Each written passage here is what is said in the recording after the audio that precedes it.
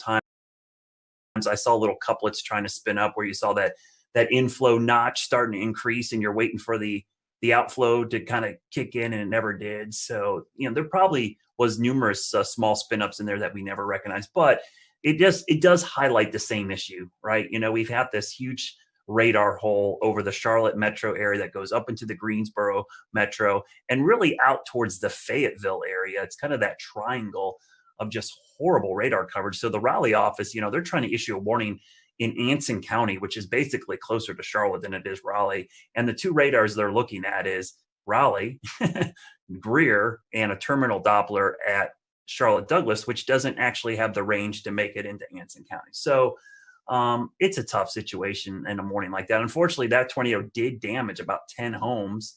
It was an EF2, and we had several farms damaged. So it did quite a bit of damage, actually picked up a couple mobile homes, but it does highlight the issue. I just hope that at some point, I think this COVID-19 thing has kind of set back our North Carolina radar project to do some private-public partnerships. But this problem's not going to go away. And hopefully in the very near future, we'll have the goal is to have 3 C-band million-watt dual-pole radars spaced out over that radar gap to enhance radar coverage going forward. But man, that was, every time this happens, I'm like, I wish I had a better look. I wish I had it, especially that time of the morning when no one's spotting these things. You need that radar coverage. And it really makes it difficult. And I'll just say one of the things about the coverage that morning, everybody knew this was coming. The only messaging issue that I had with this whole event was because of the timing being between day 1 and day 2 outlooks from SPC, there was a lot of disconnect about this thing like skipping over us. And the one thing I tried to do Sunday night and Monday morning was like, hey, you got to understand the day 1 outlook goes from 8 a.m. Sunday to 8 a.m. Monday. And then the new one comes out for Tuesday. It's 8 a.m. Tuesday to 8. And so it looked like it was going to jump over the Piedmont, but it really was just an artifact of it being right at that time of day between the two outlooks. So that was the only issue I had communicating. A lot of people thought this was going to happen on Sunday, and it really was a Monday morning event. So from that standpoint, I'm glad a lot of people paid attention, but the timing was a real problem because of the way the outlooks are issued from SPC. Ideally, we'd like to have had it from midnight to midnight. I think that would have had a much better perspective of what's going on. For the viewers, a few asking about radar. For those who may not be familiar with radar, tell us why the Charlotte area, the Greensboro area, Fayetteville area is kind of in that hole.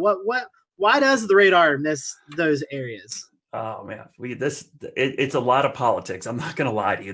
When the Weather Service was reorganized, for whatever reason, Charlotte, which is, I'm biased, I live here, but it is the biggest city between Atlanta and Washington, D.C., all right?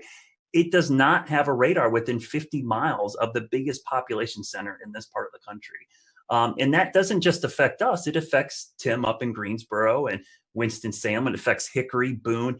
It affects a large area. And so there's some little stopgaps. And I hear this all the time from people, well, you got a terminal Doppler radar. I'm like, all right, terminal Doppler is a Band-Aid. It's like a little tiny Band-Aid that helps fix a little bit of the issue. But, if I had to tell another meteorologist, hey, I'll take your 88D out and put a C-band, non-dual pole radar there to take you out, they would never want that, right? They would want an 88D dual band radar. And so it's just a Band-Aid approach. And we just have a huge issue with it. And it's unique to Charlotte. We are the biggest city in the country that does not have a radar within 50 miles of the city. So luckily, local governments are recognizing this problem. We've brought it to their attention. I think everyone brings up their phone app and goes, oh, we've got radar coverage. A lot of people don't understand that radar are like cell phone towers. The farther away you are from the dish, the worse your reception is. And so in Charlotte, we got this big population center, and our closest radar or cell phone tower is in Greer, South Carolina. So it makes it incredibly difficult. It's not that we don't have any coverage. I don't want to make it feel like, we're in this giant hole. We just have degraded coverage. We have really poor coverage. We have 1 bar on our cell phone. We want 5 bars. So what we're trying to do is get that radar closer because the radar beam, as you see in the picture right there, thanks, James, the radar beam goes in a straight line, but the earth curves. So by the time the radar beam gets to Charlotte, depending on which part of Charlotte you're in, it's at 8,000 to as much as 10,000 feet above our heads.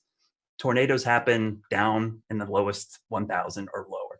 So missing a lot of these tornadoes is a problem with the radar gap. And so I hope going forward that this problem will get solved. For years, we tried doing this back 10 years ago, and we went through federal, issues, and it's just dealing with the government sometimes incredibly difficult to get things. But now that we have this private-public partnership, it's the closest we've been to solving this problem, because we've got local, state, and even private entities involved, and the data is going to be public and free for everybody. Speaking of partnerships, I wanted to ask Brad and Shane and Tim. Unfortunately, a lot of our other guests had to jump off because they have a 10 p.m. newscast. But in this era of COVID-19, you guys aren't in the weather center with your fellow meteorologists. You're doing a lot of work from home. How was the communication preparing for this event? Was it any different? I mean, I know you wasn't personally beside the meteorologist, but was the communication still there? Was there anything that you think maybe it could have went better or not as good? I mean, any comments on that? We over communicated, and the only reason that I really over communicated was watching Ryan Vaughn in Jonesboro a couple weeks ago work from home and cover a tornado there. And I thought, it gave me a little sigh of relief saying it could be done, but they still had somebody in studio. So we talked a lot over the weekend. We had probably 2 or 3 Zoom calls over the weekend talking about coverage. And I said, if this was not COVID-19, I would be in the studio right now. And luckily my general manager and news director said, you know what, we want you in the studio too. So for the first time in a month, I was actually in the studio instead of home. And I worked in the morning show. Normally I'm an evening shift person. But I came in and tag team with Larry. We did do social distancing. We never crossed paths. We stayed away. I stayed in one location, which unfortunately meant I didn't get to go to the key wall, but I could be in the weather center with a standing shot and do it. So I think, and to answer your question, Scotty, we actually over communicated, probably more so than we ever had, because we knew the logistics of this was going to be really problematic. Yeah, just to echo that, we did the similar thing. We had the fun part about planning is you get to be on Zoom calls with your boss like every other day, right? So we had a lot of Zoom calls just like this, and it made planning a little bit more tricky, because we really had to advocate for the necessity of being in the studio. And it's not just a presentation thing, like that's somewhat cosmetic, but I don't have a generator at my house. None of the folks on our weather team do. So that was really the thing. What if, and we have 3 folks working, but it could sure happen that all of us lose power. So we really needed to be there. But when we were, I was at we have a separate room key wall. I was there. I didn't talk to anybody. You can see Ruben is and zooming. then in the studio, Taran Kirksey was there in front of a monitor wall with a computer with our graphics. And we had another meteorologist at home just doing like this and Facebook and stuff. So it really worked out well, but it was more planning and, just jumping through all the hoops that we all have to do just to go to the grocery store or something like that now. Strange. Yeah, I think kind of just like adding on top of that, it's this situation has brought anything, it's teaching everyone, in a communication field how to communicate even more, or the importance of communicating more. In our case, we are still fully broadcasting from our station. We don't work from home. I typically will do noon shows twice a week, and then I do double shifts on the weekend, all of our morning and all of our evening shows. So I'm usually the only one in the station for the meteorologist on Saturdays and Sundays anyway. So I was closely monitoring it. And whenever I saw it on one of my weekday shifts, I think I had sent an email out and said, I think we should go ahead and just start having a plan in place. This is our first time trying it with social distancing. So I think it's even more important that we start planning further in advance. And I just think these are times like this where you do learn how crucial communication is between a team. And I think it really applies for all fields, not just our specific industry. We started it with an email chain. We did not do Zoom conference calls because I don't like my employer to know how many times I'm wearing pajamas when I'm on the call. So it is all on the phone only. But at the end of the day, you're keeping in touch with them. You are making sure that there's consistent points that are going to every single one at every level so that everyone is on the same page.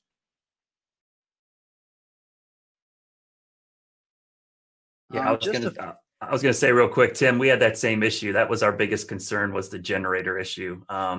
Yeah. You know, I have a great setup here. I'm great, but man, if I lose power, out of luck. You know, I have backup for my router, but I don't have backup power to my computer or backup power to any of the lights. So that was a big concern. And I thought for sure with just the wind field that we were going to have trees and power lines down all over the place, so we would lose power. So yeah, that was an easy call for us. And honestly, it was kind of nice to be in the station. Not that I wanted to be covering severe weather at 2:00 in the morning, but man, it wasn't nice. That's the first time I saw my morning meteorologist in a month. So Yeah. it was really cool to be in there. One weather thing, actually, you know, the surprising part, we talk about how many tornadoes there were. We kind of expected a lot of tornadoes. The fact that the wind field didn't materialize as much in regular severe thunderstorms, I thought was surprising. There wasn't a lot of widespread damage in the squall line. There was a lot, but not as much as I thought there maybe could have been. Yeah, I agree. Only thing I'll say is that, and I'll give a shout out to Shay and Weatherflow because I have 2 Weatherflow stations on my roof. I had 30 minutes of continuous gust over 50, which was the highest sustained gust above 50 since probably Hurricane Michael came through here. I mean, I've had those things for 2 hurricanes passing overhead, or at least the remnants, and that was by far the highest. So yeah, it was really impressive. And what happened in our viewing area was we had a lot of wake up calls. People just heard that roaring sound of the wind and the rain hitting their windows, and people were freaking out. They woke up, and so it was easy for me to get people to act because it was so loud. It woke people up from a sound sleep. That sound, and we had a lot of people sheltered in their bathroom for these straight line winds. But yeah, I'm surprised we didn't have more damage to him. But I was really impressed with the data from my roof. I looked at it and I'm like, I actually had a camera up there that swung around and broke off, and I had to fix it again, because my house got hit by a tornado back in February. So and I had a 71 mile-an-hour wind gust with that storm. So it's been crazy having all these events at my house and having this data now collecting from my house. My wife's texting me. She's like, the kids are freaking out. Should we go downstairs? I'm like, yes, go downstairs. Well, Brad, what a way to QC those stations with a camera breaking, right? And then the stations are still standing. But I mean, that's pretty impressive if you think about the mechanical features over land.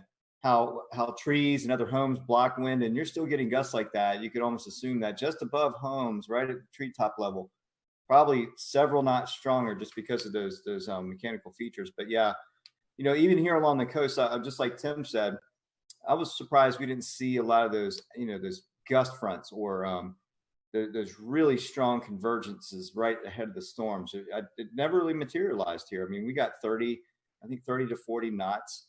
And then maybe one little spike upwards, but we didn't see any of these big blasts of wind like we normally do here at the coastline, where the energies just drop out of the storm, and then we get a long line of really strong wind. So that was a good thing because it was less damage over the entire area, even though we did have one tornado along the coastline, immediate coastline, and even one just inland. But you know, a lot of folks just saw a lot of heavy rain, lightning, and just some gusty wind at times. It wasn't terrible.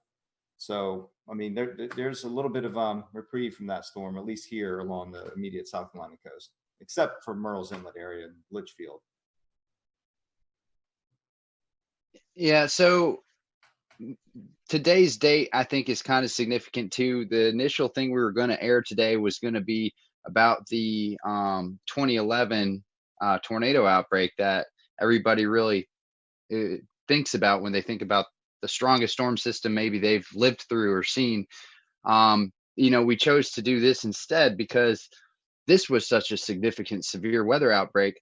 Going kind of back to you, Brad, and anyone else who wants to talk about it, is there any sort of feedback that you're receiving from the public that this is going to be kind of the new thing in their heads as the biggest severe weather threat that they've seen? Or how do you think this compares as far as response to what we kind of saw on April 16th, 2011?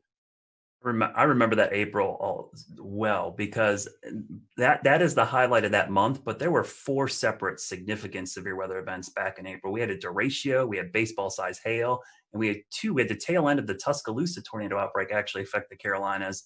And then April 16th, which I remember that night because I stayed up all night long and watched that line of supercells pass over Charlotte, not touch down, and then immediately as the sun came up, start spinning. But I think what helped us out on Monday, 2 things. One, COVID-19 everybody's home.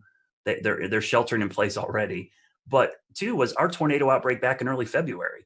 That was still fresh in a lot of people's minds. We had significant tornadoes that morning, and that wasn't too long ago. And that was in Charlotte. That was, we had EF1 damage across a big chunk of South Charlotte, including my backyard. So I think that in the back of people's minds helped. And anybody who's worked in emergency management or done this, the level of preparedness is only as good as your memory of the last disaster. And in this case, having that last disaster kept people prepared. And so they were kind of ready for this. Yeah, for here, this one is not going to be remembered for years for most of the Piedmont area, and at least near the Triad, I wouldn't say, except for the folks who actually were in the tornado path in Alamance County. Just to add to this time of year, it's always very busy.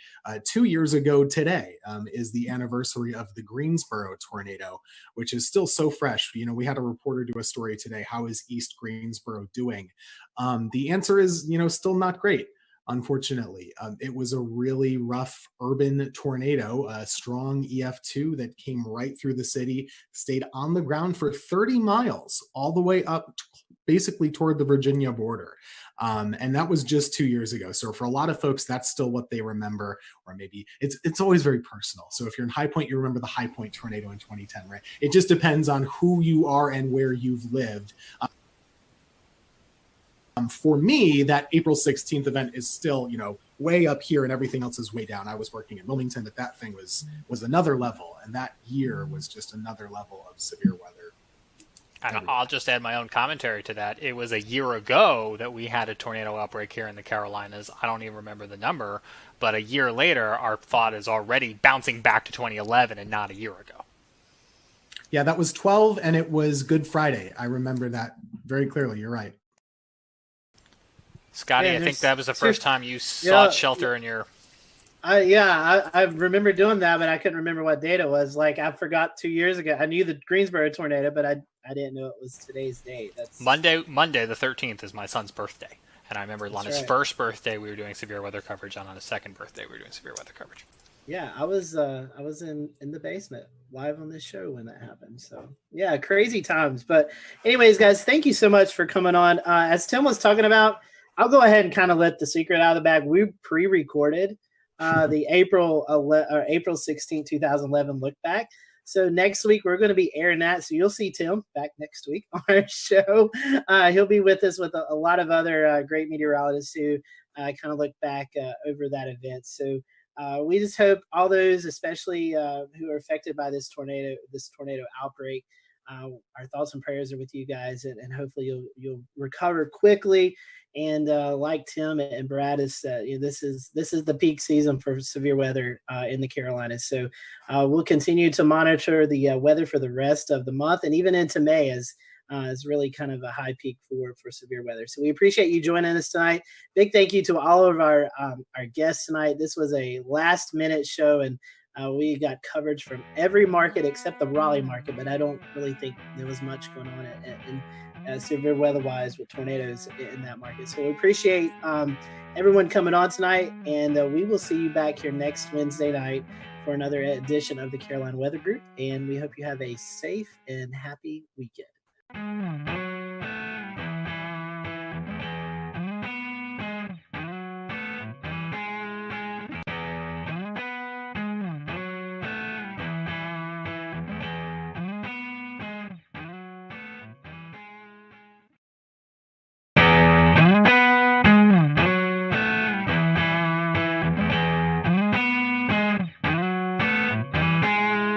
Hello, everyone. Welcome to the Carolina Weather Group. We're happy to have you this evening. Tonight, we're going to be talking about the 9-year anniversary, April 16, 2011. If you live in North Carolina, anywhere around that time period, or even now, you remember the major tornado outbreak that occurred. And tonight, we're going to be looking back at that event. We have with us tonight Mike Mays, Chief Meteorologist at WRAL. We also have with us Dan Whitaker and Jeremy Gilchrist. They were out in the field chasing these tornadoes, and so we're going to get their perspectives. Also with us, we have Tim Buckley, who is the Chief Meteorologist at WFMY, but at the time was working in Wilmington, North Carolina at WWAY. And we have Gannon Medwick on with us, who is chief meteorologist at WECT in Wilmington, but at the time was working at WNCT in New Bern, North Carolina. And we have with us Jeff Orrock, and he is the meteorologist in charge at the NWS office in Wakefield, Virginia. But at the time, he was also working at the NWS in Raleigh. So we have a big group of guests with us tonight. So looking forward to each and everyone's perspective of this event. I do want to hand it off to Mike first, kind of let him give a brief background of his recall of this event, because he has to run and get some things done. So Mike, I want to kick it off to you first, and tell us a little bit about your perspective. I know you was on the air during the event, so kind of talk to us about the lead up to the event and any memories during covering the tornado that you remember. First off, I'll apologize. We got our cleaning crew coming into the studio, so it's probably going to get loud because he's pushing his garbage can around.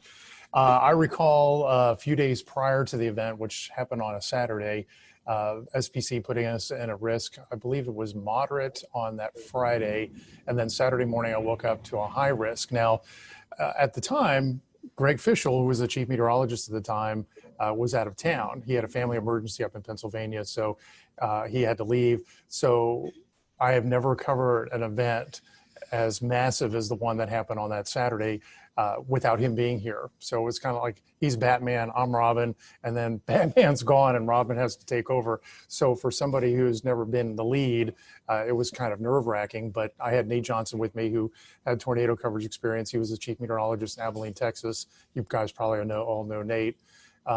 So that morning, just the way the atmosphere felt, you could tell something was coming.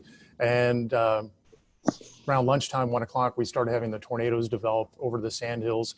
The first one, I believe, was in Sanford, had caused the damage to the Lowe's home improvement store there and tracked to the north and east. Now, I've been here in North Carolina since 1994. I've been in tornado coverage, but I've never had tornado coverage of long track tornadoes like the ones we saw that day. And at one point we had 4 tornadoes on the ground, and Nate and I were juggling back and forth where I was handling 2 tornadoes, he was handling 2. It was just an incredibly rough day. And I'm sure everybody here in this group has their own stories about what happened. The hardest part for me, I guess, was watching that tornado leave Sanford, and it was making a beeline to my house, to my neighborhood. I have family in town, and I was hoping and praying that they were watching the coverage on TV. And I know, Tim, you're on TV. How do you get the point across to people that you know to take shelter? I couldn't stop and pick up the phone and say, hey, listen, a tornado's coming to the house. You need to take cover. So that's one thing that was upsetting to me.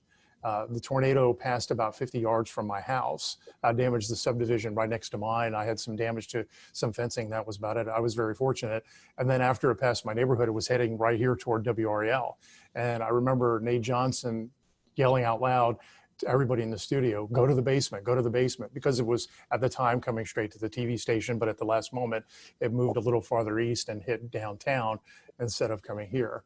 So it was a really, really rough day. And I thought after all was said and done, because we were on there from 2 in the afternoon to 11 o'clock at night nonstop. I mean, we had continuous coverage the whole time.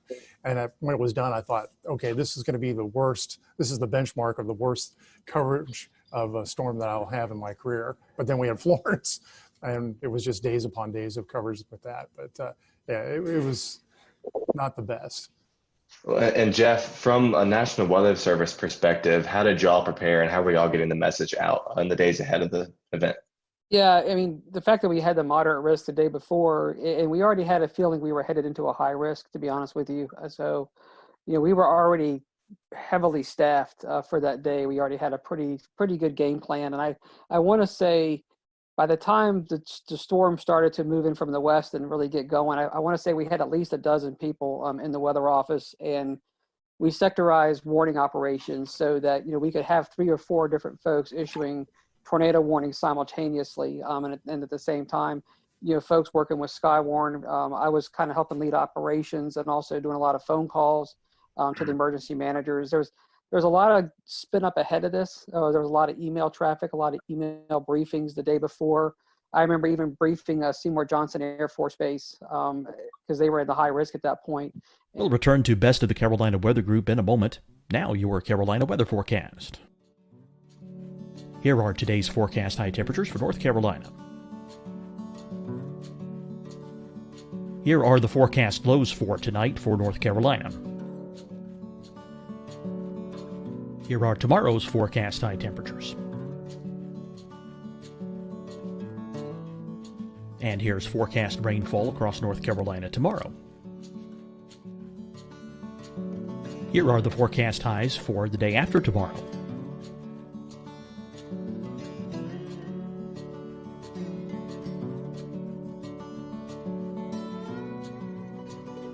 And here's the forecast rainfall across North Carolina for the day after tomorrow. This is the total rainfall forecast across North Carolina for the next 3 days. Here's the severe thunderstorm outlook for today from the Storm Prediction Center.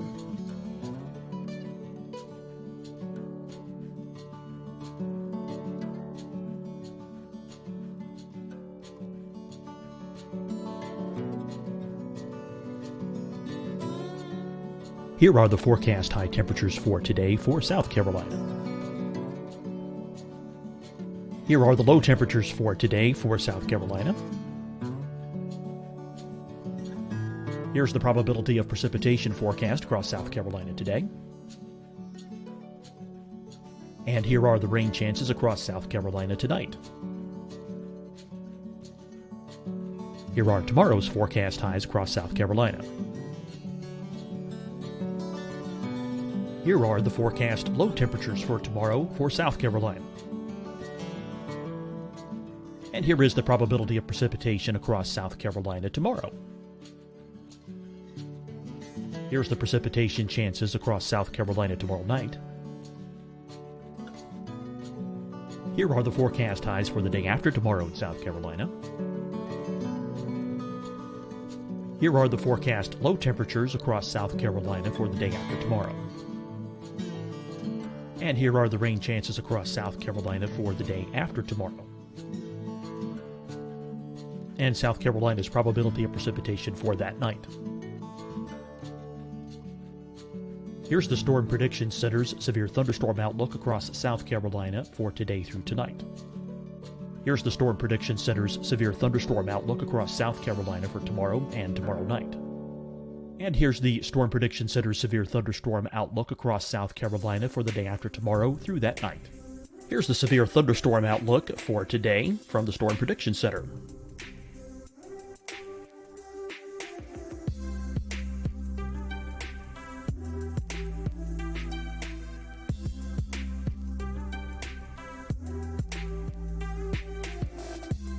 And now here's a live look at weather radar across the southeast.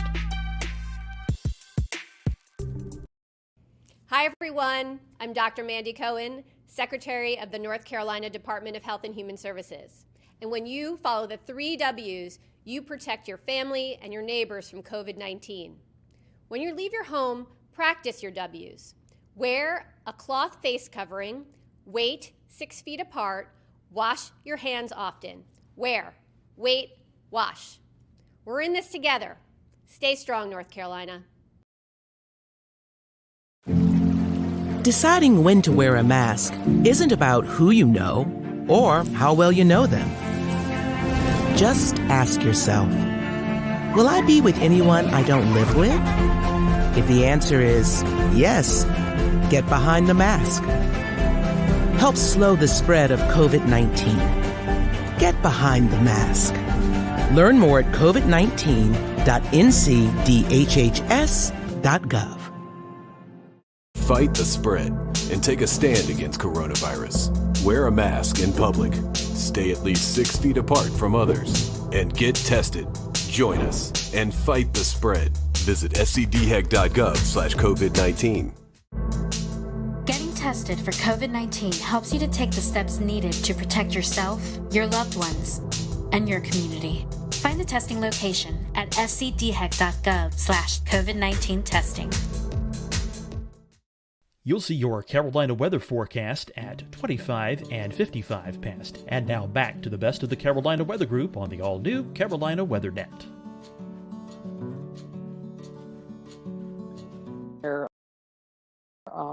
In the east. So there was a lot of preparation for it. It's kind of one of those things where, like Mike was saying, everybody knew something bad was about to unfold. And I had been through Gerald, Texas, the tornadoes out there.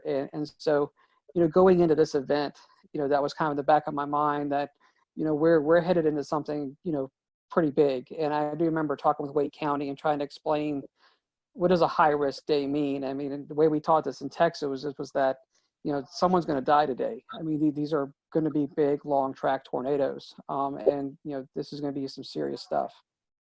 Jeff, you're talking about Skywarn, the Storm Spotter group, and Jeremy and Dan, I want to bring you in here in just a second. But I imagine, like we were talking about, social media, not really that big of a thing at the time, with tweeting in reports, giving Facebook reports of the storm. How key were the Skywarn Storm Spotters for you that day? Yeah, and we've always had a great network across central North Carolina, so they've been outstanding. So we were getting a lot of real-time reports from spotters. They were calling on the phone. We actually had ham radio operators. I want to say we had 2 or 3 in the office ready for this. So the network was just lighting up. We were getting a lot of reports, almost to the point where as it approached Holly Springs, I mean, you couldn't keep up with them all. So that was a huge asset, and just a lot of people just calling in on the phone. It wasn't. We didn't have the social media like we do today, but we really pretty much knew what was going on. We had heard the Lowe's had been destroyed. About the time it was getting into Wake County, we'd already heard that the Lowe's hardware had been severely damaged or destroyed down there. And of course, you could see the debris ball on radar. So you kind of had a sense that this was really serious stuff going on. But there was a lot of great real-time reports, not only across the Raleigh area and down towards Sanford, but also with the Fayetteville up to a Wilson tornado. I mean, we had a lot of great reports with that as well. Mike, one question for you made me think. You're saying that before Florence, this was the biggest event you covered. Do you see any storm fatigue, even from 9 years from now, people kind of comparing severe weather events to April 16th? There was a lot of anxiety every time a risk would come up. You'd feel that. You'd feel what happened on April 16th. I would worry every time we had a SPC 3-day outlook, and on the 3-day outlook there was like a enhanced risk or maybe just a slight risk, and what it would be when we finally got to that day. And I got to the point where I was dreading severe weather coverage because of what happened that day. I'd get anxiety, I'd get scared, but I've gotten past that, and that's a good thing. I remember that day when we had the 4 tornadoes on the ground at one time. I was worried about, okay, how are we going to cover this? You can't show everything at one time. And we had to make sure, Nate and I had to make sure that we spent enough time on each storm to let people know that, it was coming to their communities, that they had to remain safe. But how do you juggle 4 tornadoes, inform everybody in their paths, and make sure you allot enough time so they know what's going on? We tended to hang with the one that went through Raleigh more and Fayetteville more because it was affecting larger populations, but that was the hard part and the worrisome part, that we weren't giving enough, coverage to one tornado and giving too much to another one. Tossing over to Tim and Gannon as well real quick. This was a career-defining event, one of the biggest, or definitely the biggest in North Carolina. Are there any specific memories or stories that you remember hearing about that day from viewers? So I was in the Wilmington area, and if you look at the map, the kind of the final one with all the red lines, it confirms where all the tornadoes were. Oftentimes the worst stuff doesn't quite get to Wilmington, right? And in this case, it didn't either. So city of Wilmington was fine. A lot of the populated coastal centers were fine, but on the periphery and the rural areas, most of the tornadoes that we were covering for about 8 hours that day Robeson County, Columbus County, Duplin County, Onslow County, those counties inland were the ones we were talking about the most. Bladen County had I think a 4 fatality storm.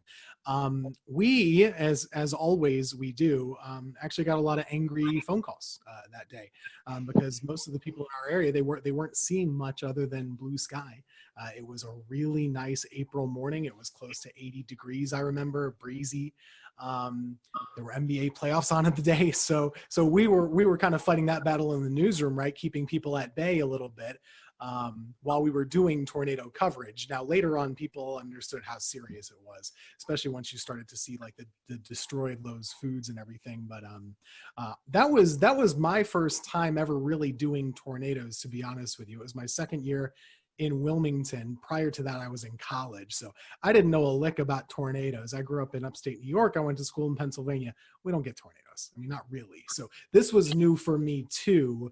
But myself and Jerry Jackson, we were there for about, I think we went on TV at 2 and we went off at about 8. So it was a while covering these things. And it was just amazing to me how there were very few, if any, false alarms. There were a million tornado warnings and there were a million tornadoes, to use hyperbole, but they were pretty much each cell produced as it was going through, and it was just boom, boom, boom, one after the other, and a lot of damage was done, especially to the rural areas in Southeast North Carolina. My second daughter was born on the 11th. I didn't come back to work till Friday. Just throwing stuff out there. Saw the slight to moderate risk, alerting for storms going into Saturday. I was third on the pecking order to be coming in because we had our weekend person, we had our chief, and I was doing mornings. But it became clear, especially what was going down in central North Carolina. I was personally at home watching Nate Johnson with that tornado. It looked like a wedge, looked like a cloud just right to the ground that I was going in. And it's coming back. To memories about just making sure you spend time on one storm to identify where the rotation is and give enough lead time before you have to move on to that next storm. And at some points, there were 6, 8 active warnings. Just a blur the way it just continuously unfolds. You hit a storm, you move on to a storm, you circle back. Population centers, as Mike mentioned, preferred. There was the one at Tarawa Terrace in Jacksonville. That was a big center in the Greenville-New Bern television market. Jacksonville is the largest city. We had to hit that. Then we saw the storm report that the Bertie County storm had actually killed numerous people. I ended up killed 12 people. So that was surreal. When you are warning for storms and getting reports of damage, but no reports coming down off the wire or whatever that there's fatalities, and then all of a sudden numerous fatalities is still weird to talk about. Ended up being 12 in Bertie County. And then finally just going home that night, this event had everything. The event had everything, the setup, and then the final. I mean, sometimes we say as meteorologists we save lives. This was literally the only time that we were able to, some of our crews went out to Snow Hill in Greene County, and they were able to say, standing with a family in their house that was completely destroyed except for the interior part. And they said they were listening to our broadcast and they went into that interior part. So just a surreal event that I never want to forget. And I wanted to, so thanks again to give me a chance to talk to you guys about it and share the similar experiences. Gannon, I think we've talked about this before off of this show, but this was also one of your one of your first tornado events, kind of bigger tornado events to cover, correct? Yeah, I'd gotten to Greenville in October of 2004. There were a couple of active springs and falls as per usual. 2008 sticks out, but like Mike and Tim said, I mean, they're just usually just a couple tornadoes and then you move on, and maybe they're in rural areas and maybe they're not, exceptional damage producers. But then this one just is bold-faced, italicized, and underlined when you look back on it. So yeah, the biggest event And thank God it's still the biggest tornado event. Dorian was a huge producer, but still nothing compares to April 16, 2011. I've been to a few conferences and I've heard, Jeff, I'll send this to you. Obviously 2011 remembered for the Tuscaloosa, Alabama, April 27th event. Had that not happened, this would have been the event that a lot of the meteorological community would have looked back on tornado-wise, Jeff. As the Weather Service, I know you guys do a lot of meetings and stuff. Has this event kind of tailored some of your studies or some of your outlooks on stuff that you've, I guess, done case studies on this event to kind of find out the whys of what happened and how to better prepare for maybe the next setup we get like this? Yeah, I mean, there's no doubt this event, I mean, it still stands out, even though, like you're saying, the later event was even larger than this one. For our region, this is still, what our benchmark, storm. And, it even went up, not even just to Carolinas, eventually went up into Virginia and did a lot of damage up there too. So, it's been widely studied. It was before some of the newer technology came out with on the radar, even some of the new impact-based warnings. So we've actually gone back in and rerun cases like this with what we call the impact-based warnings. And we did use tornado emergency, but nowadays we even have more tags we can put into the warnings to kind of say, okay, it's radar confirmed on the ground before we even have, spotter reports of anything on the ground. We can confirm it just using radar data. And so we've actually used cases like this and kind of run back through them with some of the new products and new ways that we issue tornado warnings, as well as some of the different dual pole products. So, we do go back in and kind of practice and relive some of these events like this, putting them more into, I'd say, the current time. So this is definitely a benchmark event. We also look at it from a standpoint of, staffing and how do you handle events like this, because they don't come around often. So you kind of go back and look at how does operations run in the Weather Service office when you have an event like this, making sure that you're dotting your I's or crossing your T's. Every storm is being interrogated simultaneously, and that you've got warning operations going for each individual storm, and you're doing your coordination with 911 centers and working with emergency management, and then keeping the damage reports, as they're coming in, also sending them out. So, looking at how an office should run, and how we should be running our operations to keep things, being pushed out so folks know what's happening. I mean, we use events like this to kind of go back and revisit and relive, what we did right, and also sometimes where we can improve. But it's important to kind of take these events in context, realizing we'll have an event, something like this again at some point in the future. We hope not, but we've got to be ready for it. And Jeff, one more question, then I want to get to Dan and Jeremy and let them talk about what they experienced out in the field. We were talking before this show.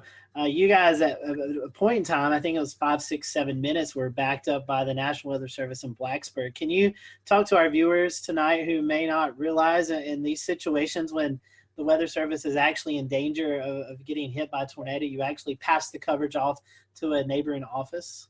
Yeah, so it's similar to what Mike was saying earlier. About probably just shortly after the tornado went through Sanford, and you could see the massive debris ball on the radar.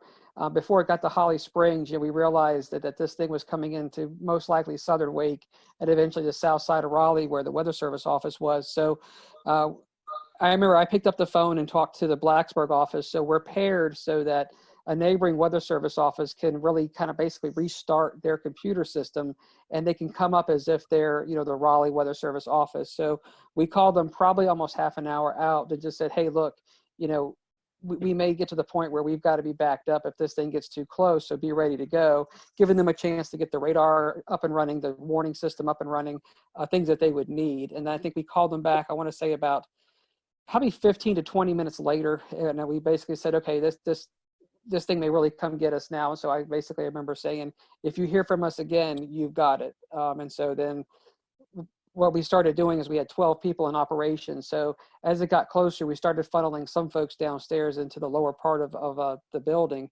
And we kept 3 of us up in operations. And literally about the time we could see insulation and things falling outside the window, we picked up the phone and basically told Blacksburg, okay, you've got it. We're sheltering at this point.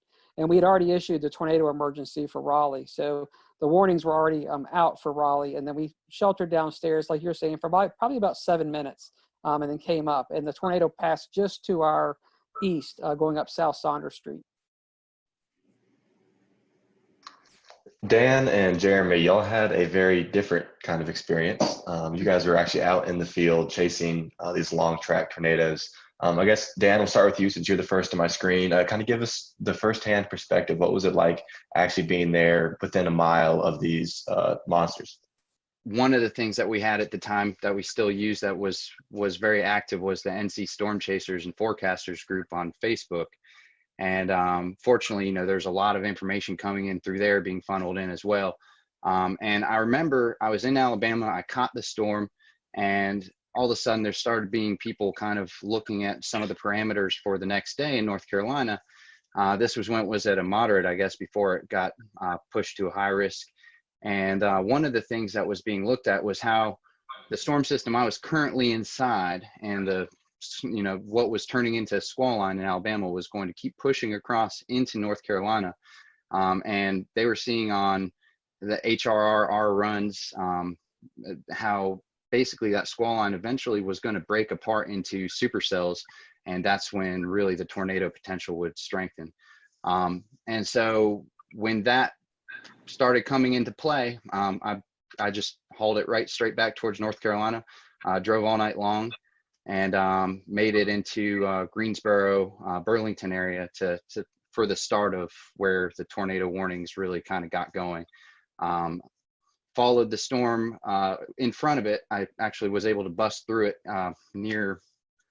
because I was inside of it / behind it until about Charlotte to Greensboro, somewhere in there. I busted through the front of it and got in front of the squall line, and then was in front of it near Burlington to Raleigh, somewhere in between there, maybe kind of close to Durham.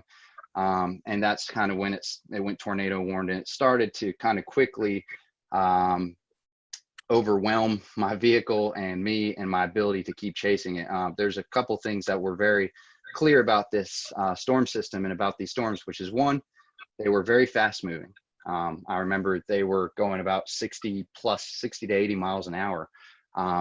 Was what I was trying to keep up with and stay in front of, and position myself in hook echoes so that I could try and get a good visual of these, for the most part, pretty rain wrapped, low nature storms that were just hard to spot.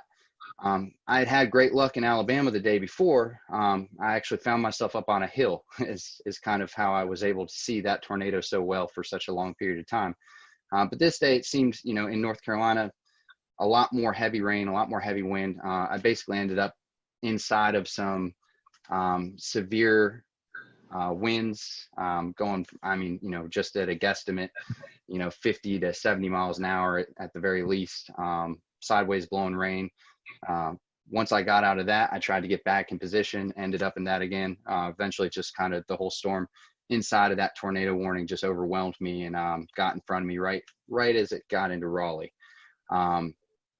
And just waiting for this line, and we're sitting there going, oh man, this thing is not breaking up. There's no supercells, what's happening. All of a sudden, obviously within a few frames it started to go.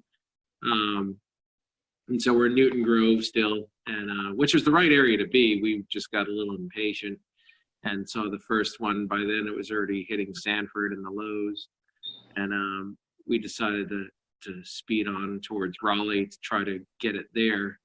And I do remember as Mike May said earlier, the broadcast, Kevin had his ham radio with us. He had a ham radio in the car because he was doing the storm spotting.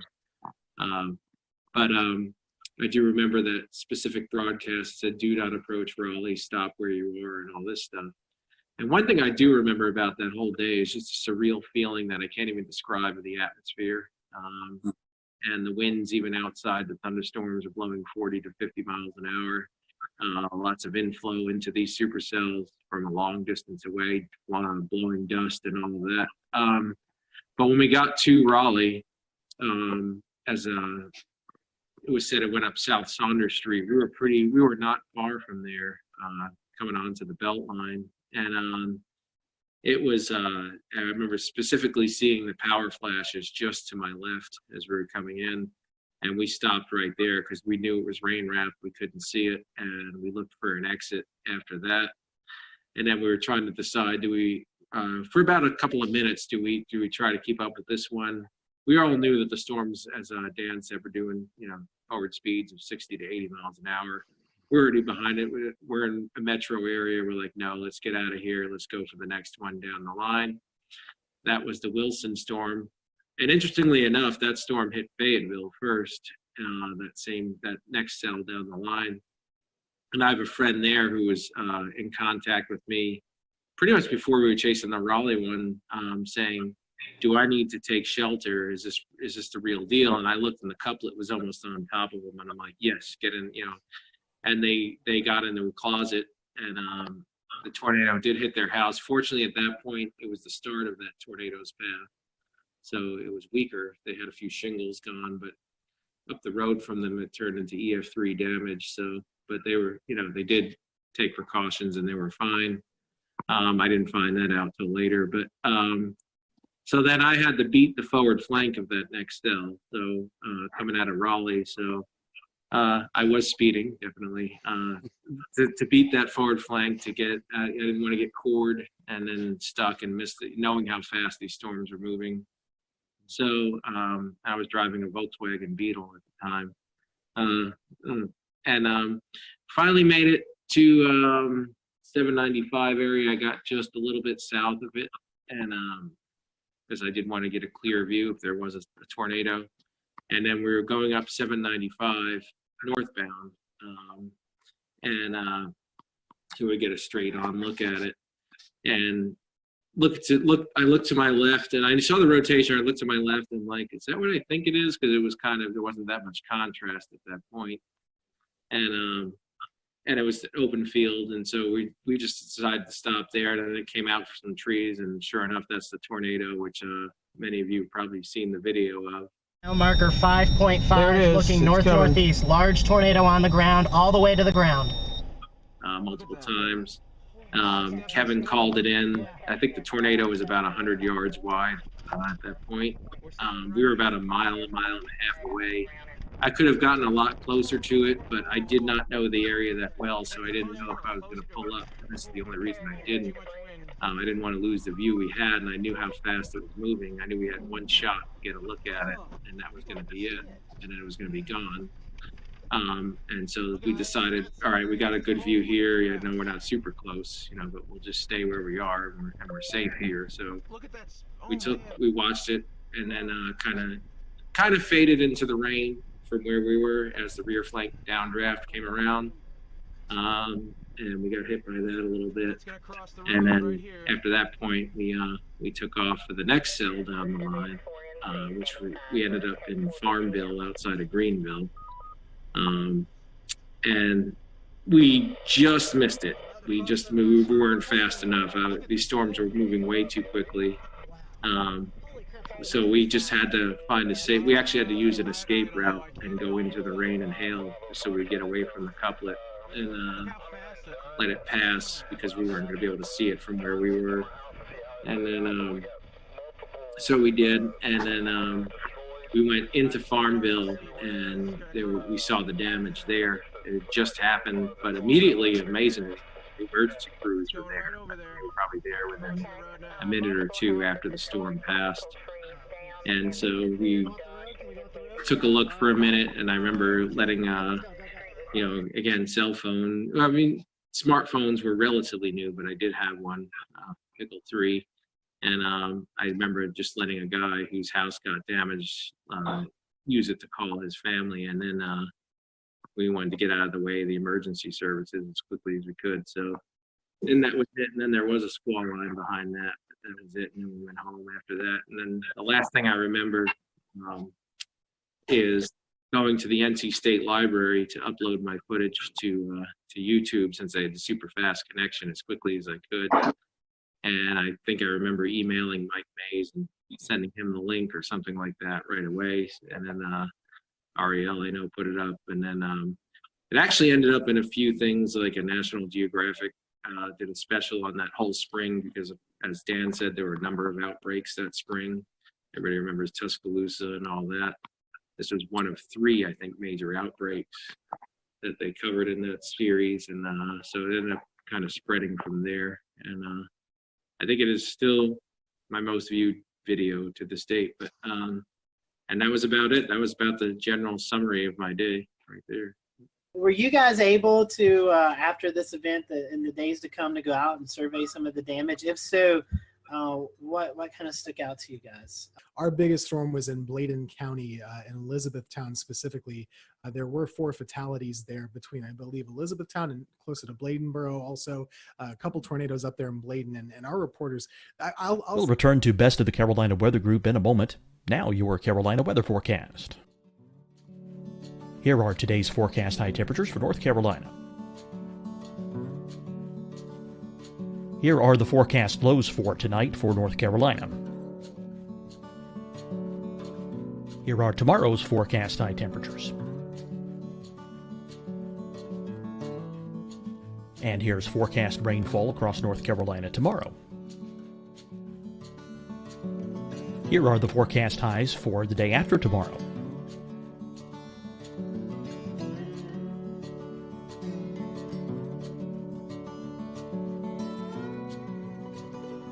And here's the forecast rainfall across North Carolina for the day after tomorrow. This is the total rainfall forecast across North Carolina for the next 3 days. Here's the severe thunderstorm outlook for today from the Storm Prediction Center.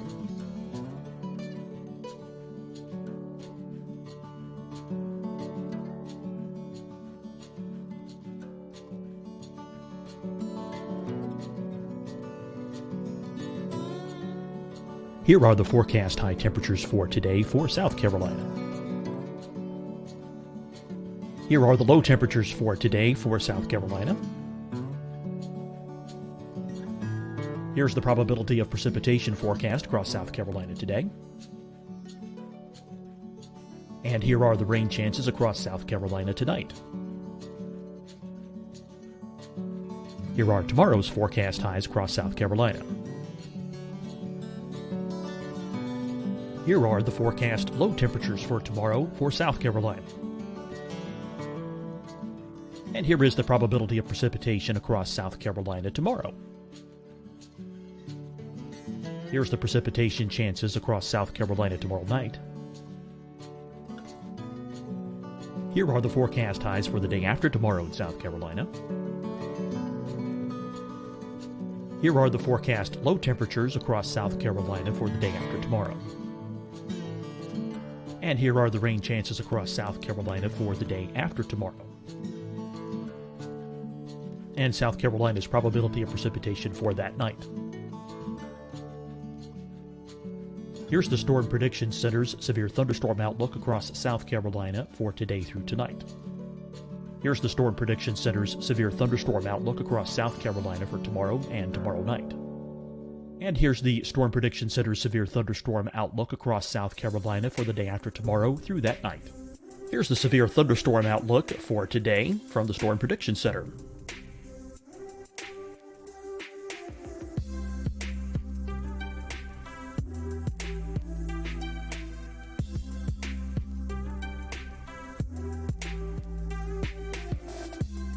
And now here's a live look at weather radar across the southeast. Hi, everyone. I'm Dr. Mandy Cohen, Secretary of the North Carolina Department of Health and Human Services. And when you follow the 3 W's, you protect your family and your neighbors from COVID-19. When you leave your home, practice your W's. Wear a cloth face covering, wait 6 feet apart, wash your hands often. Wear, wait, wash. We're in this together. Stay strong, North Carolina. Deciding when to wear a mask isn't about who you know or how well you know them.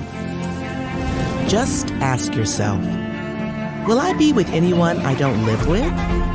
If the answer is yes, get behind the mask.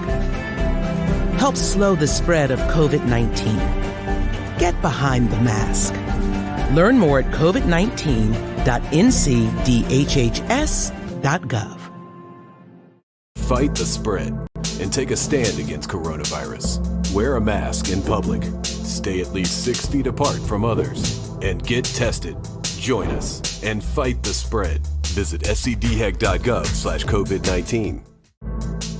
Getting tested for COVID-19 helps you to take the steps needed to protect yourself, your loved ones, and your community. Find the testing location at scdhec.gov/COVID-19 testing. You'll see your Carolina weather forecast at 25 and 55 past. And now back to the best of the Carolina Weather Group on the all-new Carolina WeatherNet.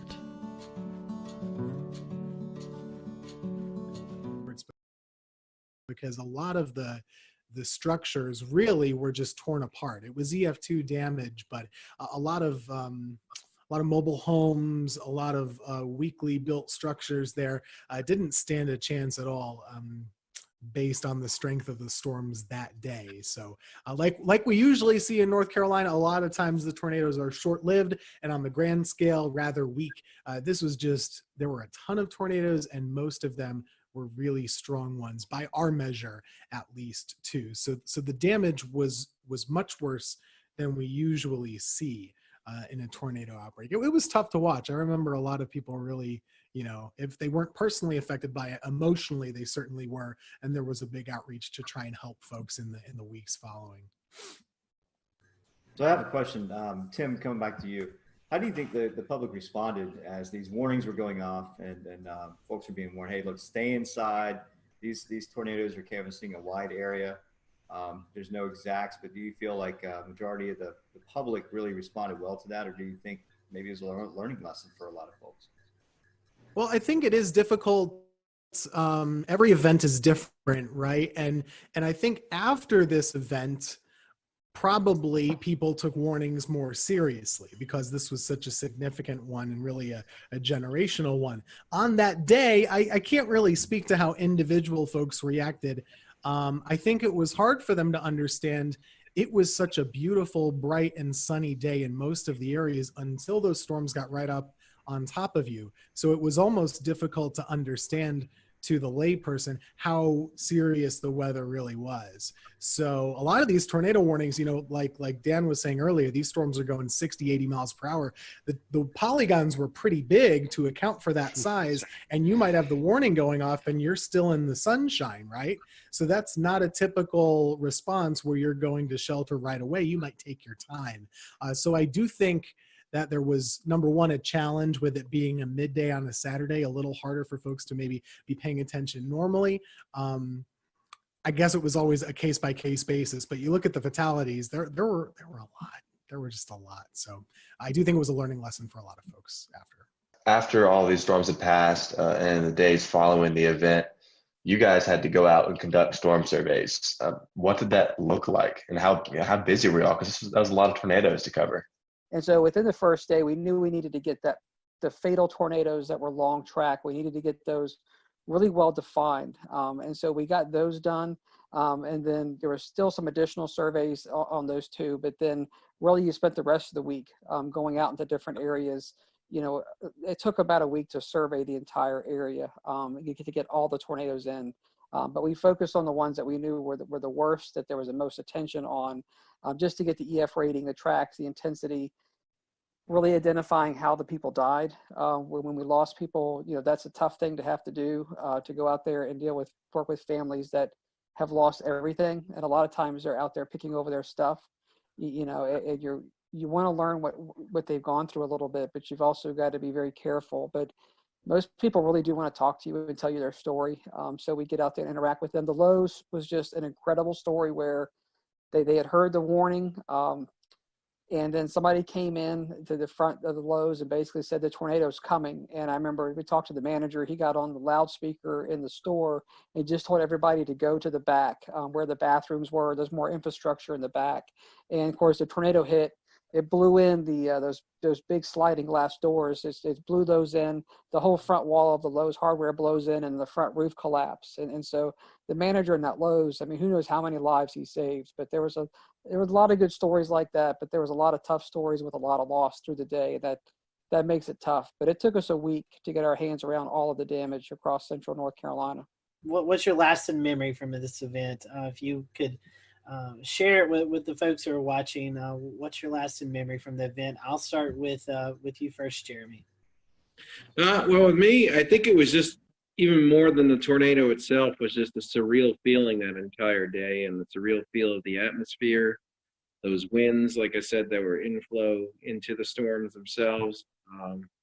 Just the, I don't know, kind of nervous, like Mike Mays almost being a little bit scared. I think we all were a little bit.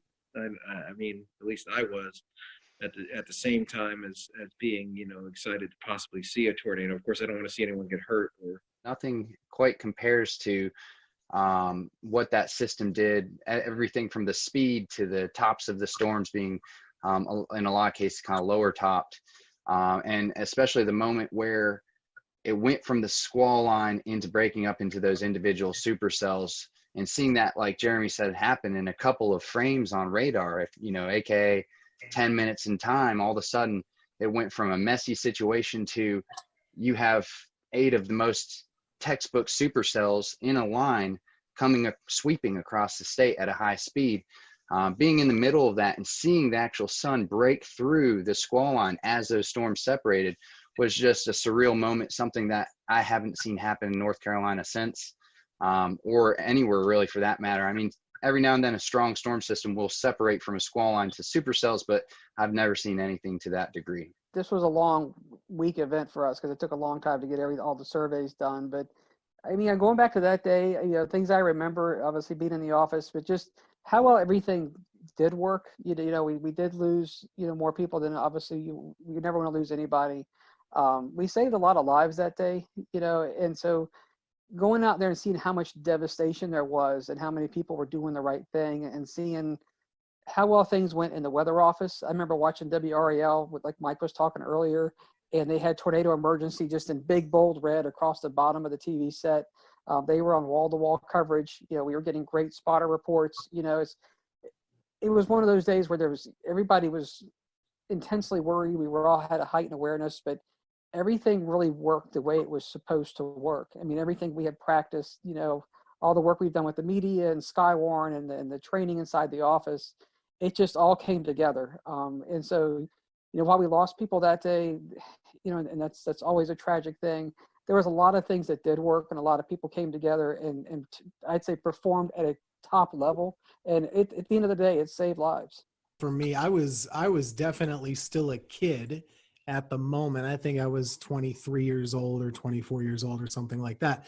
And thankfully, Jerry Jackson, who I was working with at the time, he had drilled with us, you know, very basic severe weather coverage do's and don'ts. Like 3 simple things: tell folks where the storm is, where it's going, what they should do, and then tell them again. And if you have more than one storm, do 1, 2, 3, however many you have, then go back to the first one. So we really boiled it down to basics. I think we did a pretty good job that day. And I think, you know, this event really prepared me for further events down the road, to not get too amped up, too nervous or whatever. Just kind of keep it simple, tell folks what they need to know and what they need to do. And that's really the whole reason why we're here, right? So this is a big moment for North Carolina, and, you know, just personally for me, and kind of seeing what the weather can do and why we're here. I do remember one point, I couldn't tell you what time it was, but it was just, we had a little Viper radar system from Barron in the office. That was our primary drive thing. And I remember we would go out and expand and zoom into like Kansas or Oklahoma when they would be having their events, and we would see what the radar would look like. And I remember just thinking to myself at some point, I should be seeing I-35. I should be seeing like OKC and Wichita as delineators here. Instead, I'm seeing Kinston and Goldsboro. And it was just really crazy to see those kind of returns. Everything classic supercells all lined up in a row. Gentlemen, we definitely appreciate your time tonight. Thank you for going over this with us. Thank you guys who are watching tonight. Thank you for allowing us to step back in Carolina weather history and talk about this event. Be sure to check out this week. We'll be posting some more updates about this event throughout our social media pages, so be sure to check that as well. So for everyone here at the Carolina Weather Group, we hope you have a great evening, and we'll talk to you next time.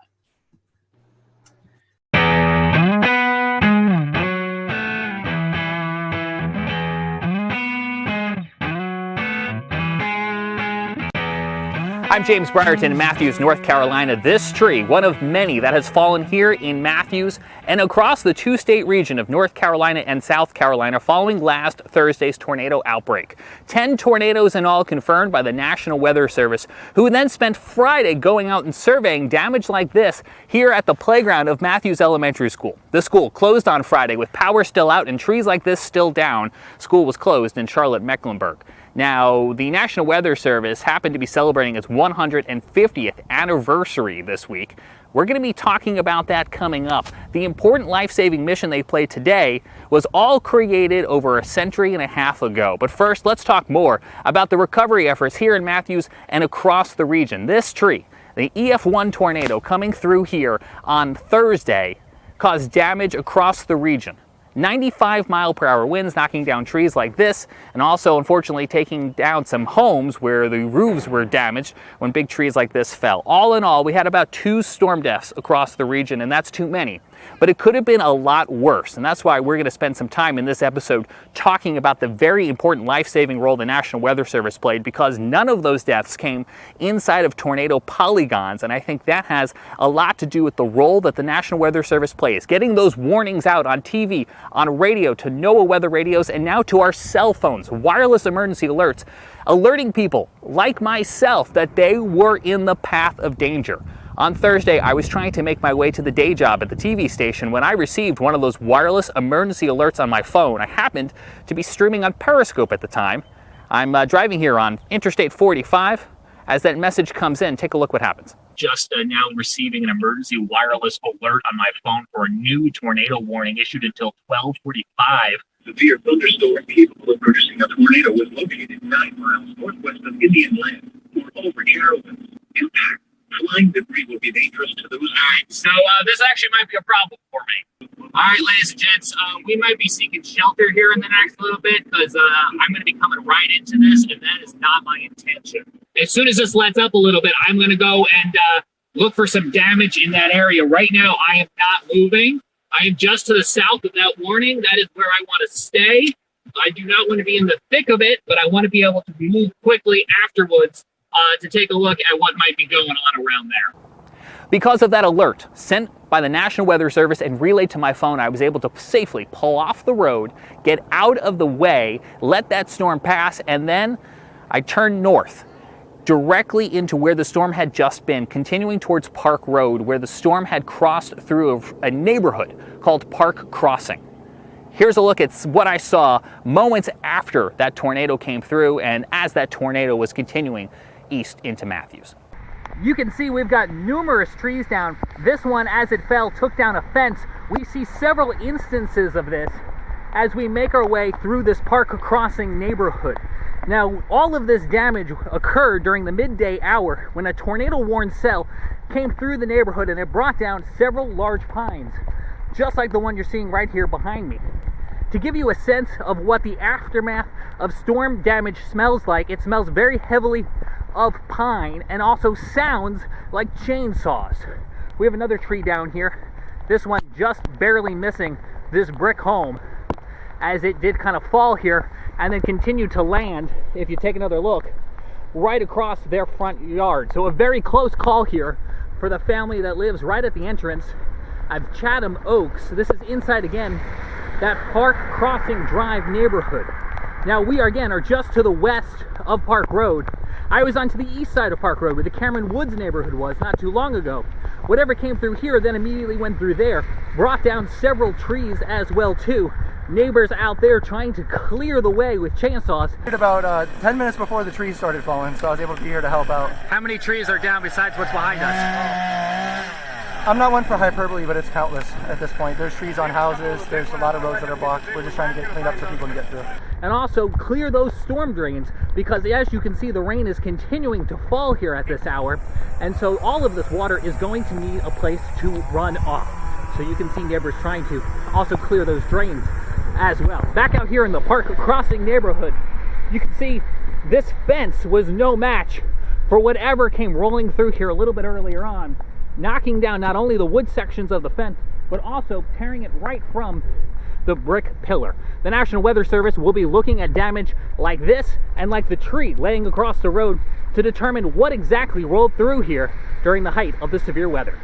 The EF1 tornado that came through Mecklenburg County, not even the strongest of the storms we saw. This EF2 tornado caused damage in Gaston County near Kings Mountain, where it toppled 4 of those huge metal transmission towers that Duke Energy runs to bring power into the region. It took 150 workers this past weekend to get all of that cleaned up and back up and running. And when they twisted and laid on the ground, I mean, it's just the structures were twisted. If you go look at the footing of that, you'll see where it was a twist. It wasn't a break, it wasn't a bend, it just twisted the structures and they came down together.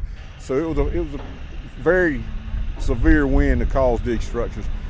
From Gaston County to back here in Mecklenburg County, those were just 2 of the tornado warnings that were issued here for the greater Charlotte area. Numerous storms across the region, a lot of them in that greater Charlotte area. Joining us now from his home in Morganton, North Carolina is Scotty Powell with a look at some of the other storms. Scotty. One of the first tornado warnings to be issued was for Cleveland and Lincoln County. The National Weather Service was able to confirm an EF1 tornado touchdown 1 mile west of Lawndale in northern Cleveland County. The end location was 3 miles northeast of Fallston, right near the Cleveland and Lincoln County line. One of the stronger tornadoes that we saw occur on Thursday was an EF2 tornado that occurred just outside of the city of Kannapolis, North Carolina, in Cabarrus County. The tornado began just west of Interstate 85 near Lane Street. The awning of a service station was damaged. The strongest damage was found just east along Pless Road, where several homes were damaged from this tornado.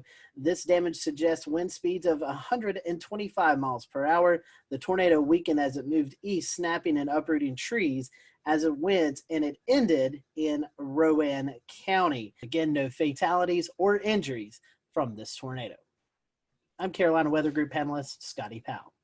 Thank you so much, Scotty. Continuing our coverage now with even more of those storm survey results from the National Weather Service. Here's Evan Fisher.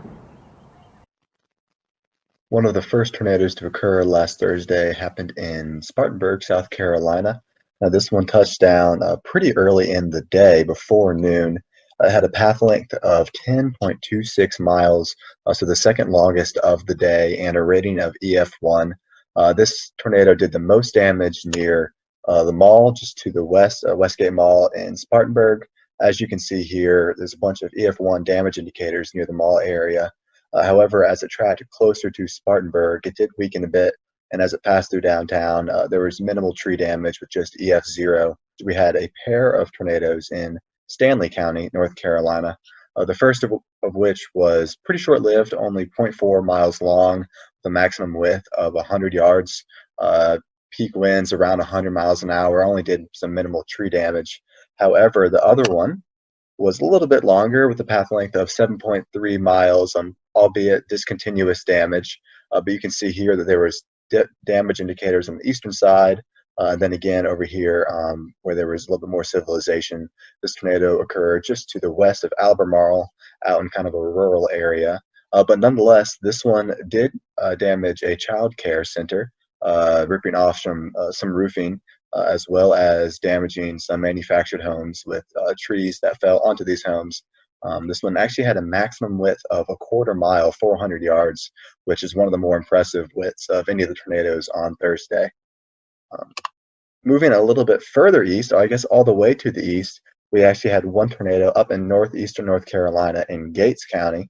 As you can see, compared to all the others, if we zoom out, the rest of the tornadoes were down here near Greenville and Charlotte and Greensboro and Raleigh. However, there was one up here in Gates County, rated an EF0. We kind of flip over to the damage survey here. It tracked about 3 miles with peak winds of 85 miles an hour, touched down near Taylor Mill Road and Askew Road, and crossed Turner before doing some tree damage, as well as a few homes suffered damage, mainly from falling branches. From Evan Fisher now to Tim Pounds, who joins us with a look outside a storm that crossed from Georgia into South Carolina. Well, thanks, James. The storm team out of the Columbia, South Carolina office of the National Weather Service confirmed that an EF1 tornado touched down in southwestern Aiken County. This occurred near Vaucluse in the Springfield Church Road area near Stableview Farm. Luckily, there were no injuries or fatalities indicated with this storm. And it was a pretty short-lived storm with maximum wind speeds of 105 mile an hour. The tornado only had a path length of about 1.15 miles and a maximum width of 75 yards.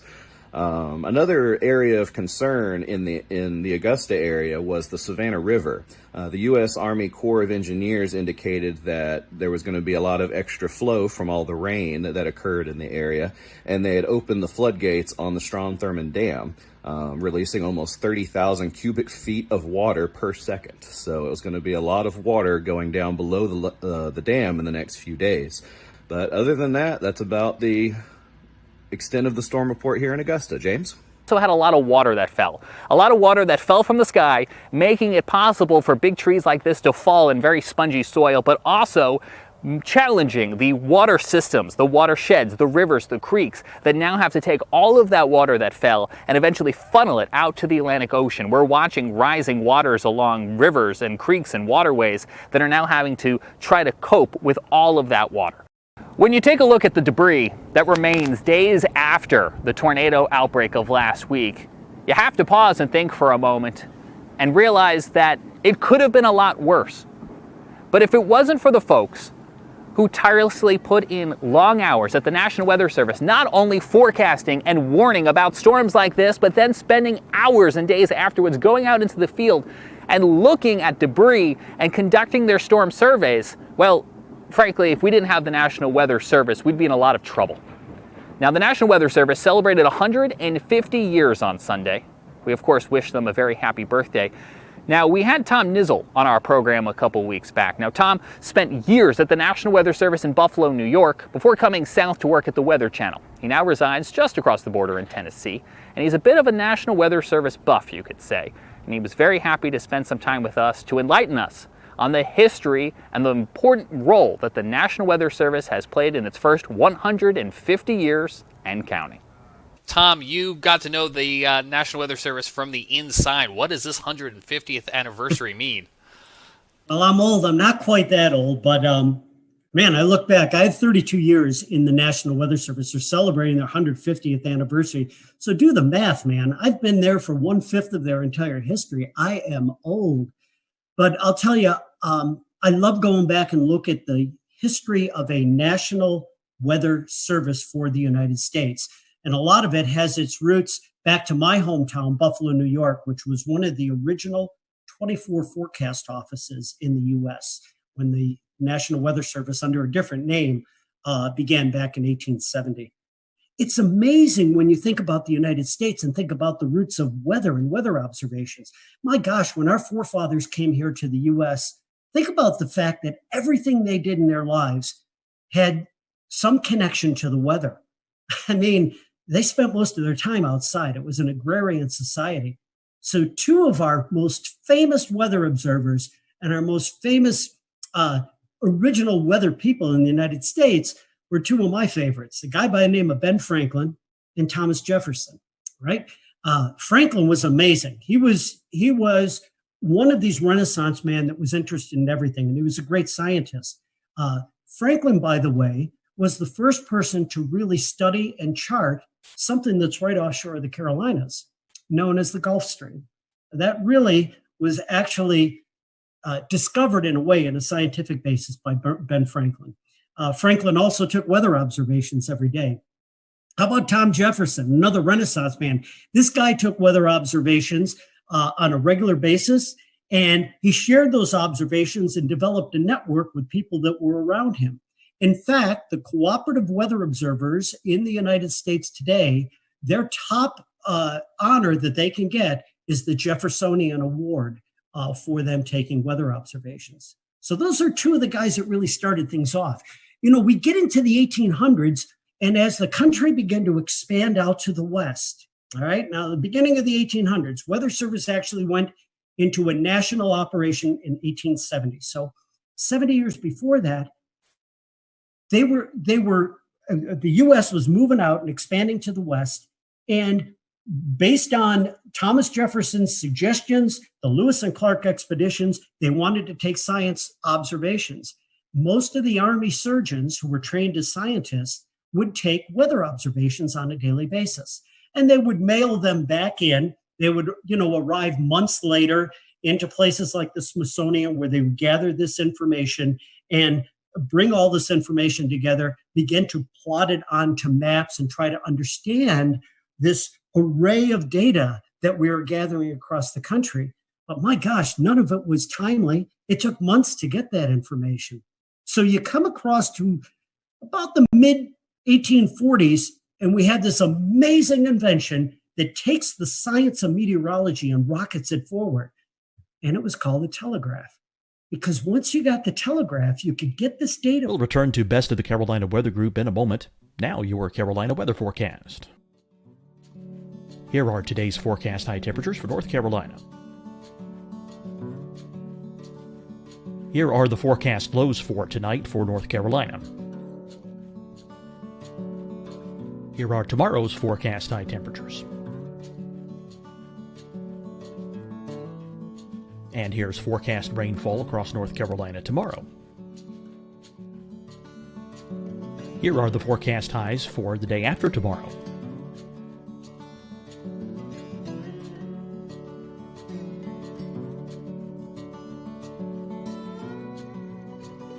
And here's the forecast rainfall across North Carolina for the day after tomorrow. This is the total rainfall forecast across North Carolina for the next 3 days. Here's the severe thunderstorm outlook for today from the Storm Prediction Center.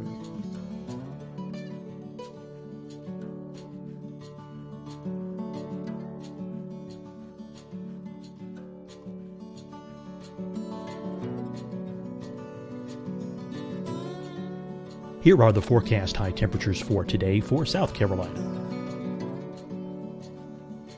Here are the low temperatures for today for South Carolina. Here's the probability of precipitation forecast across South Carolina today.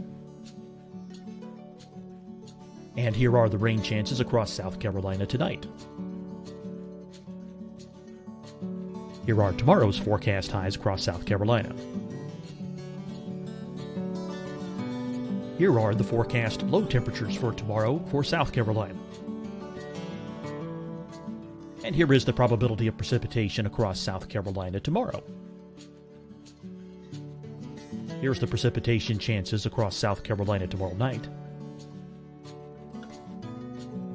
Here are the forecast highs for the day after tomorrow in South Carolina. Here are the forecast low temperatures across South Carolina for the day after tomorrow. And here are the rain chances across South Carolina for the day after tomorrow. And South Carolina's probability of precipitation for that night. Here's the Storm Prediction Center's severe thunderstorm outlook across South Carolina for today through tonight. Here's the Storm Prediction Center's severe thunderstorm outlook across South Carolina for tomorrow and tomorrow night. And here's the Storm Prediction Center's severe thunderstorm outlook across South Carolina for the day after tomorrow through that night. Here's the severe thunderstorm outlook for today from the Storm Prediction Center.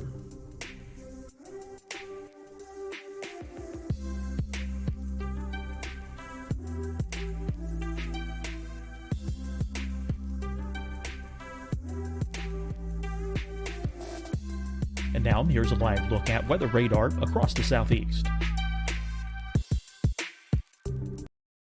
Hi everyone, I'm Dr. Mandy Cohen, Secretary of the North Carolina Department of Health and Human Services. And when you follow the 3 W's, you protect your family and your neighbors from COVID-19. When you leave your home, practice your W's. Wear a cloth face covering, wait 6 feet apart, wash your hands often. Wear, wait, wash. We're in this together. Stay strong, North Carolina. Deciding when to wear a mask isn't about who you know or how well you know them. Just ask yourself, will I be with anyone I don't live with? If the answer is yes, get behind the mask. Help slow the spread of COVID-19. Get behind the mask. Learn more at covid19.ncdhhs.gov. Fight the spread and take a stand against coronavirus. Wear a mask in public. Stay at least 6 feet apart from others. And get tested. Join us and fight the spread. Visit scdhec.gov/COVID-19. Getting tested for COVID-19 helps you to take the steps needed to protect yourself, your loved ones, and your community. Find the testing location at scdhec.gov/COVID-19 testing. You'll see your Carolina weather forecast at 25 and 55 past. And now back to the best of the Carolina Weather Group on the all-new Carolina WeatherNet.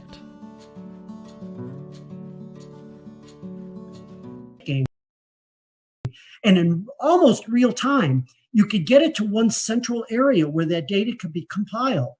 You'd have the data quickly, you could analyze it, and then understand what was going on a more real-time basis. And this was all done at a place called the Smithsonian Institution.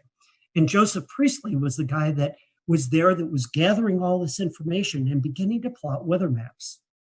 Well, we get into the Civil War, and that kind of detoured in some way the expansion of science as far as weather was concerned. But boy, the Civil War brought a lot of technical expertise and other inventions that would then help propel all of this technology and science forward. So let's get into the late 1860s now. And we're a couple of years beyond the Civil War. And the railroad transportation really wasn't coming into its own at that point. So a lot of the transportation that occurred between the inland parts of the country and getting out to the coast in the northern half of the United States occurred on the Great Lakes. There was a tremendous amount of shipping that occurred on the Great Lakes and moving not only goods and materials, but moving people and passengers around. And in 1868 and 1869, in 2 consecutive years, there were over 1,100 shipwrecks on the Great Lakes. Think about that, 1,100 shipwrecks and hundreds of fatalities on the lakes. Well, now I go into 4 cogs in the wheel that I think were most important people that were responsible for the development of a national weather service. Because of all the fatalities that were occurring on the Great Lakes, due to weather, by the way, due to severe weather, there was an amazing guy by the name of Increase Lapham, Lapham. This guy was, again, another Renaissance man. He was a geologist, and he was, at that point in Wisconsin, very interested in the weather. Again, a scientist by many, many means. He plotted weather maps, and he sent a lot of news clippings to his congressional representative about all these fatalities that were occurring on the Great Lakes. And there has to be something done to develop some type of weather warning system for these bad storms that were coming across the Great Lakes. So in 1869, I believe it was, Increase Lapham sent this letter out to his congressional representative, another second cog in the wheel by the name of Halbert Payne. And Payne took this information and introduced a resolution under Ulysses S. Grant to the United States Congress. And on February 9th of 1870, the resolution was passed to then bring into service a national weather service for the United States. And it was under the direction of the U.S. Army Signal Corps at that point. Why the Signal Corps? Well, it now brings in our third character. Our third guy that was in big responsibility and a big part of developing a national weather service was a guy who was in charge at one point for the Signal Corps in the U.S. His name was General Albert Meyer. And Meyer has a connection to my hometown of Buffalo, New York. But Meyer actually developed a signaling system during the Civil War of using flags to send signals between military installations. And this signaling system or wigwag system was in play, and it was in place during all of the Civil War. Meyer was an amazing character because he had a great military background. He had the ability to organize, and he also was in charge of this signaling system that they were using at that time. And so when Ulysses S. Grant signed the orders to bring into law a national weather service across the United States, Albert Meyer was brought in as the first head of the National Weather Service. And Meyer then brings in the fourth cog in the wheel, the guy that really made this happen from a scientific point of view. His name was Cleveland Abbey, and this guy was a scientist by every stretch of the word. He is the person who first began to issue forecasts, actual weather forecasts across the eastern part of the United States, and he had a tremendous science background. And when he came into that first beginnings of the National Weather Service, it was Cleveland Abbey who introduced science, who introduced coursework, who introduced the theory of meteorology and the science of meteorology to those employees who were hired to man the 24 original offices across the United States. It was really, really a fascinating time. And from there, the ability to bring in weather data and weather observations led very, very quickly to production of weather forecasts.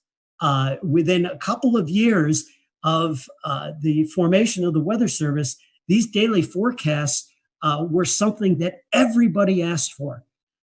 People understanding that they might not be all that accurate all of the time, they weren't able to do the kind of detailed forecasting that we can do these days, but they had an understanding of the basic concept, in most cases, of weather moving from the west to the east across the United States. With the ability to plot these maps, the early forecasters were able to trace storms. And as storms were moving from Chicago to Detroit to Cleveland to Buffalo and out to New York City, these forecasters could time to some degree the occurrence of this bad weather that was coming in that direction. And as they would do that, they would put these signal flags outside of places like post offices and other places where the public would frequent within these towns and cities. And so a quick walk down the street, someone would look at the flag and they would understand that the red flag with the black on it, okay, again, if you were in a coastal area, could mean a hurricane warning that was out. There were other types of flags that they used to get this information out. But it was amazing how quickly the science grew and how quickly the Weather Service expanded as we went through that time frame right after the Civil War. Tom, if you think back to what they started with and what we have today, if you could imagine, what do you think they would make of all the tools we have today? Well, it'd be like being on a different planet. I mean, you think about the fact that, yeah, they were getting weather observations, but there was no such thing as a satellite to monitor the weather from space, a radar to look at precipitation, even heaven forbid, a computer model, something that would actually foretell by using basic laws of mathematics what the weather would be like several days or maybe even into weeks in advance.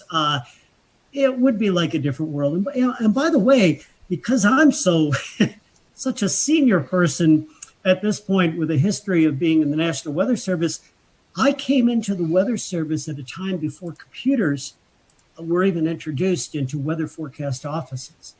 At a time where there was something called a teletype machine, a machine where it actually typed out the weather observations onto this giant typewriter.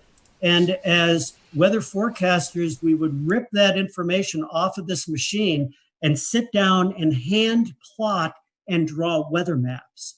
I got to do that when I was an intern in my first couple of years within the National Weather Service.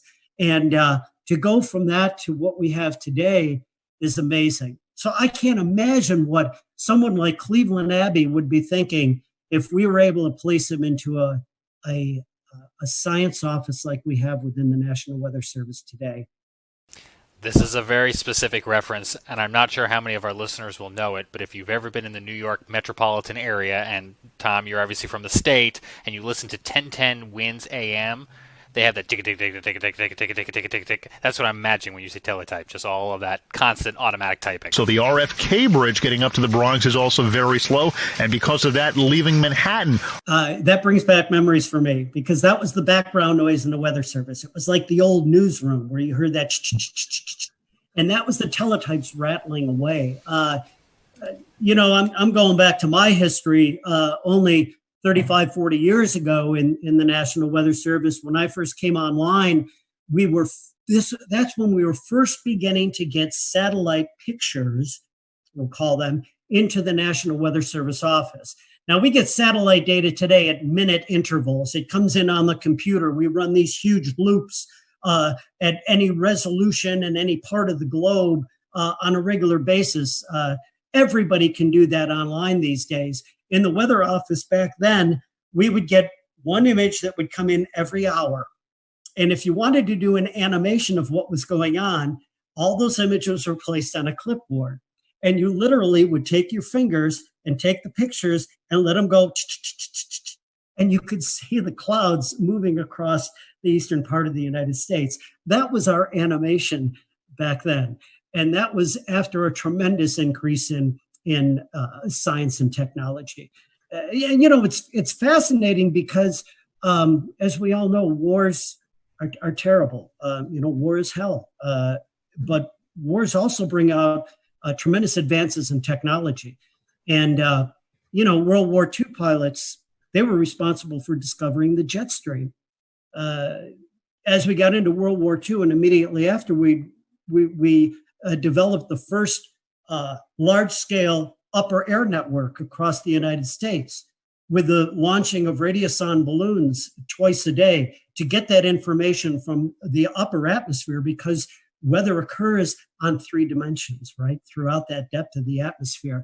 The advance of weather radar. My gosh, you took military radar, again, developed in World War II, and then after that war, they not only saw airplanes when they were looking at the radar, but they saw these features that kept getting in the way of them looking at airplanes. It was precipitation from storms. And, we turned that into the ability to monitor weather systems and then get into the tremendous science of severe weather and understanding tornado genesis and tropical storm formation from all of that technology. So it's just been amazing to watch the history. And it all began back there in 1870 when there was concern for the loss of life on the Great Lakes and of course, along the coastal areas from shipping as well. Tommy, you're talking about the advances in technology. One thing that kind of comes to mind is the advances in the warning process. Trying to explain to the younger generations that we didn't have things like cell phones, right? Just a generation or two ago, with these text messages and alerts that came across at any time of the day or night, the ability to communicate that information has saved countless lives and will continue to do so. And the ability now to be able to put out 911 messages to a huge area, an entire community, to get that information out, has been married with the technology that allows us to be more confident to get those warnings out by being able to use something like a Doppler radar to understand what we should be warning on and what we should not be warning on. Because in the early years of issuing severe weather warnings in particular, but certainly all types of warnings, much of the public was very frustrated with the fact that the weather forecaster may, for lack of a better term, cry wolf a lot of times and send these warnings and watches out and not be able to verify them because we just didn't have the technology to do that. But we've got that technology now. And to be able to then marry that to the ability for people to get warnings anywhere at any time, day or night, it has just gone a tremendous way to save lives across this nation. Talking about communication, and then I'll toss it off to someone else. One of the biggest tools that I think we all in this chat utilize is NWS chat and the ability for the forecasters and the weather office to communicate with TV, radio, storm spotters out in the field. I mean, just the instant communication that we have, I think, is pretty cool, and it's cool to see the advances in the National Weather Service with that. You know, that's a really important point, and what it's done also is it's changed the responsibilities and the type of work that goes on within the National Weather Service offices. A decade, I should say more than that, a generation ago, the main job of the National Weather Service forecaster, the meteorologist, was to issue the forecast. And now we have many, many tools that allow that process to be very, very fast, very efficient, and very smooth. But what the forecasters do now, where they really, really make a difference, is what we refer to as decision support or decision support services.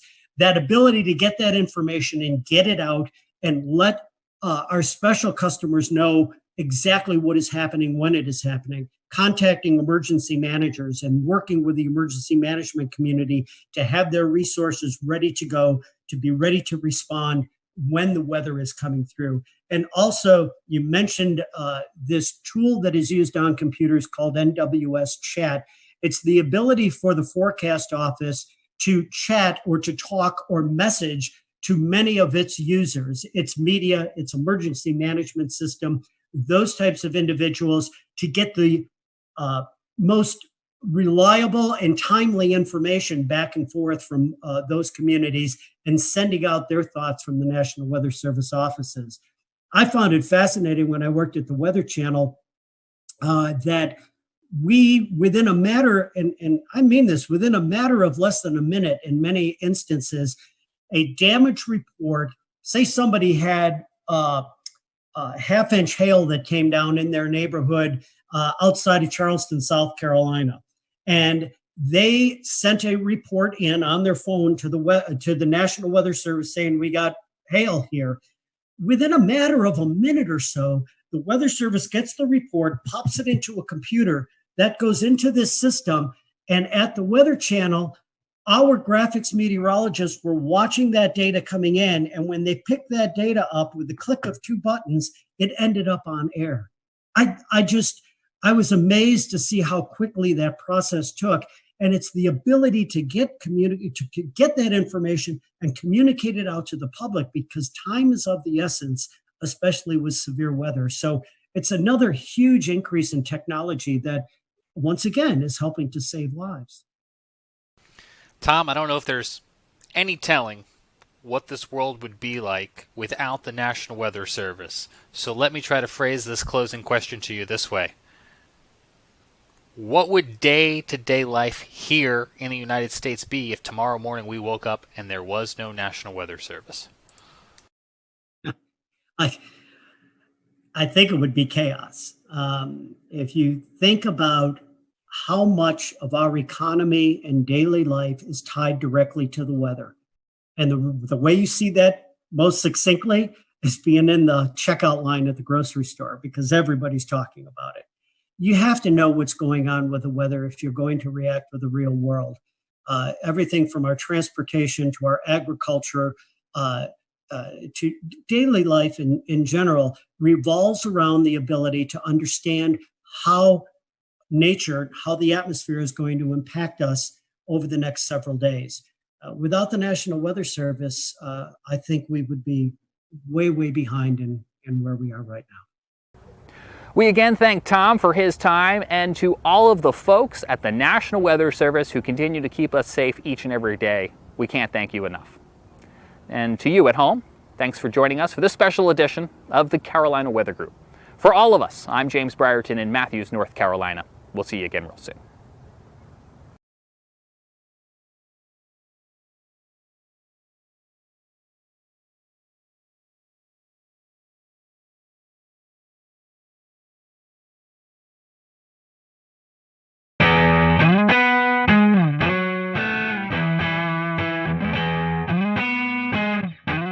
Hello, everyone. Welcome. We are here with the WFMY weather team. We have on with us Tim Buckley, Christian Morgan, and Taran Kirksey, and we're going to be getting to know them over the next few minutes. This is a new segment that we are rolling out and hope to do, but we're going to spend a little time just getting to know our local meteorologist, and everyone has been kind enough to donate some time. So we're just going to do a few quick hitting questions. These are just you guys can elaborate if you want, or you can just give a quick answer. So our first one is Twitter or Facebook? Which do you prefer more, Twitter or Facebook? I'll start with Tim. Twitter, as long as it's not bad Twitter. But I like weather Twitter. Okay. Christian? Definitely Twitter. Facebook has the ability to take something you posted 3 days ago and highlight it 3 days later, which makes the information very much out of date. So I feel like Twitter, if you can't say it in 140 characters, then you're saying too much. All right, here's one. I don't know if you guys have dabbled in these as much. TikTok or Snapchat? Oh boy. I'm old. I can't have a TikTok. I don't even think that's allowed. So I do have a Snapchat, but it's not something I post weather stuff on. Yeah, I have Snapchat too, and I can't dance, so I'm not even going to adventure into the world of TikTok because it will be horrible. And I'll just let everybody else share the TikTok videos on Twitter, and then I'll watch them that way. You don't want to be lip syncing? No. They both confuse me. I think I'm like, I'm older. I have an older spirit. So usually I just put my phone down when I get home. I don't want to know what's going on. I watch TV, and then when I wake up the next morning, people tell me what I missed, and I'm cool with it. I'm fine with it. Keeping on the theme of technology and stuff, what about weather model websites? There's tons of them out there, and I know you guys may have some special software, so you don't have to go to all these websites that us normal people have to use. But do you have one? We have so much special software, and we pay all this money for all the great stuff. And I still love the Penn State e-wall the most. Oh, you're biased. Undecipherable. No one understands what it is.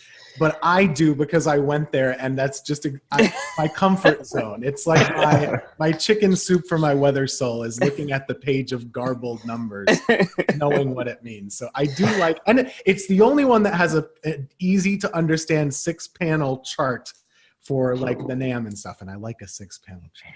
Okay. I've used that website for like 15 years, and I'm still confused by it. but it was the first website I used a lot though. Now I use Pivotal Weather a lot, and occasionally I look at some other ones if it's like hurricane season or something like that too. Yeah, the first time I met Tim, and he was showing me this Penn State e-wall, and I said, "What is this thing that looks like it's from 1985 that I cannot understand?" And I laughed at him for it, but he's like, "Oh, it's got all these charts and things on it." I was like, "Okay, I'm gonna find a different website." And then I took my weather classes and stuff through Penn State, and I was like, "Oh man, I really love the e-wall now." It's fun to actually sit and work side by side with Tim, because we actually understand the Penn State e-wall and how great it actually is. But also, like, we do have it's something you have to pay for, but WeatherBell has some good maps on it. But I really like to use Pivotal Weather, especially when we look at severe weather parameters. They have it very easy to access on there. I can't say that we've really dabbled in the e-wall, but definitely agree with you on WeatherBell and Pivotal. I think I'd have to throw in Tropical Tidbits just because that's where I started, and it's so nice having those easy soundings. Keep on this topic. Do you think that weather data is too easily available? Yes, but there's nothing we can do about it. I have two opinions on this. Number one, I don't think it should be that easy. I don't think it should be easily available to people that aren't seeking it out. So what I mean is, like, if you want to like really be able to look at a weather model, of course I agree that's a good thing to be able to do. But I don't like that it gets out there to people that aren't wanting to see it. So it gets posted to Facebook, and then my grandma gets it and says, "Oh gosh, this is really bad." That's the bad part that we all know about. So in a perfect world, it's 1995 and only the weather folks have the weather models, but you can't put the toothpaste back in the tube. I think with it being so accessible, yes, it's public knowledge. it's out there, so why can't you access it? But at the same time, you get a lot of these hype weather sites and, people who think they're weather gurus and don't really understand it. And they like to, screenshot things and then post hype weather stories based on looking at one model. People don't really take the time to actually dive into the models and try to find the consistencies in them. And a lot of people don't even know like the biases of the models and typically how they run. So having it so accessible is kind of doing, the weather folks a disservice. So we actually kind of have to take a step back and say, what you're seeing is not really accurate, but here's what we're looking at. So we almost have to kind of be careful where we step to make sure we cover the bases of what people are really seeing on Facebook and Twitter and what they're, sharing out at a mass rate. Yeah, because 90% of the time when something looks bad 5 or 7 days out, it doesn't happen. So I know my forecasting philosophy is usually like, okay, that looks like 10 days out. Oh, it looks horrible, but I'm not going to say anything. We'll just kind of pay attention to it. And then once we get in the, okay, it's 4 days out to 5 days out. If it looks really bad, okay, let me start kind of sprinkling this in. And then 3 days or less is when I'm more so like, okay, this is probably going to happen. But since it is out there and, the way that the models are visualized, some of the websites where it looks really, the color tables are really good, but you see something that looks terrible and then somebody will just like, Christian and... We'll return to Best of the Carolina Weather Group in a moment. Now your Carolina weather forecast. Here are today's forecast high temperatures for North Carolina. Here are the forecast lows for tonight for North Carolina. Here are tomorrow's forecast high temperatures. And here's forecast rainfall across North Carolina tomorrow. Here are the forecast highs for the day after tomorrow.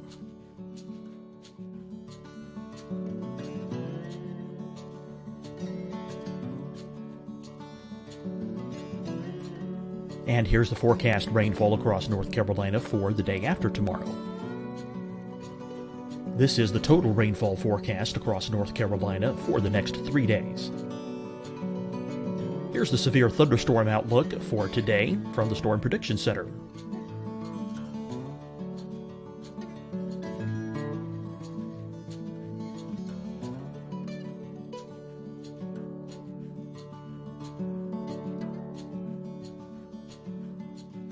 Here are the forecast high temperatures for today for South Carolina.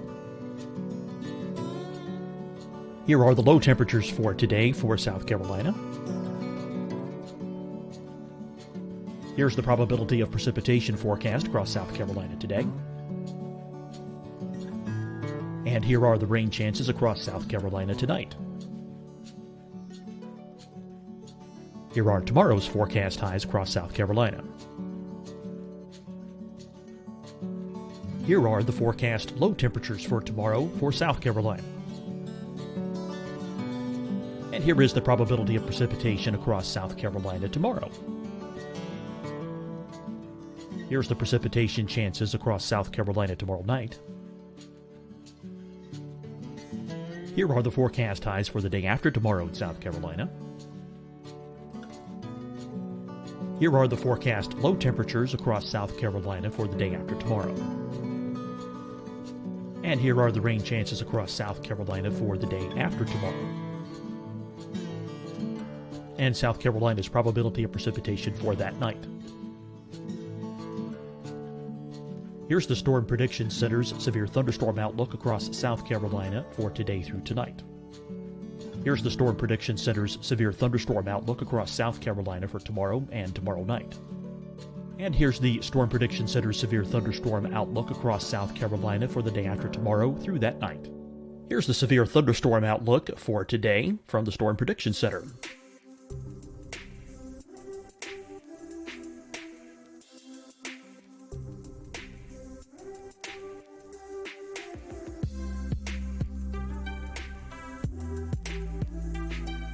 And now here's a live look at weather radar across the southeast. Hi, everyone. I'm Dr. Mandy Cohen, Secretary of the North Carolina Department of Health and Human Services. And when you follow the 3 W's, you protect your family and your neighbors from COVID-19. When you leave your home, practice your W's. Wear a cloth face covering, wait 6 feet apart, wash your hands often. Wear, wait, wash. We're in this together. Stay strong, North Carolina. Deciding when to wear a mask isn't about who you know or how well you know them. Just ask yourself, will I be with anyone I don't live with? If the answer is yes, get behind the mask. Help slow the spread of COVID-19. Get behind the mask.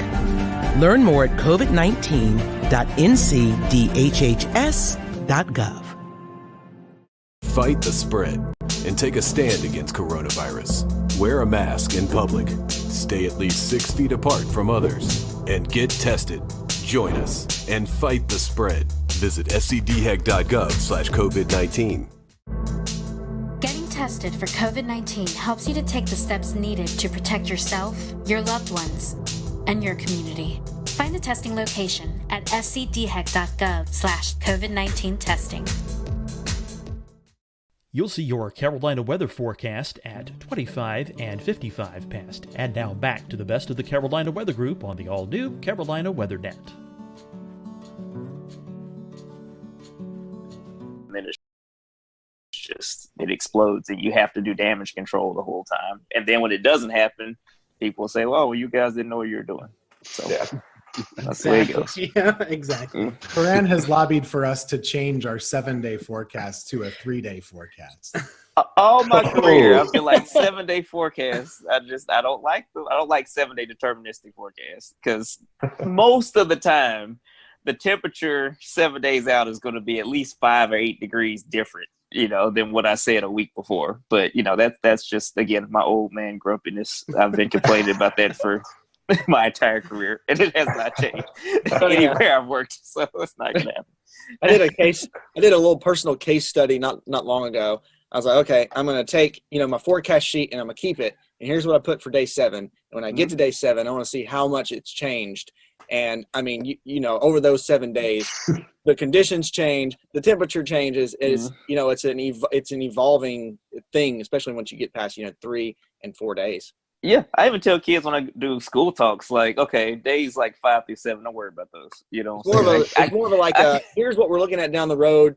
This is kind of a suggestion of where things may go. Exactly. Yep. And heavens forbid you put a snowflake in day 5 or 6 and it doesn't happen. Never do that. That's a rule of thumb. Never do that. I could think it could be a blizzard. I'm not putting a snowflake on day 7. Dig your own grave. Mm-hmm. Kind of bring it back around for your viewers here. What was it that kind of jump started y'all to want to become weather people? Was there a defining moment, or was it something you kind of always knew you wanted to do? Most people have like one weather moment that they saw or they lived through or they experienced. For me, I don't really have one of those, but I did grow up in probably the snowiest part of the country that people live in, which is upstate New York, right along Lake Ontario. We got like 200 inches of snow a year. And so weather was just hugely controlling of your life for about 4 to 5 to 6 months every winter. So I always wanted to know what the weather was going to be. I always watched the Weather Channel and told my mom what they were saying, even if she didn't care. And that's just what I was interested in. And the TV thing just kind of followed suit. I didn't know that was exactly what I wanted, but that kind of just worked itself out. So that was my spark, were snowflakes. And I hate snow, by the way. So it's just, maybe that's why. Yeah, I'm going to catch heat for this from Tim and Taran, but I really like snow. And see, look. They've unclaimed me. So always, that was my thing. And my birthday is in January. And for a while, there was a couple of years where it always snowed on my birthday or within a couple of days of my birthday. So that kind of, I've always was interested in weather. And actually, I never knew that's what I wanted to do as a career. I always wanted to do broadcasting, radio or TV of some sort, and work in radio for a while and then try to get my foot into TV and a couple of different avenues. And then the weather thing just kind of popped up. That's where I was able to kind of get my foot in the door. and I knew I enjoyed it, and kind of gotten my foot in the door. And actually, kudos to Tim for helping me and helping me learn a lot and teaching me and kind of really growing that passion for weather that I had. And so much so that it sparked my interest to actually go back to school and get my meteorology certifications and stuff. And so here we are. It all kind of came full circle at one time. For me, I'm from the deep South. I'm from Alabama originally. And so I grew up a bunch of tornado events, and one time I saw one and that just kind of locked it in for me. And so that just made me interested in, because, when you're a little kid and you have tornado warnings, you get a little scared, and that fear made me want to learn more about them. And so, so now, that led me to kind of pursue meteorology as a career. When I was in college, I was somewhat interested in broadcast, but probably more into research. The broadcast thing just kind of happened, and I've just been doing that ever since. But I do want to say I do not like snow. Snow is terrible. I hate tornadoes too, because tornadoes are bad, as we've seen. So I just like I think I like more so the challenge of forecasting, as opposed to certain weather events, weather phenomena.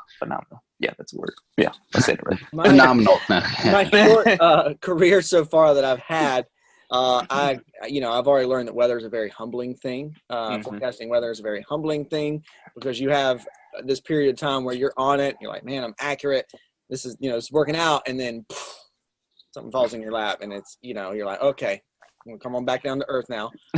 But yeah, so the challenge is fun. And also, weather is one of those things, like, you think about it now, we've got everything going on with the coronavirus, but weather doesn't stop. Like, it's something that never changes, and it's something that's always happening, no matter what's going on. And people always, no matter what they're doing, whether they're staying at home, or whether this is a normal period in time where people are going to work and kind of coming and going as they please, weather affects everybody in some way, shape, or form. And to be able to, be one of the folks who's actually looking at that and helping you kind of plan your day, providing that service for you, I think is something that internally, and in my mind, I really, really enjoy. I have a running joke with Turan. I guess you've been here about 3 years or so, man, like that. Mm-hmm. And when he was on his interview, he was asking, what's the weather really like in the Carolinas? And, he's been in Oklahoma and Mississippi. And I say, you know what, man, we don't get that much severe weather. Every now and then we get a tornado. Every now and then we get some hurricanes, but they're mainly at the coast, and we're in the Piedmont. And, every once a year or so, we get some snow, and sometimes it's big, but it's not much. And then weather just happened all the time. And we had lots of tornadoes. We had a Greensboro tornado. We had all these hurricanes that came right into the Piedmont, all this crazy snow. So it's Turan's fault. So it is. Is it following you, Turan? Clearly, it must be. I'm sorry. I apologize to everyone. So now I'm connecting the dots, because first we blamed it on Grant Gilmore when he left. And so now it's actually Tim's fault, because he said we don't really get, and ever since then, all heck's broken. Jinxed us. Yeah. That's right. Everything was quiet when Grant was here. When he left, it just went crazy. Note to self, no claims about North Carolina weather at all. A quick follow-up there, Turan. The tornado that you saw, you were younger and you had a clear kind of visible of that. What kind of happened in that experience? There was I remember the day. I was in Huntsville, Alabama at the time, in North Alabama, and there was a tornado warning, and the meteorologist was saying, hey, it's headed towards this part of Madison County, which is maybe about 5 or so miles north of where we are. Then the power kind of flickered or went out, and of course, we looked outside. So you're not supposed to do that. And we were looking north, and, you could barely see it, in the distance, but I could see it. And I was like, oh my gosh, that's wow. This is it. I was scared, but I was also kind of mesmerized. My parents knew that it wasn't going to hit us. So they were okay with me, like, looking outside, like, okay, it's up there, it's fine. But just watching it was, it kind of, just solidified my interest, because I've always been somewhat interested in weather, even when I was younger than that. But there was a meteorologist in town that would do such a great job kind of teaching the meteorology. I know some people don't like that, but for me, I would always sit in front of the TV and watch the severe weather coverage, and I would learn so much about how to look at radar. What are you looking for? You know, these are different, you know, variables that, you know, you can look at using the radar. And again, this is in the 90s. And so it's been a huge explosion of different things now, but it made me more and more interested. And then, you know, obviously, you know, I reached out when I got in high school, and he was gracious enough to let me, intern from when I got in college, but to let me shadow him when I was in high school. And it just kind of went from there. Give us a name. Come on. It was Dan Satterfield. Okay.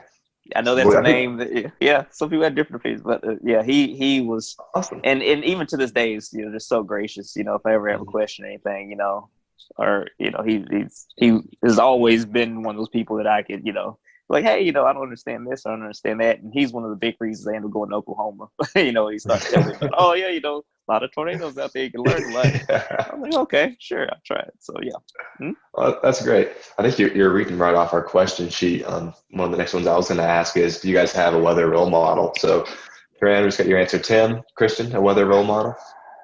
I wasn't that active. I mean, it was hard. It seemed crazy back, you know, when I was growing up, which is not that long ago in the 90s. It seemed crazy that you would actually be able to like reach out and talk to your meteorologist locally. That is so accessible now with social media. So I didn't really have any interaction with any of my local meteorologists, but there's a guy by the name of Dave Eichhorn up in central New York who was on Syracuse television for a long time. And I would always watch him and Dave Longley and Jim Teskey. Two of them are still there. And they really geeked out about the weather. And I wouldn't say they got excited about the weather when it was bad, but they really did have like a professorial approach and really explained it a lot. And I liked that. And I thought that was really interesting. And they would really tell you, you know, if this lake effect band isn't here and it's there, there's a reason why. We're not able to predict it that precisely. And so those were definitely the folks that inspired me, even though I didn't really interact with them much. The funny part about now being in the position that I am and having social media is we interact a lot on social media together now, just chatting about local weather, and they know I'm from my little small town that they cover and all that stuff. So it's cool. That's neat. Yeah, for me, so I actually grew up in this market. So I was very in tune with all of the weather folks in the market at the time. And so there was one person that I won't name because we're with, you know, a competing station right now, but I watched them all the time. And, you know, and that's just kind of, I would always, you know, that would always be the thing. And when they were calling for snow, you know, that's what I wanted to know about. That's who I wanted to see. And I wanted to learn, you know, why it was happening, and also more so to know how much we were going to get. But at that point, you know, Tim, like Tim said, you know, I never really thought that, you know, when I was in middle school, that you could actually reach out to those folks and actually, you know, have a conversation with them. And, you know, some folks, you know, that I've learned over the years, some folks are more gracious of giving their time than others are. But I will say, you know, and again, Taran and Tim can probably speak to this because they've been in it longer than I have, of course, but maybe the way that social media has kind of groomed us over the last, you know, in this age that we're in, I think that the connectivity, you know, being able, you know, whether you're competing stations or not, but kind of the network of meteorologists and kind of being able to toss ideas back and forth and discuss those things. There's a more of an open line of communication, I think, than there used to be, which is definitely a good thing for not only the folks who are in it now, but the people who are aspiring to be meteorologists as well. We're here right now. That's a testament to having more access to your local meteorologists than perhaps there was back in the 90s, like you said, Tim. Everything has changed so much. I didn't even know what a computer model was or that they existed until I got to college. Like, I didn't know any of that really. And I don't know that I was unique in that either. Once you got to school, you're like, oh, there are these tools that I didn't know that existed. Here's how we use them. And then I kind of, you know, learned it very quickly. But before that, I mean, the amount of information that 12-year-olds know now that are weather enthusiasts is about the same as like what I had like as a sophomore in college. It's amazing. It really is. Oh yeah, same for me. I mean, the first time I saw a forecast model was when I shadowed that time. They had the DIFAX maps or whatever. It's like, oh, okay, this is printing out. So this is how you all figure out the forecast weather. Oh, okay, cool. Before that, I had no idea. I actually have some of those DIFAX. Eric Thomas. I went to visit Eric Thomas in Charlotte, and I have them somewhere in the basement. I need to pull them out, see if I can find them. But I have a question. It's going to kind of tie 3 or 4 questions that we have together. It's kind of the future of meteorology, working from home, and the role of social media, which we all 3 are experiencing right now in the COVID-19 pandemic. So what are your thoughts on the future? Do you see working at home maybe more of a thing to come and doing a lot more via social media? I think that, I mean, obviously, kind of hate the reasons why, we've gotten to this point, well, where a lot of people are working from home, hate that there's, the virus is kind of causing all this disruption.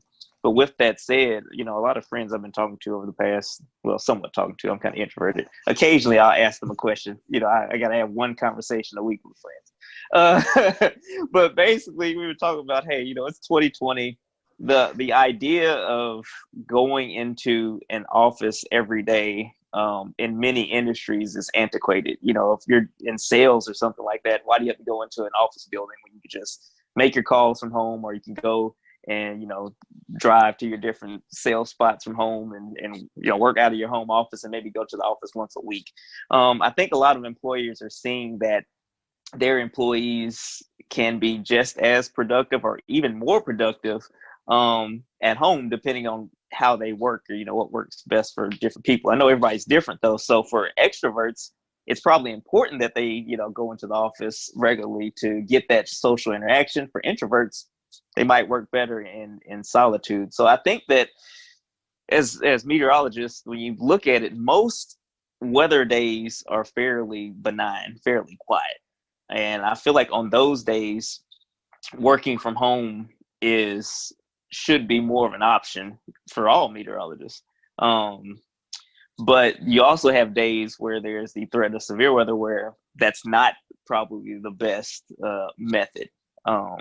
That's just kind of my 2 cents on that. I don't know what you think, Tim. I mean, I definitely do miss being able to interact with folks at the station.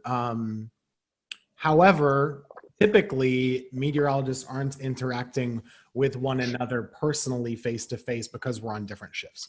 So it doesn't change that much between us working together. Christian and I do have a lot of overlap at the station just because of our schedules. But aside from that, the main difference is just being able to show things in front of a wall and explain things by pointing them out and maybe some interaction with other anchors and stuff like that. I don't think that I'm surprised at how much we've been able to do at home, and I do think that this might continue to be an option in the future on quiet days. I don't see why not. So we'll see what happens. It's new for everybody. So what we did learn this past week, though, and whenever this is aired, we had a tornado situation back on this past Monday. That is something that very much needs to be at the station. Mm-hmm. And just the reason for that is, we don't have backup power at home. Mm-hmm. The building does, and we can explain it. And I think there's a comfort to folks at home who are able to actually see us at work. On top of it, we got it covered. Don't worry. Agreed. Yeah, I'll real quick. I'll echo off what Tim said about our severe weather event this past Monday, and I was actually working from home, and Tim and Taran were in the studio, of course, very much separated because of social distancing guidelines right now. But the other thing, and I know that this is again, the quality that we're able to put out, even working from home, video quality, audio quality, is pretty mesmerizing, honestly, because we never thought that we'd be at this point. But the other thing, there's also still a lot of downfalls with it. And one of those being the fact that when you remote into whatever weather software you have, there's going to be some sort of latency at whatever rate, which does, I noticed this working from home on Monday. When you have that, it does make storm tracking, especially in like a severe weather event, it makes it more difficult because, you're trying to move the map around, and because of the latency you may have in some, like if you're remoting into a computer, well, you might have moved past it too much, and then you got to kind of scoot it back a little bit. There's just so many extra steps, and even extra seconds can be crucial in a severe weather event. But taking an overall approach to it, working from home is interesting. I've always been one of those folks who, all right, I have to get up and get ready and then go out the door kind of get my, kind of get my mind in the right place to do work. So working from home has been a challenge for me to kind of get into that groove. It's not so much a challenge anymore just because we've been doing it now, for a month at least. But having that interaction with folks in the building, even though, here's the weather center over here and here's the news people over here, and we come together at the newscast, just kind of having that interaction, and the lines of communication are of course a whole lot better. Tim and Taran, and if you've been in a newsroom, like, this, like, you can just, scoot the chair back and you yell something across the room or say something across the room. Now working from home, okay, got to send this email, or did I check this on the little chat, or did I send somebody a text message? So the communication line kind of is something you have to kind of double check yourself on. But I think there's something about, if the weather's nice, of course, we can forecast from anywhere. Yes, we have some tools at the station, but we can do a forecast from anywhere as long as we have internet. We can even look up stuff on our phone, if we need to do that.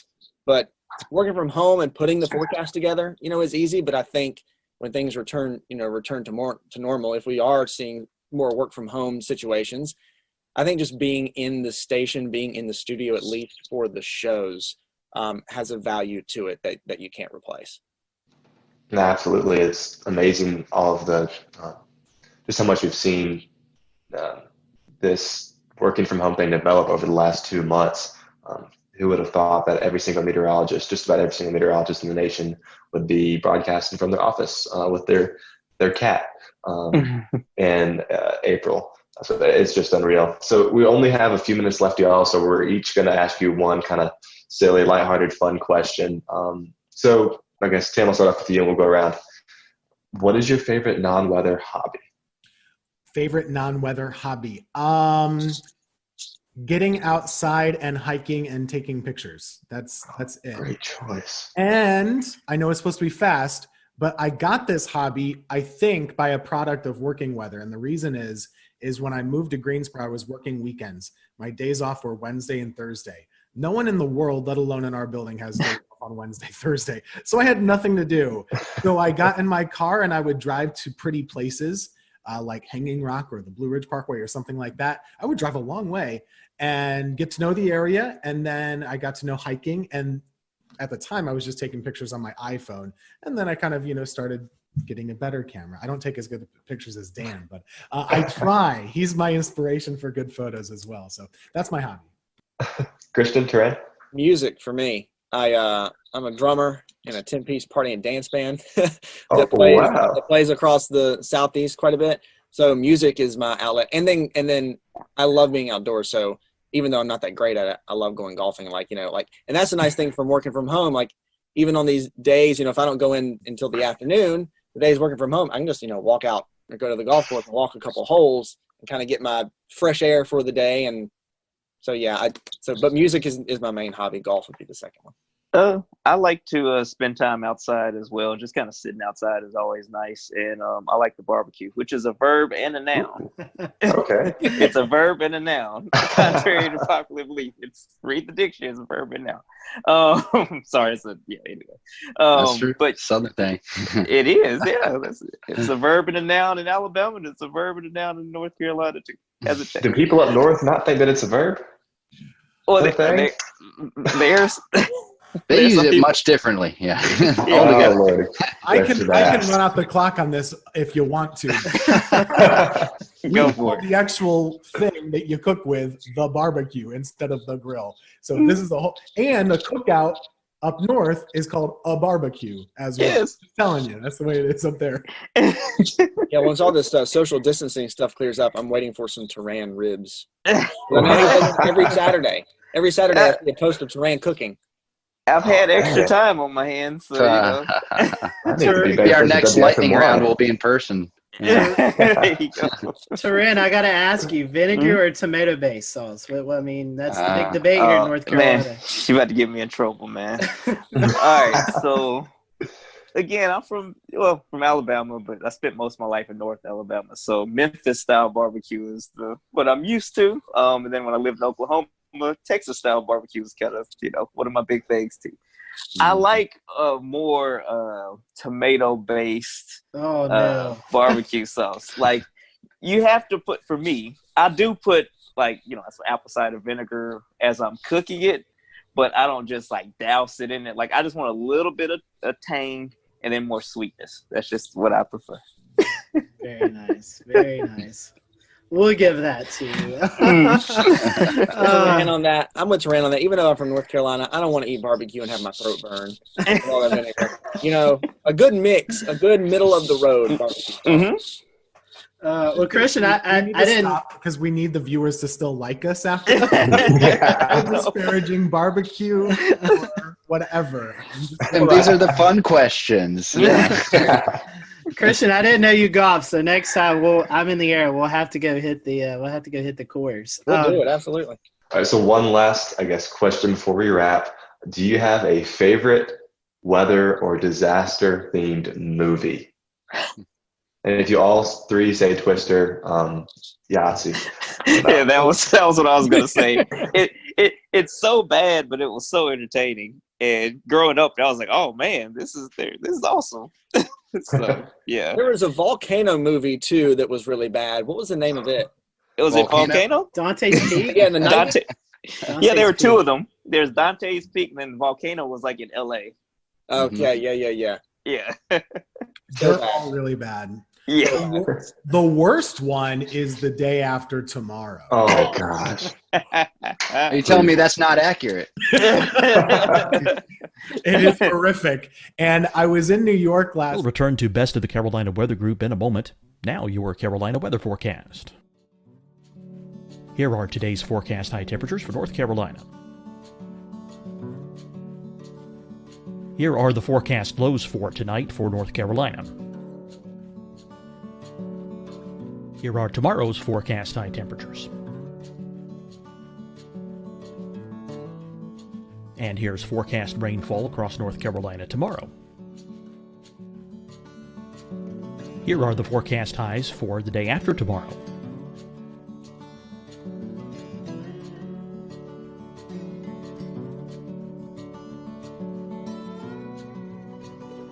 And here's the forecast rainfall across North Carolina for the day after tomorrow. This is the total rainfall forecast across North Carolina for the next 3 days. Here's the severe thunderstorm outlook for today from the Storm Prediction Center.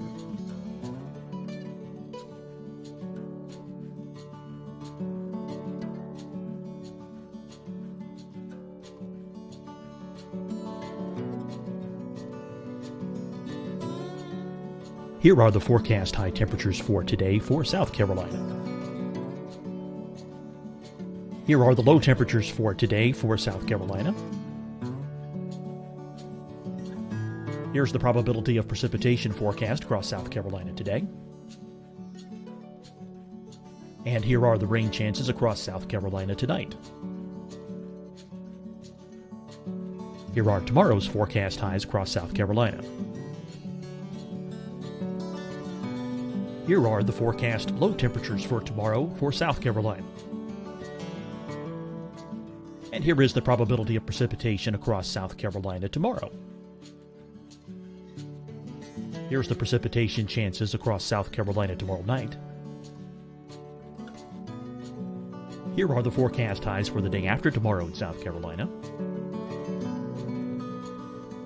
Here are the forecast low temperatures across South Carolina for the day after tomorrow.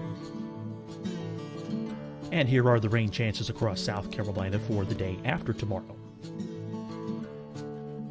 And South Carolina's probability of precipitation for that night.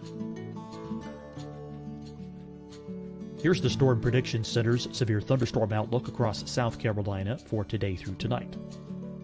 Here's the Storm Prediction Center's severe thunderstorm outlook across South Carolina for tomorrow and tomorrow night. And here's the Storm Prediction Center's severe thunderstorm outlook across South Carolina for the day after tomorrow through that night. Here's the severe thunderstorm outlook for today from the Storm Prediction Center.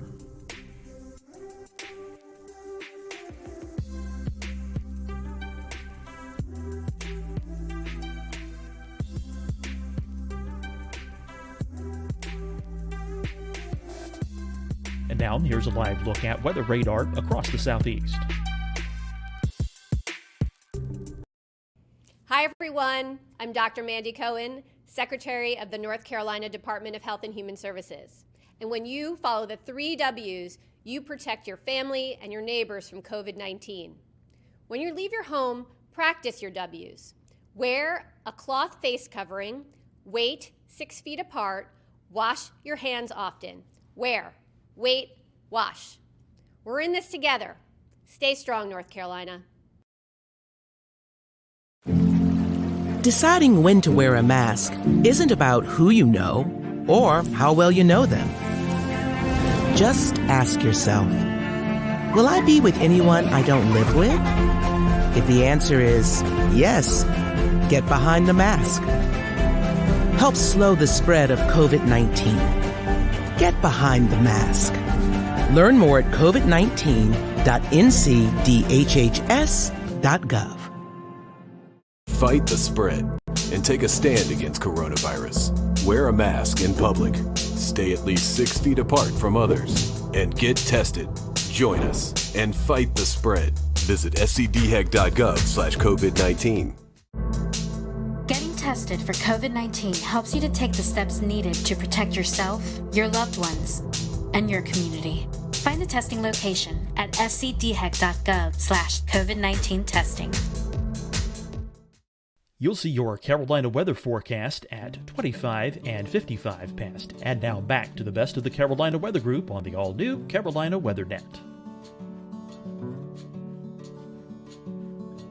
New York Public Library, which is a great free place to go. You should go sometime and check it out. It's beautiful. I took a picture in there and said, oh, it's a great place to visit. And everybody posted, this is where they filmed Day After Tomorrow. Jake Gyllenhaal was all over these places. I was like, oh no, I'm reliving this horrible movie.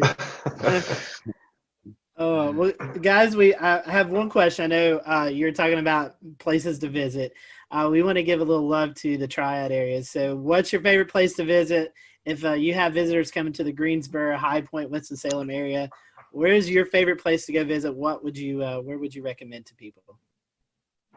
Could I guess, vote for Hanging Rock, or is that too far away? I really like. That's great. I really like the parks. Hanging Rock is amazing, and I love just hiking up and stuff. And that's probably one of the cooler, public parks I've been to in the state. Pilot Mountain's a great hike too. It's in the Triad, and it's probably, if we're talking Triad specific, that's probably my favorite. But if somebody's visiting the Triad, a couple, it's a quick shot up to the mountains and the Blue Ridge Parkway too. So we have a lot in our backyard. That's the nice thing about being in the Triad. We got a lot of great places here, but also a quick drive in a car, and you can take a quick day trip, whether beach, mountains, whatever it is. All those places are great. I will be like the ambassador. If you guys have any questions about where to eat, where to drink, where to go, outside, there are so many good parks here, seriously. And just having lived in multiple states and multiple places, most places don't have as many parks as we do and as many good parks as we do. And I really appreciate the dedication to saving outdoor spaces. City of Greensboro, every lake, there's a trail around it at all points. That's crazy. And there's really great opportunity to get outside, and we don't have traffic, and we have good food, good and stuff. So come on down whenever you're allowed to, and we'll give you a good recommendation. I'm sold, Tim. Dan likes it here. Okay, good.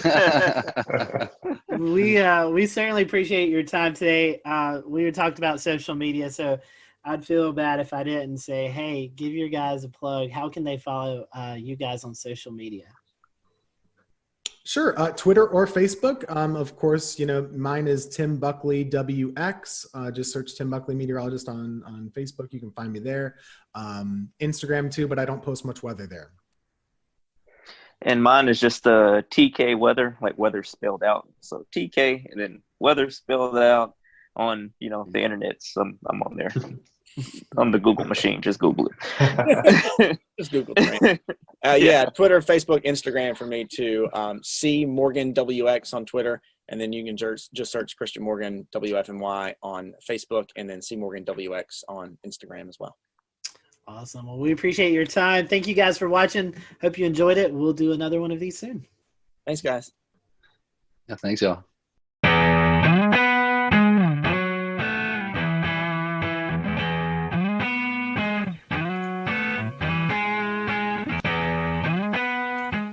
And good evening from Charlotte. We are live with you on this Wednesday night. What a very busy day in the science and weather community here on May the 27th, 2020.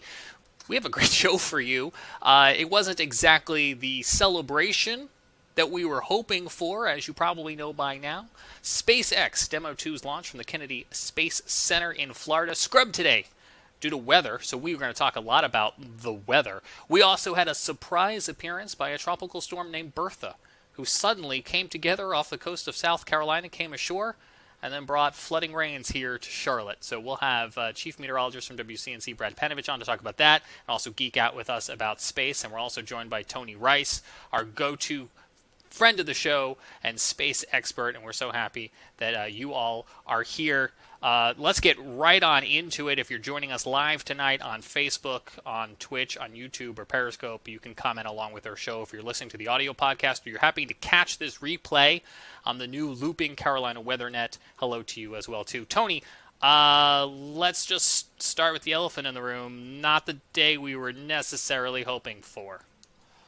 But not the day that came unexpectedly either. If you ever had the opportunity to go down and see a launch, if you haven't, do. Once all this current situation is over with and we're back to whatever normal looks like, you get the opportunity to go down to Florida and see a launch, do it. It's just an incredible situation. We were talking about that a little bit before we started here, and it doesn't capture what it's like if you're watching it on TV or on YouTube or whatever, what the experience is like down there. So that out of the way. If you have ever been down there, you know that Florida weather is Florida weather, and we kind of expect these things to happen. I think there's one or two other places on the planet where there is more lightning activity. So we scrubbed today because of weather, but we scrubbed today mostly because of the potential of lightning.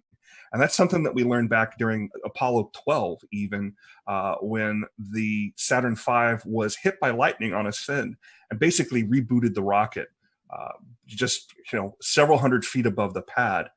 We learned more about that through subsequent launches. So there's some very specific weather launch criteria, and we can get into that. But basically what happened today is we violated one, maybe more, and definitely know of one of those launch weather criteria that has to be met before we're going to go fly.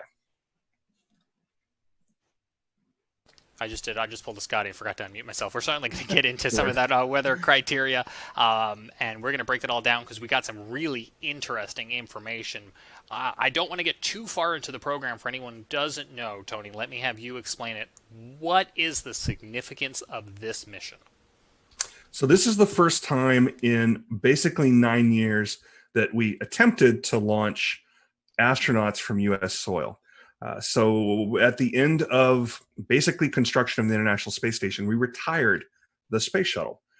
Space shuttle, the best way to compare it, and the reason that we didn't continue flying the space shuttle to take astronauts back and forth, astronauts stay about 6 months on board station before they come on back home. So we're continually rotating people through there. The best way to compare it is you wouldn't take a tractor trailer to go get groceries. And that's about the volume of space that was in the back of the shuttle's payload bay.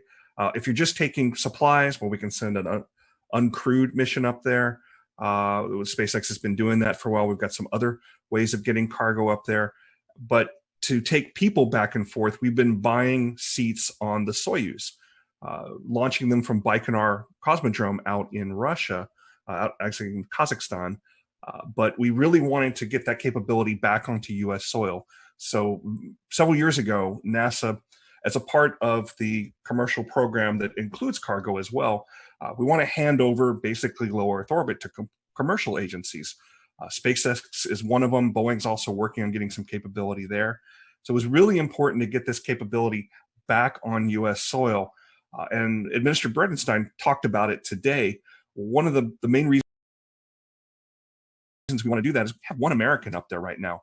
We want to have more. The more Americans we have up there, the more they can focus on specifically U.S. science. So the Dragon capsule that we attempted to launch today, we're going to give it another shot on Saturday, weather willing. Has the capability of taking 4 up at once. That's even a better option than using the Soyuz, because the Soyuz can only take up 3, and those are at most going to be 2 Americans, and it's generally only 1. The Soyuz as well, and I don't know if others feel this way, but when I watch it, I feel like it's something straight out of a James Bond Soviet Union era technology, and that is like the complete opposite of what SpaceX has developed here, because they not only did hopefully a very efficient rocket based on what we've seen with the uncrewed missions, but also, and Brad, you were touching on this before the show, there's a little bit of style that they incorporated into not only the spacecraft, but also the suits we're seeing here. Yeah, they're very interesting. I love the helmets. The rest of it, I don't know. It almost looks like some kind of weird like leisure suit, and then they got like shrimping boots on or something. Those were actually designed by a Hollywood costume designer. Elon Musk went out and specifically got one of the costume designers that was working on Marvel films and said, you go sketch us up something. You tell us what these are supposed to look like. Then they handed it over to the geeks who actually made it work and made it functional so it can protect the astronauts when it needs to protect them. But yeah, the helmets are cool. Those cool helmets, I love. They do look pretty cool, don't they? I will say one thing about the Soyuz, though. If you've ever seen pictures of the outside of the space station, you can pick those Russian elements out really, really easy. They're bulbous. And the reason they're bulbous is because a sphere is a very strong thing and can hold pressure really well. But the thing about Soyuz and the thing about those older rockets and those older capsules is the thing that you really want to have underneath of you and around you when you're in space is something that is well tested. And those rockets have been around a long, long time and are very well worn and have had the bugs worked out of them. We had an incident a couple of years ago where one of the solid rocket motors that come off during ascent bumped into the capsule, and they ended up having to going into an abort mode that they hadn't done in I don't know for how long. But previous to that, we really hadn't had any incidents with the Soyuz. The Soyuz is old-fashioned, and it doesn't look that great. It certainly isn't as sexy as what SpaceX is doing out there with their nice, clean cockpit and reverse lighting, much like you have over your shoulder there, Brad. You've got some style there as well. But it's very functional and it's very reliable. Can you talk to us? We know you've been following this SpaceX progress probably a lot closer than most. Can you talk to us about what SpaceX has had to overcome to get to be the first commercial operator to take astronauts back, and what are some of the challenges that they may still face as somebody who's not as well seasoned? Yeah, well, they're still going to have to face some challenges there, simply because you got to have the first flight sometime. And it's kind of a first flight and it kind of isn't. It's on a well-proven rocket. The Falcon 9 has a pretty good safety record. We've really only lost a couple of them. But what they really have going for them is iterations. They've flown these things over and over and over. So they had an opportunity to perfect it. Does that mean that it's perfect? Certainly not. But it is sufficient to the point where not only SpaceX is comfortable with it, but if you listen to the NASA administrator and the folks that are involved in these kind of decisions, particularly during flight readiness reviews that have been going on for the last couple of weeks, they're confident. They have enough confidence to put those 2 astronauts on top of them. So what they have ahead of them is they'll learn something on this flight. Hopefully it'll go off without a hitch on Saturday. Hopefully the weather will cooperate. But they're going to learn some things. There's going to be something that didn't go quite right. There'll be something that can be improved upon. When you listen to the call during the launch, one of the last people you hear from is a flight test director. And that may seem a little odd that, we got 2 people on top of this rocket and we're about to send it off into orbit and we're still testing. But this is absolutely a test. The name of this mission is Demo 2. It's a follow-on Demo 1. Demo 1 was pretty much what you're going to see on Saturday, but without the astronauts. Every one of these things is a test, and it's a way to gather more data and to improve on things. The setback that SpaceX had I don't even remember how long ago. It was sometime last year or maybe even the year before that, where they lost one of the Crew Dragon capsules on the pad because of some of the hypergolic fuels that that are used on orbit. They're fuels that basically, if you put part A and part B together, you create an explosion. You point that explosion in the right direction, you got thrust. There was, I believe it was a leak that they basically lost that capsule. That capsule was all but pulverized. So that was a bit of a setback to them because they didn't get as much data as they would have hoped from something like that. You learn more from your failures than you do from your successes. So this is some of the most instrumented spacecraft ever. They're gathering tons and tons of data from it. So once we do get this launch off, they're going to be gathering lots of information and improving things. So Tony, what's the relationship between NASA and SpaceX? Who's kind of responsible for what? NASA is the customer. They put out the requirements, and SpaceX is the contractor fulfilling those requirements. It's kind of a similar relationship as the DoD would have with any of their contractors, if you're familiar with that world at all. That being said, though, there's a fair amount of oversight that NASA still has in this, particularly because of the human spaceflight aspect here. There are people on board this thing. There are former astronauts that are involved in all of those reviews. And somebody asked during one of the press conferences this week, who in NASA, if anybody, can raise their hand and say, no, something's not right, something's not safe. And the answer that was given by the administrator was anybody involved in the review panels. And SpaceX reiterated that they have a culture that they're trying to promote there, where anybody that's involved in building something can and should raise concerns as well. How much that actually happens, that remains to be seen. I don't know of any specific reports of it, but that's at least the story that they're telling. Tony, in a moment, we're going to listen to some of that audio communication today as they came to the realization that the weather was going to be a no-go. Set this up for us. Who's doing the talking here? Is it NASA or is it SpaceX? If it's the clip I think you're talking about, you're actually hearing an Air Force officer. So there is a wing of a part of the 45th Space Wing down at the Cape Canaveral Air Force Station that is responsible for forecasting weather all along the Cape Canaveral Air Force Station, where there's additional launch pads. SpaceX is using one of the launch pads there in addition to the one that was in use today, the historic 39A launch pad. That's actually on the Kennedy Space Center side of things. They're responsible for forecasting weather involved in launches. They also provide weather forecast for the station itself whenever they're moving around equipment and want to know about things like winds and rain and that sort of thing. The person you were hearing there was called the launch weather officer, and they are on equal footing with anybody else that is giving the go, no go call during that final pull before they decide to actually light it or scrub and wait until the next opportunity. But they are someone who is speaking for a larger team of experts. And many of those experts are very focused on looking at things like lightning.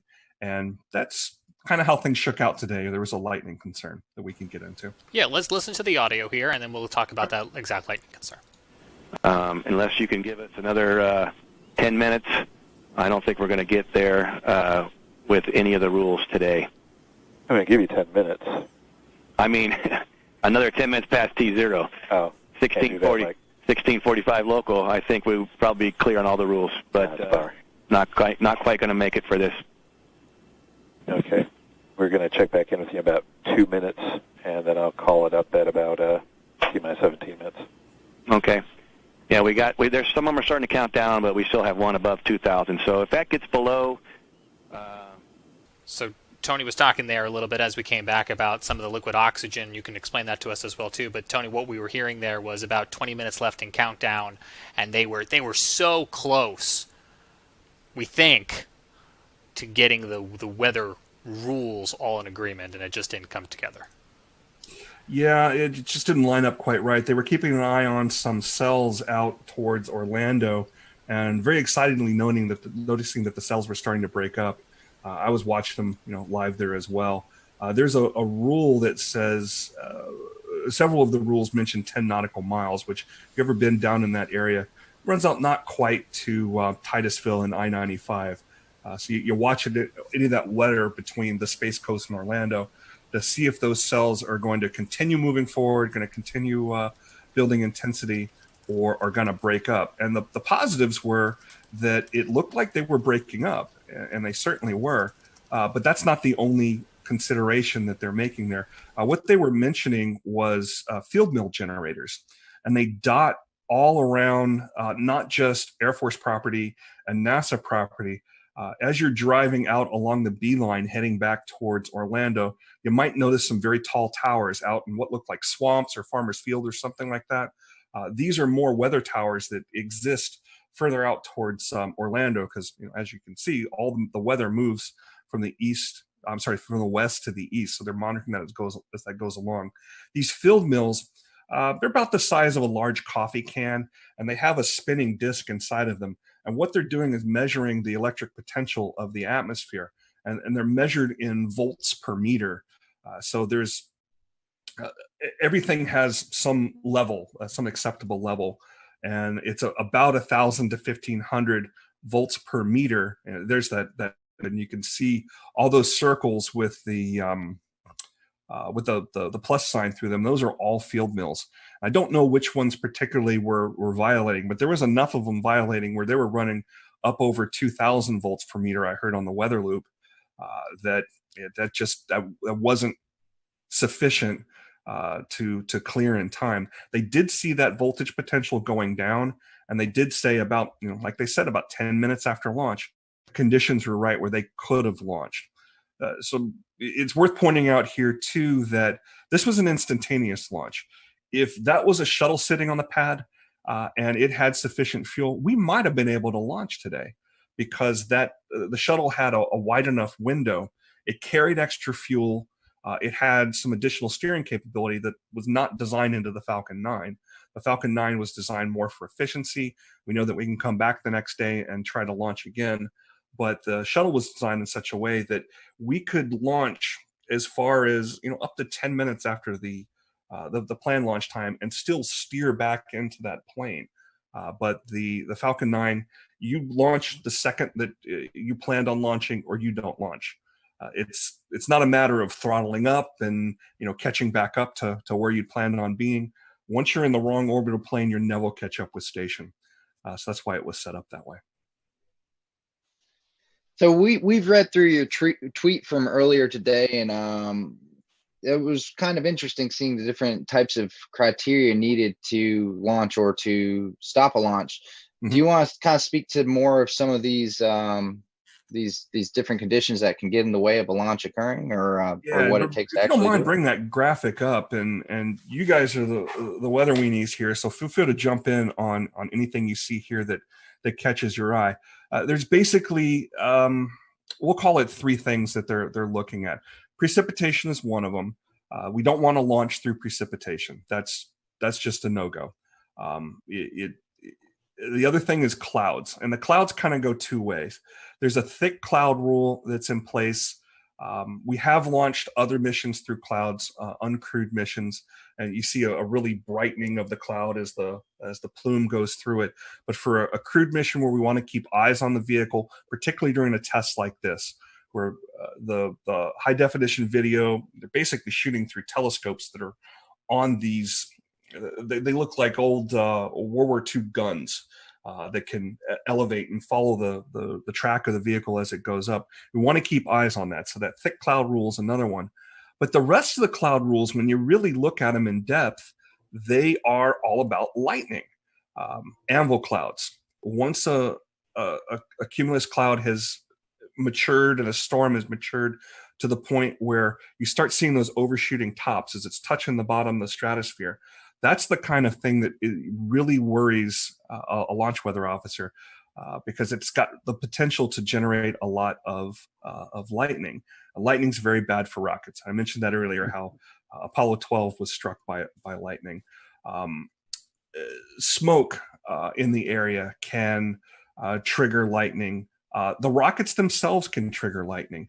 That plume that is coming off the rocket can act as a bit of a grounding rod, and the lightning is drawn to the vehicle itself because it's trying to find that path to the ground, and the plume itself can create a path to the ground. So any potential for lightning in the area we want to avoid.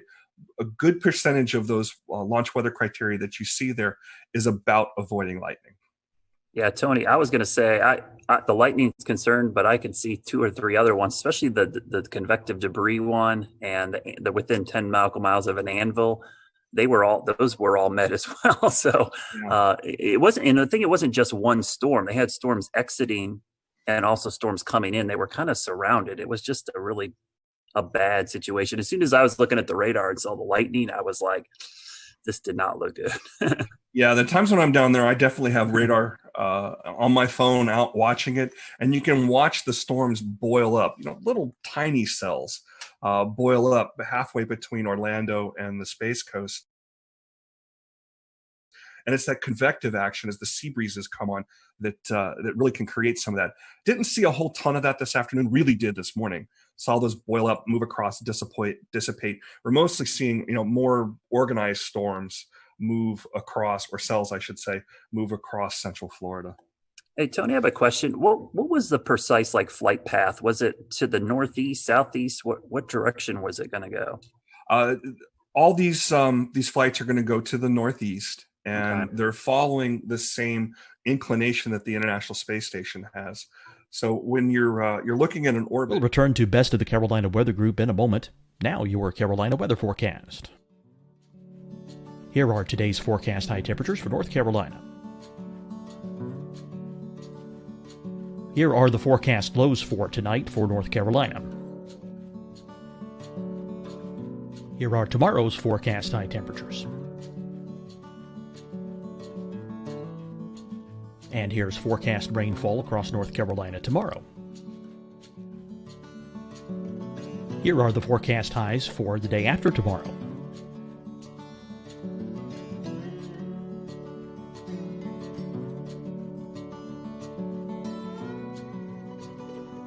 And here's the forecast rainfall across North Carolina for the day after tomorrow. This is the total rainfall forecast across North Carolina for the next 3 days. Here's the severe thunderstorm outlook for today from the Storm Prediction Center.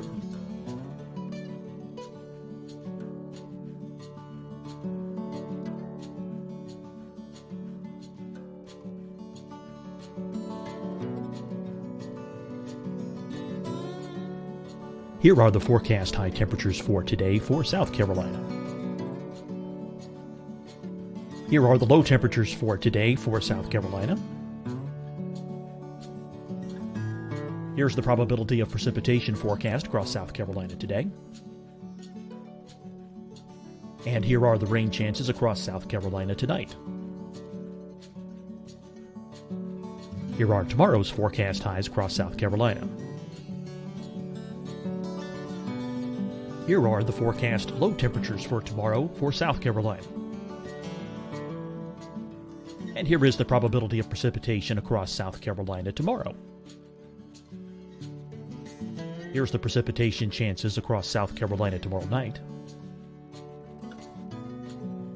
Here are the forecast highs for the day after tomorrow in South Carolina. Here are the forecast low temperatures across South Carolina for the day after tomorrow. And here are the rain chances across South Carolina for the day after tomorrow. And South Carolina's probability of precipitation for that night. Here's the Storm Prediction Center's severe thunderstorm outlook across South Carolina for today through tonight.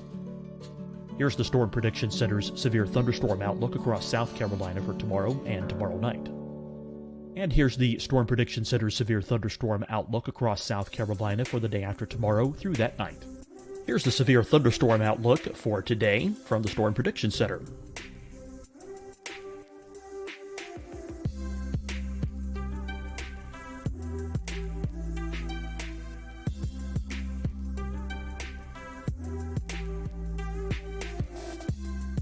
And now here's a live look at weather radar across the southeast. Hi, everyone. I'm Dr. Mandy Cohen, Secretary of the North Carolina Department of Health and Human Services. And when you follow the 3 W's, you protect your family and your neighbors from COVID-19. When you leave your home, practice your W's. Wear a cloth face covering, wait 6 feet apart, wash your hands often. Wear, wait, wash. We're in this together. Stay strong, North Carolina. Deciding when to wear a mask isn't about who you know or how well you know them. Just ask yourself, will I be with anyone I don't live with? If the answer is yes, get behind the mask. Help slow the spread of COVID-19. Get behind the mask. Learn more at covid19.ncdhhs.gov. Fight the spread and take a stand against coronavirus. Wear a mask in public. Stay at least 6 feet apart from others. And get tested. Join us and fight the spread. Visit scdhec.gov/COVID-19.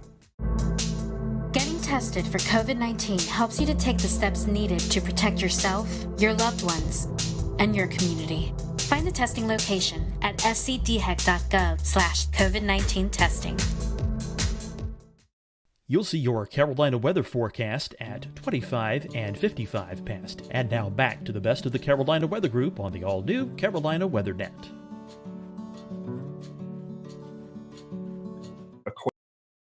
Equator, and you measure that angle between the equator and wherever your flight path is, and it's I have the exact number, it's 50 some degrees, so it kind of runs up the east coast almost parallel to it.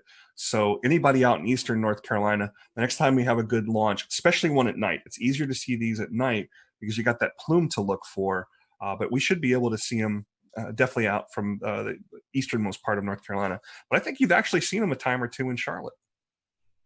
Yeah, we got lucky with that sunrise launch because the sun was coming up and it illuminated the plume on the horizon, and it was spectacular. It freaked people out, but as soon as I saw it, I knew right away. I'm like, oh, this is awesome. It was just the perfect setup of lighting and angle and everything. Brad, Venus freaks people out, so. Well, Tony, I have a question.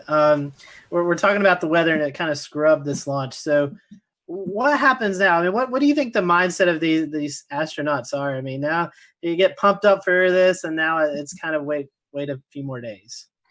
I think this is a bit of muscle memory for them. It is not built up in their mind, maybe to the point where we think it might be, because they've done this so many times. There's a comment made on the broadcast today. Well, we got another good dry run. And in their minds, that's probably what this was, a more organized dry run with more cameras and more attention. They saw this as a positive thing. This was another chance to check out the suits. This was another chance to check out, make sure those Teslas would make it to the launch pad without any problems there. I didn't see any superchargers on the launch pad, so I guess those things were fully charged before they popped the astronauts in there. It was another chance to see their families. They've been in quarantine for a good amount of time. That's normal. We always quarantine our astronauts before they go, something we learned back in the Apollo days. So they've done this so many times in simulations and in dry runs and things like that, that this is kind of business as usual. This is their office. I'm sure they wanted to fly today, and they would have rather gone today than have to wait a couple more days. But it's another chance to do a little more study. It's another chance to work through some of these things in their heads. So in the end, it's a positive thing. Tony, actually playing on the screen right now is some emotional video of them saying goodbye to their family, and it's most notable in these coronavirus times that they are 6 feet apart and social distancing. But I think you just hit upon it too, in that space is a very sterile environment, and there typically are some separation and some quarantine. Can you talk at all about, did coronavirus amplify that? Not really. The main thing that the main impact that it had on this launch was in the support personnel. The folks that are working directly with the astronauts, this is the operations checkout building. It's existed since the I believe the Gemini days, or definitely during the Apollo days. This is where there's some small apartments the astronauts stay in. There's some dining facilities. There's, of course, a kitchen there. And there's folks that support that. So there's fewer people involved with that.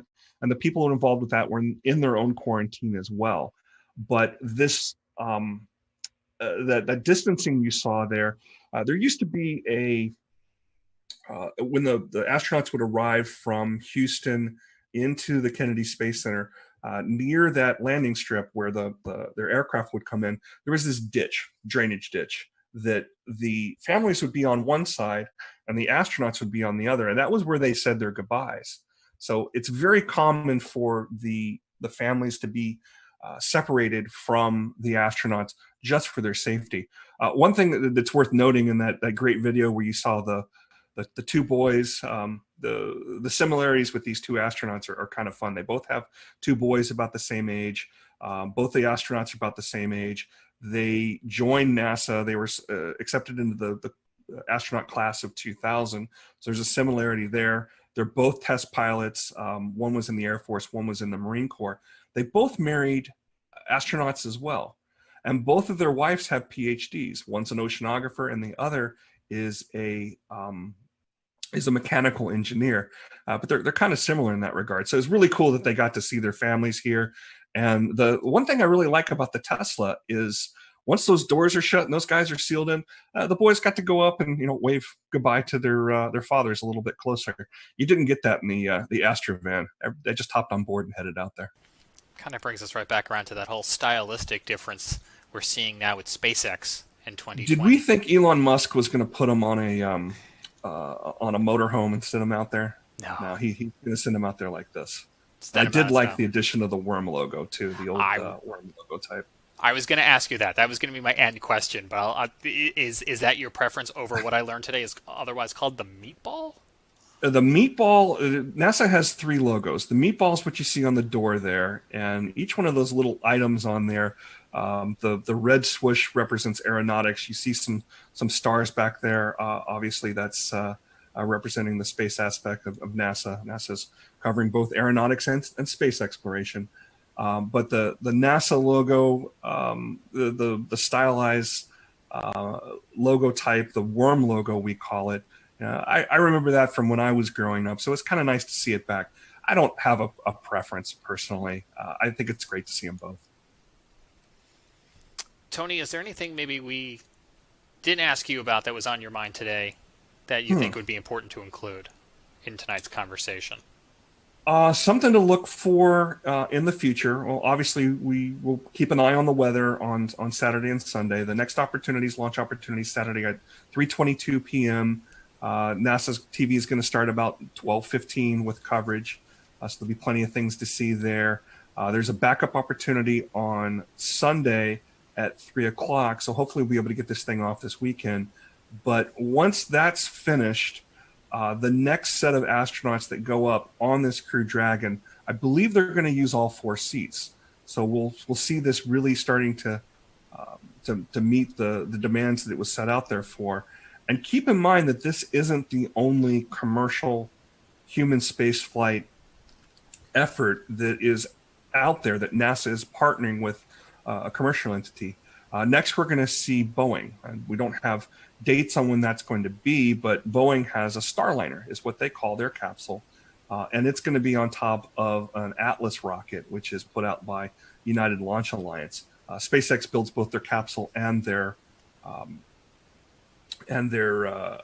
vehicle, and the launch vehicle, the Falcon 9. But there's an additional partnership with United Launch Alliance, which NASA has a long, long history with. Just about every uncrewed mission, all the robotic missions through the Jet Propulsion Laboratory that are out there studying the sun, studying Mars. We're going to have a launch of the Curiosity rover's twin, Perseverance, here in July.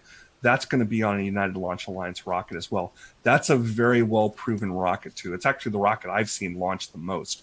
The times I've gone down there mostly to see uncrewed launches. So keep an eye out for that as well.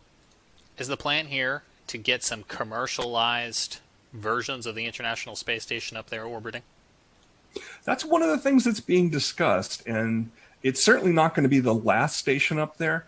It is the most expensive, most complicated things humans have ever built.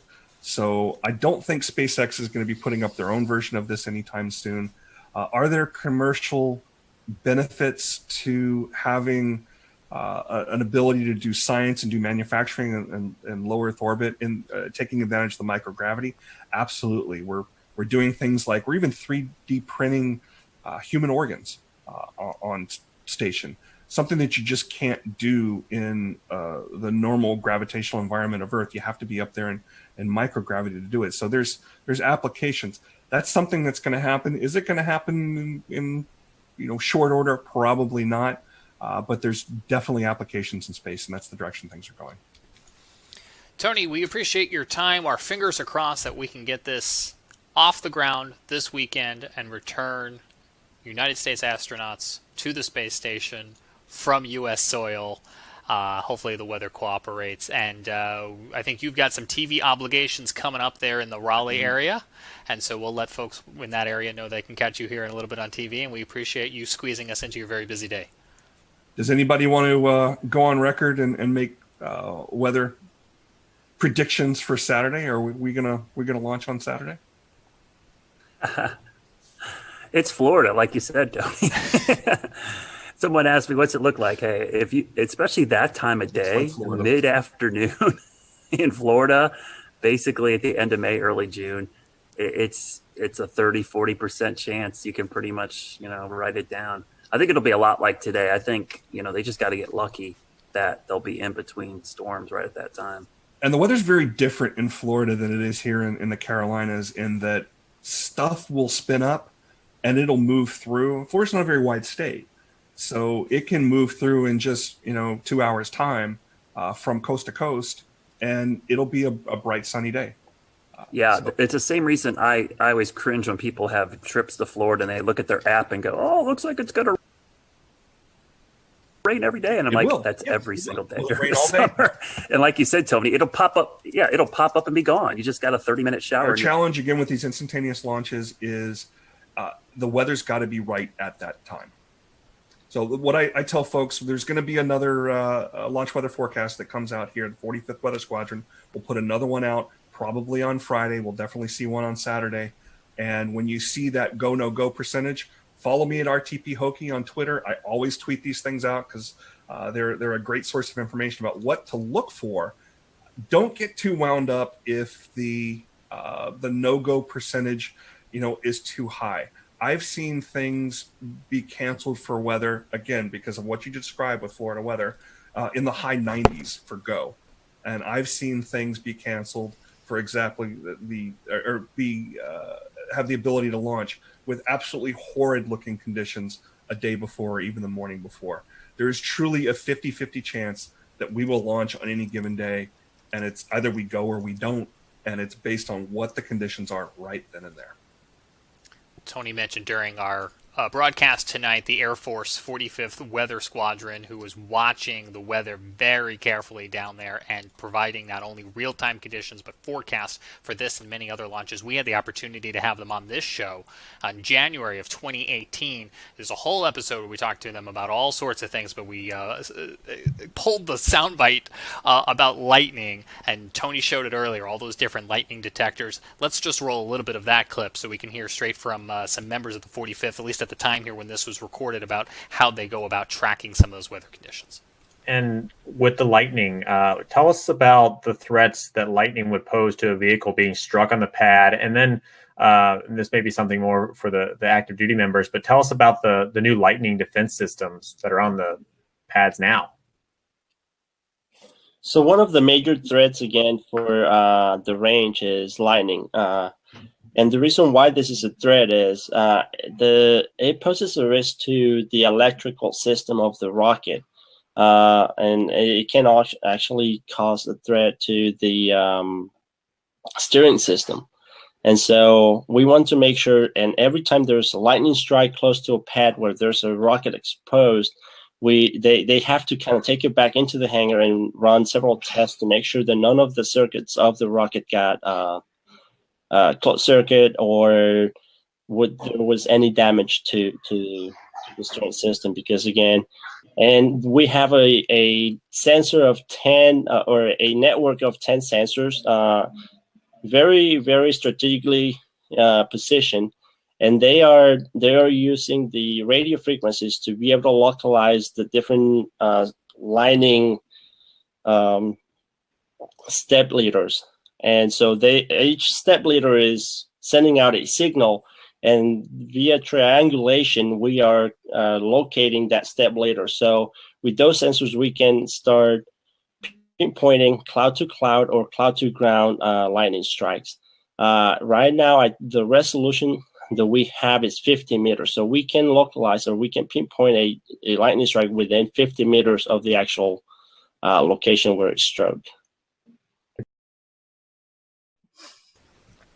Some very interesting stuff. You can find that show in the Carolina Weather Group archive. We also have it looping this week if you're checking out our new nonstop Carolina Weather Net channel on YouTube and on Twitch. We want to switch gears now and talk a little bit about the surprise that was Tropical Storm Bertha today. We'll bring in Brad in a minute to talk about some of the lingering flooding concerns. It looks like we still have one of the 2 flash flood warnings right now at this 9 o'clock hour here in Charlotte, but I know Jared Smith in Charleston is on a tight time crunch as well too. And Jared, you guys woke up in the bullseye of this thing this morning. Yeah, it started as we knew that something was going to happen.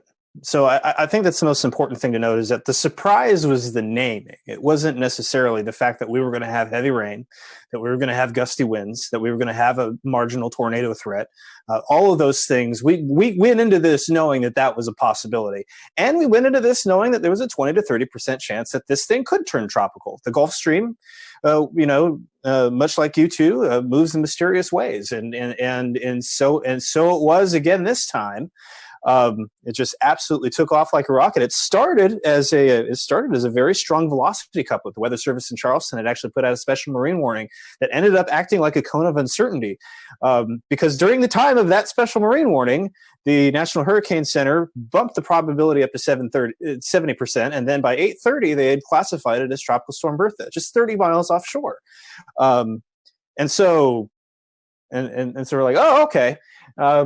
So this is happening, and yeah, it came ashore. It was had some pretty good wind gusts. The buoy at the Edisto buoy went to 59 miles an hour, which was pretty good.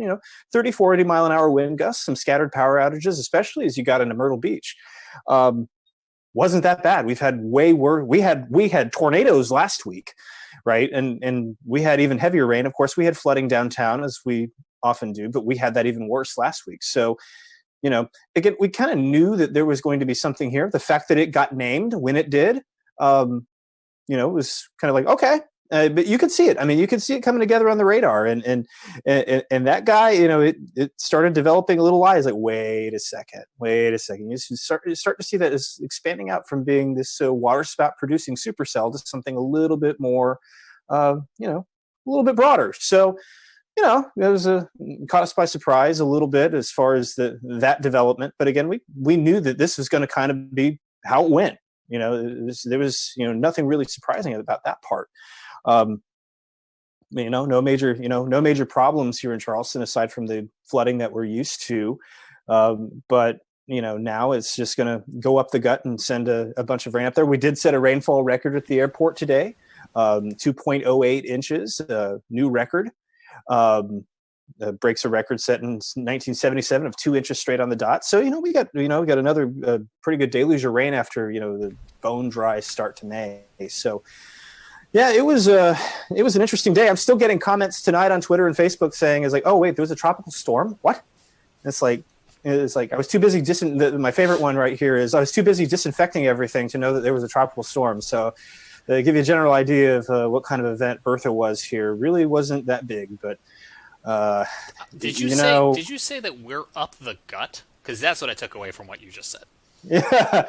Well, I mean, it's running. You do a little football analogy here. We're just going right up. It's doing the old Hugo. God, the track parallels to Hugo were kind of fascinating, actually. And yeah, fortunately, there were no parallels as far as intensity, so that was good. So that got some locals, buzzing a little bit as far as like, ooh, that looks familiar. We've seen that before. But yeah, at landfall, the Hurricane Center said it had 50-mile-an-hour winds. Now, Shea Gibson, our panelist, he helps maintain a pretty dense mesonet of weather stations here, and really along the southeast, and with weather flow, and they didn't see anything like that. So it'll be interesting to see kind of what the postmortem looks like on this. I'm going to be very interested to see how this goes. I know that. And I'll tell you what, it's like the local weather service had everything, nailed down and ready to go. And so to switch to tropical mode just on the fly like that, usually they have some time to prepare for that. Today, they had to just flip flop into tropical operations, and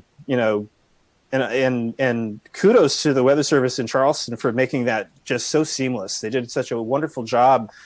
Keeping everything flowing, keeping everybody informed. So not an easy day for anybody in weather, to put it mildly. Well, Brad, your colleague to the south, Chief Meteorologist Efron Afante at WLTX, had a graphic. I was just looking to see if he tweeted it. I saw it on the air earlier that kind of just did a timeline, and I'm going to paraphrase because I don't have it in front of me, but it was essentially 5:30 advisory, 20% chance, 7:30 advisory, 70% chance, and then somewhere at like 9:30 it was like landfall. Jared mentioned the tornadoes. I think when that 70% came out, it was probably already a tropical system. Probably. They needed to get a little bit closer for all those sensors, I guess. Yeah. It brings up a good point. I think Jared was exactly spot on. It's funny how this just getting a name makes a big deal of it, but literally the forecast and impact, nothing changed. It's like I joked all day. It's like, hey, our rain now has a name. It's like pretty much, we were forecasting the flood threat. The timing was exact. I was calling it a tropical low for the last 3 days. I really wasn't referring to it as a tropical wave because it looked like it was going to have some spin to it. All those short range guidance had some rotation. But it is interesting that it gets a name, and it's, the B storm, it's weird. It's the third time in the last 10 years we've had the B storm before June 1st.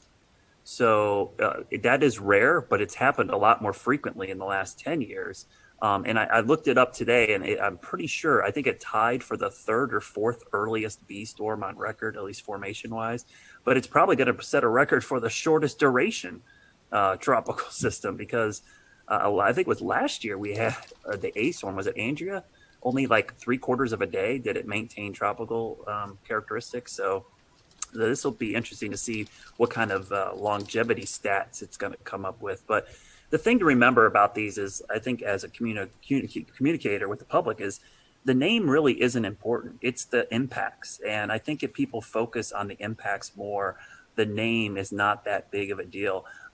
For instance, everybody was freaking out about this today, but it honestly did less damage and issues to us than a cutoff no-name low last week, which plagued us with flooding for 4 days, tornadoes, straight line winds. So it's a really good wake-up call about how we communicate weather impacts. I know for insurance purposes, especially on the coast, that the naming is a big deal for deductibles and stuff.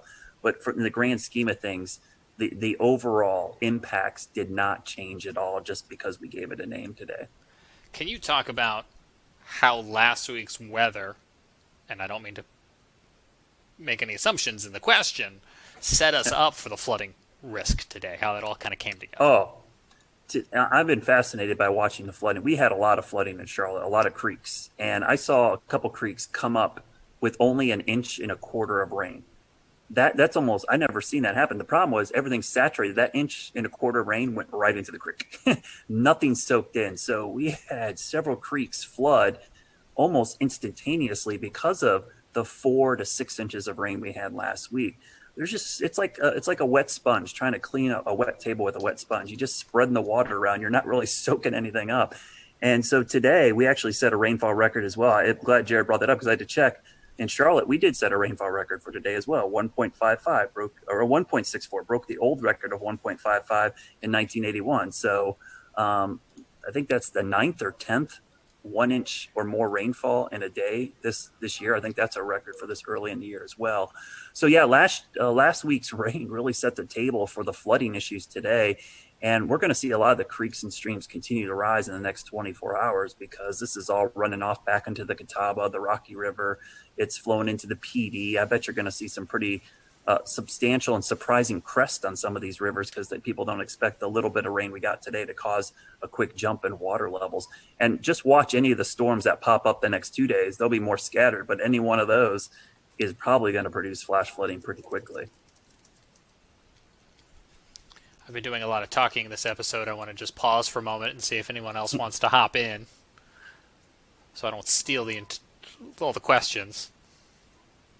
I'll just say, normally with these tropical systems, the foothills really, we really wring out the moisture, but it's not been too bad up this way. It's more like Brad said, along the 77 corridor onto the east where most of the flooding has been. Last week, it was a lot of rain as well, but we didn't see as much flooding because of the breaks and things that happened. We didn't see a lot of flash flooding. So we've got lucky, but like Brad said, I think it's time to dry out for a few days. It's been awful saturated. The good news too is this thing was moving. If it was 6 miles per hour slower, I think we would have major issues in the Charlotte area because we started seeing the water come up real quickly right at the tail end of that last rain band. If it stuck over us a little bit longer, I think we would have a lot of water rescues and a lot of issues in Charlotte. So I think we got pretty lucky with that forward speed, almost moving 25, 30 miles an hour by the time it got up our way.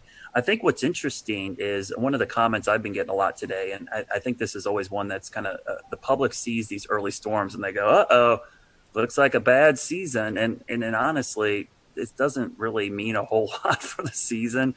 I mean, we might go 2 months now without seeing another tropical system, though. I don't know. Next week in the Gulf looks kind of interesting. But I think it's one of those things, these homegrown systems. We'll return to Best of the Carolina Weather Group in a moment. Now your Carolina weather forecast. Here are today's forecast high temperatures for North Carolina. Here are the forecast lows for tonight for North Carolina. Here are tomorrow's forecast high temperatures.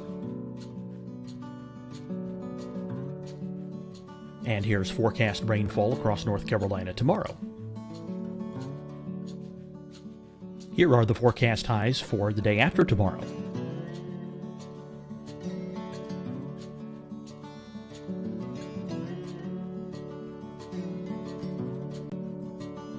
And here's the forecast rainfall across North Carolina for the day after tomorrow. This is the total rainfall forecast across North Carolina for the next 3 days. Here's the severe thunderstorm outlook for today from the Storm Prediction Center.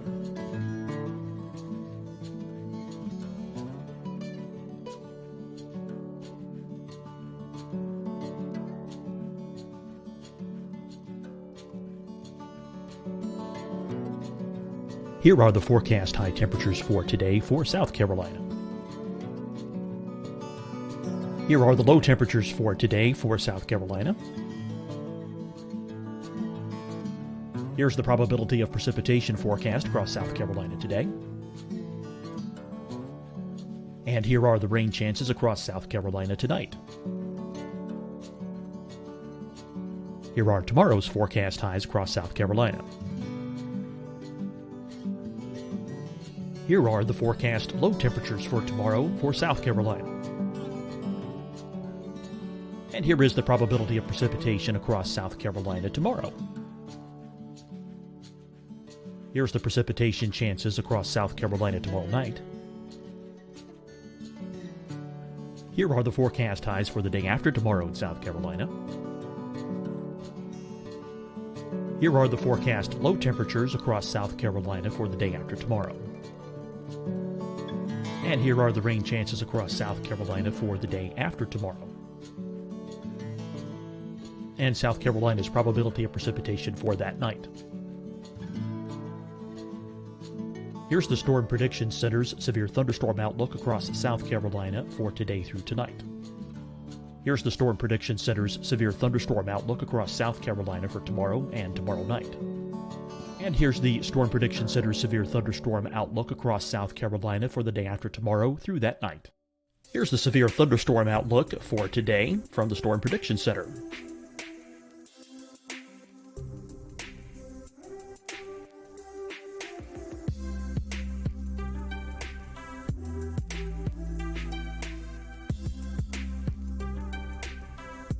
And now here's a live look at weather radar across the southeast. Hi, everyone. I'm Dr. Mandy Cohen, Secretary of the North Carolina Department of Health and Human Services. And when you follow the 3 W's, you protect your family and your neighbors from COVID-19. When you leave your home, practice your W's. Wear a cloth face covering, wait 6 feet apart, wash your hands often. Wear, wait, wash. We're in this together. Stay strong, North Carolina. Deciding when to wear a mask isn't about who you know or how well you know them. Just ask yourself, will I be with anyone I don't live with? If the answer is yes, get behind the mask. Help slow the spread of COVID-19. Get behind the mask. Learn more at covid19.ncdhhs.gov. Fight the spread and take a stand against coronavirus. Wear a mask in public. Stay at least 6 feet apart from others. And get tested. Join us and fight the spread. Visit scdhec.gov/COVID-19. Getting tested for COVID-19 helps you to take the steps needed to protect yourself, your loved ones, and your community. Find the testing location at scdhec.gov/COVID-19 testing.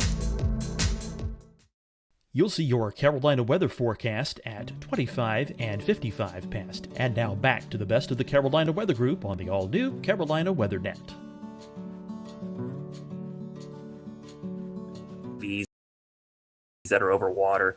This is kind of par for the course. This isn't really all that crazy.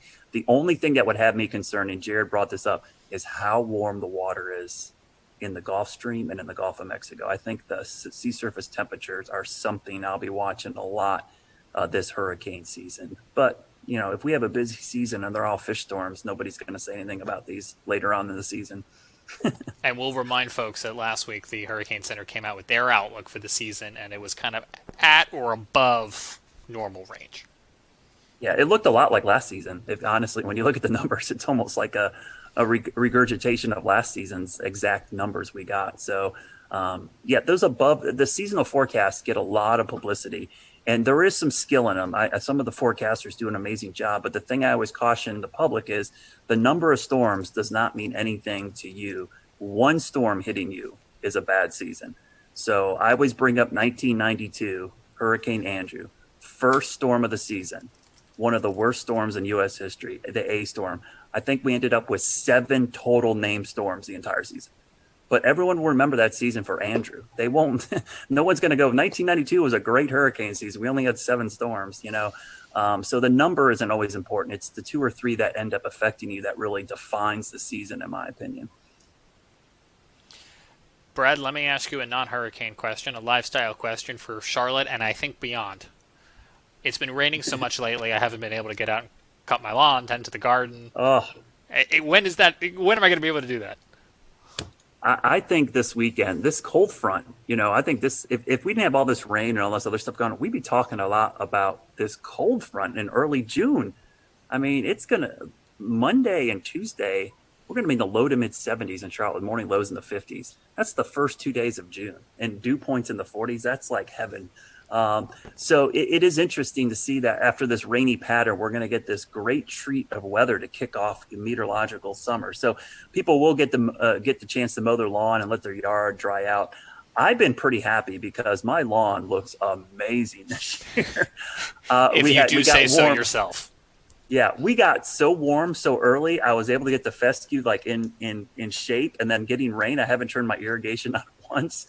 It's been amazing. The problem is just getting out in the yard to work on it. It's just been so so wet. And if you're trying to do a garden, it's been tough. Your plants are getting drowned out. So this weekend things dry out, and next week looks a lot better, and we get back to typical summer weather. It looks like by the end of next week. I think pools will start opening, and now that we're getting to phase 2 of the reopening as well, I think people kind of want it to warm up and dry out so they can enjoy some of those summer activities.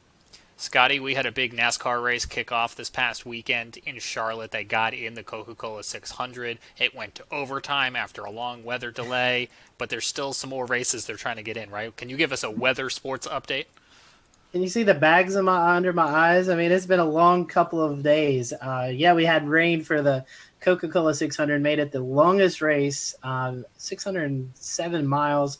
I think it was almost a 6-hour race with that hour and about 15-minute rain delay. Tuesday and Wednesday, we got off without a hitch. Tonight, tonight we had rain ending around the 8 o'clock start time, but the problem was it's going to take about 2.5-3 hours to dry the track with all the humidity around. So that would be a start time of about 11:30, and that's just not the best for folks who are wanting to watch on TV. So we're going to try again tomorrow evening at 7 p.m. out at Charlotte Motor Speedway. Weather looks good unless we get one of those pop-up thunderstorms around the area. So I'll be watching for some storms in the vicinity. Hopefully they all stay away from the track and we can get this race in, because they turn around in their shops on Friday and they head to Bristol, Tennessee on Sunday and Monday for this very condensed every other day, it seems like, racing right now for NASCAR to get called back up from all the missed races. It's like the baseball schedule, but for NASCAR. It is. I mean, and I was on a chat with the team out at Charlotte Motor Speedway, and they were all just dragging because it's long days. Teams come in early in the morning. They have to go through all the COVID screenings, and just makes for a very long day out the track, and then you have to deal with the rain. So I know they are ready for it to clear out and get the racing back underway. So yeah, we'll try again tomorrow night. Scotty, I think I was cracking up. We do a lot with NASCAR, and it's just so funny. We're going to cram all these races in the Carolinas in a 2-week period, and the 2 weeks we have it's like the wettest 2 weeks of the entire spring. It's funny. One of the folks we work with at the track, Brad, they said, maybe this is God telling us we shouldn't have started this early. I mean, it all made sense to have all these races regionally, but it's like, what a horrible time. It's like we've been just getting soaked and washed out. I did want to tell you one thing about Bertha, guys. I was just looking something up real quickly because I was thinking about it. The accumulated cyclone energy for Bertha. Look at this chart. The name storm day for Bertha was only half a day. I believe that is going to be a record for the shortest duration name, and 0.4 accumulated cyclone energy. So if you look at the chart here, it shows observed versus climatology. Even though we've had 2 early season storms, it's barely above climatology. So I've always liked looking at this metric, because if you're not familiar with this metric, it basically shows intensity of storm and duration of storm. It comes up with a calculation called accumulated cyclone, or ACE. And I think it's a really good metric for trying to see how active a hurricane season is. So even though we've had 2 storms, you can see it's kind of accumulated cyclone energy of almost nothing. I was just looking because I had lost track of it, and I was like, is it still a depression? It is still a depression right now, because I was like, I wonder how long it's going to actually hold on to this Bertha name. But I guess yeah, one of the naming regimes for the Hurricane Center, once a storm is downgraded to a depression, it keeps the name even as a depression until it becomes a remnant low. So it will be Tropical Depression Bertha, and probably till at 2 a.m. I bet the 2 a.m. advisory tonight it'll get dumped, if not earlier, maybe 11. It's still in there. Let's see. Yeah, 2 a.m. Thursday, it's still a tropical cyclone as a depression, and then 2 p.m. Thursday, if we're just looking at the cone mile markers, it's post-tropical depression Bertha somewhere over Pennsylvania, just to keep us on our toes. So we'll see. Brad, thank you for your time. I know your day's been very busy. Your week's been very busy. One last plug for Weather School. You got a couple more days of that left, right? Yeah, 2 more days of Weather School. We will have, I believe if my numbers are correct, without our glitches, I think exactly 60 episodes of Weather School DVD since box the set beginning out. of March. That's pretty impressive that we've been able to do that every single day at 1 o'clock. We've done a weather segment online live and on YouTube. So 2 more days of the school year. I will be happy. I love doing them, but I'll be honest with you, it's made for some long days. especially when you have to get up and start at 11 o'clock producing this thing and get your day rolling, and then try to teach 2 kids in your house their homeschooling as well. So it's been an interesting. I love it, but I love the fact that it's all online, James. That's the great thing about it, is that archive is there now, and people can go back and use these. They're evergreen. They're going to be able to go back, and that playlist is on the WCNC's YouTube channel, and you can go watch them and use them for lessons in the fall, next spring, whenever. They're always going to be there. So that's the cool thing about it. Absolutely. Do want to acknowledge you guys have been working real hard on those. You've been doing some long days because you've still got television due until 11:35 at night. But yeah, WCNC.com/weather school will take you over to that playlist, and they'll live there forever. And so a lot of hard work, and now you've got this great archive that folks can utilize at any point. We'll let folks know that, as always, you can check out the Carolina Weather Group podcast, the audio version of the podcast, on Spotify or on Apple Podcasts. If you're on Apple Podcasts, we'd love for you to leave us a rating and a review. It certainly does help. You can always watch the show live when we do these roundtable discussions by joining into the conversation on YouTube, Facebook, Periscope, Twitch, and as I mentioned earlier, we're experimenting with a new nonstop channel called the Carolina Weather Net on YouTube, so you may see episodes just like this one repeating at a future time in a wheel. We will be back on all of our streaming platforms this weekend for the launch of SpaceX Demo 2, and we leave you tonight with some sound from astronaut Christina Cook. She spent almost a year aboard that International Space Station starting in 2019, and she is a graduate of NC State, and she had this to say about the mission, and she spoke earlier today with NASA TV. Thank you, Marina. I now have the distinct pleasure of being joined by one of NASA's record-setting astronauts and a recent resident aboard the International Space Station, Christina Cook. Christina, thanks for joining us. Great to be with you, Dan. Christina, we're coming up on 20 years of continuous human presence on the space station, and you were one of those humans. What's it like to see a new milestone like this launch unfold after so much history already? So much history indeed. It is really just such a testament to NASA. Not only are we pushing the boundaries of knowledge and discovery and exploration, but we're pushing the boundaries on how we accomplish that mission. We're bringing in commercial partners. We're fostering a space economy. So we're making sure that we're always pushing forward, always taking that next step. I think it's such a privilege to be part of an organization that recognizes if we're not actually making steps and innovating every single time we do this, then we're not truly answering humanity's call to explore and to push those boundaries. Christina, I know Bob and Doug are veterans themselves, but what advice do you have for Bob and Doug, given your experience as a long-duration station crew member? Well, being able to live on board the International Space Station and work there is just such a privilege. You know, you're a steward of this amazing laboratory that's bringing so many benefits down to Earth and also learning how we can push farther into the universe. So it is quite an honor, and I think that's the main thing about how it feels to be up there for a long duration. You know, in terms of advice, Bob and Doug have been great mentors for me. They've given me advice for so many years. It's strange to be the one who could be in a position to offer them anything. But I would say that as, you know, shuttle flyers, they used to participate in missions that were really, really intense, go, go, go all the time. Long duration space flight is more of a marathon than a sprint. So I would tell them to take that moment, enjoy it, and, you know, really welcome the opportunity to have part of your mission be taking it all in and sharing that with the people that got you there. Thanks again, Christina. Always a pleasure to hear from you and fantastic words. Thank you for sharing. Thank you. My pleasure.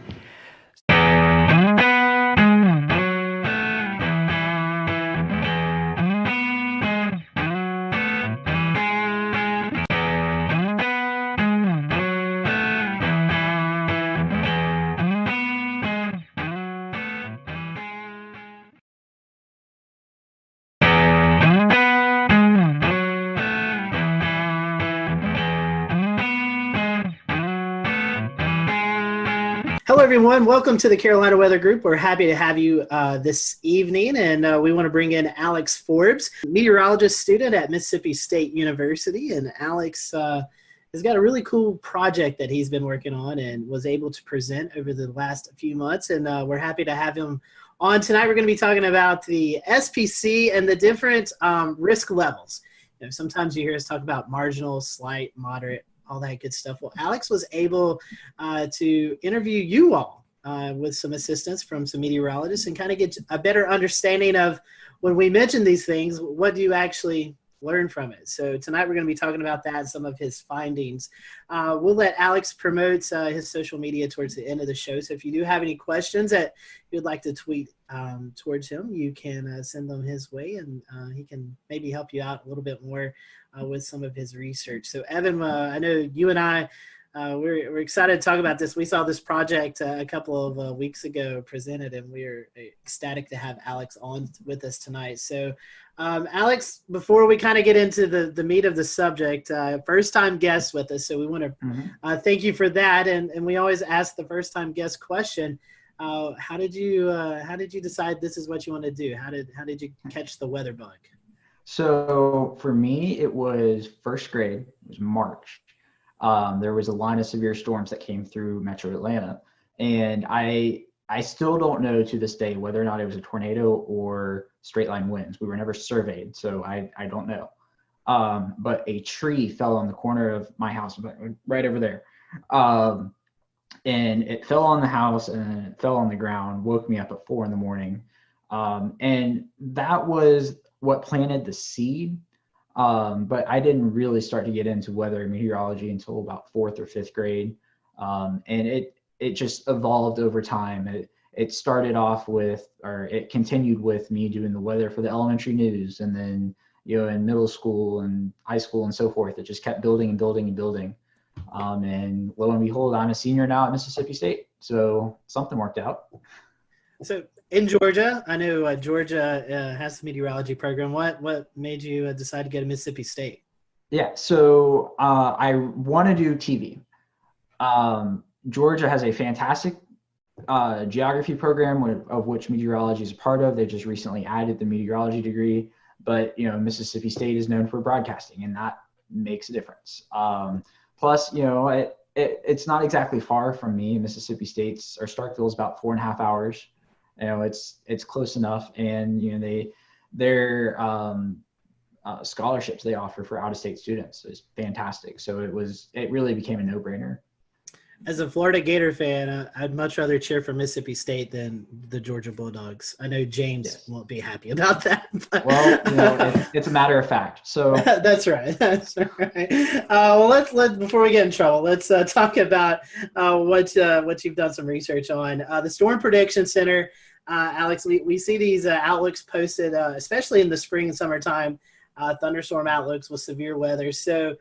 You decided to kind of dig into it and kind of, ask the public what they think of these words that we tossed out. But before we kind of get into your research, let's briefly go into each category.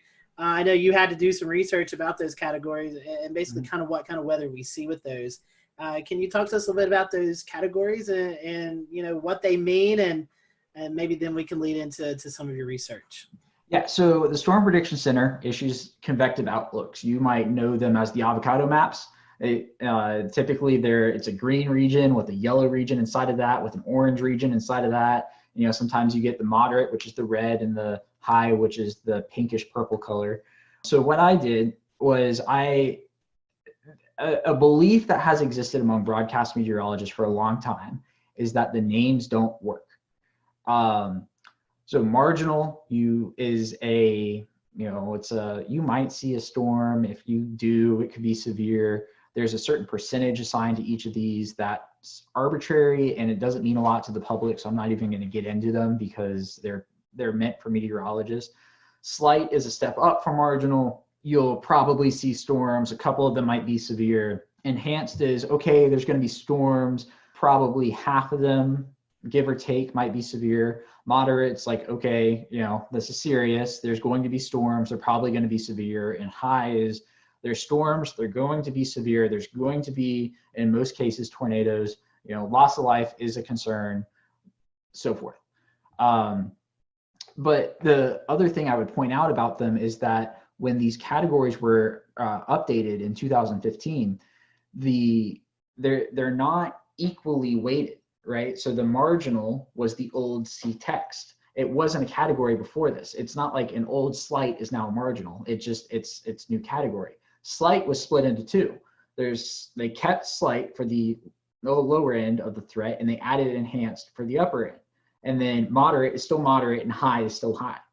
So if you jump from a slight to enhanced, that's not the same from jumping from an enhanced to a moderate. And that's part of what confuses a lot of people, is that, you know, meteorologists understand that an enhanced to a moderate is a much bigger jump from a slight to enhanced. People see, the lower category to the next category, and they say, okay, you know, just another notch higher. So that's pretty much it in a nutshell. The other thing I will add is, in recent years, the Storm Prediction Center has begun to acknowledge a number system in association with the words. You'll see that on a few of their graphics, but it's not widespread use yet. So you reached out to the public to kind of do a survey and to see how people were handling the threats and interpreting all of the different lingo that's associated with them. What led you to choosing the Southeast as your kind of study group area? Yeah, so there's been studies in the past that show the Southeast United States is emerging as the new tornado hotspot within the United States. A lot of severe weather studies are based out of the traditional tornado alley: Oklahoma, Kansas, Nebraska, Arkansas. Also, I live in the Southeast. You know, I want to know what people around me think. I want to work in the Southeast. I want to know what my potential viewers one day think right now. I think there's a tremendous value added about knowing that the data is from a specific region. So such that, you know, I am not conflating people's understanding of the outlook terminology in Georgia versus New York, because we get convective outlooks almost every day in the spring and summer. In New York, they get them 5-10 times a year, maybe. That's, you know, an estimate. I don't know for sure.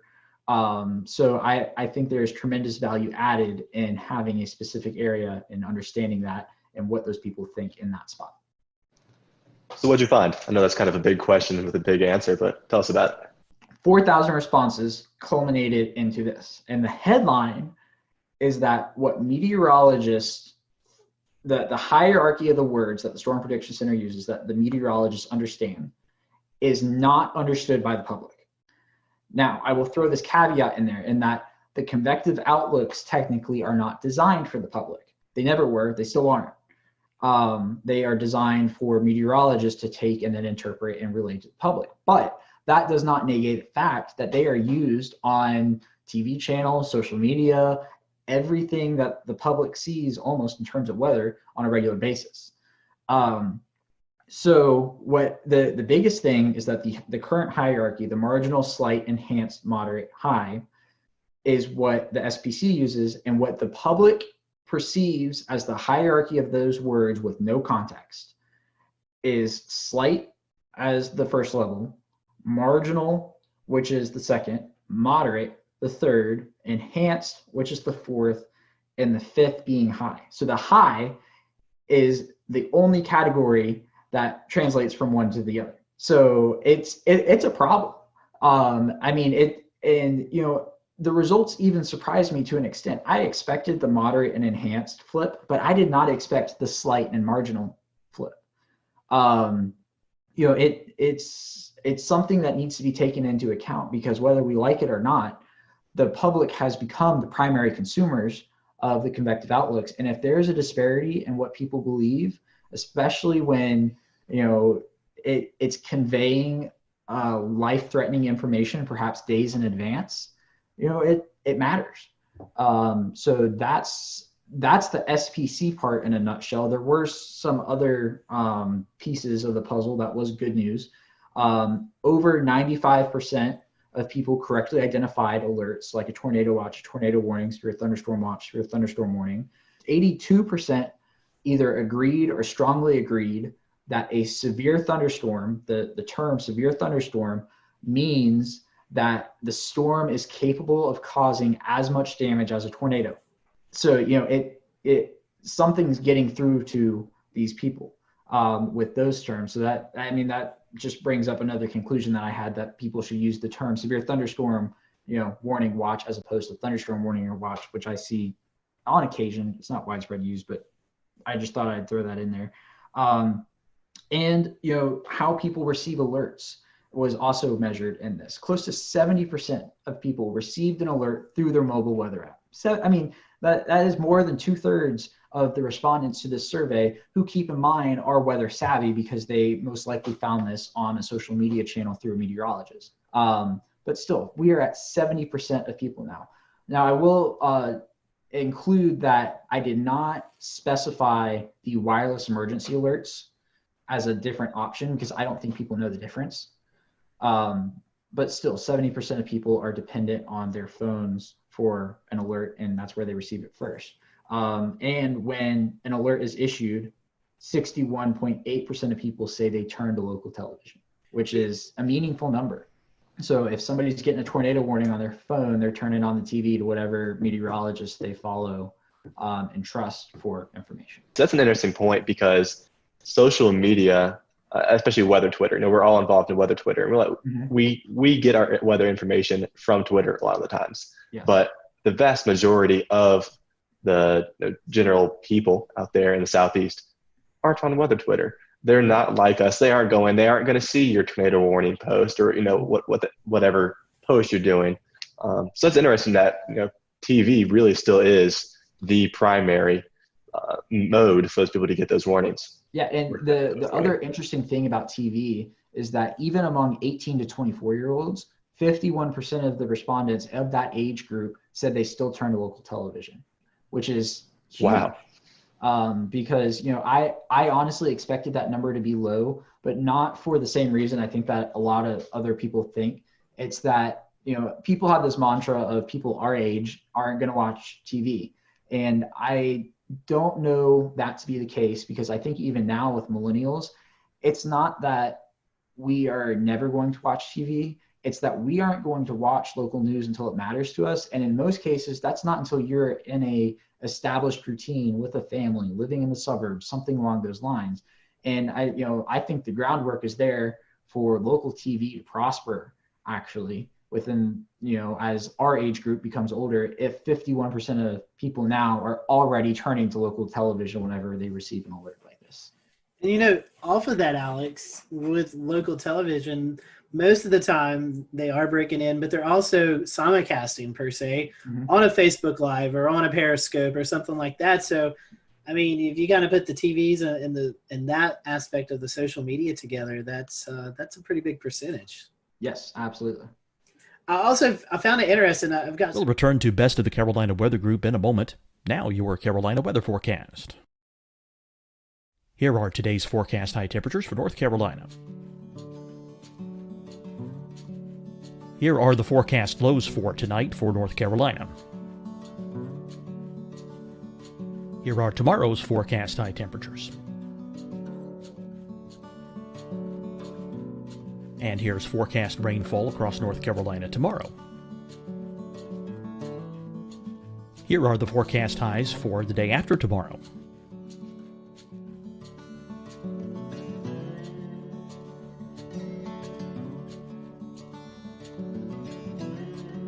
And here's the forecast rainfall across North Carolina for the day after tomorrow. This is the total rainfall forecast across North Carolina for the next 3 days. Here's the severe thunderstorm outlook for today from the Storm Prediction Center.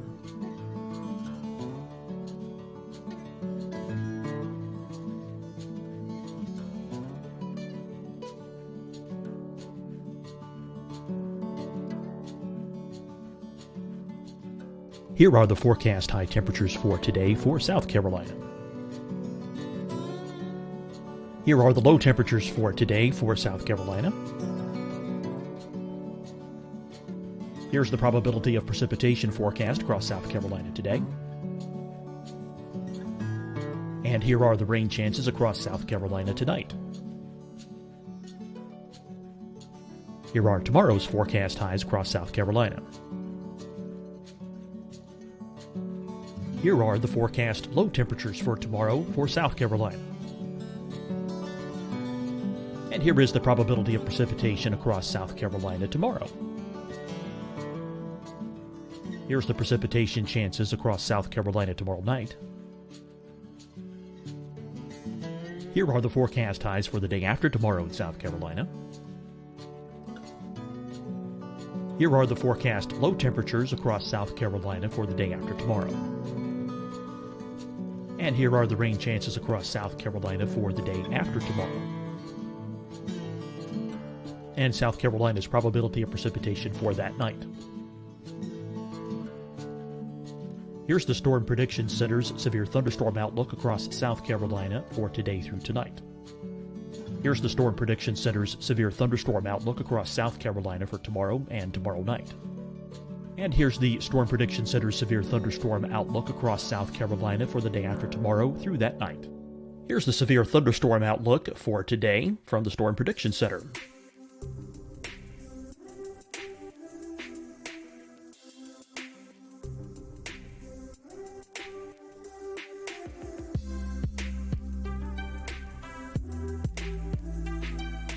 And now here's a live look at weather radar across the southeast. Hi, everyone. I'm Dr. Mandy Cohen, Secretary of the North Carolina Department of Health and Human Services. And when you follow the 3 W's, you protect your family and your neighbors from COVID-19. When you leave your home, practice your W's.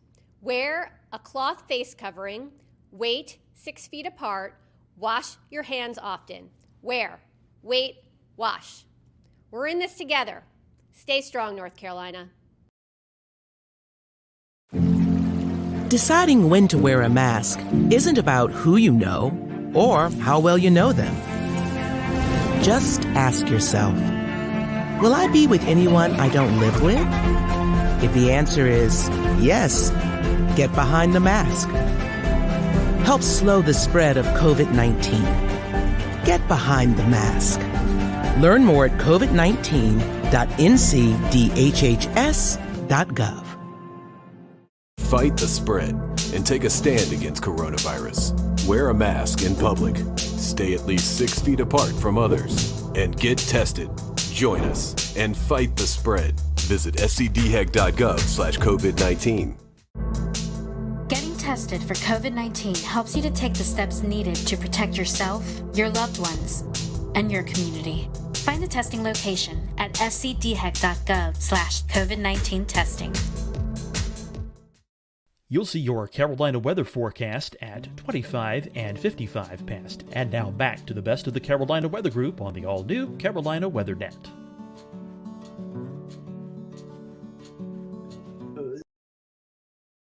.3% of folks receive their warning first by NOAA Weather Radio. That's something that I guess I'm a little shocked by that, because I wouldn't think 12% of the people would even have a NOAA Weather Radio. Yeah, so keep in mind the people who took the survey are weather savvy, because they probably found it through a meteorologist on social media.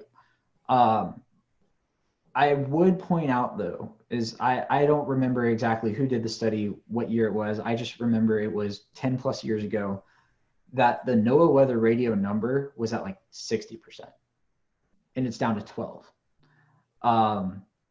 And, you know, I do not see a path forward for NOAA Weather Radio being the predominant way of people receiving information, simply because it's a cost barrier. Why am I going to go buy a $29 weather radio when this thing right here is going to give me the same information? So I think we're asking the wrong questions when it comes to NOAA Weather Radio. Not why aren't people buying NOAA Weather radios, but rather why is the Federal Communications Commission not just sending you alerts and you can't turn them off like they do on TV? You know, if you are in a tornado warning and you are watching a broadcast channel, you are going to get an EAS alert. You can't turn them off. So there's precedent to do it. And I seriously think, you know, close to 70% of people are already relying on these. Why not just make it mandatory? And have that be the de facto NOAA Weather Radio. Now, I don't think they're ever going to go away. I think there's still a use for them. You know, what happens when your phone dies? What happens when there's a hurricane and you run out of power, your generator's out of gas, and you know you can crank a weather radio? That's the most extreme case, but I don't think they're going to be the main. In fact, they're already not the mainstream way of receiving alerts, and I don't think they're ever going to be again. I know you're doing some of these questions also about when they hear these warnings issued. about taking shelter or alerting friends and stuff. Can you kind of go in some of those details, what you found out? Yeah. So I asked about 4 alert types in particular: the severe thunderstorm watch, the tornado watch, severe thunderstorm warning, and tornado warning. And I asked when a blank is issued, I blank. So the other part of the blank is take shelter, alert friends and neighbors, monitor weather conditions, check social media, watch local television, and watch national television. Of those 4 questions, there's nothing I really found surprising. For each one, social media was between 80 and 90% with combined degree. For the troubling, I guess a troubling aspect is for a severe thunderstorm watch. 22% of people said that they take shelter. But keep in mind, these are the same people who accurately picked out a severe thunderstorm watch definition. 97.2% of these respondents correctly identified a severe thunderstorm watch. So, it comes down to people's interpretation of what take shelter means. Does that mean you just stay inside all day? Does it mean you go to the lowest level, most interior room? I don't know. But I mean, there wasn't anything that, is a red flag in the results specifically for those 4 questions. You were talking about wanting to go broadcast TV in the Southeast. So keeping that in mind, there's a lot of different styles of severe weather coverage. I think you have some folks who just kind of say, present the radar.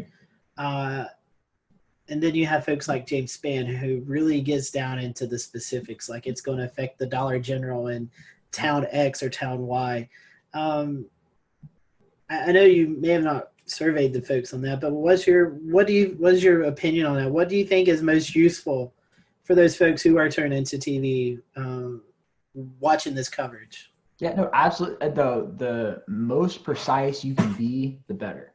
One of the reasons why James Spann has the following he does is because people see him as one of them. The fact that he knows where the Dollar Tree is in Gordo, Alabama, which I happen to know where it is too, because I drive past there to get to Mississippi State, and he uses that example all the time. So I feel good about it. It matters because, like I said, people feel like he's one of them, but also he knows the area. It adds validity to his call to action of, okay, I know where this is and I know where it's going. And if he can tell somebody, I know where it's going and I'm telling you now in, Coleman, Alabama, if you are on Main Street, people trust him. And that's what it comes down to, is who do you trust? And one of the reasons why people trust him is because they know he knows what he's doing. And the more information you can provide, the better it is. What does the future look like? Is this something that you're going to be able to advise the SPC on, and they're going to look at your findings? They're going to be able to maybe make some adjustments, hopefully, in the future? Yeah. So an interesting thing about my findings is that there is a similar study that is working on being completed now. I don't think it's published just yet. They're working on it out of University of Oklahoma, Sean Ernst. He found the exact same hierarchy issue with respondents out there. So the Storm Prediction Center knows about it. They can't just flip a switch and change it. Nor would I say I'm calling on them to do that, because at the end of the day, even though we all use the convective outlook, we have to remind ourselves that it is not designed for the public. It is distributed to the public because it has to be under federal law, because they're a federal agency. But at the end of the day, my main goal in publishing this was providing the groundwork to broadcasters and using a 1 through 5 scale to describe those terms, because a number scale is a universally identified language. 1, 2, 3, 4, 5 means the same thing in English as it does in Spanish, as in French, as in German, and it's already used for things like the Saffir-Simpson scale, the enhanced Fujita scale. People understand that the higher the number is, the worse the threat is. And, just eliminating the words off the screen provides much more clarity for the general public. And, I would encourage that to this day. Some folks are trying to go down the color line and trying to make colors represent the different severity. What's your thoughts on that? So I might get in trouble for this. A lot of meteorologists don't like the color scale, and I do. I think the green, yellow, orange, red, pink works. So within that, you have the built-in green, yellow, red, good, moderate, bad. And people are smart enough to drive that, okay, the orange between the yellow and the red is the intermediary. And if there's something after the red, it means it's probably worse. It doesn't matter what color it is, it's probably going to be that. And two other things I will add is no matter what colors you use, I still think people are going to translate the color to a number. If you show them two areas and you have, if you show them a green and a yellow area and the yellow area is inside and you've got a legend up top and there's the 5 colors, they're going to translate with that. Okay, so it's the first 2 colors and the yellow is the second worst. So, and there's the whole principle of a region within a region, right? You're not going to get a moderate area that is surrounded by a marginal area directly. You're always going to have a leveled marginal, slight, enhanced, moderate, high, as it stands now, with that area. And I think people are smart enough to be able to derive that if there's a region within another region, the higher threat is in that smaller region that is entirely contained. I'm not sure if y'all have had Castle Williams on in the past. He's from University of Georgia. He did his dissertation on something similar to this, but he focused on some of the colors and the overall communication of it. And the recommendations that ended up coming out of his project is that meteorologists should always use the same region, so you're not adjusting the SPC map, and the same colors as the SPC. You can change the wording, you can make it your own, you can give it a different feel, but as long as you keep that consistency, people are going to understand it. So, I mean, that's my 2 cents on it.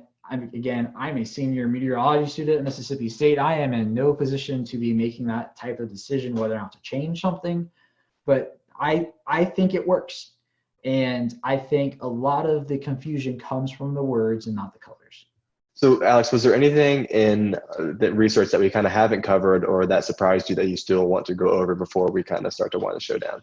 Yeah, so there's an interesting idea that was or everybody's gut reaction to my findings was, okay, we need to change the word order.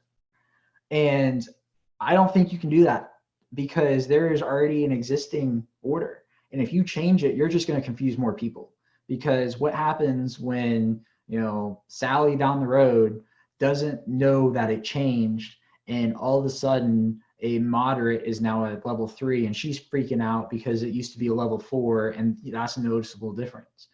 The other piece of data I would put to back that up is that sure, even though 50.4% of people, a majority of people saw slight as number 1, 49.6% of people did not. The biggest disparity was that was the biggest disparity. That 61.9% of people saw moderate as a level 3. 38.1% of people did not see moderate as a level 3. So even if you reconfigure the words, you're still going to have a problem.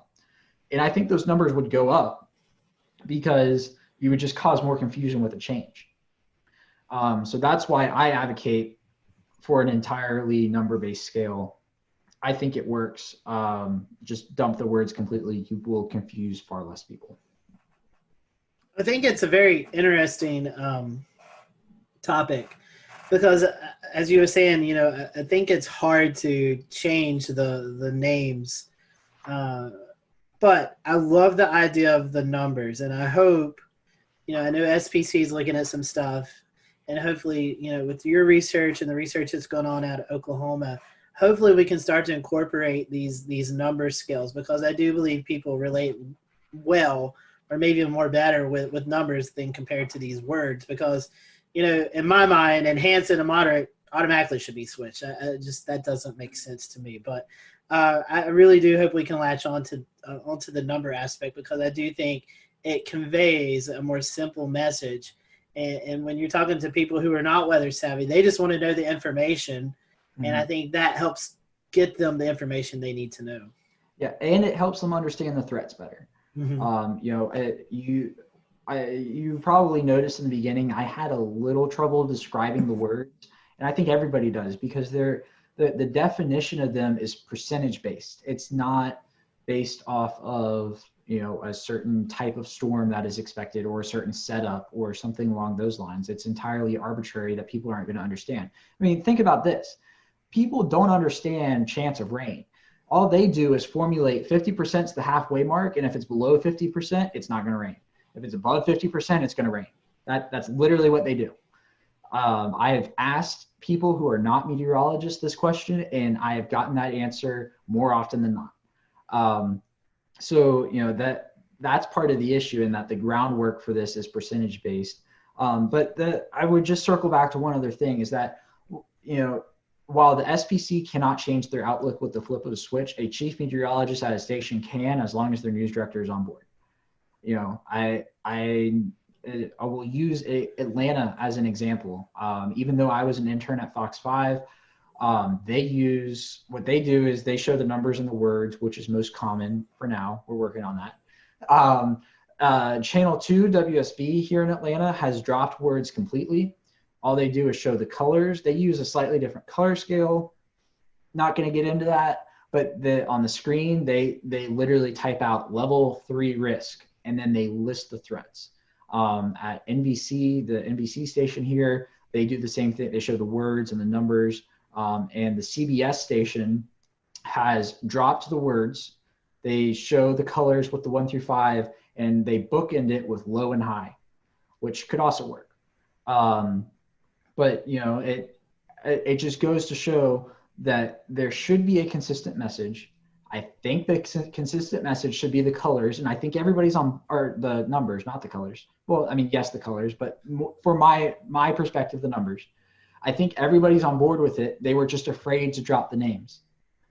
And I am saying drop the names. Well, Alex, we definitely appreciate your time and this research that you've put in. I know it's getting some attention, and we're happy to have you on the show tonight. We want to wish you well there at Mississippi State. And for those who maybe want to learn more about this project, or just kind of follow you throughout your career, how can they follow you? Yeah, so on Twitter, it's at AForbesWX. On Facebook, if you just search my name, Alex Forbes, my page will pop up. And on Instagram, same as Twitter, at AForbesWX. I have a drone. I love to fly drones. Half of my tweets and Instagram videos are drone videos. So yeah, go follow me. Yeah. And you also help out with the severe weather conference that you guys do at Mississippi State every year as well. Yes, except for this year.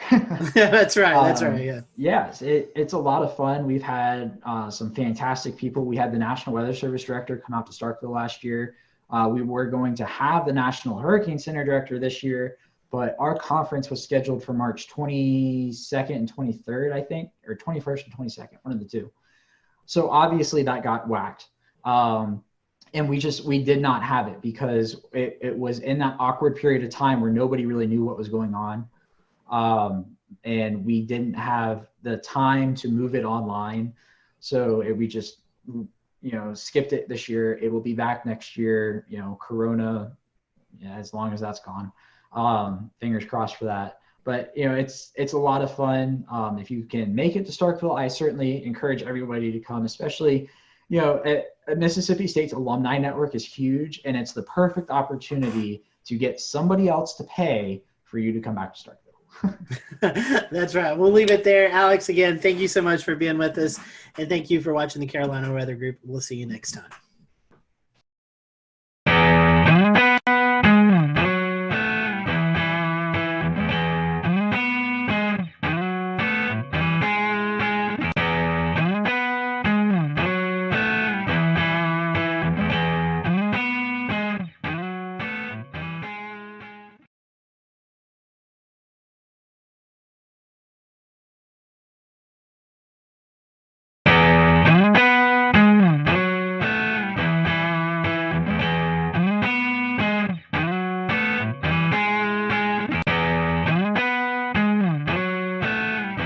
Hello, everyone. Welcome to the Carolina Weather Group, show number 304. We all hope you've had a great start to the new year. Tonight, we have on with us Aubrey Urbanowitz. She is the chief meteorologist at WHSV in Harrisonburg, Virginia. And so you may know Aubrey if you listen to a lot of weather podcasts. Aubrey is a panelist on the Weather Brains, and we're going to definitely dig into that. But tonight, we're just going to get to know Aubrey and what got her hooked. She's got an interesting story about joining the meteorology field. So we appreciate you watching tonight. If you have any comments, just send them to us on our Twitter page at Carolina WX Group, or you can comment on the stream that's going on right now. So Aubrey, welcome to the show. Thanks so much for having me, guys. I appreciate it. It's nice to, kind of cross podcast. That's right. That's right. Normally we do that National Weather Podcast Month, but we're doing it a couple months early. So Aubrey, we was kind of a little bit talking about your foray into meteorology. You didn't start off your college path didn't really take you into broadcast meteorology. You actually started with a restaurant chain. So tell us about that little interesting story that kind of got you into weather. So I had zero aspiration to be on television. I was, when I kind of went through high school and started college, I really wasn't sure what I wanted to do. So I had a great job at Chili's restaurant. I kind of worked my way up and I started to become a corporate trainer. So as a corporate trainer, if you're not familiar, you would basically become part of a team. You would travel around and do new store openings as a corporate trainer, train new employees. And you kind of got to see a lot of the country. In fact, I got to do several international openings. And, I just kind of got to meet a lot of people. And it was on a lot of these new openings where I kind of discovered my passion for weather. So I started doing openings in 2003. In 2004 and 2005, Chili's had this goal of opening 100 plus restaurants. And if you think back meteorologically, in 2004, 2005, what happened? Hurricane season. 2004, that's when Florida was almost wiped off the map by all 4 hurricanes. I was in 2 of those, 2 of the 4. Hurricane Katrina was kind of a turning point for me, really. I was sent back to Louisiana to help rebuild some stores after I had been there and evacuated. For Katrina, I was there during Rita, and ended up being there for 3 months. I was in Louisiana so long, they ended up starting to take state taxes out of my checks.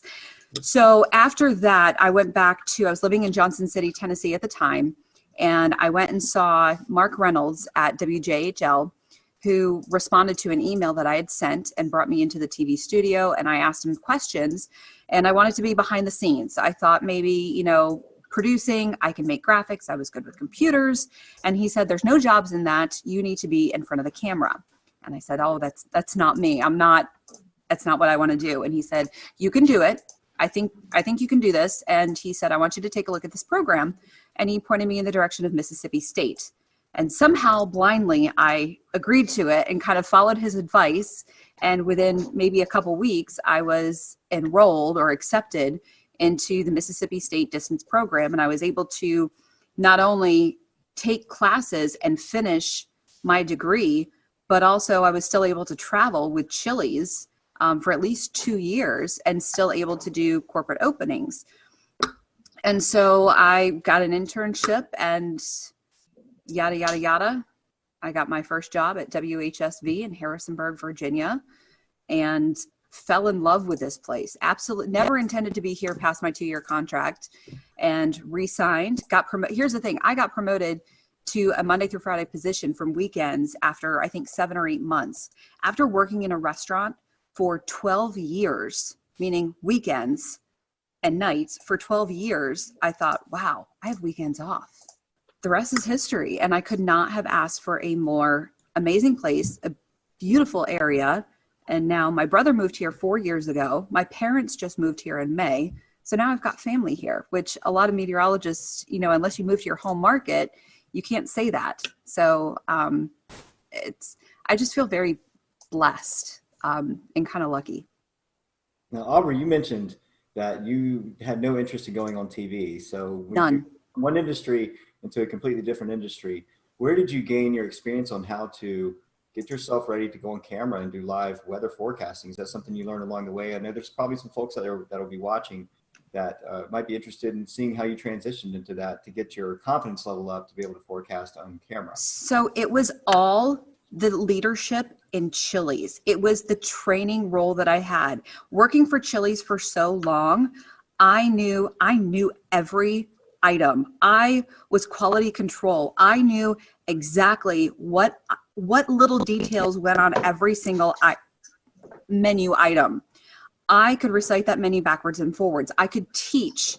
And so when I started training and teaching these menu items the Chili's way and how to serve and how to bartend, I was confident in that because I knew that material. So when I learned how to present and train, I was confident in that material. So when I finally was able to teach that, that's what gave me the confidence as I became a leader in that material. And so it was actually kind of that transition that I learned to be able to present myself on camera. Once I was comfortable and kind of was able to, I guess, get used to the fact that I was on camera, learn some breathing exercises and not think about the fact that I was on camera, it just kind of transitioned because I just envisioned myself talking to people like I'm talking to a group, like I'm training people, giving them the information that I know, like I'm teaching them the menu items, I'm teaching them the forecast. And so it was kind of that. You think it's two completely different worlds, but it's actually kind of very similar.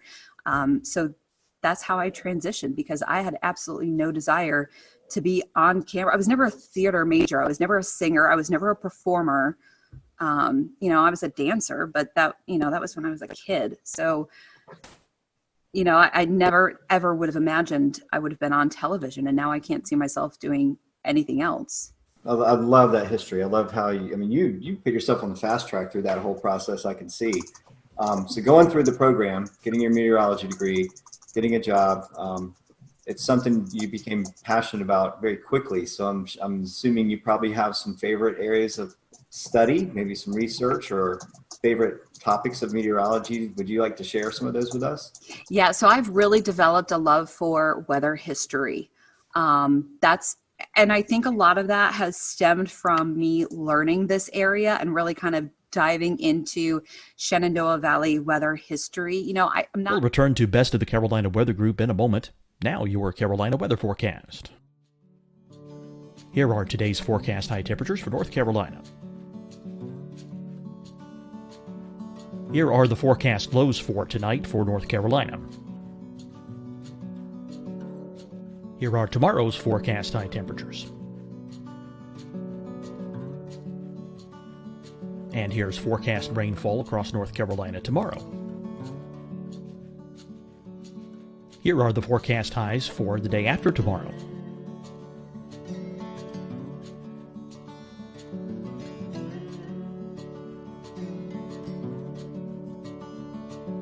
And here's the forecast rainfall across North Carolina for the day after tomorrow. This is the total rainfall forecast across North Carolina for the next 3 days. Here's the severe thunderstorm outlook for today from the Storm Prediction Center.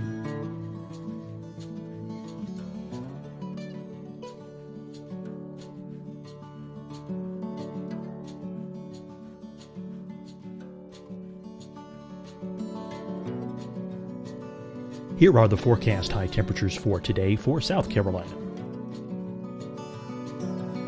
Here are the low temperatures for today for South Carolina. Here's the probability of precipitation forecast across South Carolina today.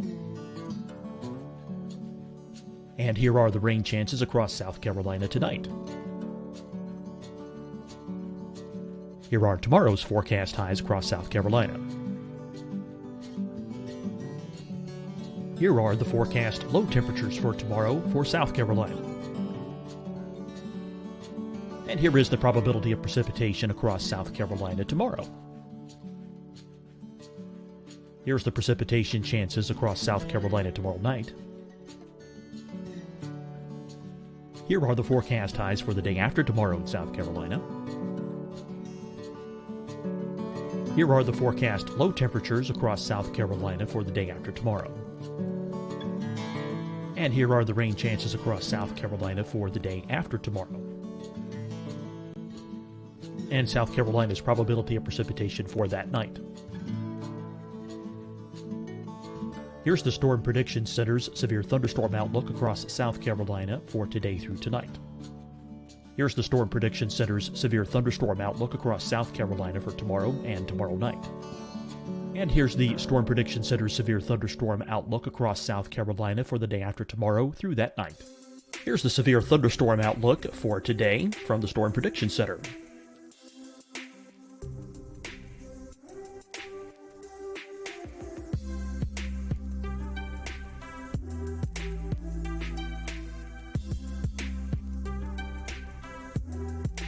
And now here's a live look at weather radar across the southeast.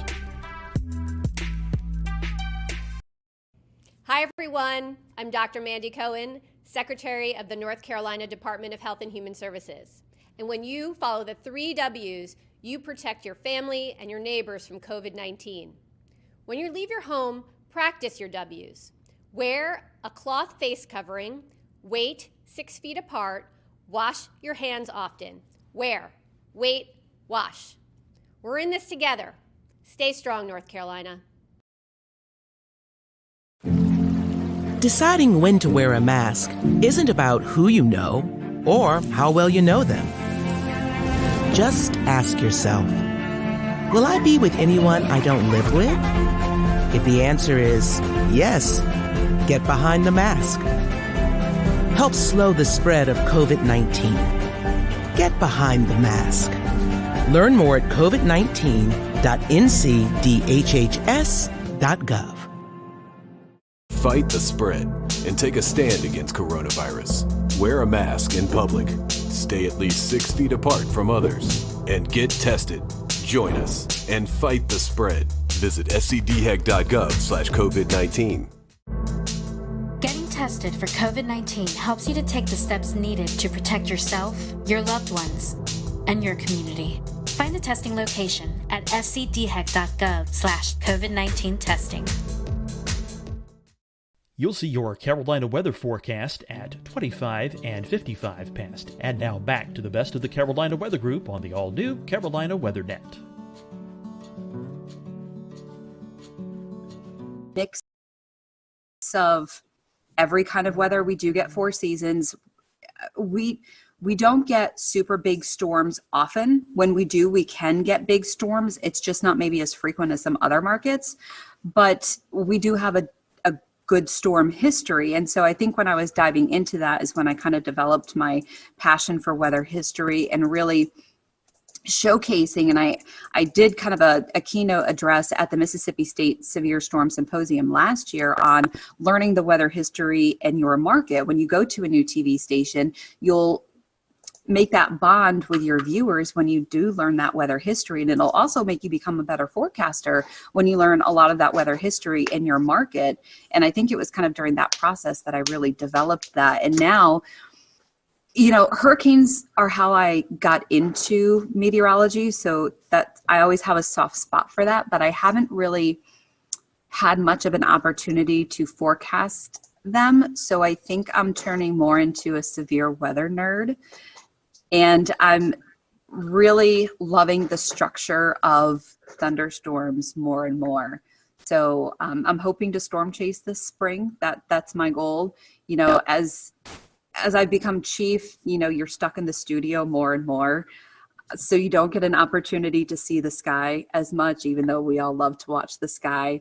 So I think I'm going to try and do that, but also try to, you know, watch the sky more and more. So yeah, thunderstorms are definitely the sweet spot.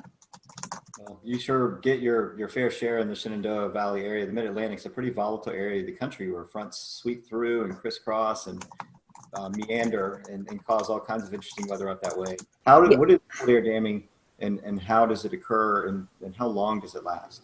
So the cold air damming is kind of a special feature that happens in between the mountains. You can get kind of a stronger event, which can go all the way down from the mid-Atlantic, all the way down the mountains into Georgia and the Carolinas. You can get kind of a weaker event that maybe will affect part of Virginia part of northern Virginia, and then you kind of end up with a really big temperature gradient in between a couple of areas. And a lot of that comes from high pressure. Some of that comes from coastal storms. So you have high pressure that moves over New England. Sometimes it moves over Pennsylvania. And due to that position of the high, when you have that clockwise flow, that brings in not only the cooler air from the north, but also the cooler maritime air, that cooler moist air from the Atlantic. And that cooler air is more dense, so it sinks in between the mountains. It can be intensified when you have an area of low pressure that moves along the coast. When you have that counterclockwise circulation, especially moving up the Carolinas, sometimes you can get some of your big icing events that way. You can also get some of your big snow events that way, depending on how deep that cold air is. So sometimes when you have maybe a weaker event, you can get a pretty decent temperature gradient. In fact, the February tornado event a couple years ago in Virginia, that was a cold air damming situation, or what we call a wedge event, where the Roanoke Valley was in the 70s. That wedge started to lift northward. Stanton, Virginia, which is in my viewing area, it's the southern part of my viewing area, started to erode out of that wedge, and temperatures started to get into the upper 60s, where Harrisonburg, just 30 miles away, was stuck at 46 degrees. You can have, let's see, even just last week, we had a wedging event where temperatures were, I think, a 30-degree spread within about an hour drive. So, you know, you can have a partly cloudy wedge. You can have a sunny wedge. Most times you have low clouds, stratiform clouds, a lot of drizzle. And then, of course, in the wintertime, you have to watch for your precipitation because you can get a lot of icing events. But temperatures are very interesting when you're forecasting the wedge. You know, I've learned that whatever you forecast, you know, drop it another 10, 15 degrees. Hey, Aubrey, Yeah. I was wondering, Ben, your newest meteorologist back there, have you prepared him for the wedge? I mean, does he know what he's getting himself into? I have not prepared Ben for the wedge fully yet, although the good news is they're asking if I've prepared you for the wedge yet. The good news is Ben is from Richmond, and Ben also went to Virginia Tech. So Ben is also familiar with the wedge. So. He's good then. He's good. Yeah, so he definitely knows. But, you know, kind of the key to the wedge is to follow the dew point. You know, you'll do a lot better if you can follow the dew point at least. And whatever the models think and you doubt, just drop it another 5 degrees. That's always a safe bet. So, Aubrey, I want to reverse one of Shay's questions from earlier and ask, so the Shenandoah Valley has unique, you know, interesting weather, but also some difficult systems that are just hard to forecast. What are some of the hardest systems to forecast in the Shenandoah Valley? Well, even something like today, you know, we had a shortwave trough kind of rotating through behind yesterday's storm. And a lot of times when we have that happen, or we have a trough coming through after a cold front, we get this wonderful blast of upslope snow showers or the orographic lift across the Allegheny Mountains. So where I am in the Shenandoah Valley, we average about 20 to 25 inches of snow a year. Within a 2-hour drive, the Alleghenies average 100 to 110 inches of snow a year. So you have quite the difference with they get lake effect snow all the time. So when you have these shortwave troughs moving through, or you have the orographic lift, especially when you have strong wind and just enough of that maybe vorticity or upper level energy rotating through, you can get these snow squalls, these snow bands. So you have to watch out for those. And what happened this morning was I expected some of those snow bands. One, it was more intense. And two, they dropped a lot farther south, about 45 miles further south than I expected. So I'm always cautious of those. And so it's kind of just more about communication, because a lot of times the models don't fully pick up on those. You have to kind of watch for the hints. And so it's kind of one of those things where, okay, I'm looking for some snow squalls. Maybe I'll kind of generalize it instead of specifically saying, okay, I'm expecting some of these mainly in the Northern Valley. Maybe I'll say, you know, this is what's possible tomorrow. this is what snow squalls are capable of. And, if you get in a snow squall, it can drop a dusting to an inch in some areas. But if you don't get one, you're going to have sunshine. So I think the snow squalls are definitely a little bit challenging. The other thing is precipitation, because a lot of surface fronts don't give us anything.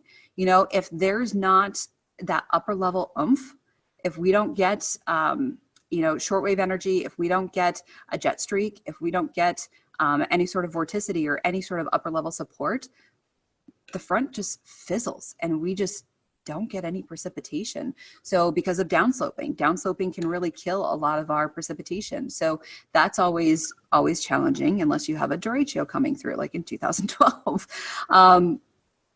So that's always a challenge, is precipitation.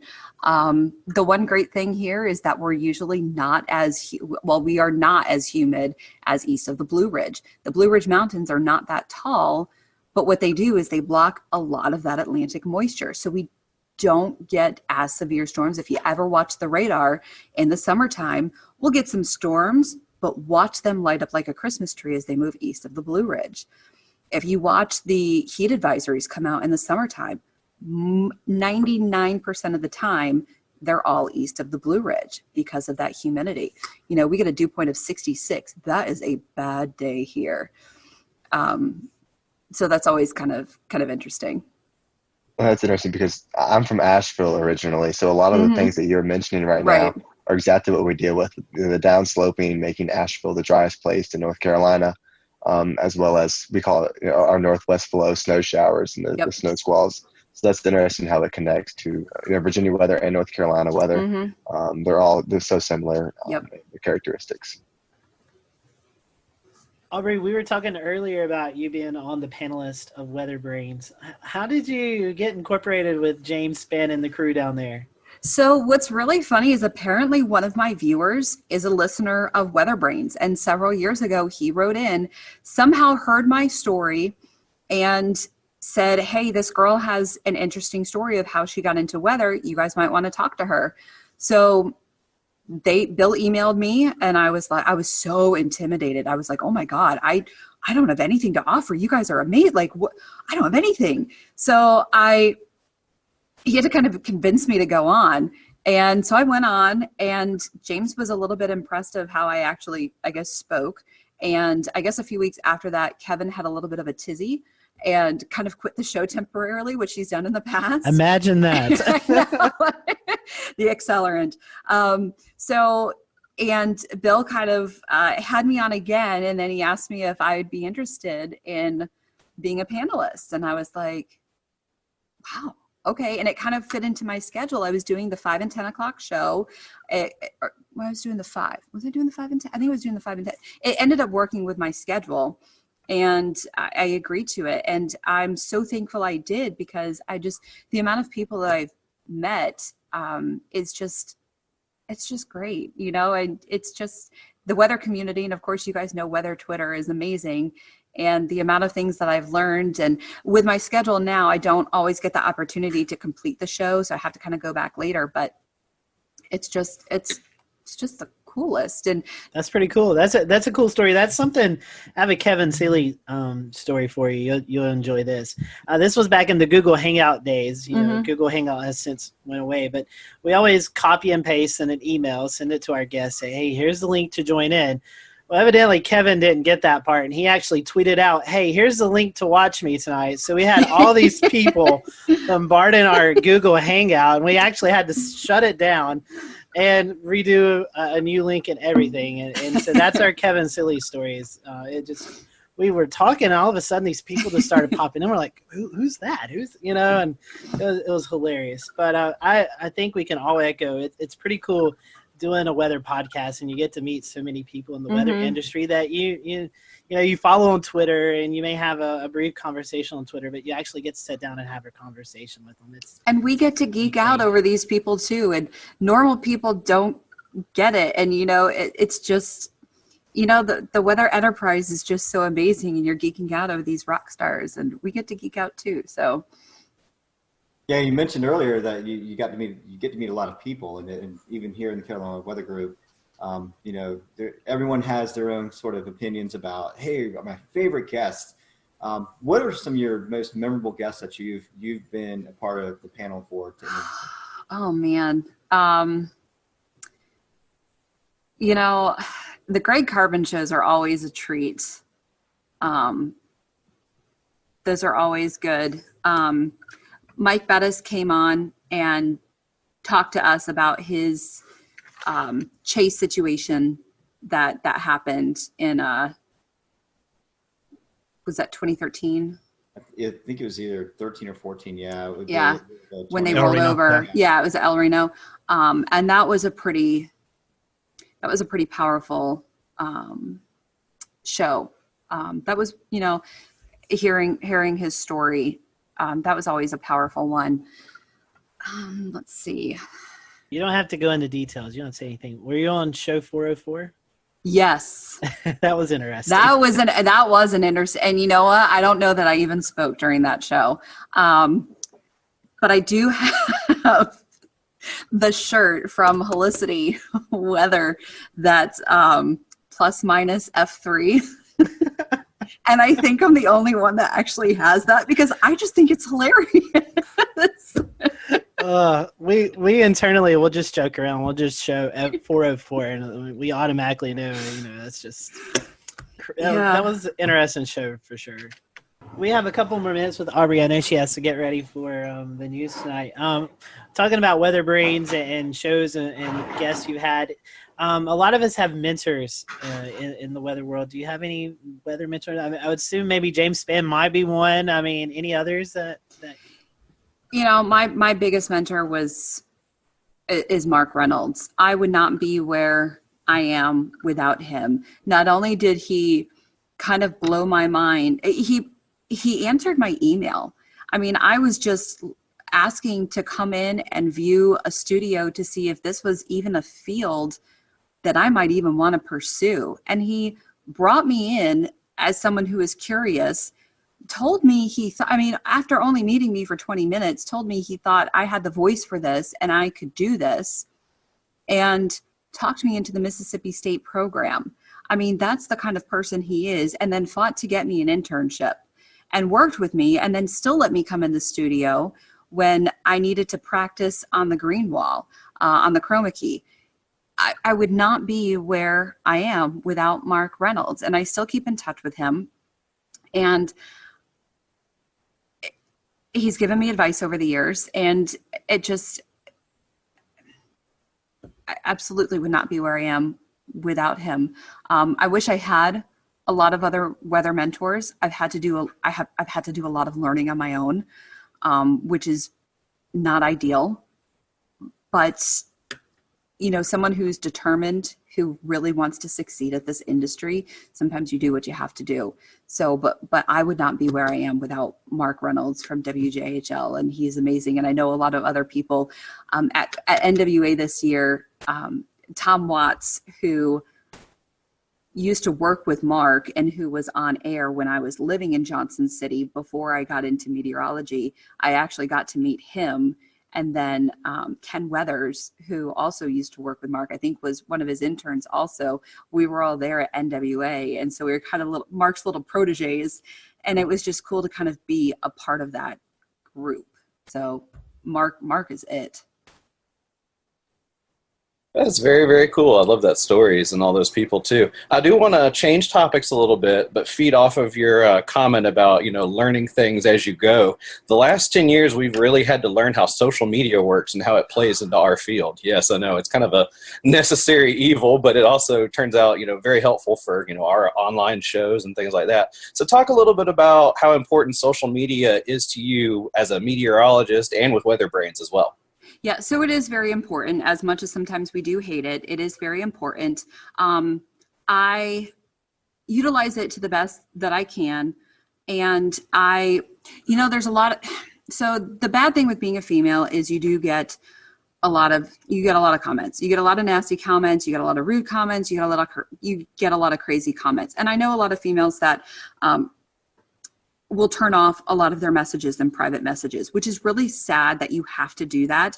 I do not do that. And I'm thankful that I don't have to, but I have actually met so many amazing people and have become friends with a lot of great people because of that.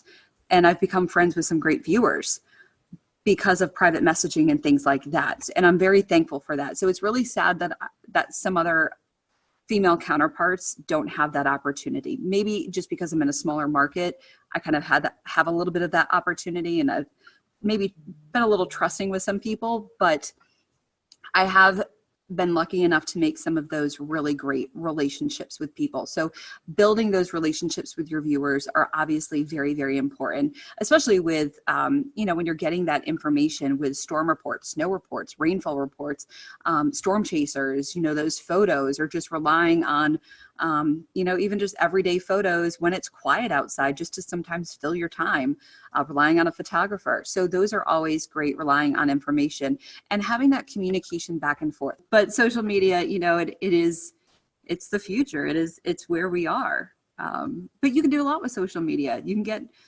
changing. I mean, we all know weather changes sometimes very quickly. So you can get important information out really quickly with social media. Yeah, I know that. That's the internet is where I live, just doing what I do, and I'll tell you what, it's just completely changed the game as far as getting storm reports, as far as getting, situational awareness on the ground.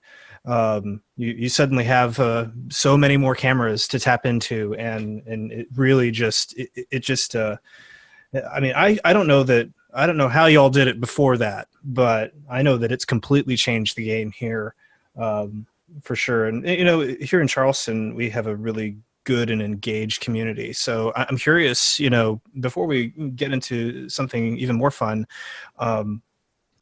what is your weather community like up in your neck of the woods? They're amazing.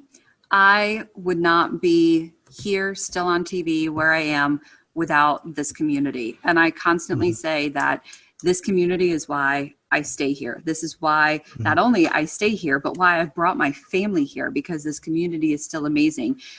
Some of the things that I see and hear in the female group on Facebook is sometimes horrifying. And I don't know if I could do this job if I heard stuff like that on a daily or weekly basis. We all get criticism. We all get stuff like that. We all get pushback, but I don't get a lot of it. And I'm very grateful that the community responds well to me. So I'm very grateful for the community and how wonderful people are here. So they're amazing, and they've welcomed my family. Urbanowitz, you can't slide into a community in Virginia with a name like Urbanowitz and hide under the radar. They know exactly who my brother is. They know exactly who my parents are. And everyone, my parents, all the time, people talk, once they hear their last name, people talk to them, and they get such, they get feedback, but people are just so nice to them. So the community here is incredible, and it's one of the reasons I've stayed. That's wonderful. That's wonderful. Well, Aubrey, we've certainly enjoyed getting to know you tonight, and we appreciate you donating some time to us. If our folks want to watch social media we were just talking about, if they want to follow you on social media, how can they do that? So on Twitter, I'm very active on Twitter. So it's at WHSV AUBS, AUBS. AUBS is kind of my little nickname. And then on Facebook, just search for meteorologist Aubrey. I tell people you don't have to spell the last name if you just search for meteorologist Aubrey. And then on Instagram, let me get my Instagram out, because I think, yes, WXAUBS, WXAUBS on Instagram, or as I call it, the gram. The gram. Evan runs our gram. That's his title. So yeah, I should be better at it. It's a lot of pictures of my dog. Well, Aubrey, thank you so much, and we hope that, I know you guys haven't had a lot of winter either, so we hope you get some winter up your way sometimes in the coming weeks. But we appreciate you spending some time with us, and tell everybody at the Weather Brains, that we said hello, and we look forward to hopefully working with you guys during the National Weather Podcast Month later on this year. Of course. Thanks for having me on, guys. Appreciate it. Always good to see you. Thanks, Aubrey. And thank you guys for watching the Carolina Weather Group. As always, you can follow us at Carolina WX on Twitter or Carolina Weather Group on Facebook. If you have any suggestions or guests that you'd like for us, just reach out to us. We'd love to see those suggestions and work our best to get those guests or topics on the show. Until next week, we hope you have a great week, and we'll see you later here on the Carolina Weather Group.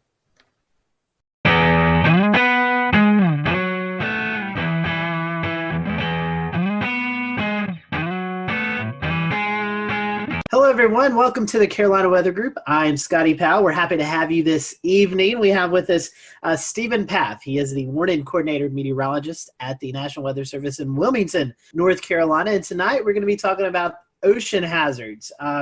The Coastal Weather Service offices issue several advisories and hazards and programs like that other weather offices don't. So when you find yourself on vacation or visiting the beach or something like that, you may hear something that's not familiar with you. So tonight we're going to kind of dive into that and kind of go through all of these unique and different advisories and program and hazard programs that we see along the coast. And Stephen, working in the Wilmington office, is the perfect person to go to that. He does a lot of outreach events. So happy to have Stephen on with us tonight. As always, if you are watching and you have any questions, feel free to drop them in the comments section. We'll be monitoring those throughout the show, and we'll direct you. If we don't know the answer, we'll direct you in a place that hopefully you can get the answer. So we, again, appreciate you watching tonight. We're going to be focusing on ocean hazards and the different programs that the Coastal Weather Service offices use throughout this vacation season that's coming up. So, Stephen, welcome to the show.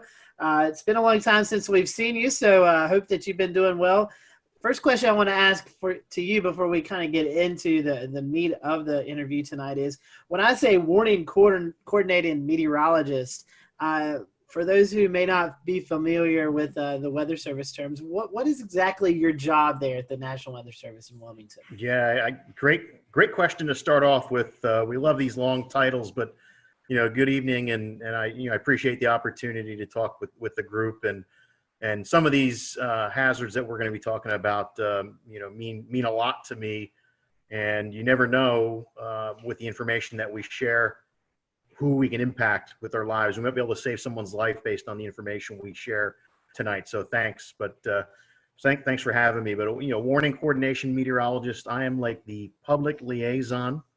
I'll work with civic groups. I'll work with the academic community. I'll work with emergency managers and also internal operations too, making sure our warning program. We'll return to Best of the Carolina Weather Group in a moment. Now your Carolina weather forecast. Here are today's forecast high temperatures for North Carolina. Here are the forecast lows for tonight for North Carolina. Here are tomorrow's forecast high temperatures. And here's forecast rainfall across North Carolina tomorrow. Here are the forecast highs for the day after tomorrow.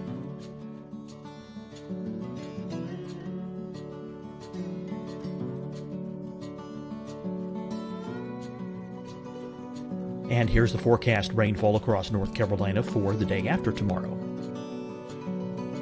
This is the total rainfall forecast across North Carolina for the next 3 days. Here's the severe thunderstorm outlook for today from the Storm Prediction Center.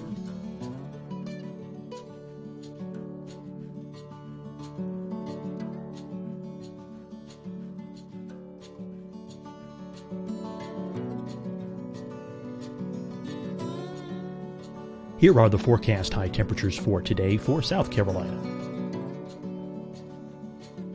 Here are the low temperatures for today for South Carolina.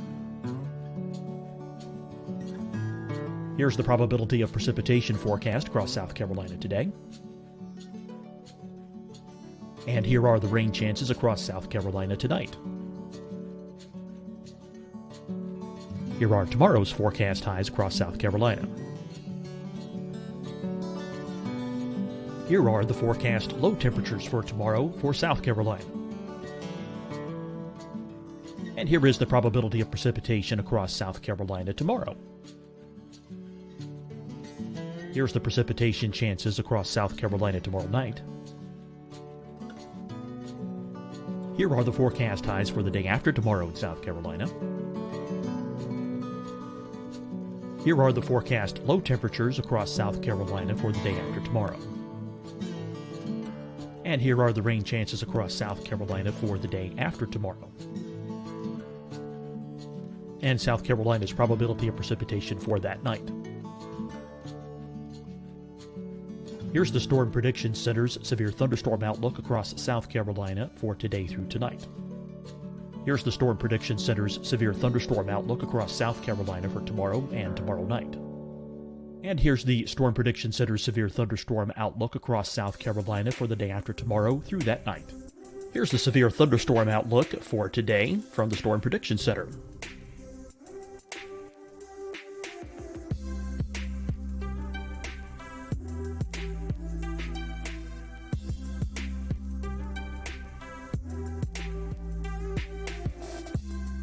And now here's a live look at weather radar across the southeast. Hi, everyone. I'm Dr. Mandy Cohen, Secretary of the North Carolina Department of Health and Human Services. And when you follow the 3 W's, you protect your family and your neighbors from COVID-19. When you leave your home, practice your W's. Wear a cloth face covering, wait 6 feet apart, wash your hands often. Wear, wait, wash. We're in this together. Stay strong, North Carolina. Deciding when to wear a mask isn't about who you know or how well you know them. Just ask yourself, will I be with anyone I don't live with?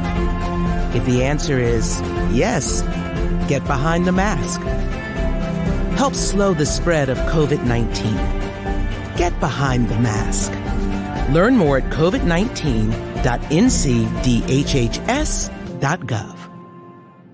Fight the spread and take a stand against coronavirus. Wear a mask in public. Stay at least 6 feet apart from others. And get tested. Join us and fight the spread. Visit scdhec.gov/COVID-19. Getting tested for COVID-19 helps you to take the steps needed to protect yourself, your loved ones, and your community. Find the testing location at scdhec.gov/COVID-19 testing. You'll see your Carolina weather forecast at 25 and 55 past. And now back to the best of the Carolina Weather Group on the all-new Carolina WeatherNet.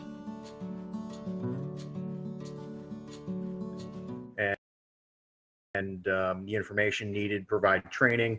So it's absolutely amazing to me because one day I can be working with a group of second graders. The next day I can be giving a stand-up briefing at an annual hurricane exercise, to working with the power squadron, working with the nuclear industry. It's absolutely amazing how many people that are impacted by weather in unique and specific ways and have unique needs that we can learn about and be able to help them as best we can. And I guess I'll go ahead and start off with our topics tonight. We look at ocean hazards, ocean and coastal hazards for what you do. And so we start breaking down into different categories as what is relayed to the public as far as warnings go, as far as safety concerns. And usually one of the things that sticks out the most is rip currents, because that one claims sort of the most lives on the beaches every year with rip currents and drowning. So I guess we'll start out with rip currents. Give us a little bit of explanation about what those are and what to look for. Yeah, what a great one to start out with, because when you look at the data and look at all the weather-related fatalities in the Carolinas, rip currents lead the way for us. We have a lot of coastline. We have a lot of people that visit our beaches that aren't taught anything about rip currents, and the first day they go to the beach, they might get caught in one. So that's a challenge in itself. And in addition to that public awareness type of thing that we have to do, forecasting them is often a challenge too. So, rip currents, again, more than tornado fatalities, more than lightning fatalities, more than flooding fatalities. That's the number one weather issue for us, not to discount any of the other ones. Another interesting stat too, nationally, people often, when you ask them what is the biggest weather-related hazard, they miss it because you can't see it. You can feel it. It's heat. And, now we're heading into summertime too, and the beach season, and we need to be mindful of the heat issues as well. But rip currents, I mean, can be quite frightening to people, and they don't understand the process. I guess the analogy would be is, an electrician works with electricity, which is dangerous, but they know what they're dealing with. They've had the training. They know what to do and what pitfalls to look out for. Someone coming to the beach, like a lifeguard, knows where to find the rips, knows how to use the rips and how to keep people away from them. But the average person has no clue. And some of the statistics that we have are quite frightening. Right. I understand the lifeguards sometimes they have a direct line to NOAA service accounts across the WFOs around the coast of the United States. So they call in a lot of times when they see rip current just to verify that it's happened. But that's very sporadic. It depends on where parks are and where some of these swim zones are. So where can the public get this information? Yeah, the best way to get the information, of course, all of our media partners have access and share that as well. But we have rip current threat graphics on our web pages. All the weather offices up and down the coast have them. But social media has been a great way for us to push information out as well about them. And we saw a case last year though, because we feel there's deficiencies. Last year we had Hurricane Lorenzo. The closest approach to the United States was 2,200 miles.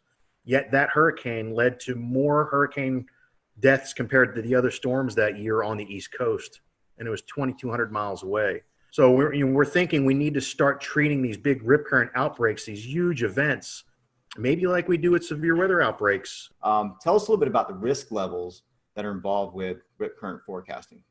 Yeah, when we look at the forecast and we're looking at wave data, we're looking at the synoptic pattern as well. But anything that can pile water up into the beaches is one of the big keys. So it could be persistent onshore flow, like that southerly flow wrapping around the Bermuda High that goes right into our south-facing beaches, where you have mass moving into the beach. You have to have it stay in balance, so it's going to try and flow back out to stay in a state of equilibrium. So if you have a lot of mass moving in, we typically see that mass being transported out via rip current. So mass in, mass out. So days where we've got decent surf coming on, especially the long period waves from a hurricane swell, that really are the signals that we look for. And when you think about the longer the wave period, the farther offshore that wave is feeling bottom. So in particular, hurricane swell is very dangerous because now your surf zone, instead of maybe being 20 yards, these longer period waves are feeling the bottom 40, 50 yards out. So if a rip current forms in that surf, it's going to be, it could be as long as a football field, the rip current length. So there's a lot of things that we have to consider when we deal with these events. What about the stats? What do the stats tell us on, like, say, demographically, where might these occur more around and again, the United States? The Weather Service maintains statistics like you wouldn't believe about tornadoes and the EF rating and microbursts and all sorts of different things, because it's so important what you can learn from them. And with rip currents in the Carolinas, we've kept statistics since 2000. So we've got a pretty healthy database, unfortunately, a healthy database. And we've had, since that time, 143 people drowned from rip currents in the Carolinas. And when we start breaking the data down a little bit more, what's really interesting is that 25% of the drownings are people that are bystander trying to be the good Samaritan. They see someone in trouble with a rip current, have no training whatsoever, go rushing in, and they end up drowning in that. So, I mean, a lot of times, classic call to action information that we've given has been about the person in the rip current, and we need to do a better job of messaging that risk to someone who's on the beach watching someone in a rip current. The other interesting statistics that we see are the demographics that are hardest hit are males between 31 and 50 years old. And, I'm in that demographic now, and mentally I might think I'm a little more physically capable than I am, but the reality is that I'm not. And 31 to 50-year-old males have kids, some have grandkids, so there's a better chance they're going to be at the beach with a kid who gets into trouble and has to go and make a rescue too. Females, it's a little bit younger. It's 31 to 40 is the biggest group there. And if I break down the males, it's really 41 to 50, but that big group there. But males are 5 times more likely to drown based on our statistics. And when you look at where people are coming from, about 84% of the drownings are people from inland areas.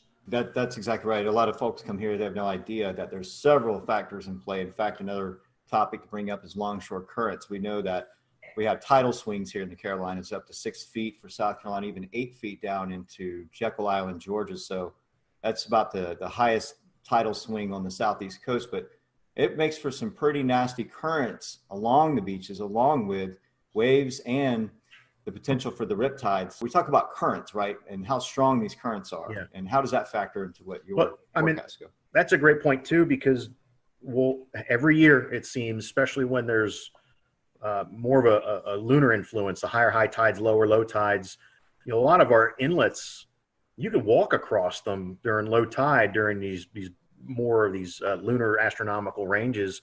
So you got people walk across to an island and they're having a great time, not paying attention. The tide's coming in, it's going to come in quick in that type of situation, and then they can't swim back, or even if they can swim, they get caught up in that tidal current and become a victim that way. I mean, I've been at the Wilmington office 20 years, and I'd say there's been at least 20 of them easily 20 of them where it's a function of the tidal current in inlets where water is being forced through narrow areas and catching people off guard. Couple more topics for me, and I'll pass it on to Dan. And we talk about some of the other factors on beaches, like sneaker waves or even meteor tsunamis from release of energy from storms that would cause some tidal event, right? So start with sneaker waves. That's usually like more northwestern United States specific to the Oregon or Puget Sound area. We do get them. We have records of them, and even video of some sneaker waves. I think when Hurricane Irene, with off Daytona Beach with the pier getting swamped, the phasing of different wave energy or the spectral distribution of waves, and when they have constructive interference, if you can get a couple of them where they phase up just right, you might get an anomalously higher wave, the 1 in 1,000 wave, based on wave distribution versus what your average wave that's out there. And if the timing of these sneaker waves is just right, you might, if it happens on 4th of July versus December, the impacts are, it doesn't matter. It's like the F5 tornado going through open field versus an F0 going through a city. You have different results, even though it's the same impact, but different magnitude. But we've had fatalities from sneaker waves. In Myrtle, I think it was Myrtle Beach several years ago, guy caught off guard. Wave knocked him down and actually gave him a spinal injury as he was hit by that. It was just very powerful, sudden wave. But yes, I mean, they're mainly West Coast. I mean, you think about the West Coast, just the distribution of waves is phenomenal compared to what we see in the Atlantic Ocean. There's so many different wave swell systems that are out there, and you have a better chance for having that interference come into play. And you hear stories, people fishing out like on a ledge on the West Coast on a rocky shoreline, and you look over at them again a little bit later, and they're swept away and they're never found again. So it certainly is more of an issue there. The meteor tsunamis, we've had record of them, especially mid-Atlantic. Northward, you hear of some. You hear of the one down in Daytona, I think in 1992, associated with the collapse of a tropical squall line. But I guess the best analogy I can say with the meteor tsunamis is if you're ever in the pool and you have a raft and you have it out in front of you and you're pushing up and down on that raft, and how long does it take before you start feeling wave energy throughout the pool? It's no different. These meteor tsunamis, it can be significant atmospheric changes or large scale area macro burst type of thing, and all that air pushing right down on top of that wave, and then as it releases and you start getting a longer period wave. Usually they result in not much in the way of wave run up or inundation. Usually get rough currents. There was I think at Barnegat Inlet, New Jersey, a few years ago, when that big derecho moved off the coast from like Midwest to the Jersey Shore in Delmarva. There was someone snorkeling in Barnegat Inlet, and on the backside of that derecho that went through, there was a meteor tsunami that caused everything to become real turbid and very rough currents. So that's, I don't usually lose sleep over the meteor tsunamis. I lose sleep over the submarine landslide tsunamis that could be lurking right off. I mean, there's a history of them off our coast. But either way, that type of wave is the predictability is we have a long ways to go before we can do that. It's hard enough getting the significant waves right, 5 days out, let alone try and forecast a meteor tsunami. Can you tell us a little bit about gale warnings and kind of what goes into those and how those are used? We have weather systems that result in 34 knots to 47 knots of sustained winds, nor'easter or winter storm, maybe a strong gradient between two systems, non-tropical. Then that would be the warning that we issue for that. There's no sea requirement with that. Like small craft advisory is at least 6 foot seas in the Carolinas is the minimum threshold for seas. So that could be a swell that's from a distant storm that generates those waves. But more than likely, we're issuing a small craft advisory because we're seeing winds around 25 to 34 knots. And that's about the level it really starts making navigation dangerous. A 6 foot swell wave in the open ocean versus a 6 foot 4-second wave, a locally generated wind wave, big difference. You can have boats roll over with the higher frequency waves. They're very steep. We call them steep waves. Now that 6 foot swell coming in could be a hazard, especially as it starts shoaling. So around inlet entrances, so picture a boater trying to get out the inlet or come back in through the inlet. If you have those big swells coming in, they're feeling bottom, especially with a falling tide. Now you've got waves going counter to the current. They can be extremely steep, almost look like cliffs before they spill or plunge over. So we do have these deep water hazards as they migrate to the coast can create certain issues for us. That's really interesting. And so our small craft advisories, are they changing to warnings? Can you tell us a little bit about the changings that are happening to that? Yeah, there might be some. We're going through a hazard simplification where we're taking a look at a variety of products and trying to make it a little bit easier. When you look at the weather.gov map and you see all the advisories and hazards and warnings going on, sometimes the thing's lit up like a Christmas tree. So the agency has invested a lot of effort with social scientists, with core partners to try and find a better way. So we will see some changes with that. I don't know to the extent how small craft advisories will change. Gale warnings, I don't think we're going to have any changes. And of course, storm warning, when you have over 47 knots sustained, we would have that. As we all know, with any sort of simplification of hazards or anything weather related, it has impacts on a lot of sides. So that's great to hear that the social outreach there's happening to try and figure out how that will impact everything.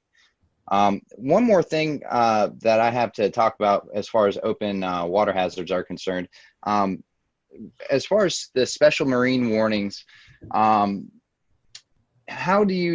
what's the best way if I'm a boater, if I'm going to be impacted by these special marine warnings, what's the best way? Well, first of all, what is that, and how does that warning get established, and then how is a person that might be impacted by it, how do I find that and look for it and know that it's happening?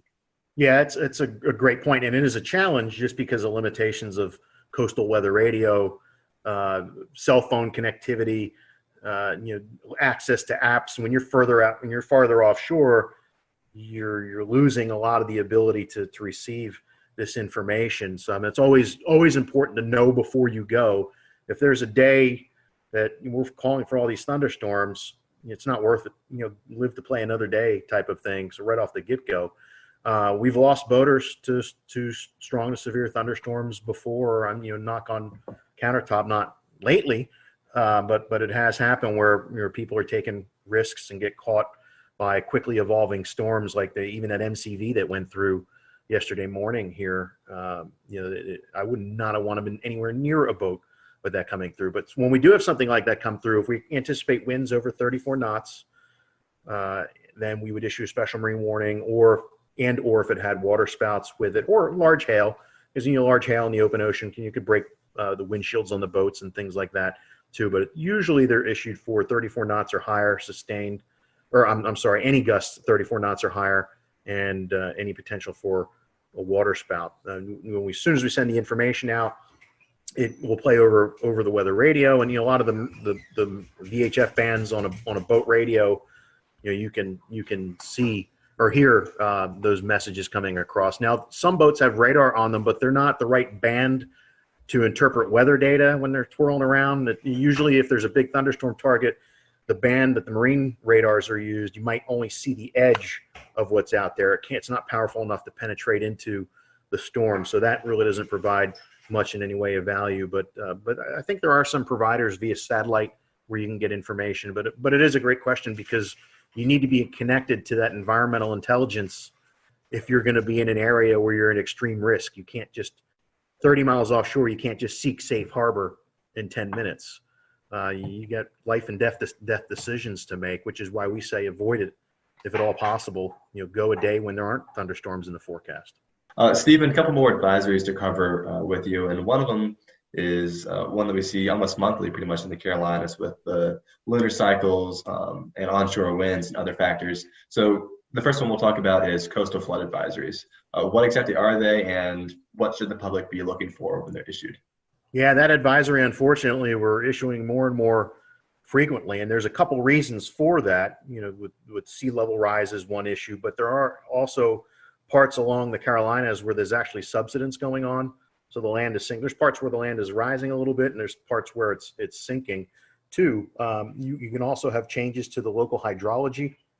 Like they did a lot of dredging in the Cape Fear River. So between the subsidence, sea level rise, and the dredging, our number of coastal flood advisories has gone up incredibly. Now the thresholds for where we, before we decide to issue one or not, vary based on the datum that's related to that location. So you can't apply 5.5 feet mean low or low water at every coastal station because their datum varies. So what we have done, worked with a hydrologist, we've done coastal flood surveys, get out there when there is flooding going on and observe the impacts. We call that E19 data. It's mainly for rivers, but we do have E19 data for coastal locations as well.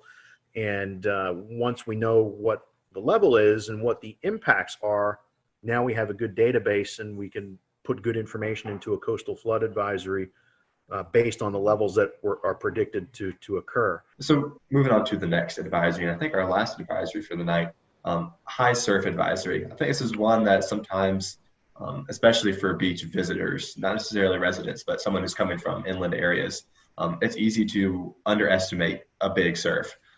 4 feet may not sound that big, but all of a sudden you get out in the water and 4 feet is a heavy wave. So tell us a little bit about how to be safe during the high surf advisory. Yeah, that, you mentioned the heavy wave. You can feel the power on those days where it's really moving like a washing machine out there, and unless you really know what you're doing, that's something that should be avoided.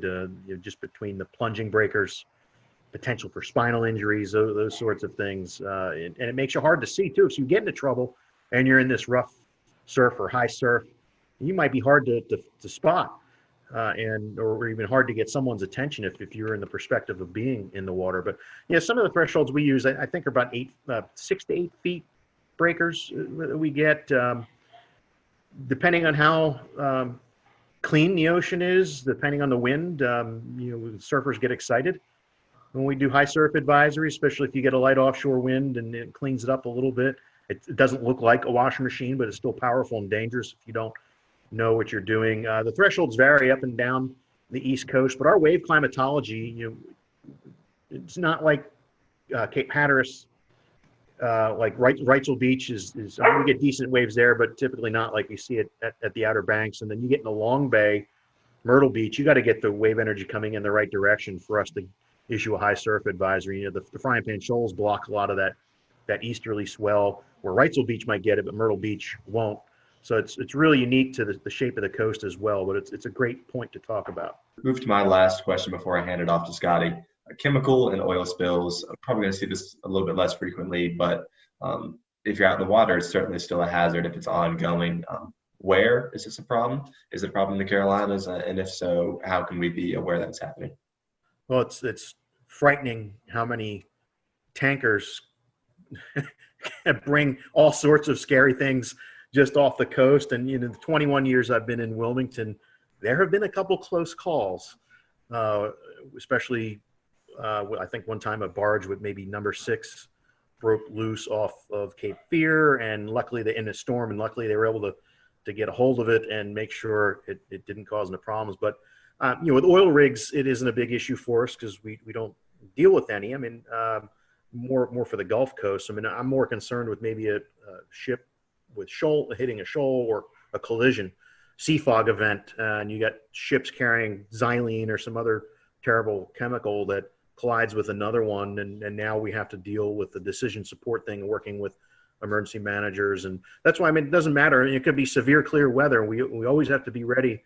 And most of these events are a result of some mistake.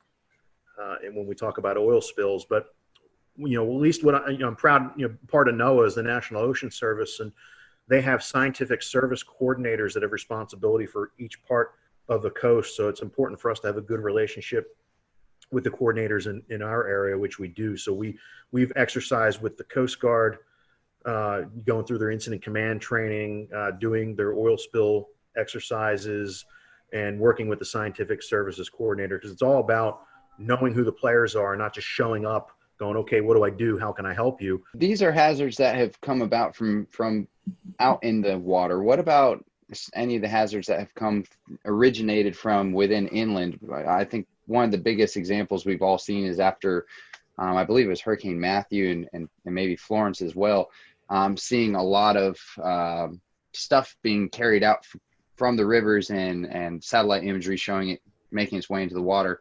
Was there any sort of response to that as far as keeping people off the beaches for a period of time, or any sort of hazards associated with that might happen again the next time we get a big hurricane? It's a great point too. There's the debris hazards too for boaters.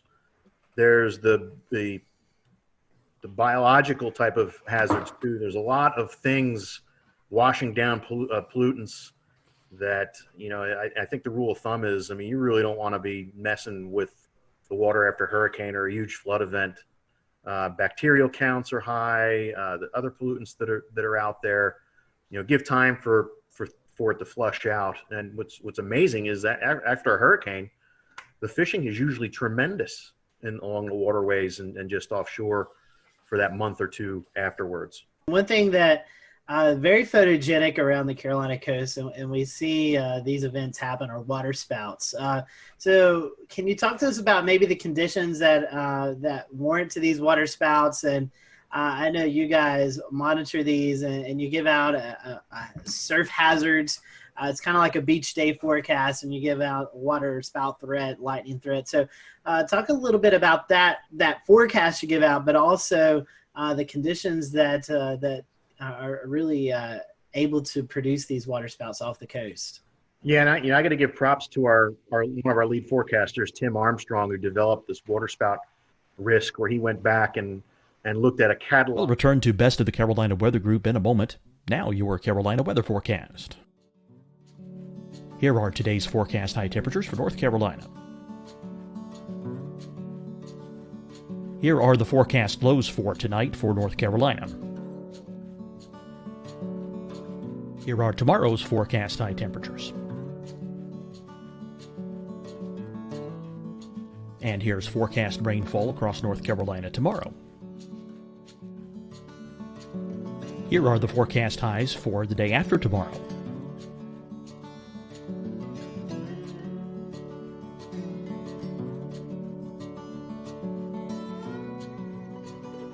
And here's the forecast rainfall across North Carolina for the day after tomorrow. This is the total rainfall forecast across North Carolina for the next 3 days. Here's the severe thunderstorm outlook for today from the Storm Prediction Center.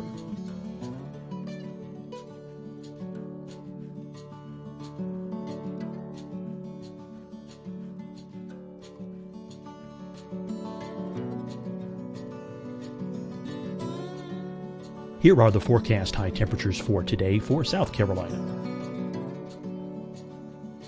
Here are the low temperatures for today for South Carolina. Here's the probability of precipitation forecast across South Carolina today. And here are the rain chances across South Carolina tonight.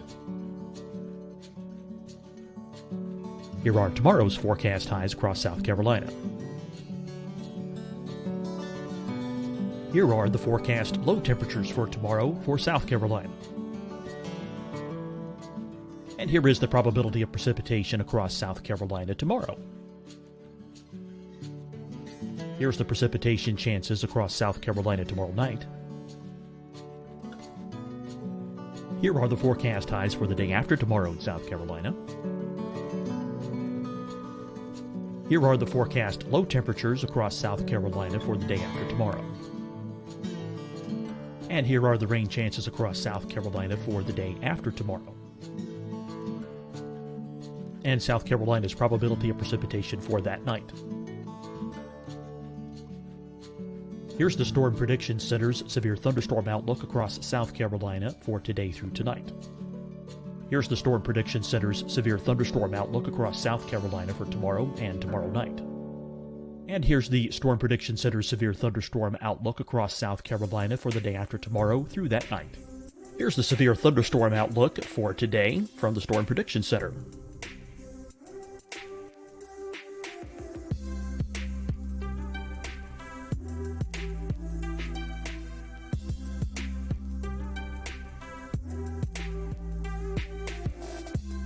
And now, here's a live look at weather radar across the southeast. Hi, everyone. I'm Dr. Mandy Cohen, Secretary of the North Carolina Department of Health and Human Services. And when you follow the 3 W's, you protect your family and your neighbors from COVID-19. When you leave your home, practice your W's. Wear a cloth face covering, wait 6 feet apart, wash your hands often. Wear, wait, wash. We're in this together. Stay strong, North Carolina. Deciding when to wear a mask isn't about who you know or how well you know them. Just ask yourself, will I be with anyone I don't live with? If the answer is yes, get behind the mask. Help slow the spread of COVID-19. Get behind the mask. Learn more at covid19.ncdhhs.gov. Fight the spread and take a stand against coronavirus. Wear a mask in public. Stay at least 6 feet apart from others. And get tested. Join us and fight the spread. Visit scdhec.gov/COVID-19. Getting tested for COVID-19 helps you to take the steps needed to protect yourself, your loved ones, and your community. Find the testing location at scdhec.gov/COVID-19 testing. You'll see your Carolina weather forecast at 25 and 55 past. And now back to the best of the Carolina Weather Group on the all-new Carolina WeatherNet.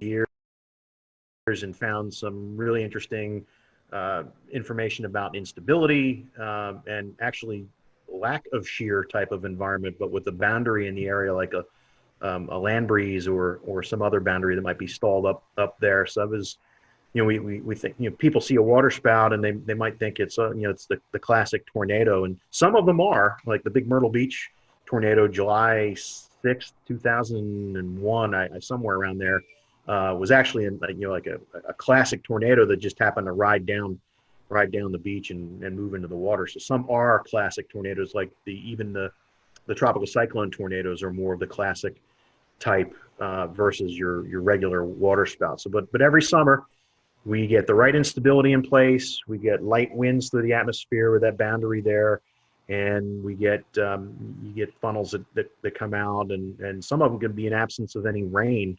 and just lollygag around. On occasion, maybe once every 3 years, we have to issue a tornado warning for one that's moving closer to shore. The last one we had move ashore was near Myrtle Beach, near the Ferris wheel a couple of years ago. We had one at Carolina Beach back in 2011, the week before Hurricane Irene, I think it was.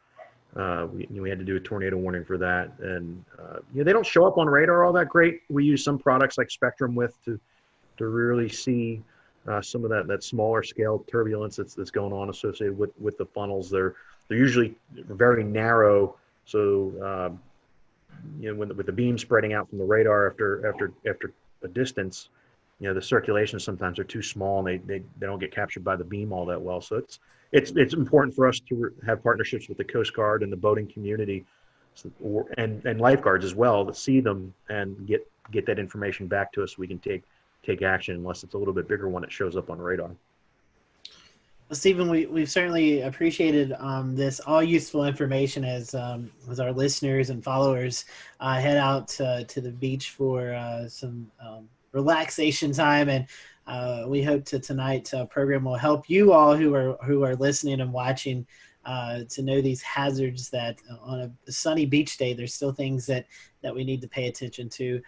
For folks who may be coming into the Wilmington, Myrtle Beach, the southern North Carolina coast, the forecast area that you cover, Stephen, what's the best way to follow this information? Do you have a section on your website? I know you mentioned social media. Where can our followers and listeners find that info at? Yeah, each office on their webpage, like Wilmington, weather.gov/ILM, or Charleston is weather.gov/CHS. We have a surf zone forecast link on the webpage there. It's not as pronounced as we'd like to be. It's usually towards the bottom, but there's good information there. But I would recommend tapping into us on Twitter or on Facebook, and especially with Twitter, because some of these beach hazard statements that we issue for when the risk is moderate or high for rip currents, I mean, you would get that information that way, and you might learn about some other things too. So if you're heading to the beach, make sure you follow National Weather Service Wilmington, Charleston, Morehead City, I think, and those I think are that's the three. And Greenfield, Virginia has a little bit of North Carolina. Yeah, so follow those accounts if you're heading to the beach. That way you're up to date on all that's going on along the ocean. So, Stephen, thank you for your time. We hope that you have a great rest of the summer. I know hurricane season is lurking and around the corner, and you're getting prepared for that. So hopefully it'll be a quiet season for you. We appreciate you joining us tonight. You're welcome. We can use the break, so I'll take it. Definitely. So thank you guys for watching the Carolina Weather Group. We'll see you next time. Have a great evening.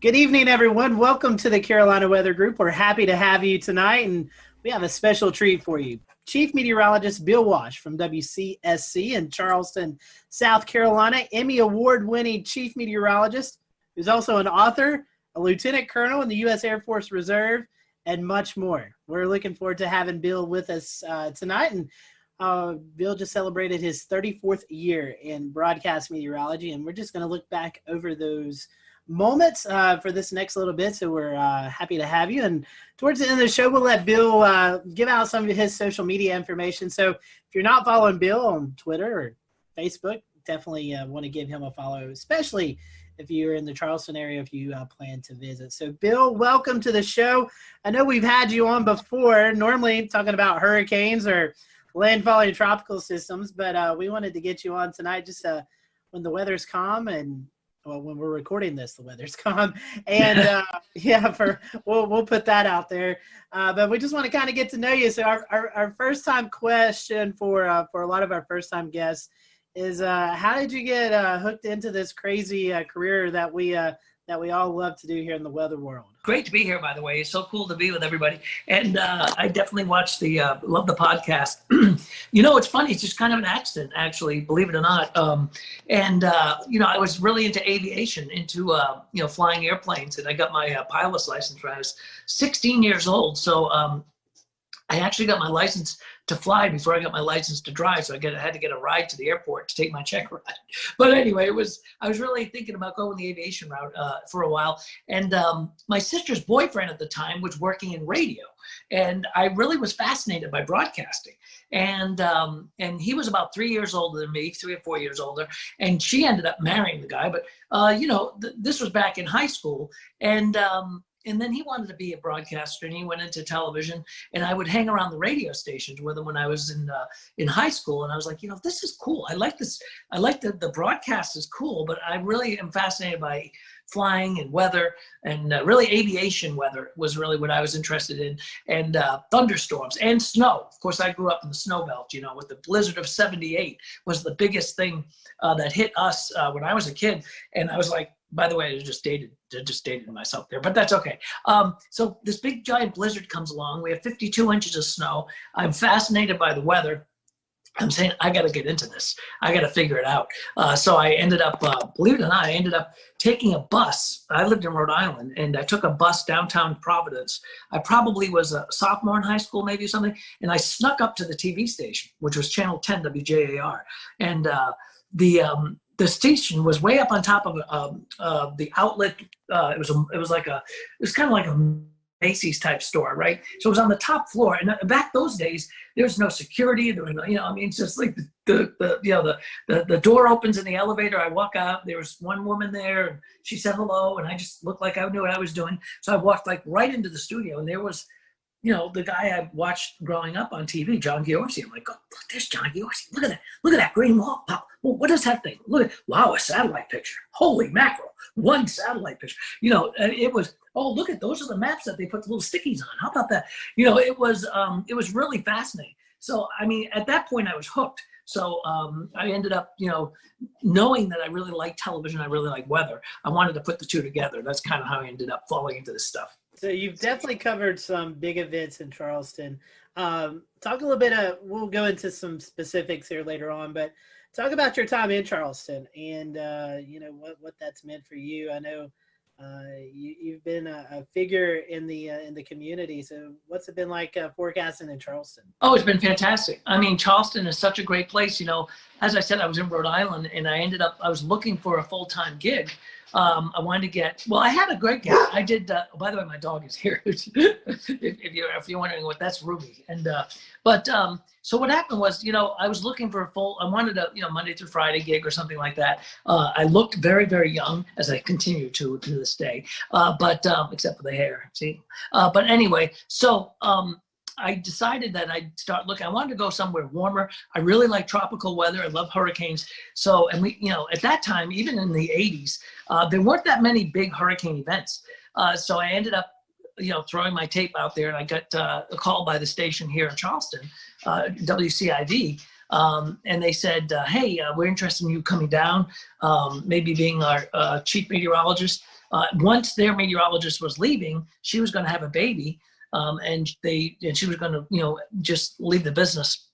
So I came down here, they offered me the job, and I saw, when I flew down for the interview, I actually, they took me out to Wild Dunes for lunch, and I saw a dolphin and I saw a palm tree. And I was saying, wow, those are the two. I mean, that's like, I really was kind of like in Florida, but I'm like, this is like Florida without the traffic, you know? So I'm thinking, you know, let's go down there. So I got a chance to come down here. To work at Channel 4, and I did for, that was in '86. And then, of course, in 1989, Hurricane Hugo comes along. Well, you know, the worst strike on the U.S. in years and decades that came up and really slammed right into us perpendicular-wise, right up the coast, right into the coast. And we had 6 feet of water in the building. We were blown off the air. I mean, we had, you know, I was out of my house for 3 months. I had to live with my soon-to-be in-laws for 3 or 4 months. That was worse than the hurricane. But anyway, that was, she could probably hear me. But anyway, it was, he recycled paper towels, her father. Oh, she can hear me, I can't. All right, so anyway, but so, you know, so that was an event that was just, you know, that was a career-making event, because, you know, here I was, young guy, you know, doing my first really my second weather job. Technically third, because I did part-time on cable way back. But anyway, so, you know, it was a big deal. And Rob Fowler, my pal Rob, you know Rob, and he comes on the show. And he and I both worked that storm from different perspectives, different stations. But we were down here within about maybe a year of each other. I think I came in '86, he came in '87. But, you know, the two of us really kind of, that was our biggest, you know, our biggest weather event that all of a sudden, here we are in our 20s doing that big storm, and they hadn't had one here in years, and it was a devastating storm. So, you know, and then in 1993, Channel 5 was kind of like the big gun in town, and they were their main weatherman was Charlie Hall. He was like an institution. He was an amazing man. He signed the station on. I mean, he was literally the guy who was the first guy on the television station to sign it on. And they called me up and said, "Hey, are you interested in coming over to work with Charlie?" And I'm like, "You want me to work with Charlie Hall? I mean, you want me to," and they did. And they said, "We'd love for you to work together and build a weather department." And, they had Charlie and they had Mike, but they had one computer, and it was just an old Liveline 3, I think it was. And they wanted to build a storm center. They wanted to build a weather brand. So that was when I went over to Channel 5. So anyway, that's kind of how I ended up in Charleston. I'd like to reminisce about Hugo a little bit, since it was one of the big storms of my youth. I grew up in Rock Hill, and it was still a big deal up in York County. So I was wondering if Hugo was actually the biggest event for you during your career, even though it was in the early part of your career, and maybe you could tell us a little bit about the lead up and the aftermath of Hugo. I think it was actually. And by the way, Rock Hill, you guys got whacked by that storm. Yes, we did. Yeah, that was still it blew all those glass windows out of the buildings up there in Charlotte. Rock Hill was rocked by that storm. I mean, it wasn't extra tropical until it got to New York State. I think in my weather career, as far as like biggest storms that I've forecast and lived through, that's got to be at the top of the list, I think. I mean, we've had a lot of, close calls since. We have a lot of, I call them the drive-bys. They come up the coast and then head up toward, the North Carolina, coast and the Outer Banks. So we've had a lot of those types of storms. But Hugo certainly was the largest that really impacted us here, especially as a Cat 4, 135-mile-an-hour storm. We had a 22-foot storm surge in McClellanville, and they had people being put up in the rafters at that Lincoln High School because it wasn't really, they didn't think the water could ever get that deep at a high school like that.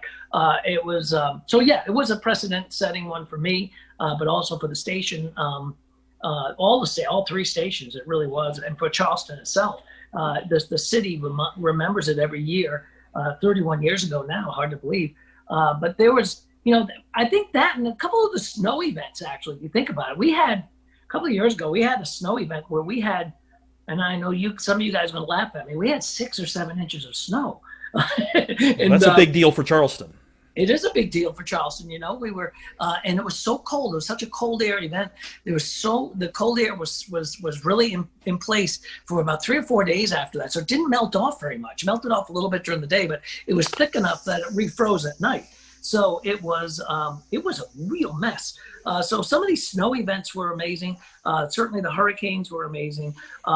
We've had a couple of tornado outbreaks. We don't have them, obviously as much as you would back inland. But we had a couple of, we had one this year actually in April that was quite impressive. It was, in fact, I think it was the worst tornado outbreak we've had since I've been down here. And that brought a lot of damage. And that was a real strong dynamic system. And we were just, I felt like I was out west there for a few hours that night because it was, they were just, really, it was perfect ingredients.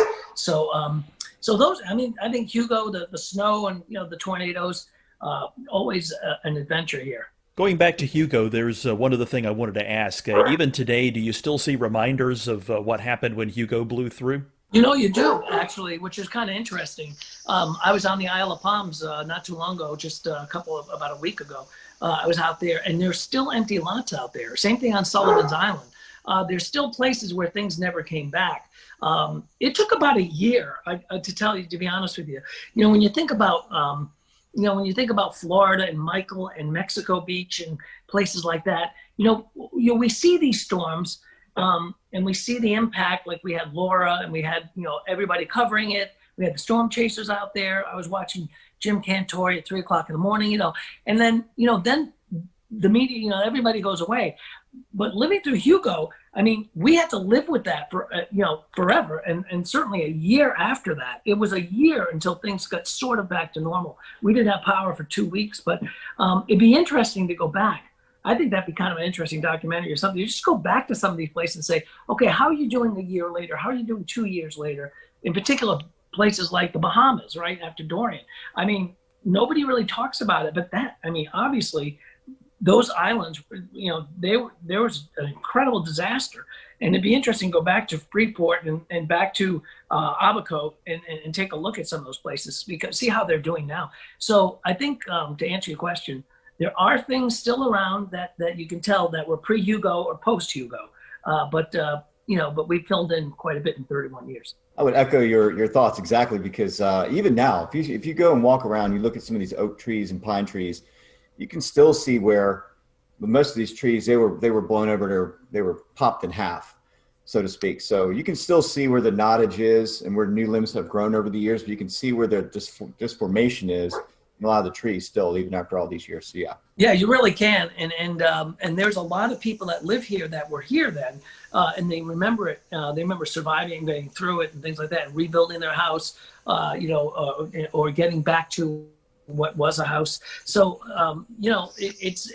it's one of those things that it's burned into your memory forever. Yeah, I recall, I don't remember the exact percentage, but I remember hearing that a sizable percentage of the trees, of all the trees, were knocked down or badly damaged and would soon die in the wake of Hugo. It was amazing. We were the morning after, we went back to the television station, and the pine trees were snapped at about maybe 20 feet up, 30, 25 feet up. They were all snapped almost at a uniformly, a uniform height, all in the same direction. In one way, and then you'd see them all in the other direction, the other way, depending on where you were. And it was fascinating to look at the damage, because it was just so widespread.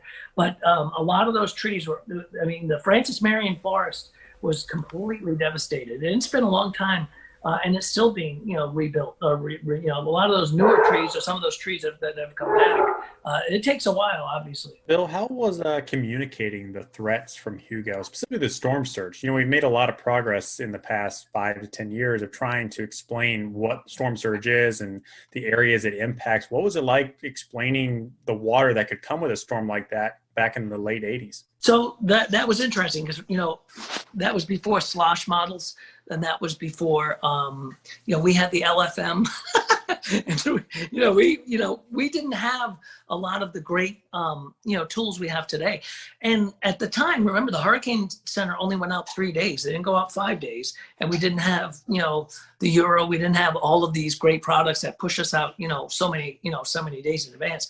So it was really kind of using that technology, what we had, but letting people know about the storm surge was because it was kind of alien to these folks. They knew, remember, they haven't had a hurricane strike since, at least I think it was David maybe that came by in it was a 79. Anyway, they hadn't had a major hurricane strike really since Hazel and Gracie, way back in the 50s. They had some storms that came on up, but it was the first real major strike that could bring a major storm surge. So communicating that was interesting, and it was you had to kind of explain to people what it was, and a lot of people didn't think that they could see 20 feet of water, and there's a lot of people are saying, oh, they're overdoing it, and stuff like that. So getting that message out there was rather interesting. So Bill, I want to ask you a little bit about kind of bring your military background and career into your meteorology broadcasting career, and specifically when hurricanes like Hugo or other kind of big events like that have occurred. Is there part of your military background that helps you communicate that, or be present and structured in the way you assist with letting people know the threats? Yeah, it does, Dan. What it does is it gives you, in the military, everything's about readiness, right? So when I was, when you're working on a staff, or you're working as, whatever your job is in the military, everything is, especially in the reserve side of things, it's all about readiness. Are you trained up? Are you proficient in the software? Are you proficient in the forecasting? Is your staff ready for this? Is master control ready for this? Do they know how to put the crawls on? Do we know how to evacuate if we have to evacuate? There's, in military, there's a lot of readiness. We had to, you have to do a lot of training. And I think that kind of background also kind of floats over to what we were doing. And I still to this day have, readiness checklist for like tornadoes or tornado warning or severe weather, making sure our master control has, all of the things they need to make sure that they're ready to put us on TV at 2:00 in the morning if they have to. So, a lot of that comes from the military background. Excuse me. That's Ruby. That's Ruby.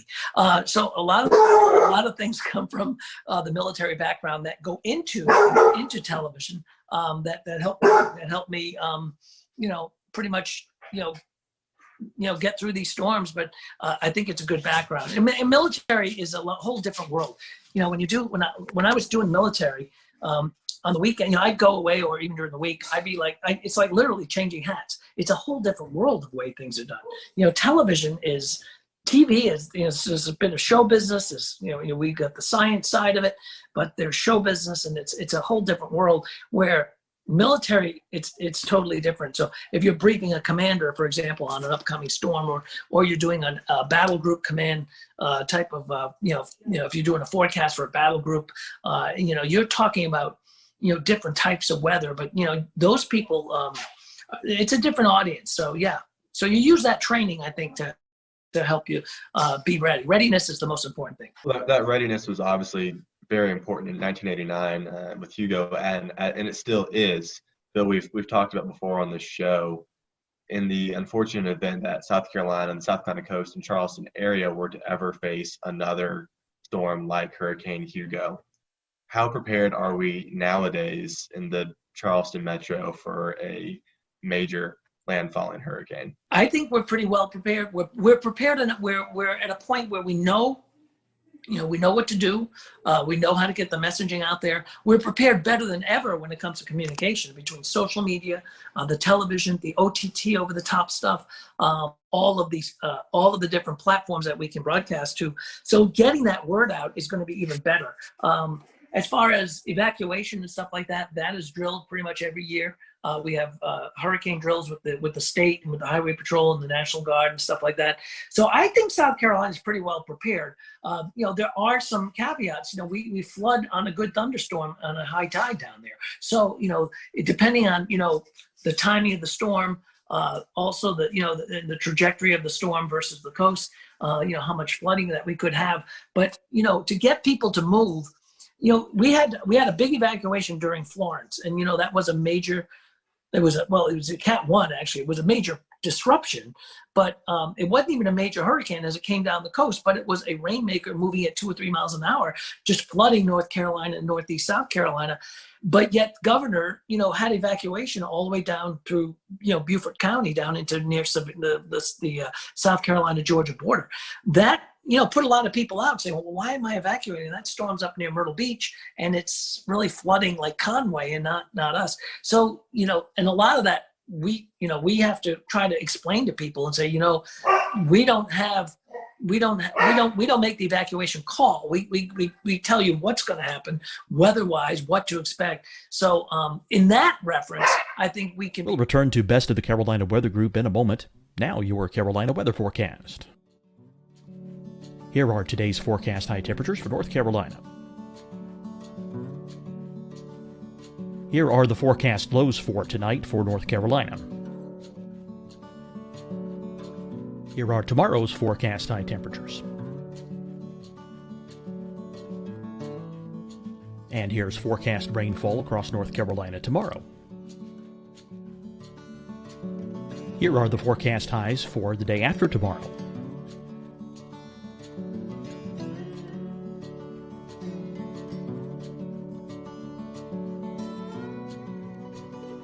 And here's the forecast rainfall across North Carolina for the day after tomorrow.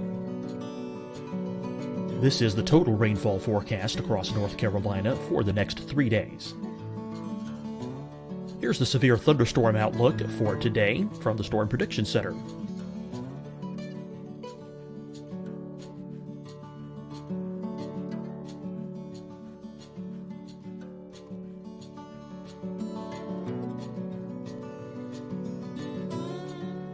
Here are the forecast high temperatures for today for South Carolina. Here are the low temperatures for today for South Carolina. Here's the probability of precipitation forecast across South Carolina today. And here are the rain chances across South Carolina tonight. Here are tomorrow's forecast highs across South Carolina. Here are the forecast low temperatures for tomorrow for South Carolina. And here is the probability of precipitation across South Carolina tomorrow. Here's the precipitation chances across South Carolina tomorrow night. Here are the forecast highs for the day after tomorrow in South Carolina. Here are the forecast low temperatures across South Carolina for the day after tomorrow. And here are the rain chances across South Carolina for the day after tomorrow. And South Carolina's probability of precipitation for that night. Here's the Storm Prediction Center's severe thunderstorm outlook across South Carolina for today through tonight. Here's the Storm Prediction Center's severe thunderstorm outlook across South Carolina for tomorrow and tomorrow night. And here's the Storm Prediction Center's severe thunderstorm outlook across South Carolina for the day after tomorrow through that night. Here's the severe thunderstorm outlook for today from the Storm Prediction Center.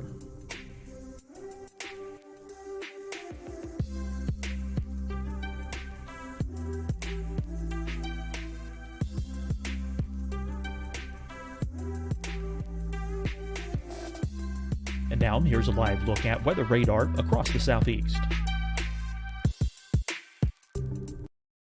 Hi, everyone. I'm Dr. Mandy Cohen, Secretary of the North Carolina Department of Health and Human Services. And when you follow the 3 W's, you protect your family and your neighbors from COVID-19. When you leave your home, practice your W's. Wear a cloth face covering, wait 6 feet apart, wash your hands often. Wear, wait, wash. We're in this together. Stay strong, North Carolina. Deciding when to wear a mask isn't about who you know or how well you know them. Just ask yourself, will I be with anyone I don't live with?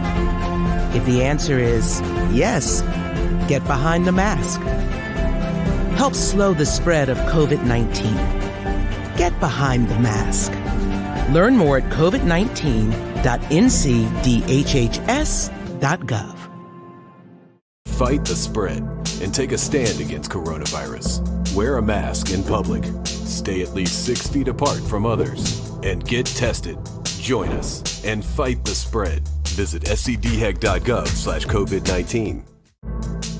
Getting tested for COVID-19 helps you to take the steps needed to protect yourself, your loved ones, and your community. Find the testing location at scdhec.gov/COVID-19 testing.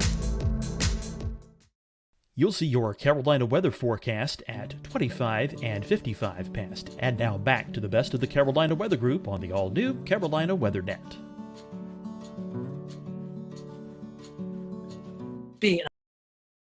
I will guarantee you guys there will be people that stay on the beach, and they did, and they have stayed through storms like Hugo or like Michael or like Laura and stuff, and they may or may not even survive, but they did. I remember during when we had a couple of storms in Florida, down in along the Keys, people staying, I'm staying through it, and then they come back to them like, afterwards, like, I'll never stay again, never, I'm out, I'm gone. Talking about some of these climate change issues that we've had, certainly the sea levels are coming up, and what has your perspective been on how we've had to handle sunny day flooding since you started here going into now? That's funny that you say that, because when we do have these 6.7, 6.8 tides on a beautiful sunny day, and you try to tell people we have a coastal flood advisory until 11 o'clock tonight, and they're like, it's not even raining. What are you talking about? And then all of a sudden, the pictures start showing up on Twitter of people's driveways being flooded and stuff like that, the drainage in the city. So sometimes it's hard to explain to people that, and it's people want simple answers sometimes, and sometimes it's hard to give a simple answer. And and there's not a lot of simple answers when it comes to weather. It can be complex, but even tides. When you talk about tides and talk about drainage, and you talk about some of the even the extreme low tides. Why boats are sitting up on when you have these blowout tides, boats are sitting up on the on sand, and they're like, did you say that was going to happen? Well, yeah, we did, but don't, so it's, it's just a matter of really schooling people. And sometimes it takes people by surprise a lot of times. It's difficult to communicate that sometimes too in the low country because you have a bunch of visitors. Like I remember when I was there for the NWA meeting in 2013, there was a king tide going on at the time, and you could go down East Bay Street and there was an area that was flooded, and sometimes I think getting the word out to people who aren't local to the area and know this kind of thing can happen every now and then makes things even more challenging. Yeah, that was a great meeting, by the way, Frank. We had a blast. That was a wonderful NWA meeting, and we'd love to have another NWA. We had an AMS meeting here too before that, and it's a great city for that.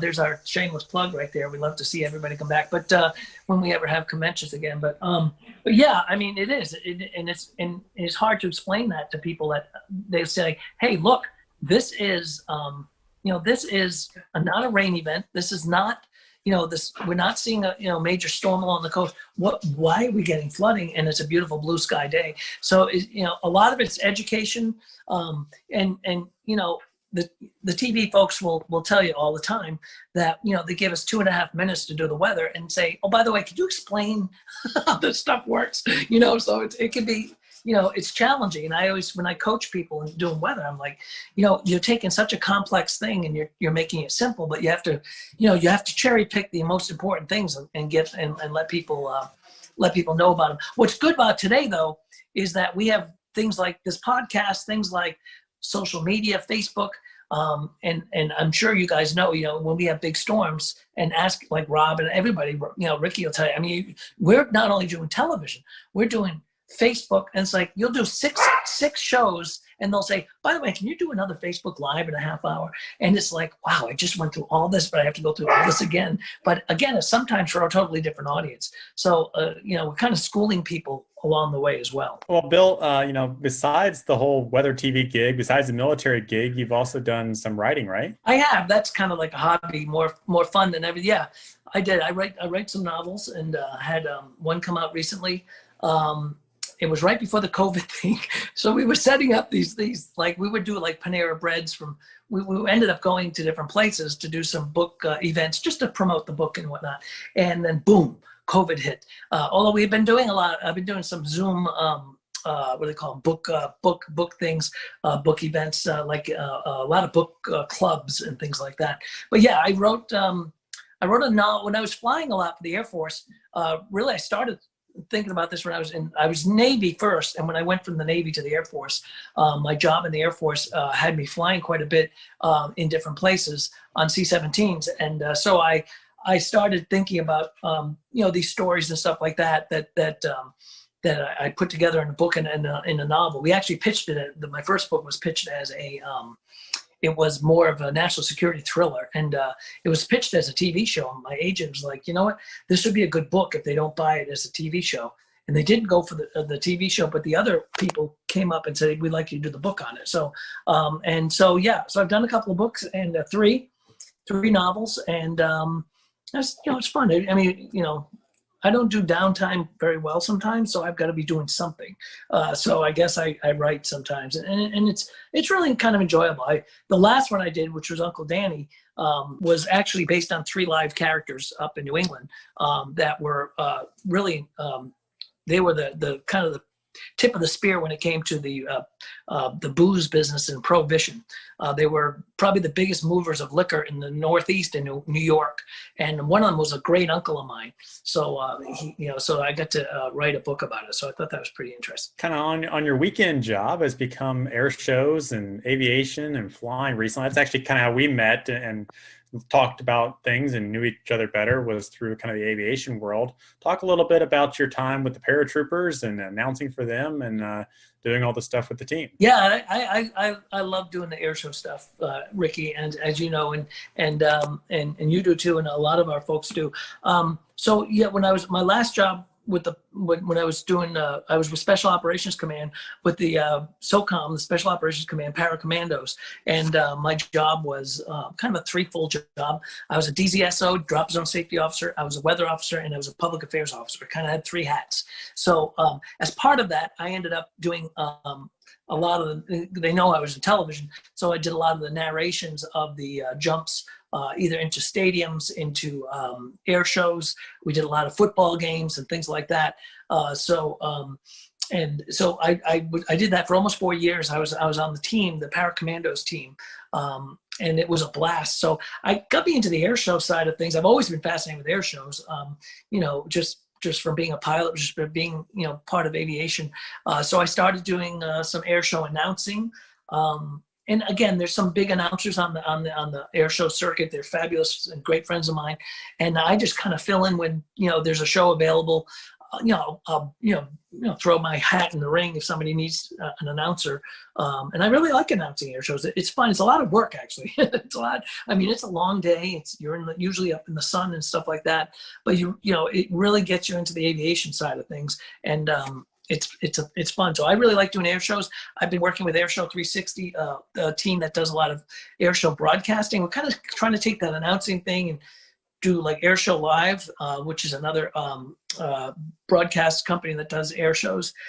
So 360 is like that, is kind of like what we've been doing. So it's fun. It's an enjoyable side gig that I do every once in a while. It's a lot of fun. Talk about how the aviation and weather kind of came together with the Paracommandos and the jump team. You mentioned you were kind of the weather officer. What do you have to look for before you give the go or no go to jump out of an airplane? So you've got a couple of things. Ceilings, right? You got to have at least 2,000 feet.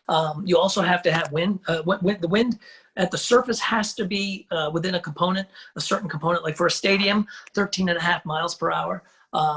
And then like on an air show outside at an air show, we could go up to 18 miles an hour. We had to make sure that we were going to be clear of clouds. So they wouldn't, if we were doing a high jump or high show, we wouldn't be coming through clouds because you can't bust a cloud. I'd be dealing with that. I'd be dealing with winds aloft a lot because of, where the exit of the airplane is going to be and, where they're going to be landing on the ground. A lot like doing Navy weather, when you're doing strike weather, weather for, where a strike's going to happen. And that's interesting because you're actually, your airport's moving on an aircraft carrier. So you've got to do, your departure weather, your strike weather, your return weather, and the return weather may be completely different from where you left earlier that day. So it's kind of the same thing with the Paracommandos. The weather may change from the early show, like if you're doing 2 jumps in that air show, the morning show versus the afternoon show. So, it's a constant look and change and tweaking of that. And then you also have to be able to call it off. I mean, the DZSO has the go, no go. So you got a lot of responsibility. You have to, if you have to scrub it, if you have to cancel it, sometimes you have to do that as they're standing in the door of the airplane. So that can be kind of colorful, especially when you have the commander is a Green Beret lieutenant colonel who's, very, very, a lot of these guys they're all special operators. They're amazing people. And they live in kind of a different world than we do sometimes, because, it takes a special person to be a special operator, and they are incredible. But, and to tell them that, oh no, you can't jump because it's 14 miles an hour, not 13.5, so it can be, you'll be buying the drinks at the bar that night. So it's pretty fascinating. And then I got to jump with the team as well. As a tandem, I jumping with the team. It's pretty fascinating because you end up, and if you've never done this, it's pretty, and you should try it. It's a lot of fun. And I got to, jump with some friends of mine. I got Cantori to jump with us. In fact, we're supposed to meet up at the end of October for a skydive with him and some other folks down in Zephyr Hills. So it is it's fast, it's fun, but you just have to be able to make that call sometimes where it's a scrub. So that's the toughest part, is saying no to a bunch of special operators that don't usually get, weather doesn't bother them for anything they do, but because of the legalities of what we do as a performance team, you had to sometimes say no. So it's pretty fascinating. If South Carolina were to be defined by one food, only one food, what would it be? Shrimp and grits. Shrimp and grits. Oh, I like that. I agree. You think so, Yeah. Frank? Absolutely. I love me Yeah. some shrimp and grits. Shrimp What's and your grits. favorite shrimp and grits down there in the Low Country? Oh my goodness. There's a Fleet Landing is very good. Actually, Poogan's Porch, probably some of the best, and they have the best biscuits in the world. They're about the size Yes, of they a do. Volkswagen. Best she They're crab huge. soup, too. Yeah. Oh, the sheet crab's incredible, and those biscuits are as big as a Volkswagen. They're fabulous. Bill, we've certainly appreciated your time tonight and just the great stories. And I can speak for all of us. We appreciate you always be willing to join us when storms are about to affect the Carolinas, and we always appreciate that. If our followers who are not in Charleston but travel to Charleston, or maybe they do live in Charleston and don't follow you yet, how can they find you on social media? So, yeah, anytime, my pleasure. Whenever storm's coming, feel free to reach out. All of us down here are glad to jump on. We love the podcast. Rob, myself, everybody really, and Dave Williams. So the social media, it's just Bill Walsh TV for social media on the Twitter and Instagram side, and it's Bill Walsh Live 5 News on Facebook. Bill, we certainly appreciate your time, and thank you guys for watching and listening to the Carolina Weather Group. We'll catch you next time here on the podcast and the live streaming show.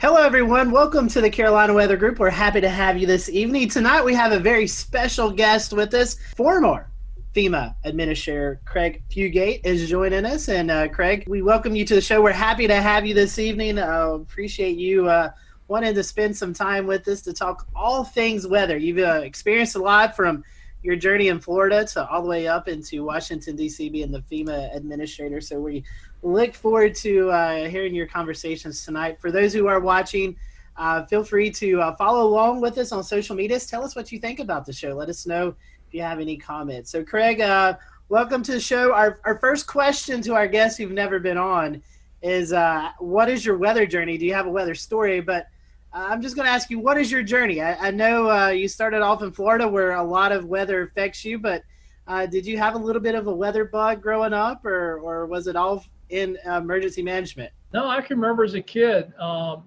you used to get the hurricane tracking maps at the grocery store, and there'd be storms out there, and you'd turn on the NOAA weather radio and wait for the tropical forecast to come through, and you'd listen and get the coordinates and chart the map where the storm was, well before the internet and a lot of other tools that we just take for granted. With that, a young age, living in Florida, always keeping your eyes on the tropics, tell us about your journey through emergency management. I know we were talking a little bit off air. You started in a county and then kind of worked your way up. So tell us a little bit about that journey. Well, my first experience with a hurricane, I was actually a paramedic here in my home county, Alachua County, Gainesville, Florida, where the University of Florida's at, when Hurricane Elena come buzzing through the Gulf of Mexico, and I was on duty for that shift. And we dealt with a storm that couldn't make up its mind and set off the coast for several days before it left. But I started out in 1987, moving from fire rescue to emergency management. Did that. Gainesville, sitting in the north part of the state, we get everything from severe thunderstorm is when we tend to see our most damaging storms. And so we would get every couple of springs, tornadoes moving through, straight line winds, stuff like that. Went to the state of Florida, dealt with a lot of weather-related events, but most notably the 04 hurricane seasons. And then I went to FEMA. And again, a lot of what FEMA responds to is weather-related disasters. A lot of flooding, tornadoes, Tuscaloosa, Joplin, hurricanes, most notably was Superstorm Sandy. So pretty much throughout my career in emergency management, probably more than anything else, has been weather-related hazards. Tell us a little bit about emergency management and FEMA and how they work together to mitigate after serious storms and other types of disasters. Well, the first thing I think people need to understand that the reason we have emergency management in the first place is the org chart of government's not built for disasters. And that's true at the local, state, and federal level. So what happened in the late 70s was the National Government Association began to realize that every one of these big events was almost reinventing wheels. It was never clear who the federal agencies were, what the roles were. It constantly changed. And that really drove the formation of FEMA under a reorganization order that President Carter issued. But the relationship is the way states are set up is they're the primary response to all disasters. Depending upon how that state's organized, generally our first line is local governments, mutual aid, state mutual aid with the federal government in case of FEMA, supporting governors. So every time I hear somebody saying, well, FEMA ought to be in charge, I remind folks, our government's actually a federal government where states have the primary role in domestic emergencies with the federal government supporting them. And I like to point out that if FEMA was in charge of everything, it would have been hard to imagine an agency that could have responded to all the disasters that we saw during my term there without the leadership role of the governors, because FEMA just couldn't have handled all that. It really is this idea that all disasters are local. It doesn't mean we're abandoning everybody, but there are key roles and responsibilities. But like I like to tell people, when the disaster hits, we all work as one team. And so, Craig, how hands-on were you with some of these departments, like the Storm Prediction Center, the National Hurricane Center? Well, I'll give you an example. Both at the state of Florida and at FEMA, our practice was when we had storm threats, we would have the National Hurricane Center, Storm Prediction Center. Sometimes, once we saw the rainfall forecast, the Weather Prediction Center, relevant river forecast, and the affected National Weather Service offices all on those briefings. And I think, one of the things that I found when I got to FEMA was they were only talking to the Hurricane Center. And I'm like, you guys do realize there are other hazards, that there are forecast centers that deal with that. And the Weather Service in general, I think, really appreciated the fact that they finally had somebody that understood that the Hurricane Center isn't the only products that are being issued during these storm threats, and that, if we were seeing a significant flood risk from heavy rainfall, having the Weather Prediction Center now talking about that and amplifying that message. What do you envision a response might look like to a hurricane in the age of coronavirus? If you listen to what Mike said, and you go back several years ago and listen to him talking about hurricanes, he said the same thing. We've always recommended that people evacuate their friends and families, hotels and motels, and shelters as a last resort. So I think I'm less concerned about that messaging as the messaging we've been hearing, that people have been told to stay home, socially isolate, the risk of COVID, and not understand that if you're in an evacuation zone, you still need to evacuate.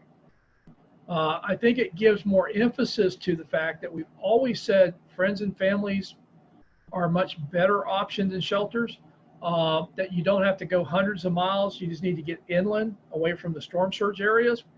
And the other message, which is kind of a tricky one, is particularly in Florida, we've seen a lot of evacuations that aren't in evacuation zones. Essentially, people are trying to run away from the storm itself versus the storm surge.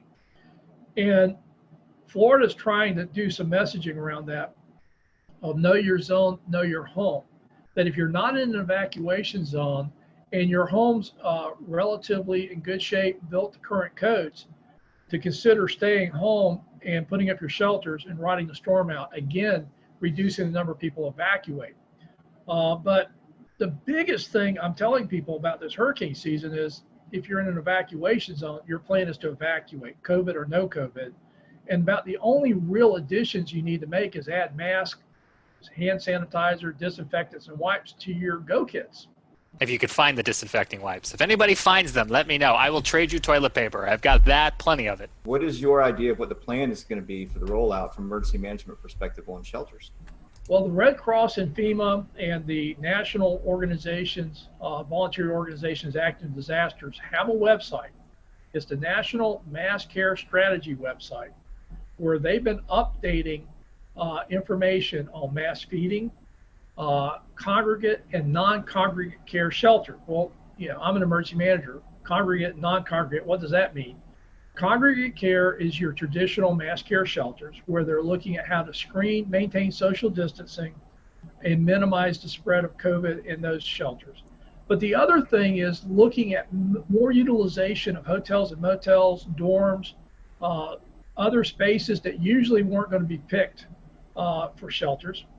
And I think there's an opportunity here. Everybody keeps telling me how hard it's going to be. And I'm like going, well, last time I checked, most hotels and motels are not really doing well.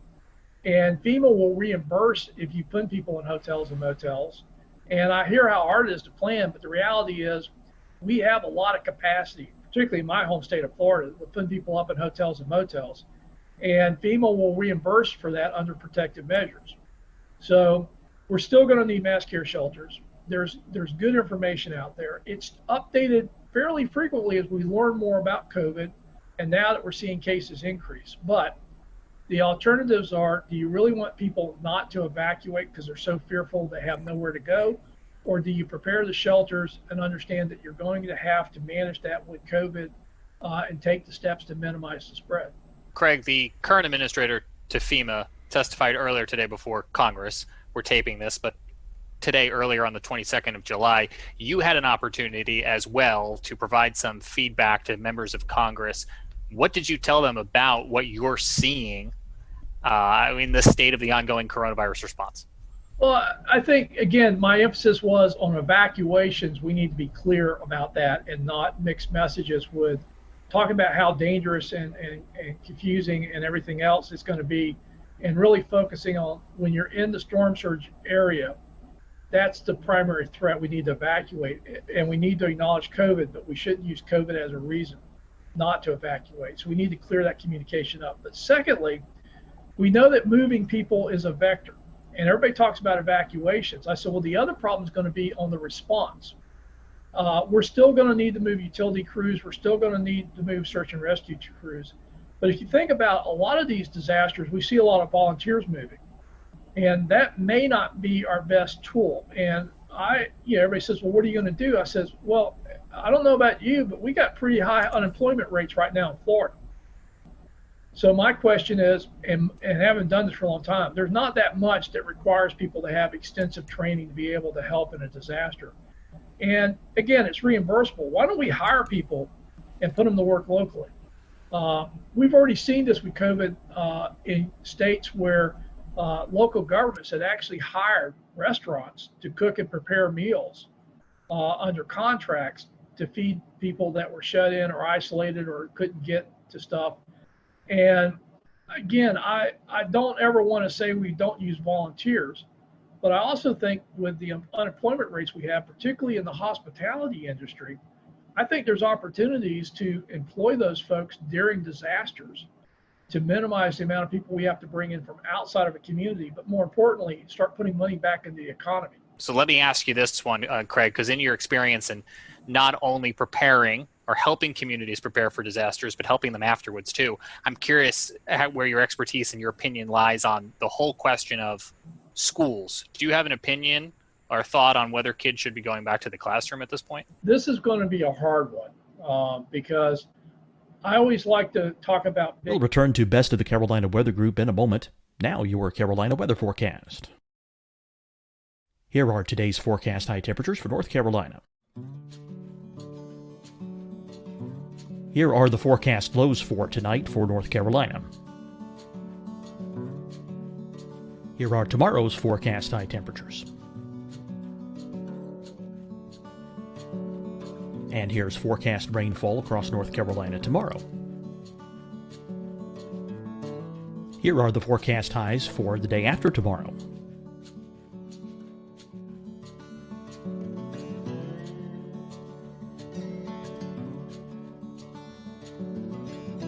And here's the forecast rainfall across North Carolina for the day after tomorrow.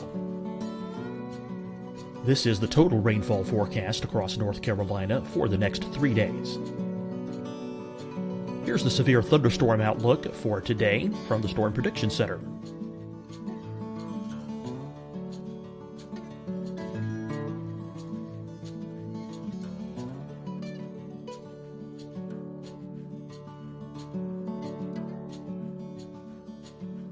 Here are the forecast high temperatures for today for South Carolina. Here are the low temperatures for today for South Carolina. Here's the probability of precipitation forecast across South Carolina today. And here are the rain chances across South Carolina tonight. Here are tomorrow's forecast highs across South Carolina.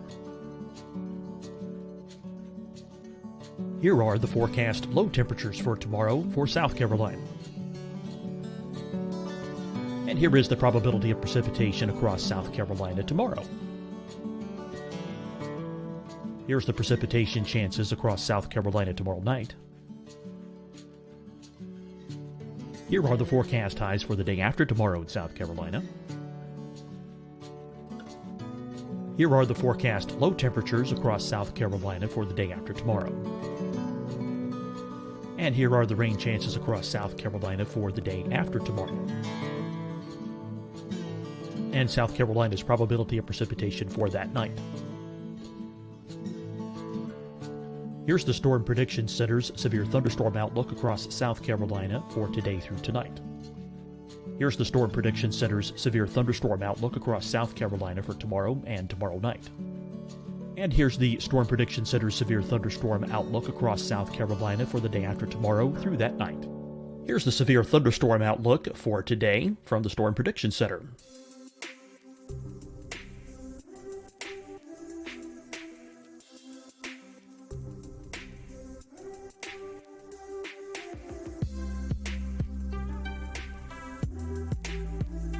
And now here's a live look at weather radar across the southeast. Hi, everyone. I'm Dr. Mandy Cohen, Secretary of the North Carolina Department of Health and Human Services. And when you follow the 3 W's, you protect your family and your neighbors from COVID-19. When you leave your home, practice your W's. Wear a cloth face covering, wait 6 feet apart, wash your hands often. Wear, wait, wash. We're in this together. Stay strong, North Carolina. Deciding when to wear a mask isn't about who you know or how well you know them. Just ask yourself, will I be with anyone I don't live with? If the answer is yes, get behind the mask. Help slow the spread of COVID-19. Get behind the mask. Learn more at covid19.ncdhhs.gov. Fight the spread and take a stand against coronavirus. Wear a mask in public. Stay at least 6 feet apart from others. And get tested. Join us and fight the spread. Visit scdhec.gov/COVID-19. Getting tested for COVID-19 helps you to take the steps needed to protect yourself, your loved ones, and your community. Find the testing location at scdhec.gov/COVID-19 testing. You'll see your Carolina weather forecast at 25 and 55 past. And now back to the best of the Carolina Weather Group on the all-new Carolina Weather Net. Kids don't generally get that sick. We need to get the economy going. We need to get kids back in school. It's important for development. And I'm like, nobody's really answering this question. If the rate at which kids get sick and potentially the rate at which kids have serious complications or deaths are even like small percentages, like less than 0.1%. When you're talking about thousands of children going back to school, those are real people and those are real numbers. And I don't think we have a good answer for that. I also think that there is opportunities to look at how we go back to the classroom setting. Everything from a lot of schools don't have enough room to do social distancing. So what if we split the day in half and we split the school up where half the school goes in the morning, half the classes go in the afternoon? What if we started doing more classrooms, weather permitting, outside? And again, because we're learning more about this is airborne and why masks are so critical in minimizing spread. how is that going to all happen? And I'm not sure we have enough answers, because in Florida, some of the schools will open up, in the middle of August. So I think it would be prudent to think this through, get some consensus on ways to do this. And again, I just don't think saying you're going to open schools is the answer. But I also don't think that keeping schools closed indefinitely is going to work either. Shifting gears a little bit, you're passionate about the resilience divide. I see this here in Charleston a lot, where we have, sunny day flooding, and it often affects places that are less affluent than places that are more affluent. A lot of the more affluent places are getting, they're getting some of the things like check valves. They're getting a seawall at the battery. But meanwhile, at the corner of Haggard and Fishburne, where there's low-income housing, you see at 6.8 feet tides, you start to see the creek overflow and start flowing across the road there. Several, we had 80-something coastal flood events last year. So let's talk a little bit about that resilience divide and how we can maybe bridge that. Well, the resilience divide is really how I'm trying to talk about the current process of using cost-benefit analysis to make decisions about investing in mitigation and building projects, particularly for future climate impacts, as well as the existing impacts we're already seeing. And so much emphasis is on how many tax dollars we save. You probably heard this, that for every dollar we invest, we save anywhere from $4 to $9. And so if you're looking at dollars, you'll actually save more money the more valuable the homes are that you're trying to protect. And lower income homes, working class communities, don't score as well. So the bias, I don't think, was intended to short the most vulnerable communities, but by only looking at the cost benefit analysis of dollars saved versus dollars invested, we're going to see that divide go towards the more affluent communities, particularly those that can afford the cost share match of, in many cases, a minimum of 25% against the federal dollars. And I think we need to broaden the definition of cost benefit analysis to actually talk about the functional impacts to families and communities, not just to dollars saved on property. Jared, I want to take what you just said and talk about Charleston and the resilience divide and just roll that into talking about climate change and climate change adaptation. Craig, what does that look like from a FEMA standpoint? Climate's already changed. I think one of the problems we have is we keep talking about climate change as something that's going to occur in the future. And quite honestly, that's the way we talked about it in the majority of the Obama administration, was something that we're going to deal with in the future. But when Sandy hit, President Obama, and we'd already seen a lot of tornado and flooding activity in a pace that we'd not seen before. And we kept getting these record-setting events, which I remind people, if it's record-setting, we've never measured it before. And these weren't just isolated incidents. It was like a drumbeat. And the president said something that really, I think, shaped where we were going to go at FEMA. He says, the discussion about climate change is over. We need to start talking about climate adaptation. And the problem is our infrastructure was built for the past century of weather-related events. And climate is changing faster than our ability to keep up with infrastructure, to keep up with the improvements needed.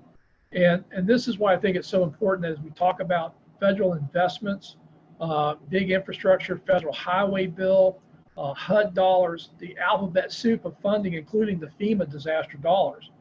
We have got to move away from building to our last 100 years worth of weather data and start building the future risk. And I think there are more and more people that get that we can't keep building the way we've been building if we're going to survive. But I think there's some urgency that, as much as people talk about reducing greenhouse gases, on our end of the spectrum, I think the change has already happened and we're not going back anytime soon. So adapting to what's happened, particularly our coastal communities, areas subject to flooding. We know that the extreme rainfall events is one of the clearest signals we've seen in the last decade from climate impacts. And we are way behind on both identifying, mapping, and explaining that risk, and then making the investments to start bending that curve. And I want to kind of back up a step in keeping that same direction. We talked about Horry County. We talked about some of these areas that have been hit very hard by the watershed events from the hurricanes that have hit. Over time, things have built up, Matthew, and so on and so forth. Things have just gotten worse and worse over time. So these property values are down, and we get back to the resiliency divide and demographics. And so what is being done to help those that are less fortunate in the lower income or the lower value homes per se, that can't get back the dollars that they put into their home, ones that that's their total investment. And then others are getting funded for their properties, whereas these folks over here are not. Where's this going to be bridged at some point in the future? What's the plan for that? It hasn't, and that's one of the reasons I think we need to draw attention to it. The Miami Herald ran an article a couple of months ago that looked at the National Flood Insurance Program, their buyout program, where they go in and buy homes out that are repetitive loss. And they found that there was a definite bias that a lot of that money went to the wealthier counties, not necessarily the most vulnerable communities. And I think that's why we need to talk about the resiliency divide. We need to get Congress to get behind this and really look at funding an adequate buyout program and focusing on the vulnerable populations, not just the property values or the cost savings that we may see in more affluent properties. How in tune is Washington to how weather affects people? We live here in the Carolinas, the Charlotte metropolitan area, Winston-Salem, Greensboro. Over 2 million people live in that general area, and there's no adequate radar coverage to detect tornadoes, flash flooding. We hear these stories of folks who are continuing to have homes flooded, and they're not really getting the attention we need. Is this something that the Washington culture, the senators, the House representatives, they kind of push the weather and what it does off to the side? I know everything should be focused on, but do you think sometimes weather and their issues kind of get pushed to the side a little bit? A little bit. The only time they get serious about weather is when there's a catastrophic failure in their district. I mean, think about it. The Weather Service couldn't even get a supercomputer to run better models until after Hurricane Sandy or Superstorm Sandy showed how inadequate their computational powers were. So unfortunately, everything from getting WSR 88s, which was the result of several airplane crashes due to microshear, to the latest funding for the Weather Service in this Superstorm Sandy stimulus package, Washington tends to be reactive. And so until a member gets hit in their district, then it becomes a big issue.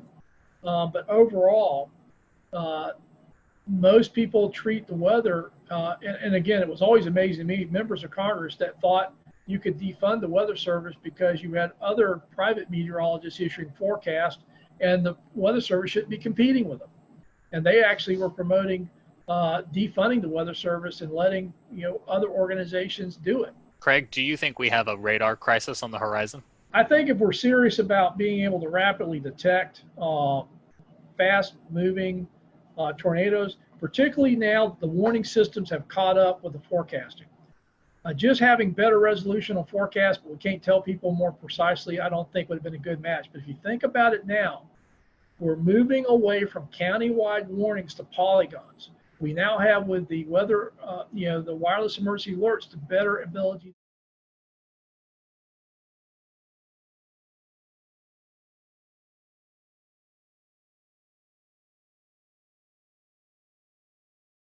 We don't want to see any very strong rotation on radar. But nonetheless, there's still a warning out. The National Weather Service thinks that a tornado could occur within this warning, and likely we would be seeing that tornado happen somewhere in this area, just north of Matthews, heading towards Mint Hill. So to get into the details, we'll hop into this warning box and see what the information is. This is set to expire in 4 minutes, so we'll see if the National Weather Service is going to reissue it very shortly. But this is heading for locations such as, let's see if we can get Mint Hill. This is north of Matthews, Reedy Creek Park, and East Charlotte. Those are all that the storm is moving through your area right now. So if you're in this tornado warning, go ahead and take cover, get to the lowest, most interior room in your home, away from exterior walls and windows. Throw some shoes on, throw a helmet on, and be prepared in the event that your house were to be hit by a tornado, be prepared to handle debris and walk through it. You don't want to be barefoot. And the number one leading cause of fatalities in storms and tornadoes is blunt force trauma to the head. So be sure to throw on a helmet. That will keep you safe. We'll check back in on this storm in a second. It is set to expire in 3 minutes now. So we may see this warning drop shortly. Zooming back out, we'll flip back over to some reflectivity to the rainfall, see how heavy the rain is across the region. You see we've got the one storm here in Charlotte with some pretty heavy rain, and a whole string of storms to its south, stretching from Union all the way up towards Albemarle, at moderate to heavy rain up towards Greensboro. But looking back down to the south and west, that's where we are seeing our secondary tornado threat move in. So we're going to see this threat increase over the next 1 to 3 hours. And as you can see now, we've got our first tornado warning moving into South Carolina from the state of Georgia. The National Weather Service has just expired that tornado warning for the Charlotte, Mecklenburg area, which is good news. We'll see if I'm sure they will continue to monitor it, and we'll see if they reissue it with coming scans. But hopefully that tornado warning continues to be dropped, and we don't have to worry about that storm anymore.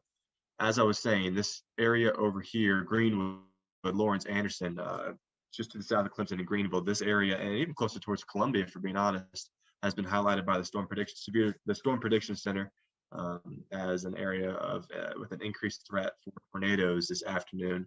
And we do see this initial tornado warning heading towards the South Carolina border, currently over near Elberton, between Elberton and Bowman and Carlton. So we'll flip over to some velocity data.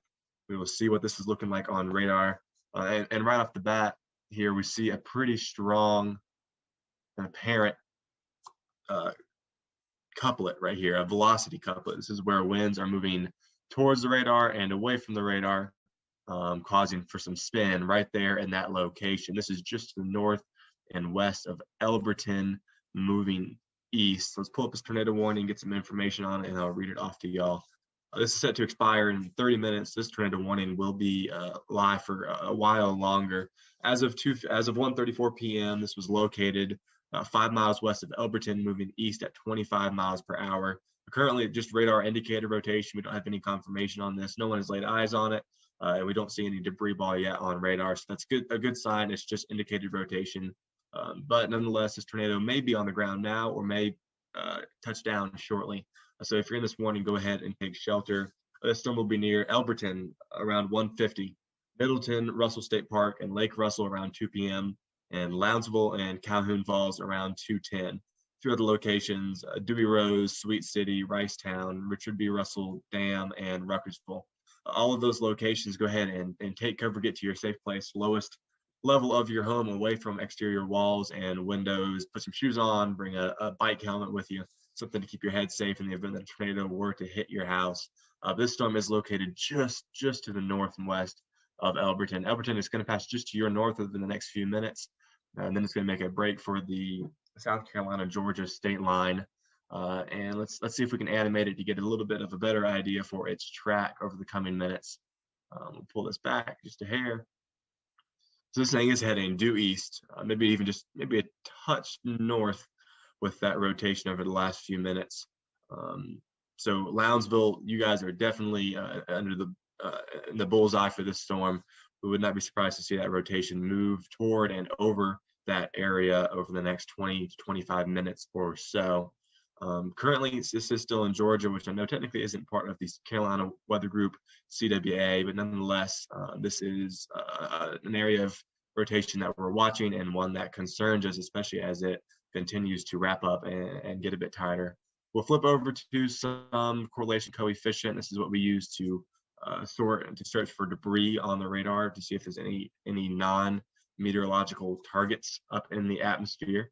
We'll see if we can get it to load. Maybe 3, 2, and 1. There it goes. So nothing sticking out quite yet. Unfortunately, the storm is a little ways away from the radar. We are seeing it from probably 80 to 100 miles away. Our closest radar site is in Greenville on this one, I believe. Let's give it a measurement. So yeah, we're sampling this storm 3,500 feet up in the atmosphere. So we're not getting a great depiction of what's going on at the surface, but nonetheless, we can still see that the rotation of that mesocyclone, we can see this couplet right here, as we were mentioning, just to the north of Elberton, and even in that last scan looks a bit stronger. Worth noting as well, the storm behind it to the west, southwest of Carlton has a bit of a menacing look as well. It looks like a pretty stout inflow region. Flip over to reflectivity and get an idea for what that might be. So that might not just be that may be some rotation going on in there to the south and west of Carlton. So we may see that go warm here in the next few minutes. Not sure where that's up to the National Weather Service to make those calls, but that area is pretty concerning. So we may have a 1-2 punch for some of these areas. This initial storm that's tornado warned currently near Elberton will cross into South Carolina near Lounsville, and the secondary storm still a ways away from the border. We may see that approaching Calhoun Falls and just to the south of Carlton as well for Georgia over the next half hour to 45 minutes. Looking a bit further out, we will step back. Greenwood, Newberry, Laurens, you guys are not under any what's the word for that? Imminent threat. There it is.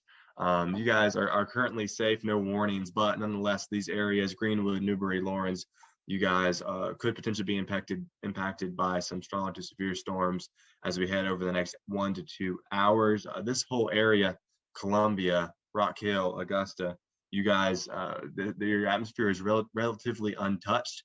Haven't had a ton of rain and storms today to rile it up. So this is pretty warm. It's a pretty stiff, really muggy air out there right now that's going to be driving these storms. And we've got a good deal of shear aloft, 35 to 40 knots of shear aloft today. That'll be just enough to get those storms spinning and produce the tornado warnings like we're starting to see now as they move into South Carolina and Florida. We just got a continuation on that tornado warning that we were just looking at for this storm approaching the border near Elberton. We will see again, still watching the storm down near Carlton. Even if there's no tornado in there, it's got some pretty nasty winds locked into it, and it does have a severe thunderstorm warning with a tornado possible tag on it. So there could be a tornado ongoing in both of these storms. Still no debris ball indicated on radar yet, which is a good sign. But Lounsville, you guys are going to be under the gun from the storm shortly. Elberton, you guys are seeing it currently, and we are going to see it heading this way. Lounsville and then Abbeville, you guys may be in the next tornado warning when this thing gets continued and extended over the next 30 minutes. So you have to keep an eye on that. Zooming back out, let's flip over to some reflectivity. Look at the heavy rainfall moving across the state today. You can see we've got this initial round of storms now clearing Charlotte, heading up towards Raleigh. Had several tornado warnings with this throughout the morning, starting out near and to the southeast of Gaffney, and then moving up into the Charlotte metro area. Thankfully, those warnings have since been dropped. The radar indicated rotation has dissipated, and the National Weather Service continues to monitor those for new rotation and new signs that a tornado may be present or looming. But nonetheless, currently, no warnings out on those, just some heavy rainfall and some thunder and lightning with those storms as they progress to the north and east towards Raleigh-Durham area. Then we have this big open section of some light moderate rain here, Anderson, Greenville, Gaffney, that's ongoing. That's non-severe, just some moderate rain, but especially along the southern tier of that rain shield, we're seeing this tornado threat realized, especially with this tornado warning that's heading towards Lounsville, South Carolina.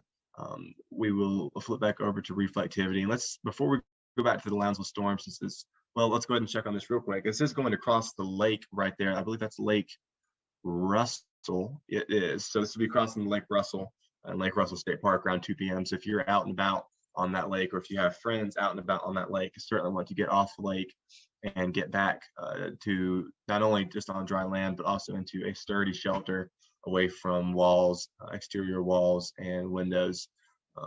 Just as a reminder, mobile homes are not a good source of shelter during these tornado warnings. If you're in a mobile home and you have enough heads up time before this tornado gets to you, go ahead and move to a sturdier structure. Staying in that mobile home should be a last resort. If you can go ahead and get to a sturdier home or a community tornado shelter, do that, because it will be far safer than the mobile home that you're in, which may not even be able to they may not even be able to sustain and weather 80-mile-per-hour winds, let alone a stronger tornado than that. New radar scan in here, Elberton, we're seeing this rotation tighten up a bit just to your north. It is now moving closer, just a few miles from the state line here. Let's measure it out, only 5 miles now from the South Carolina state line. This will shortly cross into South Carolina over the coming minutes, and we are going to see that storm become an issue. And I suspect that we are going to see this storm, the other storm down here near Carlton, and others that will crop up on the radar. I suspect we're going to see warnings on and off throughout the rest of the afternoon as we have a pretty viable atmosphere for tornado producing thunderstorms ongoing currently, and it's just ripening, especially for areas a little bit just to the south of the ongoing precipitation shield that's in the upstate South Carolina. Lounsville, you guys under the gun right now. Calhoun Falls, you're just north of this warning. See if we can get some reflectivity to pop up here. There we are. Lounsville, you guys are going to see this moving your way shortly. Calhoun Falls, you guys are safe from this initial storm. It will pass to your north, but keep your guard up. We are watching this storm that's not tornado warned currently, but we are watching a severe storm down near Carlton with a tornado possible tag on it. Certainly got some 1-inch hail in it with rampant thunder and lightning and associated thunder. So you're going to be wanting to watch this over the next 30 minutes as it approaches. If that storm does go to tornado warned, we will let you know. We'll keep you updated on that. But zoomed out for the rest of the region, no more warnings, no severe thunderstorm warnings, no tornado warnings elsewhere, except for this one small localized area moving into South Carolina. I've mentioned the southern edge of this precipitation shield, so we are kind of, let me redraw that. I would say we're going to be watching this area for tornadic development over the coming hours as these storms move in with ripe conditions. We've got warm temperatures out there today, temperatures in the 70s and 80s. We've got dew points in the upper 60s to low 70s. So it is just a ripe environment with plenty of available potential energy for these storms to tap into, as well as wind shear to get these storms spinning up like tops and to have them potentially produce tornadoes as we progress through the afternoon. Let's flip over to a different radar site if we can, see if we can get a better look at this storm. It's in a weird spot, but we'll flip over to the Columbia radar just to see what it looks like. At this point, we are sampling pretty far up in the atmosphere. We're looking 8,500 feet. It's useful, but not as useful as the 3,500 we're looking at previously. But nonetheless, we can still see broad rotation in the mesocyclones of these two thunderstorms right here. Now, the first one, tornado warned one to the north and east of Elberton, and the other storm just due south of Carlton, Georgia. Flip back over to Greenville. That seems to be the better radar to monitor this storm. And just checking in, this storm, even if it's not producing tornado, is packing a punch with some serious straight line winds ongoing down at the surface, possibly gusts up to 70, 75, 80 miles per hour. That coupled with the quarter-sized hail that the storm is producing could cause some pretty significant damage to siding. It can knock down trees, power lines. We can see power outages throughout that area. So be just as wary of that storm as you are of this severe thunderstorm or this tornado warned storm that's now just a couple miles, about 1 mile away from the South Carolina-Georgia state border between Elberton and Lounsville. We'll return to Best of the Carolina Weather Group in a moment. Now your Carolina weather forecast. Here are today's forecast high temperatures for North Carolina. Here are the forecast lows for tonight for North Carolina. Here are tomorrow's forecast high temperatures. And here's forecast rainfall across North Carolina tomorrow. Here are the forecast highs for the day after tomorrow.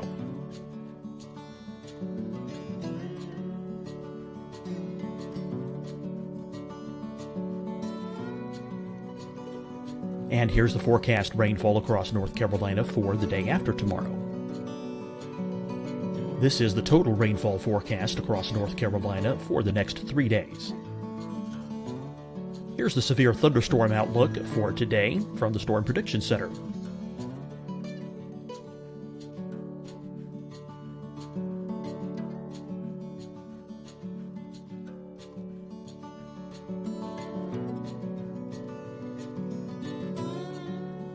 Here are the forecast high temperatures for today for South Carolina. Here are the low temperatures for today for South Carolina. Here's the probability of precipitation forecast across South Carolina today. And here are the rain chances across South Carolina tonight. Here are tomorrow's forecast highs across South Carolina. Here are the forecast low temperatures for tomorrow for South Carolina. And here is the probability of precipitation across South Carolina tomorrow. Here's the precipitation chances across South Carolina tomorrow night. Here are the forecast highs for the day after tomorrow in South Carolina. Here are the forecast low temperatures across South Carolina for the day after tomorrow. And here are the rain chances across South Carolina for the day after tomorrow. And South Carolina's probability of precipitation for that night. Here's the Storm Prediction Center's severe thunderstorm outlook across South Carolina for today through tonight. Here's the Storm Prediction Center's severe thunderstorm outlook across South Carolina for tomorrow and tomorrow night. And here's the Storm Prediction Center's severe thunderstorm outlook across South Carolina for the day after tomorrow through that night. Here's the severe thunderstorm outlook for today from the Storm Prediction Center.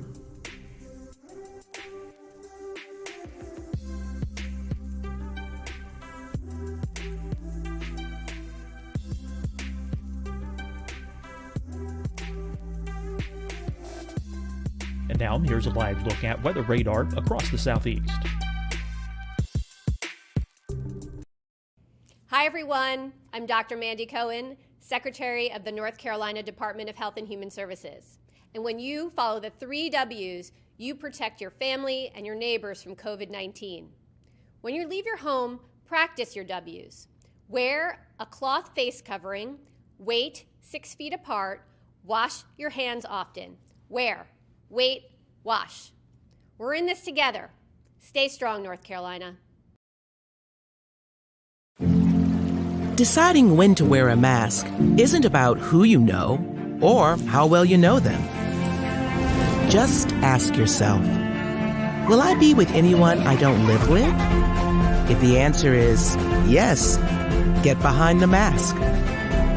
Help slow the spread of COVID-19. Get behind the mask. Learn more at covid19.ncdhhs.gov. Fight the spread and take a stand against coronavirus. Wear a mask in public. Stay at least 6 feet apart from others. And get tested. Join us and fight the spread. Visit scdhec.gov/COVID-19. Getting tested for COVID-19 helps you to take the steps needed to protect yourself, your loved ones, and your community. Find the testing location at scdhec.gov/COVID-19 testing. You'll see your Carolina weather forecast at 25 and 55 past. And now back to the best of the Carolina Weather Group on the all-new Carolina Weather Net.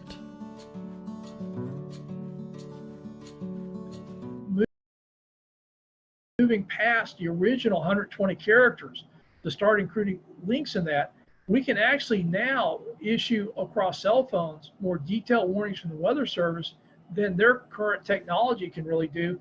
And they've been migrating that way. So now they can do polygon warnings, yet they're still basing it upon radar technology that will miss part of that. There's still gaps in that coverage. And everybody forgets, unless you're in severe storm mode, those things are scanning. Everything you're seeing is delayed. It's not what's actually happening. So, you know, we've seen this before where the tornadoes will actually drop, hit, and pop back up before the radar completes its circle and it gets the updated forecast information. So by the time you see a hook echo, it's already done its business and dropped back in the sky. Well, Craig, I want to transition us away from this last topic. And as we're kind of running short on time here, talk about something that is near and dear to all of our hearts here at the Carolina Weather Group, the Waffle House Index. That's something that we've talked about before. We had the PR director, Pat Warner from Waffle House, on last year in 2019 to discuss what exactly it is from the Waffle House perspective. But I'd like to hear about it from the FEMA perspective and how the Waffle House Index works its way all the way up to the president. Well, FEMA will tell you that the Waffle House Index really isn't their index, and that was just me trying to be folksy. But it actually started in Hurricane Charlie. I'd been out on several disasters, and the thing I could just it was just accepted was if there was anything open, it was going to be a Waffle House. But in Charlie, we had gone down to Charlotte County, and I ended up staying down there for about 2 weeks. So we'd get up around 4:30, 5 o'clock in the morning, try to find something to eat, and we'd spend the rest of the day working. And, we're doing 18-hour days, so if you didn't get breakfast, you may not eat. The first morning we get up, and we were down near Fort Myers. We had to get on the interstate and head south because there was nothing open where we were at.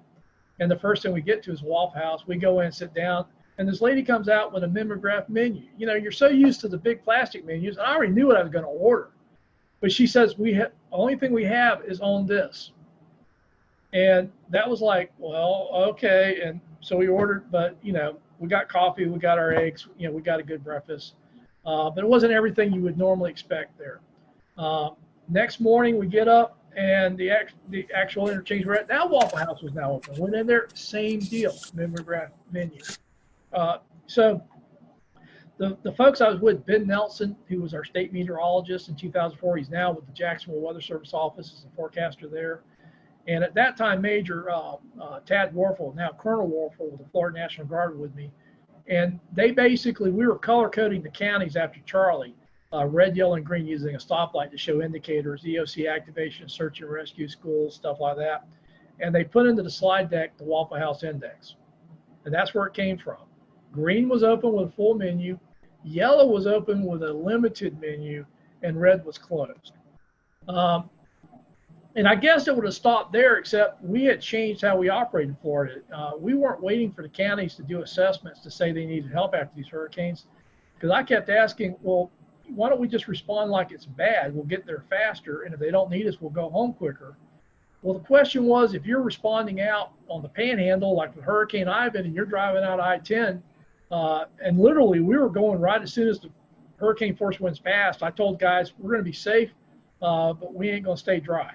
We're not waiting for blue skies. So we were going right as the storm was moving out.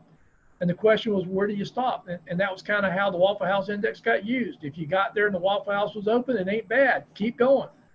If you get there and the Waffle House is open, but they got a mimeograph menu, well, we're dealing with power outages. We probably got a lot of mass care issues. But for the search and rescue teams, don't stop. Keep going. And if you get there and the Waffle House is closed, that's going to be pretty bad. Go to work. And it just kind of became the shorthand. In Florida, it seemed like all these hurricanes going across the interstate, the Waffle House was a pretty good indicator of what was happening. And the other thing, because we never really talked to the Waffle House, about them getting open and all the stuff they do to stay open. It was just our shorthand for where do we stop and go to work when we're driving in the areas, because you'll start seeing damages 100 miles out with a hurricane, but that's not where the impacts are the worst. And so it just became a shorthand for us of, where do you go to work in a hurricane? So I got to ask, Craig, what's your go-to meal at Waffle House? I mean, New York strip steaks. I like the steak and eggs, scrambled eggs, hash browns, scattered and smothered, black coffee. And if you're on the limited menu, what do you go with? Scrambled eggs, omelets, whatever they got. I'm not picky if they got a limited menu. But generally they'd have eggs and bacon, stuff like that. The funniest thing was when I was in Joplin. We got out there. I was actually on the West Coast, had to fly back into Joplin, got there late at night. We did a whole bunch of interviews the next day. I've been running on about 3 hours sleep in about 48 hours. It's now about 6 p.m. We're heading back to our hotel for the first time. And there's a Starbucks, and all these cars are parked around the Starbucks. I'm like, hey, guys, just pull in. I need a coffee. And we pull into the Starbucks. It was closed. We couldn't figure out why all the cars were there. Then we realized they didn't turn their Wi-Fi off. So folks in Joplin they were just trying to get connections were circled around there. So we went back to our hotel. There's a Waffle House right there. I'm like, we're going in there. I know they got coffee. And sure enough, You go into the Waffle House, they got coffee because they're pouring bottled water into the coffee makers because all of Joplin was under boiled water orders. But Starbucks was closed, Wi-Fi was on. Waffle House, they're just pouring bottled water in those coffee makers making coffee. So I got my coffee. So switching gears, Craig, I wanted to ask you, are there any memorable moments that stick out in your mind while you worked at FEMA? For example, the 2011 tornado outbreak in Alabama or Superstorm Sandy, anything like that? Yeah, it was the Tuscaloosa tornado outbreaks was pretty impressive. And again, we came into Birmingham, picked up a Black Hawk, and I was flying up to the northern part of the state. And I don't think people realize how bad the northern tier of the Alabama counties got hammered. TVA had major transmission lines ripped out. We went to one town. They were basically lost everything. They had brought a command post from the southern counties. They used to go the other way during hurricanes. They'd all go south. But that thing, everybody from the south was going north. And they literally had 911 in this mobile command post, and they were dispatching, and everything, all their equipment was lined up on the side of the road because the station was just gone. And I remember, the president was coming in. He gets on, how bad it is. I'm trying to describe it, but it really was. It was hard to describe. He got there, he saw it, and that kind of came shorthand. So Joplin happens, and I'm on the ground in Joplin. I get the same call. He's going to come in a couple of days. He was always very respectful that he didn't want to get there when it would have interfered with the response because he knew what happens when he comes in as far as security and stuff like that. But he didn't want to wait too late. So it was always, the governor, working with the governor, working with local officials, and essentially, my recommendation. So he's calling me about Joplin, and he's going, how is it? And I says, it's worse than Tuscaloosa. And he's like, worse? And I have to say, Joplin, as far as total devastation, is the first time I've seen total devastation. When you were down where that hospital was, think about a tornado that's powerful enough to rotate a steel frame building and actually turn it. Literally the area a mile wide, close to 10 miles long, varying in width. Anything in there was totally destroyed. Anything outside of it pretty quickly got to the point where you didn't even know a tornado had hit. And I just remember that, describing it to him, and he's going, how bad is it? I said, it's worse than Tuscaloosa. And he was just taken aback because the impacts in Tuscaloosa were pretty dramatic. And I'm like, yeah, it's worse here in Joplin. Well, Craig, one last question, kind of a fun question. You kind of, a little bit discussed it just a few seconds ago. You and President Obama, Vice President Cheney, you're sitting around. Did y'all ever talk about weather? Weather's a thing that a lot of people talk about. Did you guys just ever, talk about the weather, what's going on? No, but, between I went out on a couple of disasters with Vice President Biden, and I remember going up into Scranton, Pennsylvania. And it was really funny because he's like, Craig, these are my people. And I knew he was from the area, but I didn't realize that, people on the street knew Joe and called him that. I'm like, Mr. Vice President. They go, hey, Joe, how's your, I haven't seen you. And Joe would be going, how's your grandfather, your dad, cousin, uncle? He knew people. So that was the thing that really struck me about Vice President Biden was, in a lot of these communities we go into, he had a very personal connection, and particularly in that part of the country, they knew he was from there. They knew the families. They knew each other. President Obama, I remember two things. One, I was meeting him down in New Orleans. It was the anniversary of Katrina, and he's asking me how it's going. I said, well, we got hurricanes in the Pacific, hurricanes in the Atlantic, and fires in between. And he just looks at me and says, you're a smart ass. I'm like, hey, I'm just reporting what's happening. But the other cool thing about the president was, I was told early on that they wanted me to wear my logo when I was at the White House during disasters. So during Matthew, I'm giving a briefing to the president in the Oval Office, wearing khakis and my FEMA logo shirt and my FEMA windbreaker, and everybody else is in suits. And there's this great picture of the president. I'm sitting next to the president wearing my blazer and my logo wear, everybody else in suits for the briefing, and people said, how do you get away from that? Everybody else dressed up to go in there says, they basically told me to look like I was doing what I was supposed to be doing. So I wore what I wore when I was at FEMA headquarters when I went to the White House to brief. In fact, if I was wearing a suit, they'd always, look at me kind of excused. I said, hey, this is camouflage. When I'm wearing a suit, I just blend in with everybody else running around with a White House badge. We certainly enjoyed having you. If you have a website, social media that account or anything like that, that our listeners and people who are viewing this can follow, how can they do that? Well, I tweet a little bit. I guess that's, you should be aware of that. So that's how we met. Yes. No, I'll tweet it, Facebook it, and LinkedIn it. Again, I've seen you guys out there. I've just,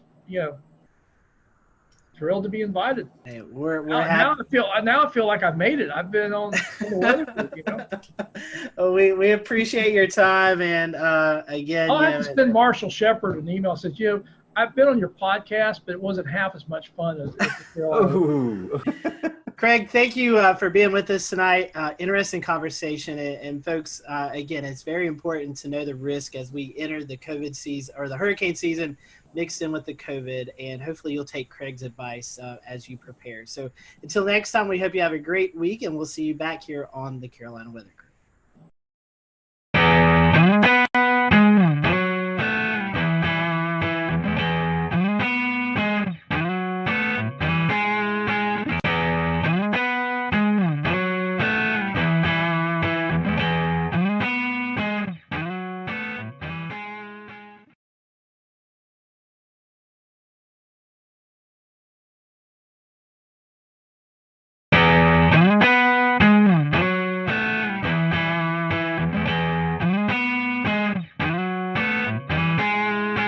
Hello, everyone. Welcome to the Carolina Weather Group. We're happy to have you this evening. Welcome to another episode, and tonight's going to be a fun episode. I'm going to go ahead and apologize.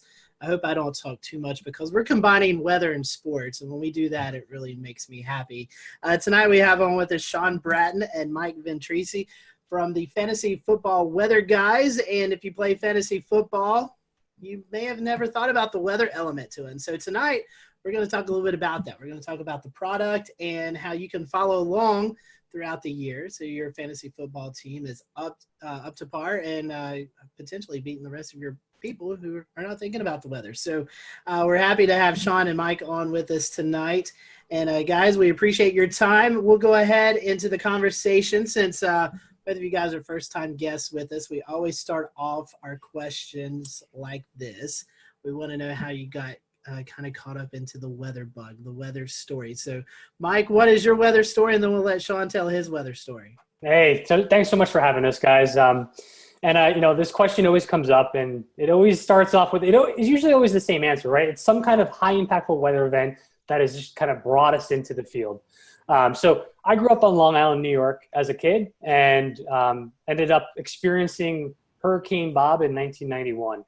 So it knocked out our power. I'm like, what is going on outside? I originally wanted to be a veterinarian, and I would go home and watch the Weather Channel after that hurricane, just watching Cantori on there with during the season.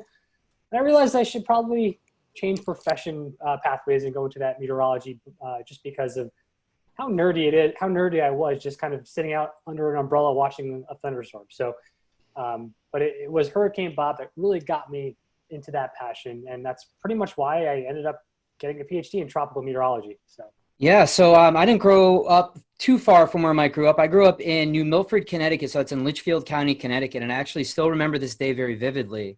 I was in first grade, and we were on our, getting ready to pack up and go home, but they didn't let us because we had a tornado warning.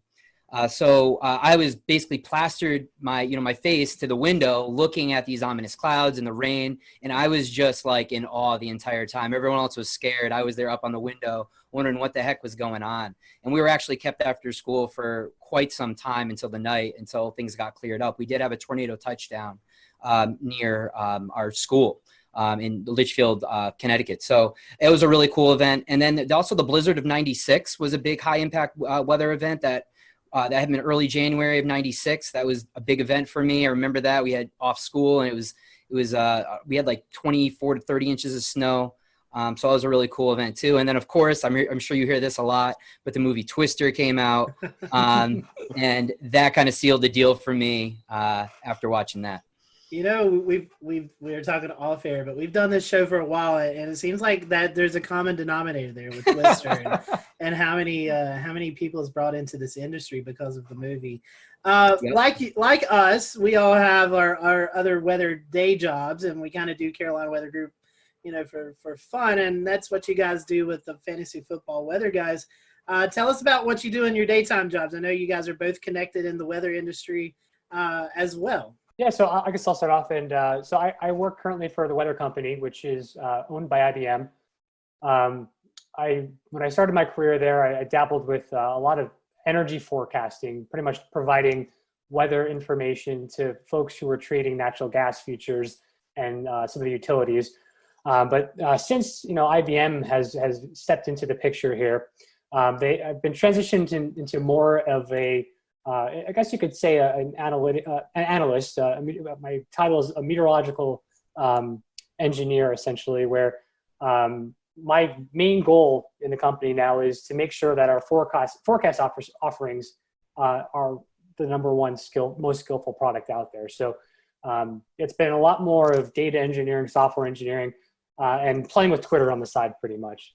It's kind of how it's evolved.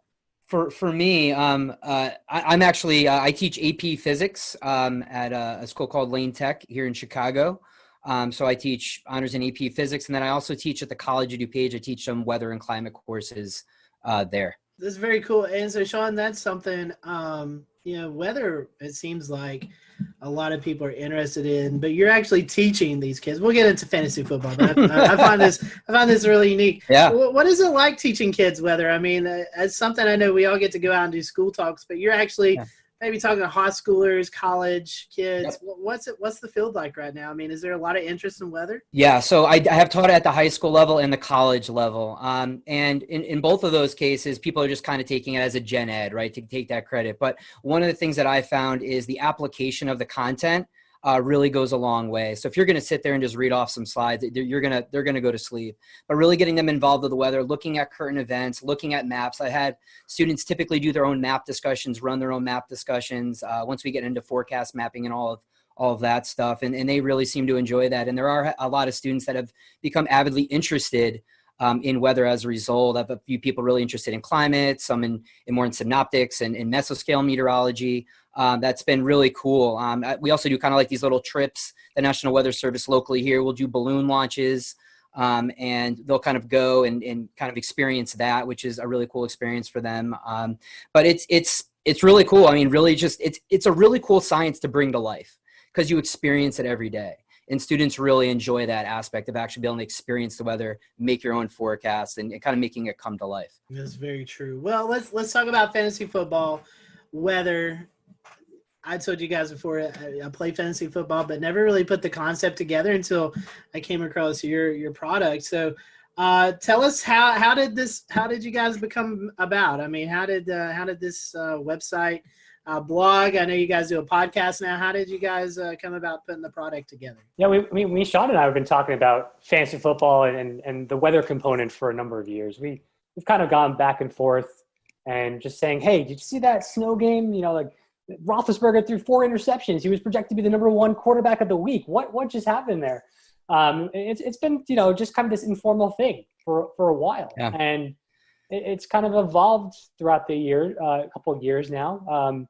We've been essentially, in a nutshell, Sean and I are probably the most competitive people you'd ever meet. And we need to be, essentially, we're competitive with everyone else, but also really competitive with each other. So we want to try to find any edge that we can when essentially trying to optimize our lineups on a given week. And I think this is kind of how it spawned out, Sean. What would you say? Yeah, it's kind of funny because Mike and I first started listening to this fantasy football podcast, and we would be always going back and forth. And there's one thing that they always brought up, like, hey, you could become a part of our league of record, meaning you can join their fantasy football league. And these guys are big time. They're all over the place. Everyone knows them. That's in the fantasy football community, the fantasy footballers. And we were like, hey, I wonder what would it take for us to actually be able to be part of their league? And we were like, well, we're really in tune with the weather and what's going on week to week. Maybe we can trade our experience with weather and letting them know what the forecast is, and maybe they'll let us be in our league. And so Mike and I were actually kind of just pitching this idea, and we're like, wait, like as Mike explained, we were thinking about all these events in which weather has played a major role, and we're like, we may have something here. And so last August, essentially, we were like, hey, let's do this. So Mike threw together a website. He's like, all right, we're going to meet at this time every week, do a forecast, and make projections for players. We had a data set we were able to work with at the time, and then we brought on our friend Colin, who's kind of our producer and behind the scenes guy, and our host, exactly. And he's been kind of doing stuff on the side, and it just kind of gained momentum during big weather impact games. We would get people on Twitter and asking us for advice and what was going on, and it's kind of built. And now we're at a point where we brought on Nick Schiraldi, who also has a PhD in meteorology, and he's working, on our quantitative statistical analysis package and user interface on our website to really kind of nail down those numbers, and as Mike mentioned, that kind of give you the edge. So, it's just a really cool thing that we kind of were like, hey, let's just try it out, see what happens, and it's kind of gained some momentum over the last year or two. I just want to say one quick thing. All the Fantasy Football Weather guys we just mentioned, we're all University of Albany alumni guys. So.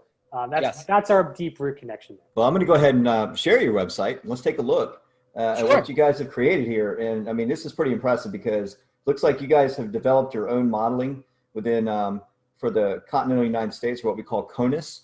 And so you have U.S. winds and precip primarily for these, with the key, of course. And it looks pretty simple to understand for the average person, right? I mean, for lay terms, this will show a forecast. If we take like west wind, if we have games out west, I assume there's a little bit of a learning curve here, but who came up with this idea, and how does it help enhance your the experience for fantasy football if folks want to get plugged into the weather to maybe determine their outcomes? Yeah, so when we were thinking about these to try to bring up some kind of weather maps here, the first thing we thought about is how do we identify where the stadiums are for people to see what type of weather impacts they could actually be. So essentially, wherever you see those circles with the X in the middle, that's essentially the location of a stadium that actually is predicted is in the upcoming week of games. So you can see here that the Titans there must have a game coming up here. So those stadiums will actually change each week depending on where the home game is. So if you see a little circle with a dot in the middle, that's actually a game where a home game that usually has like a cover on it, so a dome or some kind of retractable roof, so weather won't be an impact there. But the way that we wanted to really get these maps to be helpful is when there are high weather impacted events, those circles will change colors. So you can see often when like an area of heavy precipitation or some stronger winds moves in, you'll see that circle turn to an orange or even a red. So like the orange would represent there's a possibility of some impactful conditions from weather if there's a football game taking place during that hour forecast lead you're looking at. If it turns red, it means there's a high chance for some impacts. If I were to pick east wind and go forward, you can just go forward. We would see, there's orange right there. So we're showing the folks out there, if you just hit forward on these buttons, you'll see these impacts in time. And I'm trying to see how far out these go. Do these go out? Yeah. They'll go all the way to Sunday. I think recently, the most recent model run, 18Z on Sunday. We got right there. We got one in Miami. I think they're supposed to get some precipitation and maybe some wind. So I think it was on 0Z Monday or 18Z Sunday for this upcoming week. I think that's the only caution that we have for upcoming weeks. It's going to be a relatively quiet week this week, but there it is right there. So it popped up. We'll return to Best of the Carolina Weather Group in a moment. Now your Carolina weather forecast.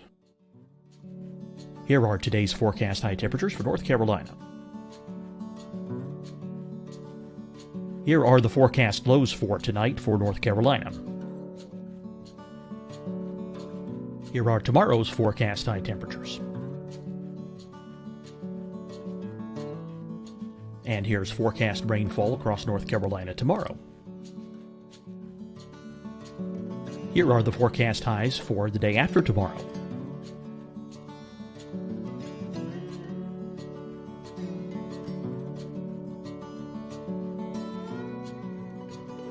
And here's the forecast rainfall across North Carolina for the day after tomorrow. This is the total rainfall forecast across North Carolina for the next 3 days. Here's the severe thunderstorm outlook for today from the Storm Prediction Center.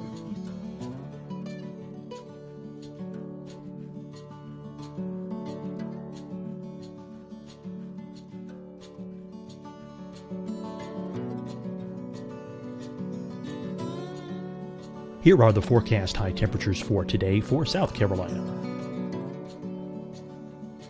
Here are the low temperatures for today for South Carolina.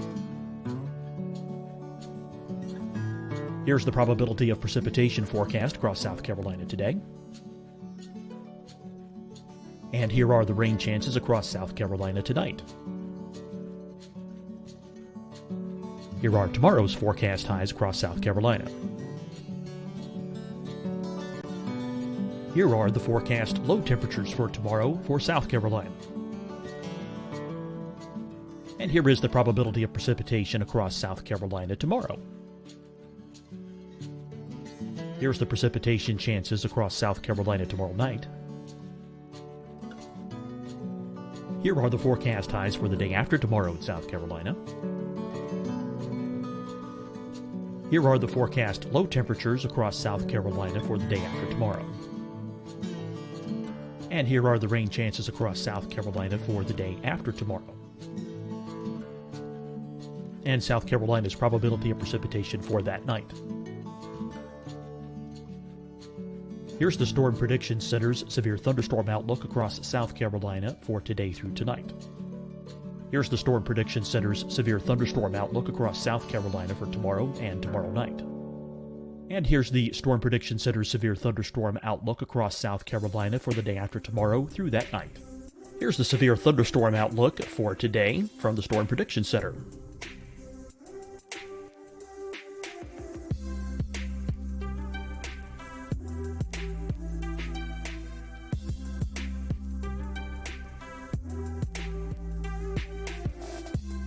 And now here's a live look at weather radar across the southeast.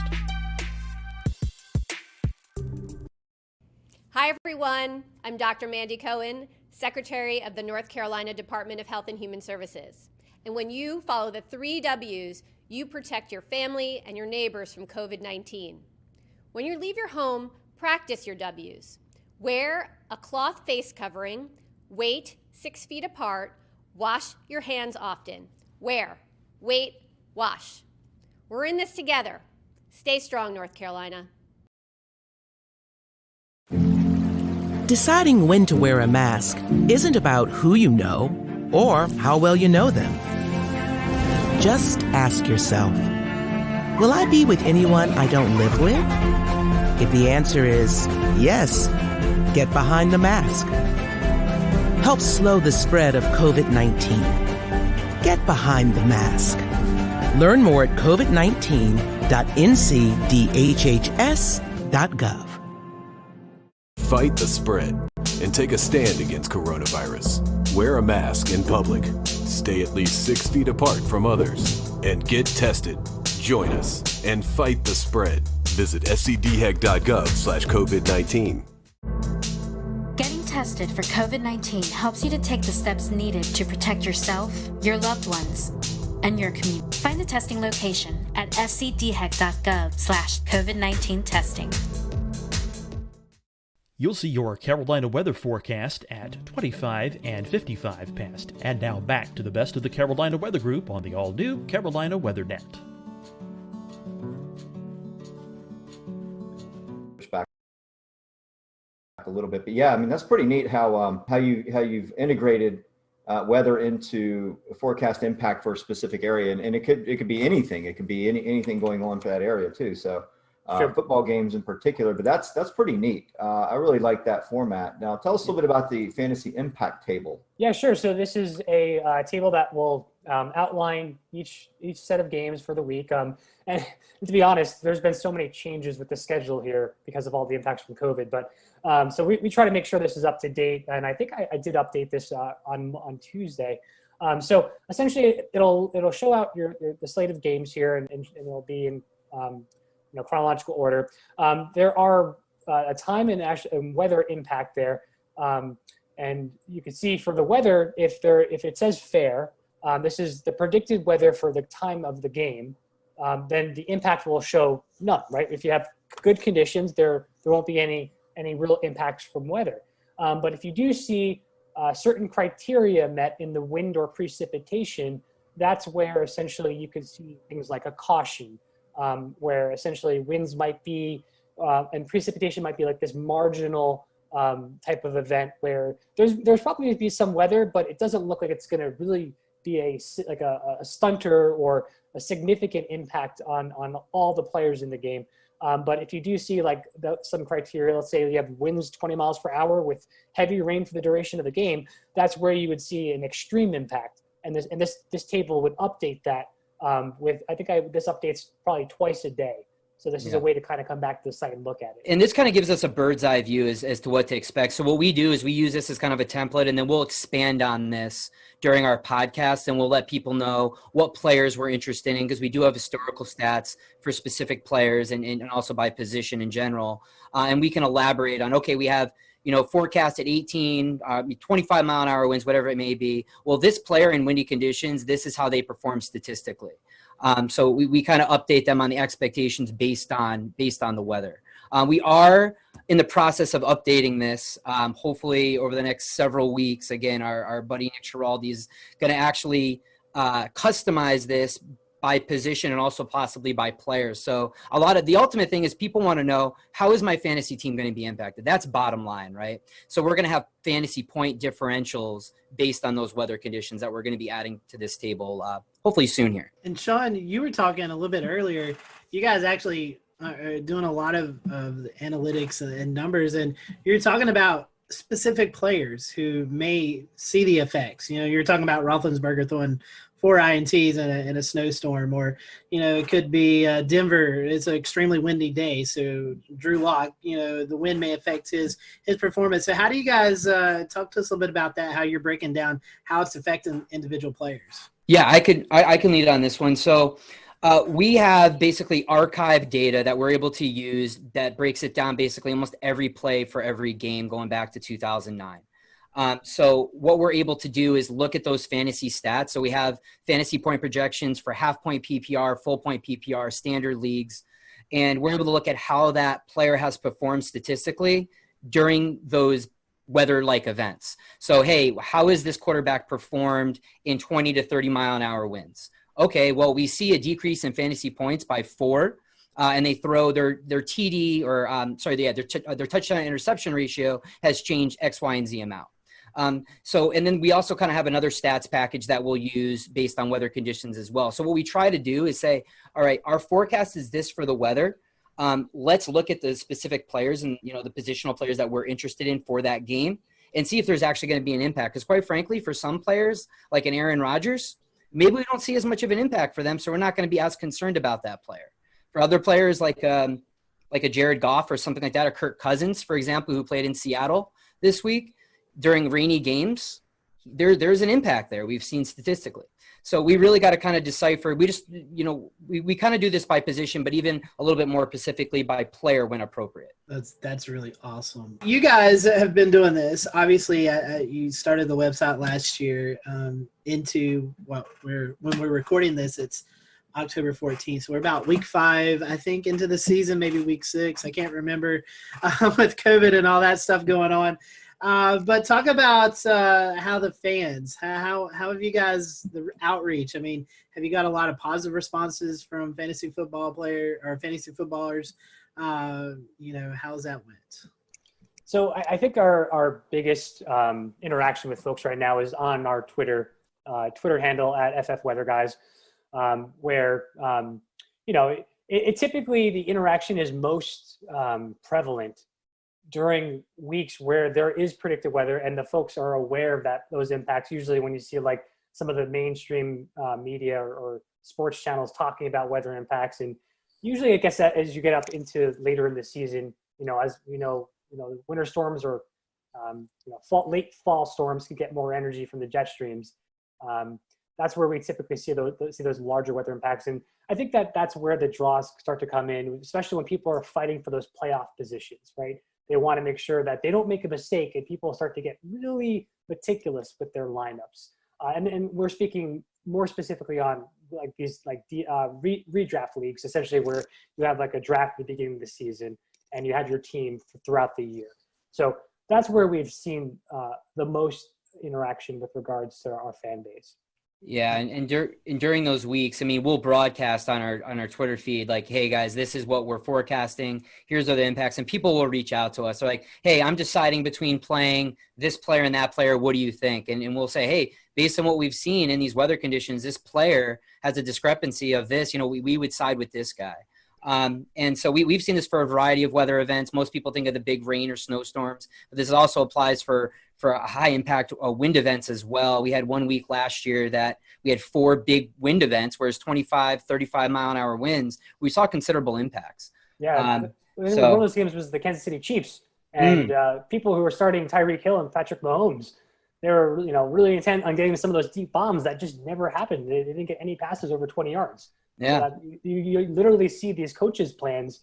They change their game plans essentially based off of some of these weather conditions. Yeah, when it's bad enough. And even more recently, like Mike and I used this information. We were expecting rain for the Washington game for the Washington football team. And so we actually steered away from Terry McLaurin, and he only had 3 catches for 26 yards, I believe, on Sunday. So which I mean, it wasn't wet for the entire game, but enough where it played an impact. So, yeah. You mentioned mainstream media. You don't have to drop any names, but have you found maybe a few of those folks sliding into the DM saying, "Hey, what's the weather going to be like?" Everybody's always asking for fantasy football advice. Who should I start? Who should I sit? Have you ever had any messages from folks maybe on the TV that's asked for your opinion?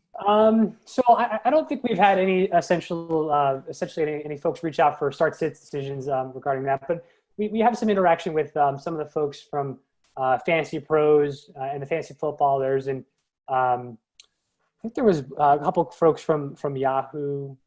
It's Yahoo that are all involved in the industry that will kind of interact time to time with us on Twitter. I think last year. One of the guys from the Fantasy Footballers, Jason Moore. Jason Moore, yep. Yeah, he reached out, and it was literally a question about weather, and he's just like, "Is there any weather experts out there that would understand to know what the actual forecast is here?" Because it was during that time of year where it was really high impactful for the people watching for this particular game, and he did reach out to just put a general question. A lot of our fans CC'd him or tweeted at him with our handle, so we can kind of go in there and provide some information. Hey guys, we touched on this a little bit with talking about individual position players and the impacts on them. I was wondering a little bit about the kicking and punting game. I mean, that seems to be an area of the game that could really be influenced by wind in particular, but also precipitation as well. What sense do you guys make of how important weather is on that aspect of the football game? Yeah, that absolutely is. And a lot of this comes down, another message that we speak to is it really matters based on the stadium as well, how the winds are swirling around that stadium, how they're funneled in, and also the field type as well. Is this an AstroTurf? Is this a grass field? So those are all things that play in to how well a kicker can perform in weather conditions. We're in the works right now of gathering kicker data, so I don't want to say anything quantitatively as far as like from a statistical analysis standpoint, but observationally we usually talk about games after we see them after the week, and we'll talk about kickers, and we definitely notice that higher winds going cross field or going against the kicker definitely have an impact for sure. So Mike, guys, on any given Sunday, we can have a very diverse slate of weather across the U.S. Are there any particular locations across, anywhere that you guys forecast for that you find particularly challenging or frequently come up as a caution flag? The most challenging weather for us is convection. It's a really anything in the Florida area, typically in the southeastern United States. This is something that we struggle with early season, late summer into early fall when convection's still blooming. And the high res models will pick up on this stuff and we're out 72 hours out. We're like, all right, it's looking like it's going to happen, and we literally have to update people like hourly on Sunday to be like, all right, guys, this is the recent model run, this is what we're expecting, because those are mesoscale features that are incredibly hard to predict for a 3 to 4 hour window of time during a ball game. But at the same time, those could be incredibly impactful because you got heavy rains and a lot of wind typically associated with those as well. So I would say those are the ones that we struggle with the most when there's any type of convection. Yeah, those are the events that typically trip our algorithms in our fancy impact table and some of our maps. If you look at those circles and when we change different colors, you'll see certain model runs show the impacts, and then all of a sudden they take them away because the models are having a hard time resolving the convective features. And sometimes they can sneak under the radar. I remember there was a game last year in Jacksonville where we had this strong northeasterly flow off the ocean that was just bringing these shallow convective cells across the stadium. And it was just like the popcorn variety. And it was just causing, you'd hear we didn't talk about it much in the podcast that week because the models didn't see it. And then all of a sudden they'd be raining on and off during the game. And Sean was sending us messages. Do you see this rain that's going? It's the announcers are talking about it. We missed this. I'm like, oh my God. Fun. The joys of forecasting Florida weather. I can only imagine your models. Is it like a blended run? Is it like a high resolution, like her 3 kilometer going into the NAM 3 and 12, then to the GFS out to the 7-day? Do you layer it in that manner? That way you get the higher resolution or the RAP in the first couple of days? So this is something that we're still working on. And right now, as we were kind of spinning up things here, we've been relying mainly on GFS data at first, but we are shifting over to leverage the national weather blend of models from the National Weather Service. So we are going to be shifting over to that because obviously those are the guys that are paying attention more to each location and try to be as skillful as possible. And then we can take that information and convert it into the impact or how that impacts for specific players. So it takes some of the burden off of us in the forecasting world and allows us to focus on that impact piece. And then we can also elaborate on that. I mean, because we may use that from the National Weather Service, but obviously we have access to the different high resolution models. And again, that's something that we typically expand on during our podcast. And there may be some games that don't even come up as a caution on our table necessarily because they may not meet a certain threshold. But for us, just observationally, we know these are things that we need to monitor. So we'll mention them during our podcast or on Twitter. You're talking about Southeast convection. I would also imagine maybe lake effect snow, Buffalo, Chicago, Cleveland, Green Bay, all locations that could see that, where one side of town could get 6 feet and the other side could get like 2 inches, Getting back to your social media outreach and your fans, the football fans in general, and how you integrate, how you kind of mesh with everything. How do your fans respond to your products, right? Because it looks like you do everything kind of for free. You're sort of providing that kind of service. And do you find that a lot of fans are really into what you do and share it out, and you get a lot of good response and positive feedback out of it? Or how does all that work? How do you get your how do you know how you're doing overall? Yeah, no, we always appreciate the feedback. We'll have some people that'll reach out like, oh, I really wish I knew this, or I really wish you approached it this way or offered this kind of information. And again, that's kind of how we're working in developing our webpage and our user interface. So most people have been really constructive and just really helpful and really nice, which is not always the case in the weather world, as we know. Mm-hmm. But yeah, no, it's been a really good experience. We used to even do a photo contest where people would, obviously not the case now, at least for most stadiums, but if you were at a game where there was weather, take a picture for us and, we'll put it on our website or show it during our podcast. And people seem to appreciate that as well. Yeah, on our website, we do have something called a mailbag where some folks can come in and write us a question, and we can essentially take that feedback and discuss it and respond back. So that's something that's also an option on the website. Yeah, I think it's this right here. So you can put your message in and submit. And then there was also what you talked about with this weekly weather blog, then the photo contest. So looks like, you give folks an incentive to sort of be more of a part of the website, which I think is great because you're allowing them to interact with you in your domain, which is awesome. So Well, talking about the product, we'll start to wrap up here. How can we find you? What's the social media platform of choice? I don't know if you guys do Facebook. I know you do Twitter, but tell us about social media. I know you guys do podcasts, blogs.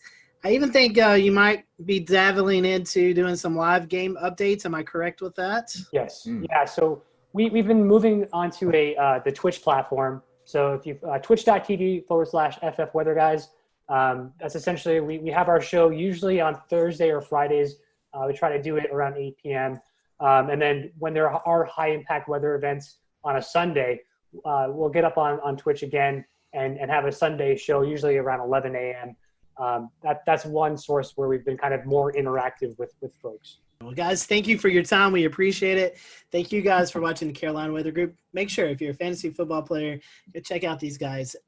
Fantasy Football Weather Guys. Google them. You can find the Twitter account, website, all of that good info, and make sure that you tune into the blog and the podcast, as well as the live broadcast there on Twitch on Sunday morning. So until then, we hope you have a great week, and we'll see you next time here on the Carolina Weather Group.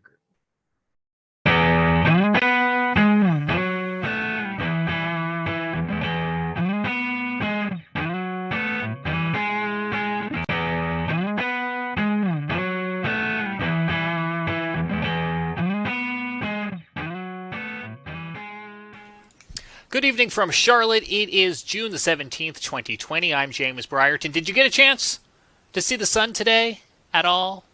Maybe kind of sort of. We have been cut off from the rest of the world. No, I'm not talking coronavirus. I'm talking about this low pressure that has just parked over the Carolinas today. It's very pretty on this satellite image that our friend Brad Panovich captured. You can see it there just spinning out over like Fayetteville, Fort Bragg, between Charlotte and Raleigh, just spinning and spinning and spinning, but that just socked us in with clouds. I did see just a little bit of sun today here in Charlotte before the sun went down, and that was a nice change of pace after a couple days of cloudy and cold weather.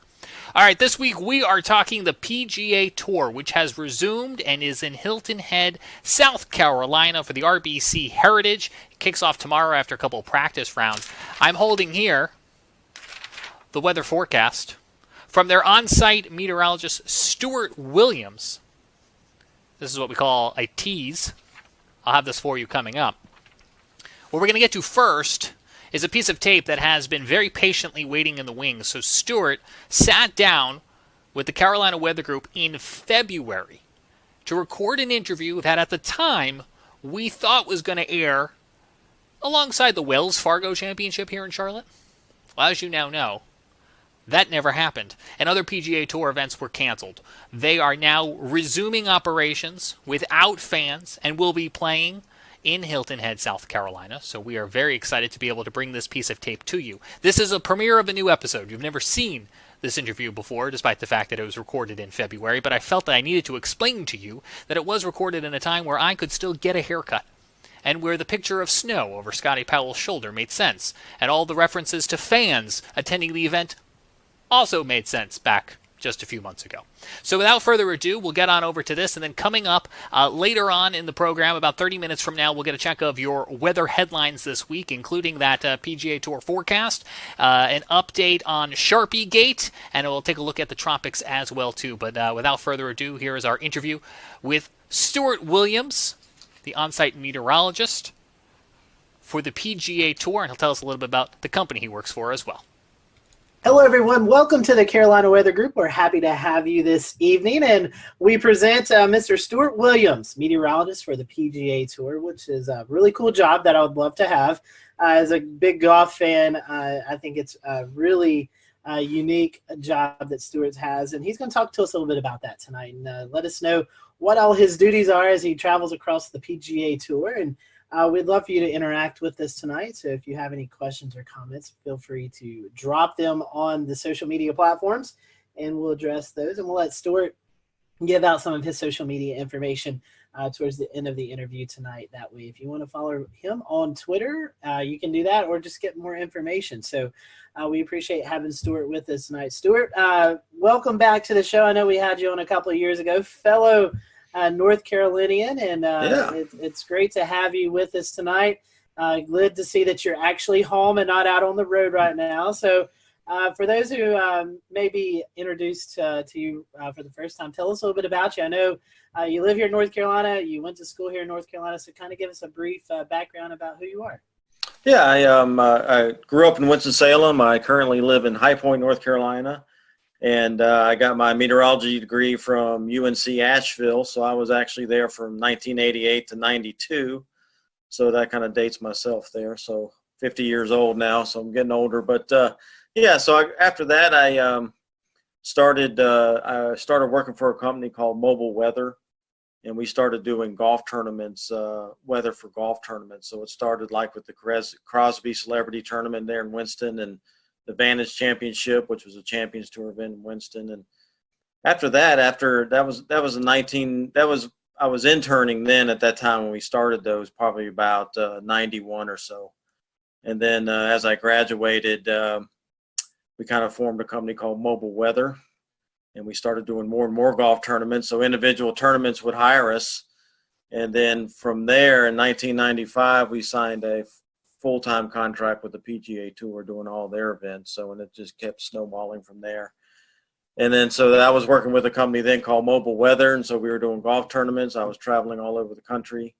And then in 2005, I started working for DTN.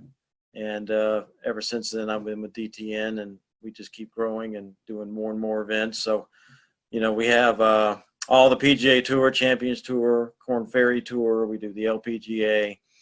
We do the PGA of America, which includes the PGA Championship, Ryder Cup, Senior PGA, and some of their smaller events. And we do quite a few international events for IMG. We do a lot of Asian tournaments in China and Taiwan and that kind of thing. So, you know, we do over 150 events a year now, so it's quite busy.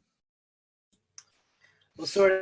I know you're not the only one. I mean, that's a lot of traveling. So, yeah. Tell us a little bit about your team. How many meteorologists do you guys have? Is it just you that goes out to a tournament, or is there kind of a team aspect for you guys? Yeah. How's that going? Yeah, we've got we've got 7 or 8 guys that travel all the time, and we usually just send one person to each tournament or event that we cover.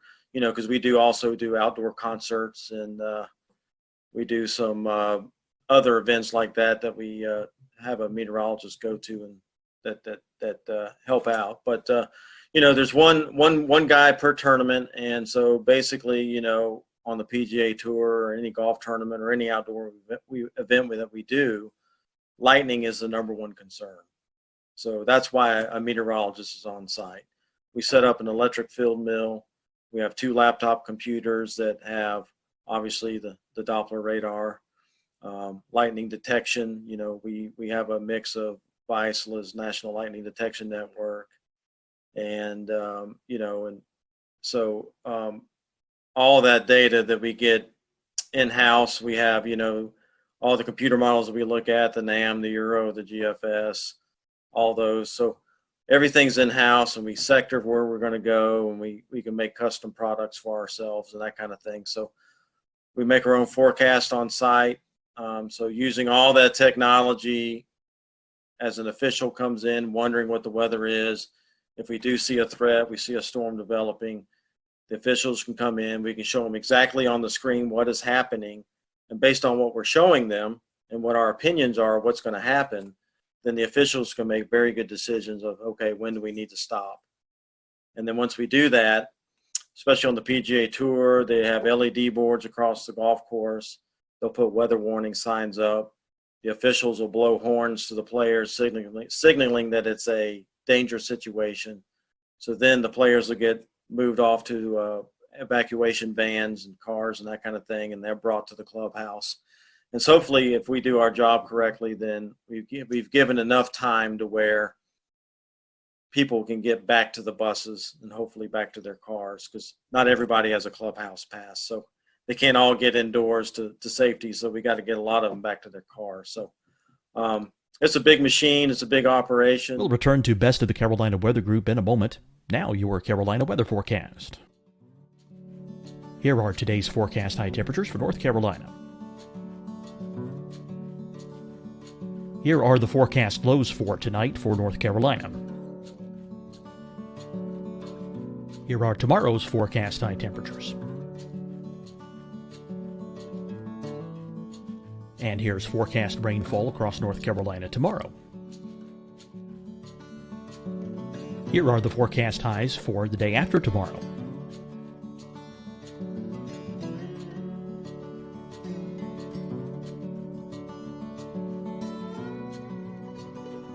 And here's the forecast rainfall across North Carolina for the day after tomorrow. This is the total rainfall forecast across North Carolina for the next 3 days. Here's the severe thunderstorm outlook for today from the Storm Prediction Center.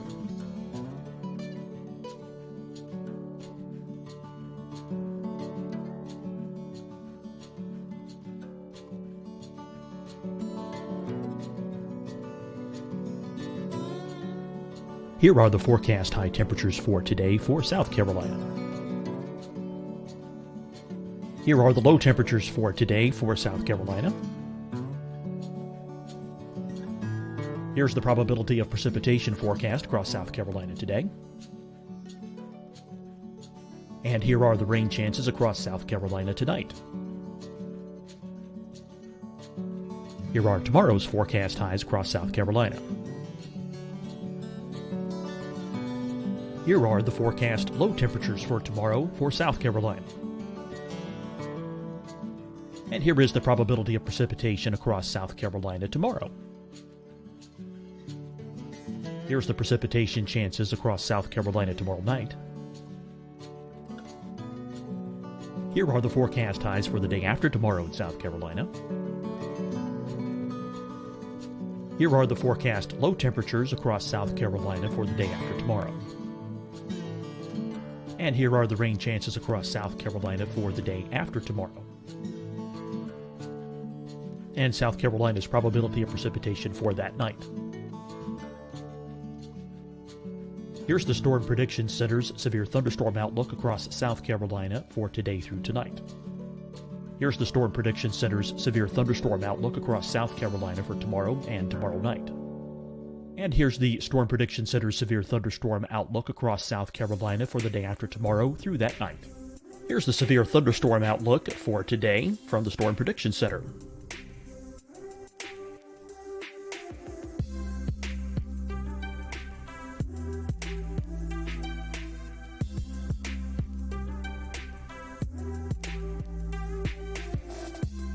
And now here's a live look at weather radar across the southeast.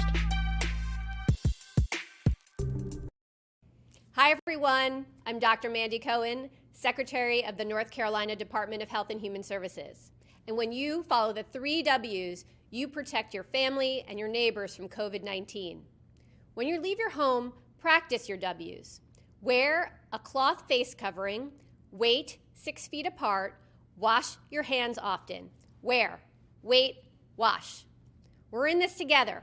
Stay strong, North Carolina. Deciding when to wear a mask isn't about who you know or how well you know them. Just ask yourself, will I be with anyone I don't live with? If the answer is yes, get behind the mask. Help slow the spread of COVID-19. Get behind the mask. Learn more at covid19.ncdhhs.gov. Fight the spread and take a stand against coronavirus. Wear a mask in public. Stay at least 6 feet apart from others. And get tested. Join us and fight the spread. Visit scdhec.gov/COVID-19. Getting tested for COVID-19 helps you to take the steps needed to protect yourself, your loved ones, and your community. Find the testing location at scdhec.gov/COVID-19 testing. You'll see your Carolina weather forecast at 25 and 55 past. And now back to the best of the Carolina Weather Group on the all-new Carolina Weather Net. Tournament has an evacuation plan, emergency plan, so it works pretty well. And then the big question is, once we have stopped play, when do we go back and start playing? When is it safe to go back out? So that's where we help big time as far as, okay, we think this storm is going to be out of here at such and such time. and then they can open up the practice facilities again, let the players warm back up, and then we'll get them back out to the golf course and start playing again. Stuart, that kind of rings a bell here in Charleston at Bulls Bay, the tournament last year. LPGA, lightning hit a tree. Someone was went under the tree, and it's a serious situation with these thunderstorms and in these golf tournaments. How much collaboration do you guys have with the local National Weather Service, especially in big events like this? In the last few years, there's been a little bit more collaboration because, with Homeland Security and a lot of these big, government agencies and everything, a lot of these agencies are using golf tournaments as their training grounds for big events and things like that. So I know down at the RBC Heritage down in Hilton Head, the FBI shows up and all the government agencies, the Weather Service, and so they do a lot of practice at these at that event since it's such a large event. And so I do coordinate with the Weather Service there. We'll talk what we're thinking, and kind of bounce off ideas off each other. But for the most part, I'll maybe read a forecast discussion or something like that from the Weather Service. But like I said, having everything in-house, all of our own computer models and that kind of thing, we basically do our own thing, to be honest with you, make our own forecast. Because I think in a lot of ways, sometimes we do a better job because we know what golf wants and we know what golf needs. So we know what they're looking for as far as a forecast goes. Whereas the Weather Service, they may be a little more general because they have a bigger area to cover. So for example, for us, wind forecasts are very big at the golf tournaments because that plays a huge role on how the golf course is going to be set up each day. So we concentrate a lot on wind, and so we try to be very accurate in that department. Where you may see a weather forecast from the Weather Service that says winds are 5 to 10. Well, okay, that's kind of general. We try to be more exact than that, where our forecast will say maybe we have a westerly wind, like on the coast there. Maybe you have a drainage wind in the morning off the land, and then we'll get the sea breeze at 1 o'clock, and it's going to shift out of the south or southeast or whatever, and it's going to be 10 to 15 at that point. A lot of times the Weather Service really doesn't break it down like that. So, we try to be more specific of what's going to happen at the golf course so they can plan how they're going to set the golf course up. So that's some of the things that I think we do a better job at than TV or Weather Service being more general. Stuart, let's play. Let's hope we're not forecasting too far in the future. We have a Wells Fargo Championship coming up in Charlotte, the Wyndham Championship in Greensboro. Let's say that you're there forecasting and you see it could be a potential stormy day. That there's going to be thunderstorms moving into the air. What is it? Kind of give us what you do the morning of. Kind of give us a play-by-play of what that setup looks like if you see it's going to be a stormy afternoon or something in these tournaments. Well, let's say the first tee time is 7 a.m. Okay, that's usually when most tournaments start, 7 in the morning, and I'm usually there probably about 5:30 in the morning because I'm looking at weather data, looking at the latest stuff, making my forecasts and getting that out and distributed, uploaded to the player page, that kind of thing. And so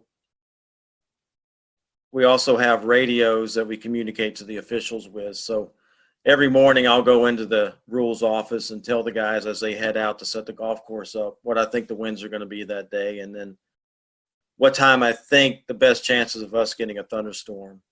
And so if you take a North Carolina tournament, typically what happens is, as you'll know, Scotty, and they'll start in the mountains. They'll bubble up in the mountains about midday, early afternoon, and then as they get going, they'll roll off into the Piedmont, and then they'll usually make it to Greensboro or Charlotte by 3, 4, 5 in the afternoon, depending on how fast they move and what the scenario is. So, so I'll tell the officials that morning, hey, I think we're going to see storms probably anywhere from that 3 to 7 range. And then that'll give them an idea when they need to start paying attention, so to speak. So as we go through the morning there, I'll keep looking at the new data see if there's anything we need to update. And then obviously I keep watching the screens. I'll have the radars going and that kind of thing. And then as soon as I see something that has a potential of getting to us, that's when I'll get on the radio and tell the officials, hey, I'm seeing some thunderstorms over, let's say, Yadkinville, and they're going to be moving across Winston and the Greensboro here in the next hour, hour and a half.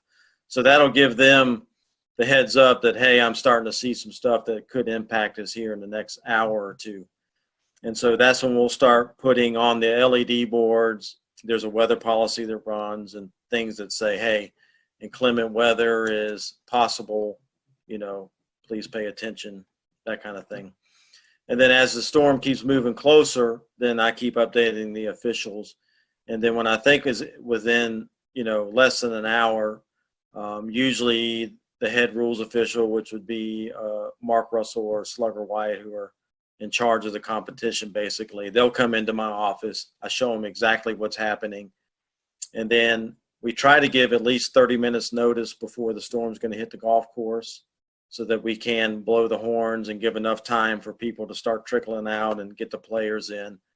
And then obviously, as the storm gets closer, hopefully we've gotten everybody off the golf course, and then the storm will hit. And then, like I said, then we have the conversations. When do you think it's going to be out of here?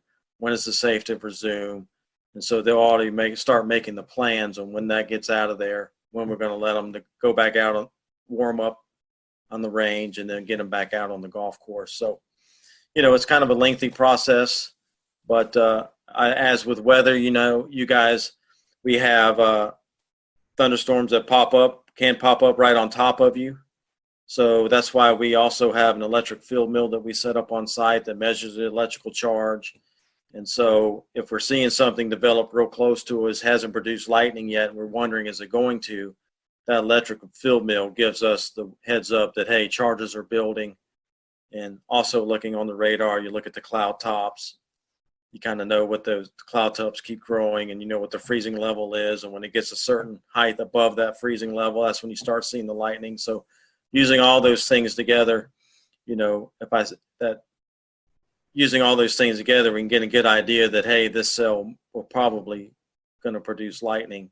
So that electric field mill is crucial in that aspect. So it may give us 10 or 15 minutes that we wouldn't have had if you waited for the first lightning bolt to come out. So, we may only have 10 or 15 minutes to get them off, but that's still better than having no warning and all of a sudden there's a lightning bolt. So, yeah, technology plays a huge role in what we do.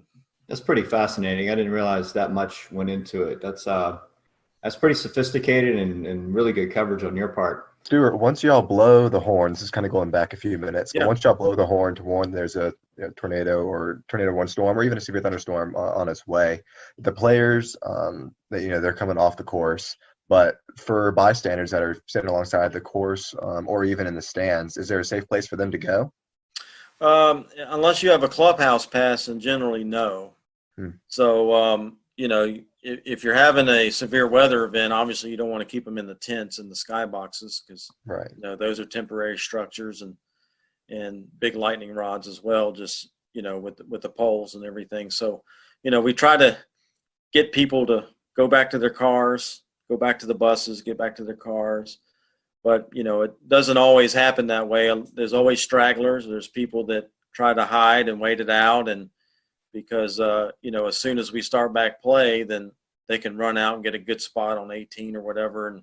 And they're in a good spot to get a good position to watch golf again. But, it happens. We put weather warning signs up. We do the best we can. The PGA Tour and all these events try to do the best they can to get people to leave. But, there's always a few stragglers that always try to stand under a tree, and, it's not recommended, but it definitely, it happens.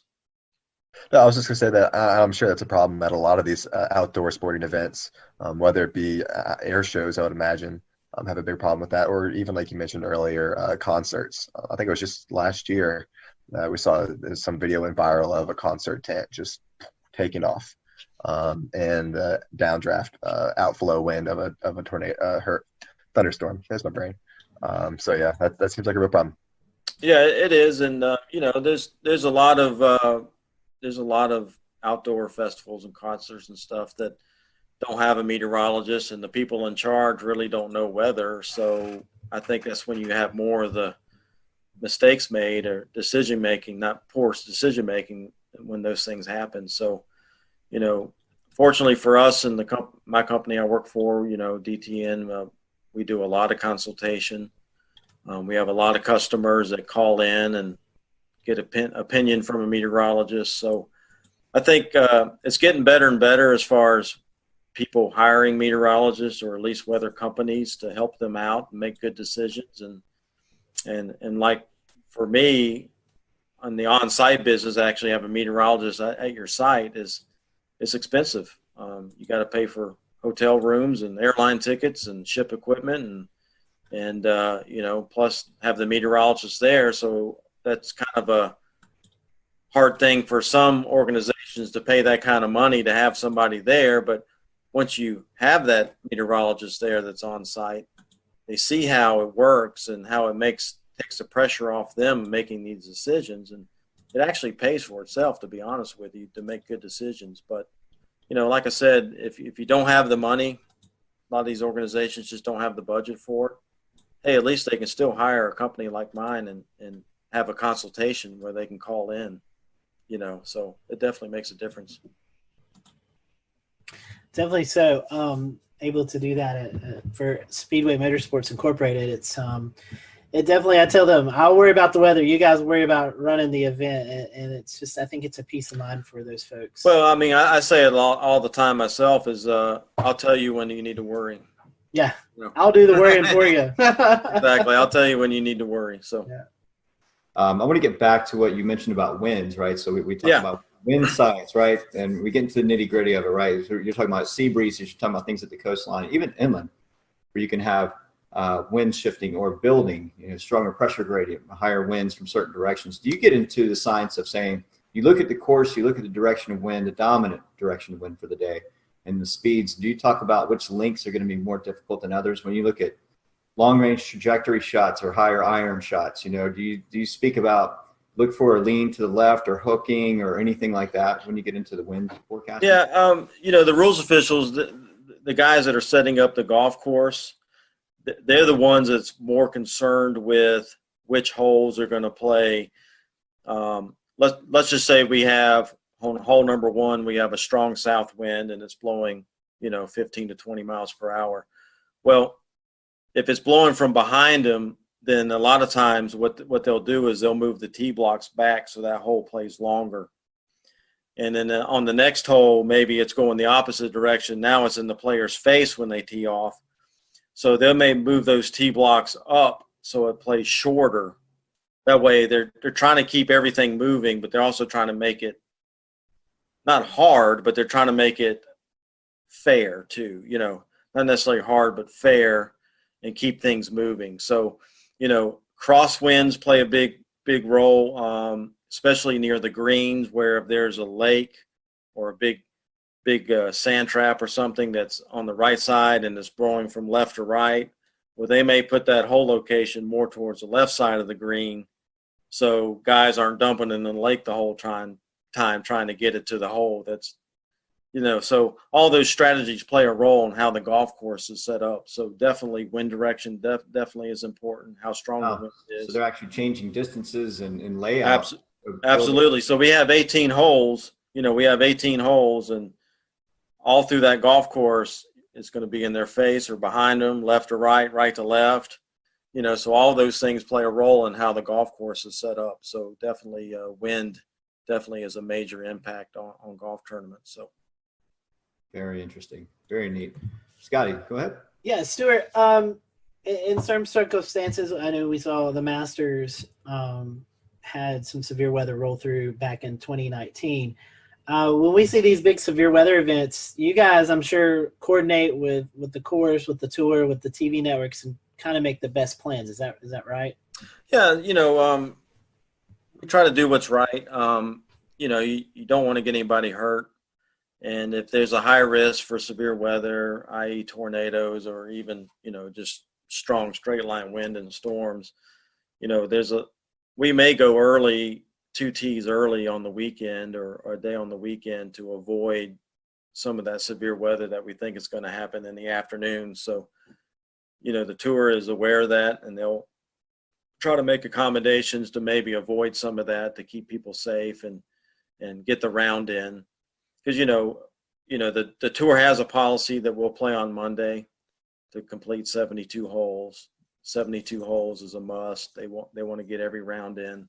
So, so we will do that on Sundays a lot of time to try to get everything completed and so we don't have to go into Monday. But for the most part, if it's a 30-40% chance of a thunderstorm day, then they're not likely going to change anything. It's just we're going to play golf and hopefully, that scattered thunderstorm will stay away from us. But if we do get hit and we don't finish, well, we'll be back Monday morning. So that's how it works. I know another that is tricky for you guys, especially on the West Coast swing early in the season, is fog. Seeing lots of fog delays and even some cancellations of round because of visibility. Talk to us a little bit about forecasting fog. Yeah, it's tough, man. That marine layer out there, and what most people don't realize in California, the Pacific Ocean out there gets the Aleutian Current, which is very cold. It's cold water, and so fog forms on it quite a bit. So when we get out there, a lot of the things that we look for is the offshore flow. And we love it when there's offshore flow because it pushes that marine layer way out in the ocean and skies stay clear at the golf course. Well, the thing that I've learned forecasting the weather out there, as soon as that pressure gradient starts going neutral, that's usually when the marine layer fog will move in. And so I've seen it. We had it this year at Torrey Pines at the Farmers Insurance Open.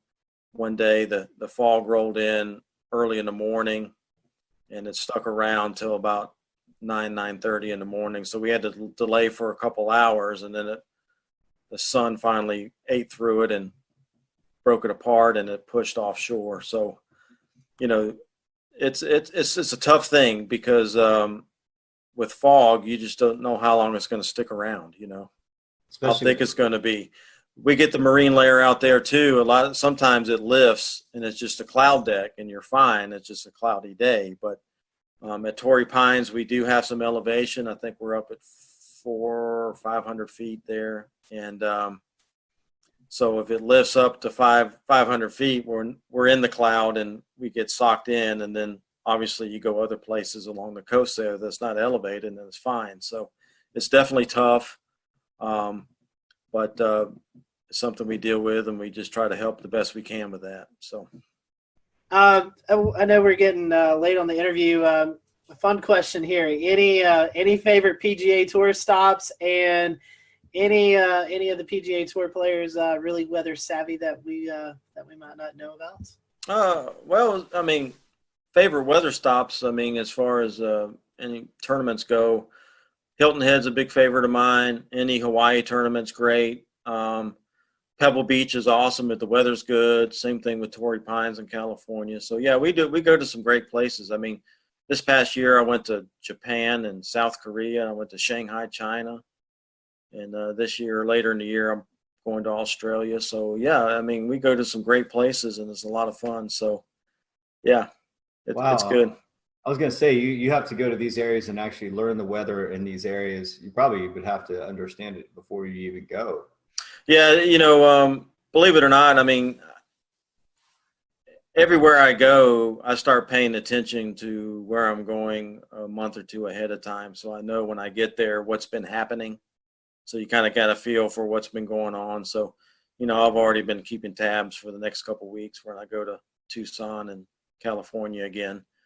And, and then obviously long term, you kind of looking, I've got Florida lurking in March. I'm going down to Florida. So you definitely keep up with what's going on and what's been happening. So, kind of what to expect going into it. So it's definitely harder in Japan and Korea and some of these places where, maybe the radar data is not as timely or you don't have all the good data you have here in the U.S. You still have some data, but maybe not quite as good as some of the things you're used to using. So, and forecasting wind and things like that gets a little more difficult, some of these spots. So, but still, us being there is still better than, for the tour and some of these tournaments, having us there is still better than not having us there, where they would just be guessing. So, we do the best we can, and they know it's not the U.S. and it's not quite as good, but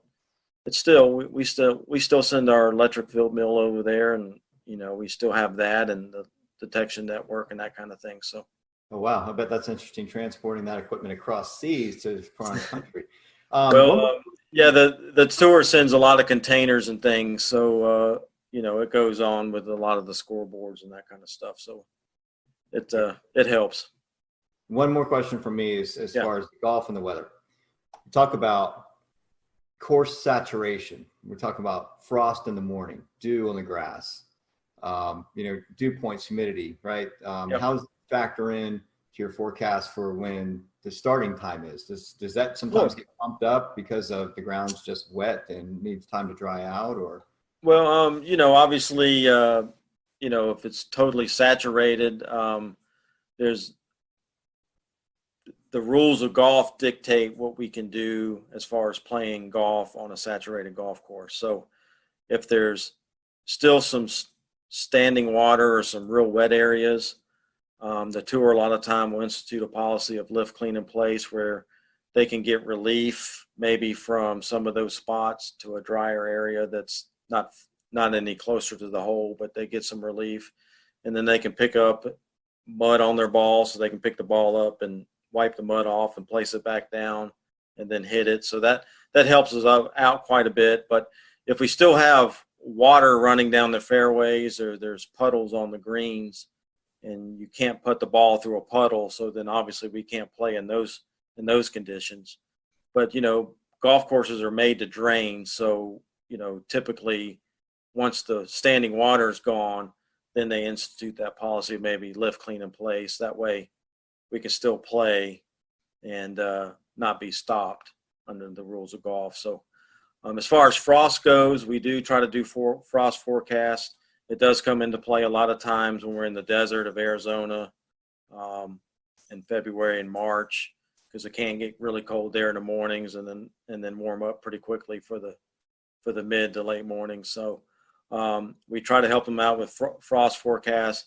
Obviously, you got to just wait for it to melt before you can get on there, because you don't want to kill the grass stepping on it. So usually frost delays are not that long. They're usually 30 minutes to an hour, and then we can get out there and play. As far as late in the year, a lot of places where we go is Florida and the Southeast and that kind of thing. So typically we don't deal with frost too much in the fall, but definitely early in the year. Well, Stuart, thank you so much for joining us. We certainly appreciate it, and glad that we could catch you while you're here at home. And we wish you the best of luck as you travel out to all these cool test stations, and hopefully you'll have some good weather. If folks want to follow along, do you have a social media account or something you'd like to promote? Yeah, you can follow me on Twitter. It's at PGAWXMAN and the number 1. So it's PGAWXMan1 on Twitter. And I'm on Facebook, just Stuart Williams. You'll just have to find me on that. But that's the only 2 social medias that I'm on. Yeah, Twitter, definitely follow me, and you can see what the forecasts are, what's going on at these tournaments that we're doing and these other events. So, and the weather's bad and you're at that tournament, just go find Stuart. You can blame him for it. Yeah, that's right. Stuart, thank you so much for joining us tonight. As always, we appreciate your time, and glad to catch up with you, and I hope to talk to you soon. Absolutely. Scotty, thank you guys for having me on. I appreciate it. It's been a lot of fun, and hopefully we can do it more often. Yes, sir. All right, guys. Thanks for watching the Carolina Weather Group. We'll see you back for another episode next week. All right, and that is our interview with Stuart Williams, DTN meteorologist, who... We'll return to Best of the Carolina Weather Group in a moment. Now, your Carolina weather forecast.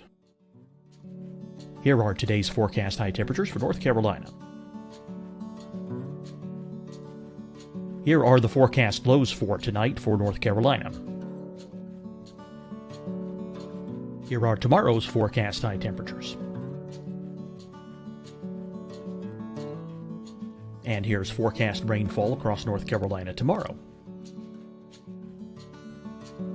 Here are the forecast highs for the day after tomorrow.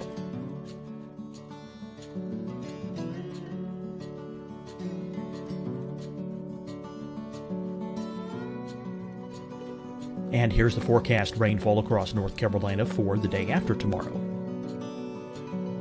This is the total rainfall forecast across North Carolina for the next 3 days. Here's the severe thunderstorm outlook for today from the Storm Prediction Center.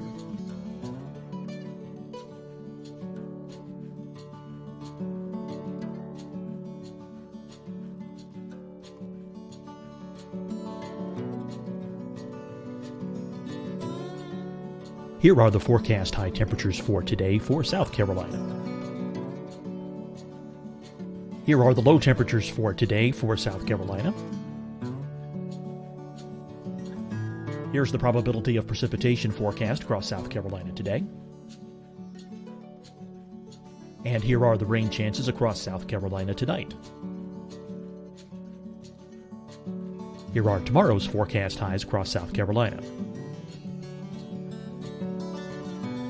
Here are the forecast low temperatures for tomorrow for South Carolina. And here is the probability of precipitation across South Carolina tomorrow. Here's the precipitation chances across South Carolina tomorrow night. Here are the forecast highs for the day after tomorrow in South Carolina. Here are the forecast low temperatures across South Carolina for the day after tomorrow. And here are the rain chances across South Carolina for the day after tomorrow. And South Carolina's probability of precipitation for that night. Here's the Storm Prediction Center's severe thunderstorm outlook across South Carolina for today through tonight. Here's the Storm Prediction Center's severe thunderstorm outlook across South Carolina for tomorrow and tomorrow night. And here's the Storm Prediction Center's severe thunderstorm outlook across South Carolina for the day after tomorrow through that night. Here's the severe thunderstorm outlook for today from the Storm Prediction Center.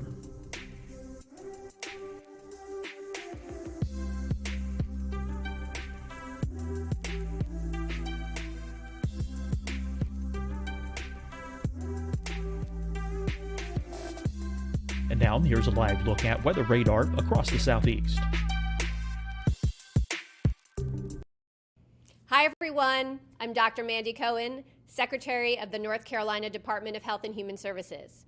And when you follow the 3 W's, you protect your family and your neighbors from COVID-19. When you leave your home, practice your W's.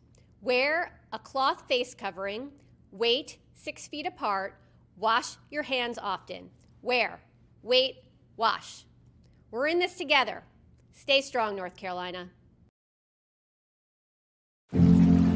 Deciding when to wear a mask isn't about who you know or how well you know them. Just ask yourself, will I be with anyone I don't live with? If the answer is yes, get behind the mask. Help slow the spread of COVID-19.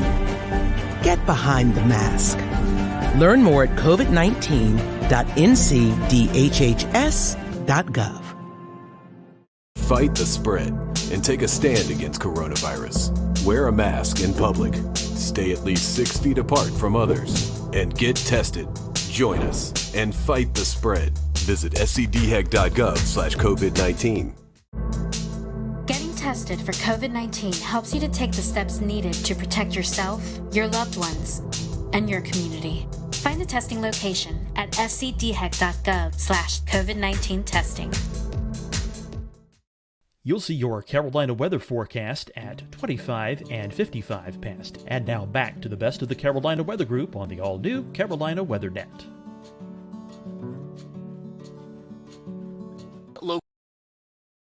Location weather support. That interview, again, was recorded in February for what we thought was going to coincide with a premiere for the Wells Fargo Championship. in Charlotte. This week, the PGA Tour is back in action. They are at the RBC Heritage event in Hilton Head, South Carolina. And from Charlotte, I am James Brierton. We will see you back here next week. We will leave you, I'm trying to pull up a camera in Hilton Head, South Carolina to take a look at conditions there right now. It's not coming up. Go figure. But you'll have to trust us that Stewart's forecast says it won't be all too shabby. And here it is, a look from the Salty Dog there in Hilton Head, South Carolina. Again, I'm James Brierton in Charlotte. Thanks for joining us. Have a good night.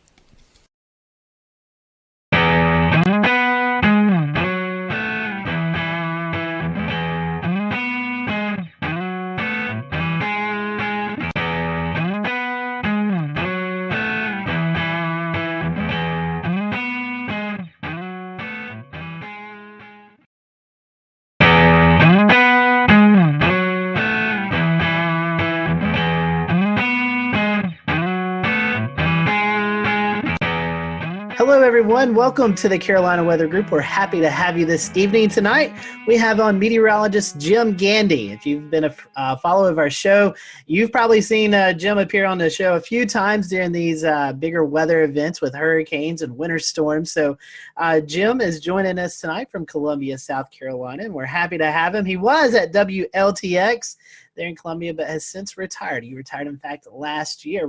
Actually, Jim, I think we're coming up on the 1 year mark. Is that correct? Just passed it. It was Okay. June 1st of last year. Yeah, so we've just passed that. So I know retirement life, we were talking a little bit before we started recording here, has been good to you. So we'll talk a little bit more about that afterwards. But 45 years in the business.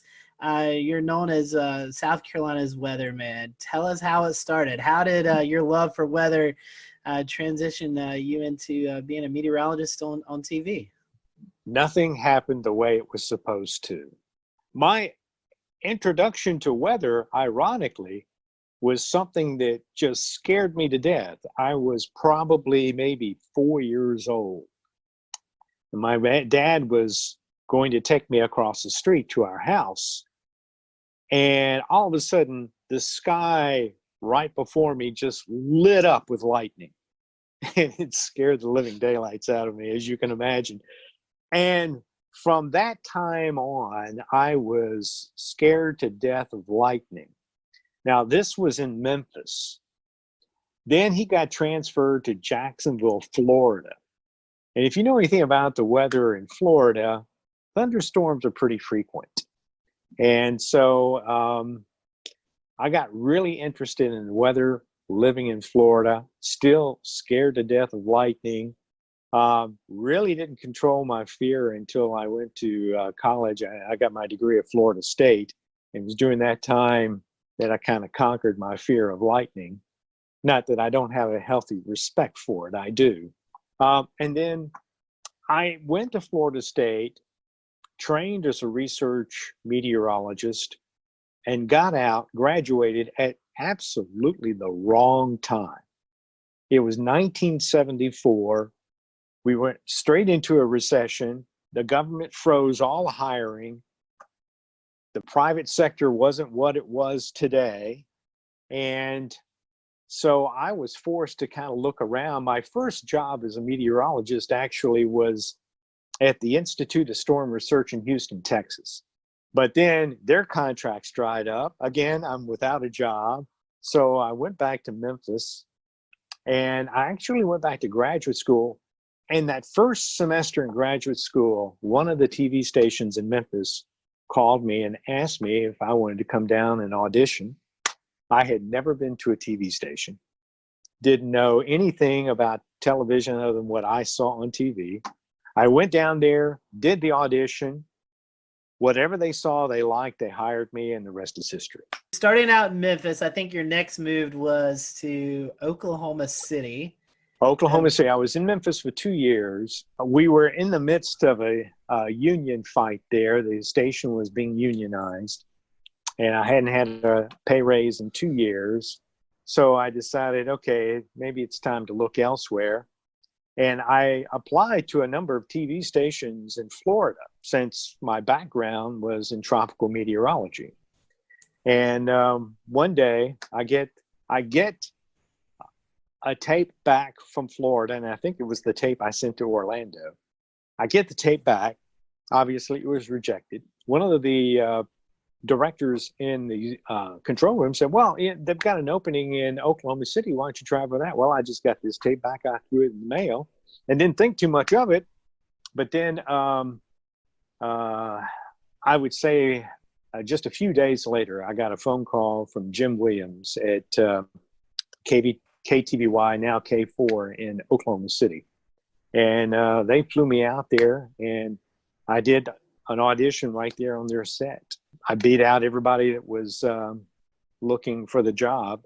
And so I spent almost 5 years in Oklahoma City. Then I went and spent 2 years with Mike Smith up in Wichita at the Kansas State Network. And then I got the job at WIS in Columbia, South Carolina, and was there for about 14 and a half years. And then Gannett offered me a job. And I went and worked at corporate for a year, and then came to Columbia at their station, WLTX, and was there for 20 years. Going tropical, studying at Florida State, like you said, experienced in tropical meteorology. Then going out to Oklahoma, where, now the Oklahoma City market seems to be one of the most sought after markets there is, with severe weather coverage. It's turned into, something that everybody tunes into now. Was it like that back in the 80s?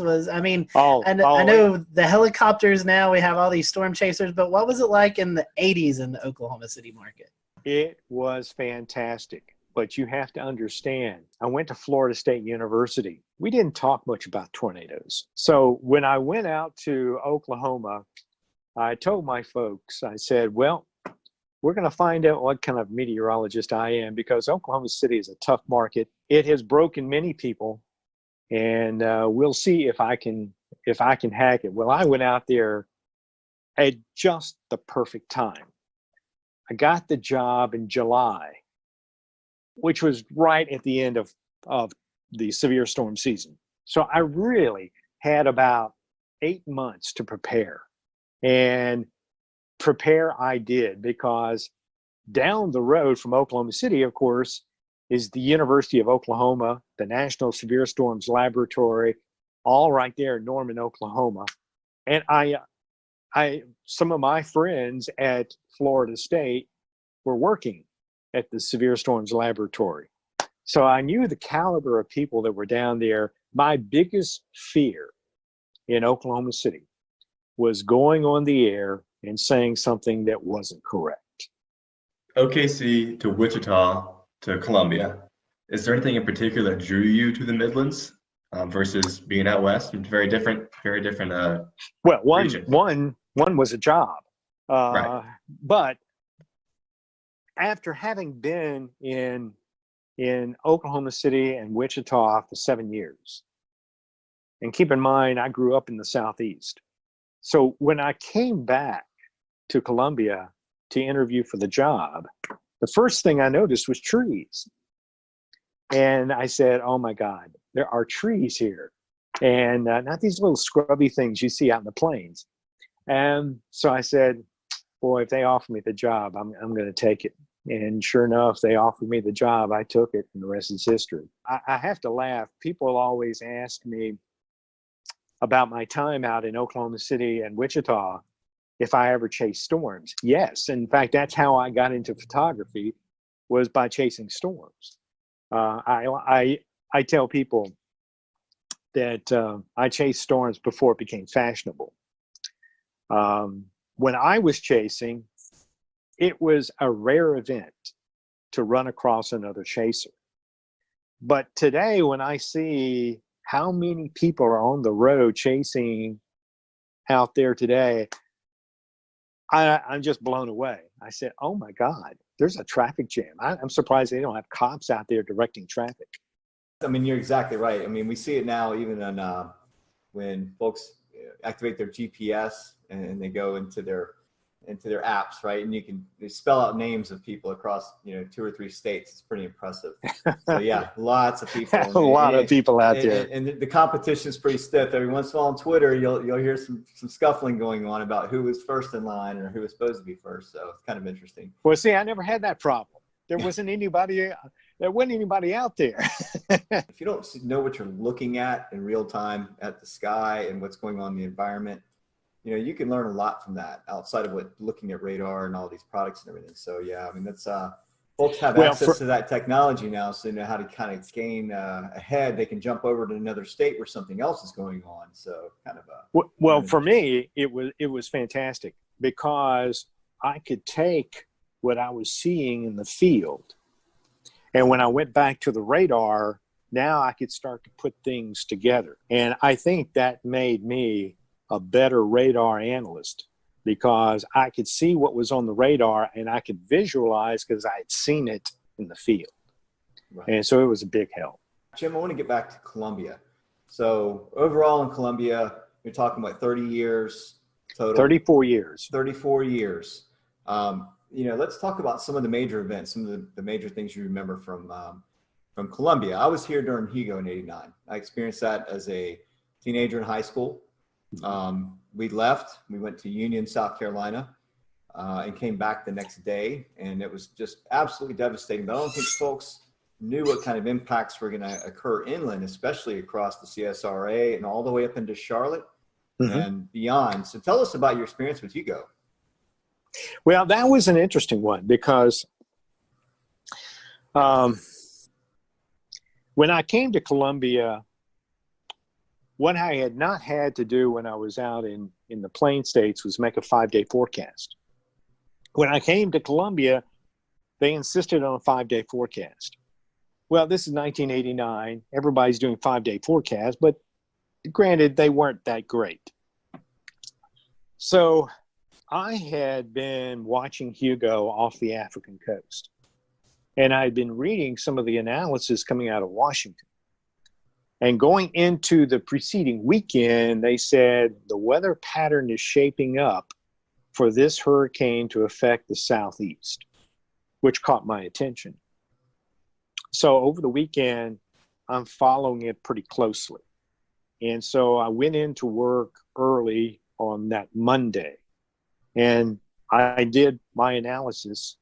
The one thing that struck me was that the computer models were having some trouble. They kept wanting to keep the storm going west. When it came off of Puerto Rico, though, it was moving northwest, but the models kept wanting to turn it west. I have a rule, and I developed this rule in Oklahoma, and that rule is when it comes to computer models and reality, reality always wins. So I looked at the situation, trying to figure out why would the storm turn west. I could not find any reason for it to turn west. So I decided there isn't much out there to move this storm. So I pretty much interpolated from the 500 millibars right into South Carolina. So on Monday, that Monday night when I went on the air, I said, I think this is a hurricane that's going to hit us in South Carolina. And I was projecting mainly the low country. And the next day, I expected, it hit after midnight on Friday. So you're more than 3 days out. So I expected, okay, I'll have to change the forecast Tuesday, but we can make corrections along the way. Well, when I came in Tuesday, I was within 25 miles of the projected path. So I decided if things aren't changing, why change the forecast? So I stuck with the forecast, and it came right into Charleston, South Carolina, and it did quite a number on South Carolina. It was the strongest hurricane to hit South Carolina since the storm in 1893. I want to touch on another major weather event topic, which was the October flood of 2015, which affected not only us at the coast, but again, the connection to Columbia and the tropics and an upper low, and it was just the perfect kind of combination. And so I know that there was dams that broke in Columbia. There was all kinds of flooding issues, you name it. So talk a little about your experience with that and how you. Well, that was an interesting one because if you'll remember, it was Joaquin that came into the Bahamas and went stationary and sat there for a while. And of course, we were all watching it. One of the things early that week that bothered me was that the projection for rainfall for this area seemed to be unreasonably high. Unreasonably high because every computer model had the hurricane passing well east of us, offshore, maybe going into North Carolina. But certainly that would still leave us on what is traditionally the dry side of the hurricane.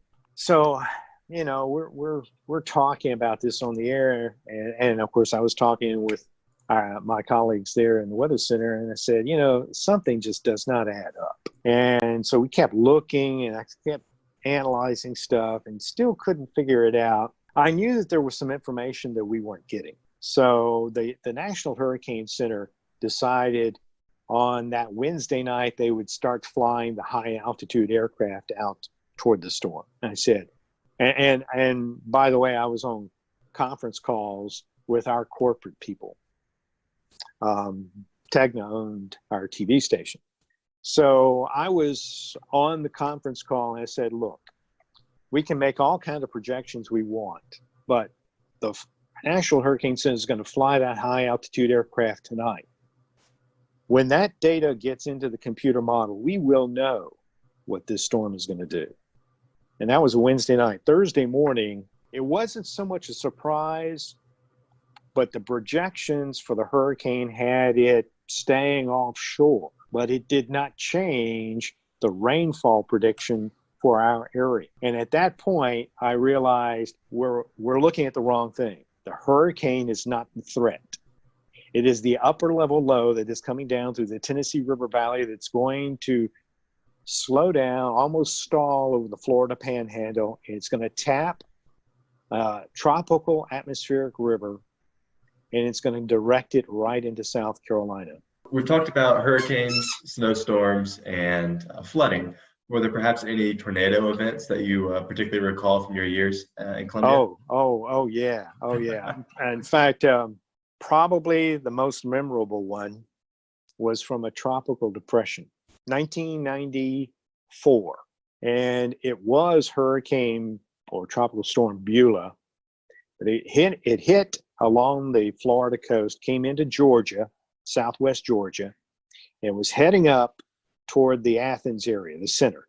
It happened that we were on the east side at just the right point in the heat of the afternoon. So I went in early to work in preparation for, I guess I got to the station around 11:30.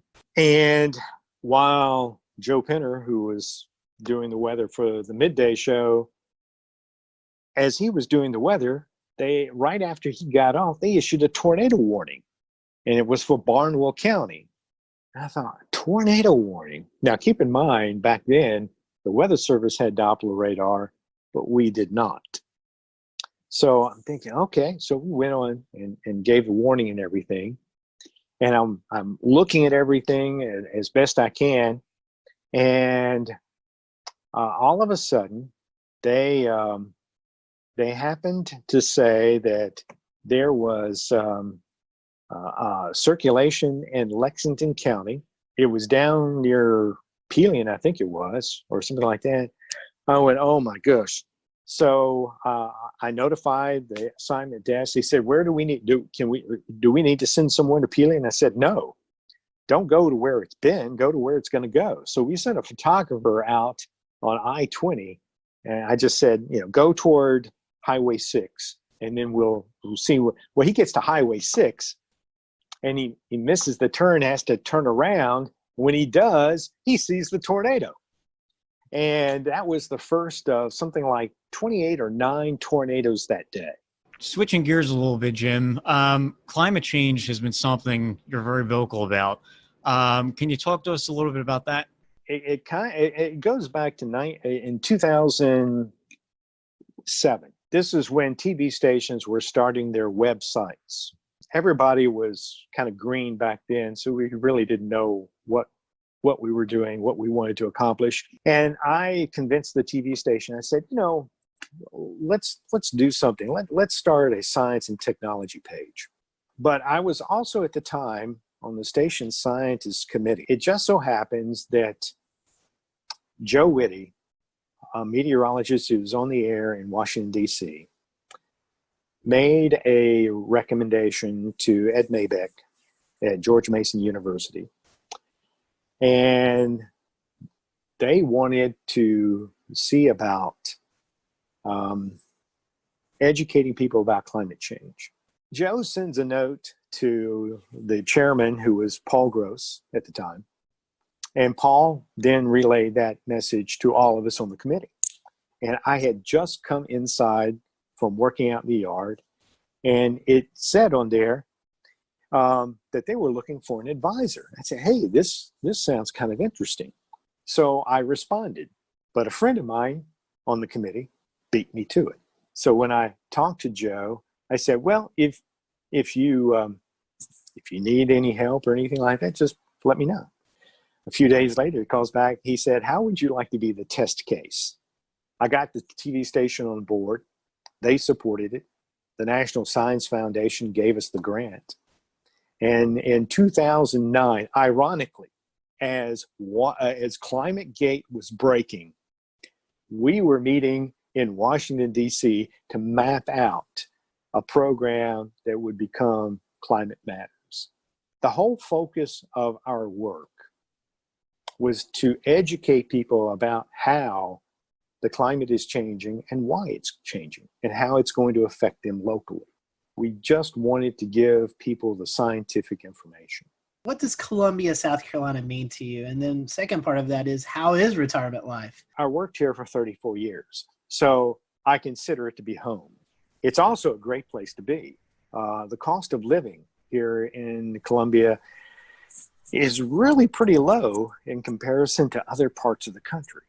And actually, you can say that through a large part of the Carolinas. It's not just Columbia, but in this part of the country, the cost of living isn't that great. So it's a great place to live. So if you don't have a vast wealth, it's a great place to just kind of, settle in. As it turns out, I picked the perfect time to retire. I mean, I was already 66, so it wasn't like I was retiring early. So I decided, okay, let's go ahead and retire. This is it. I'll retire, and we'll enjoy life, whatever it is. Last question, Jim. To wrap this up, what are your words of advice for any future meteorology student or anybody that's currently in the field? I read something the other day that kind of struck me. It was a young meteorology student who was struggling or had struggled at Florida State, had gone to another college, had some problems there, but was really passionate about weather. And I thought about it because I felt bad that she was struggling, but I sent her a tweet back, and I said, this might surprise you and will surprise some, but I'm not the sharpest tool in the shed. I struggled as well.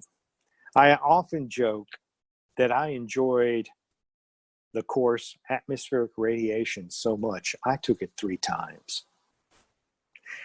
And you just have to work hard and persevere. When I graduated, I wasn't at the top of my class.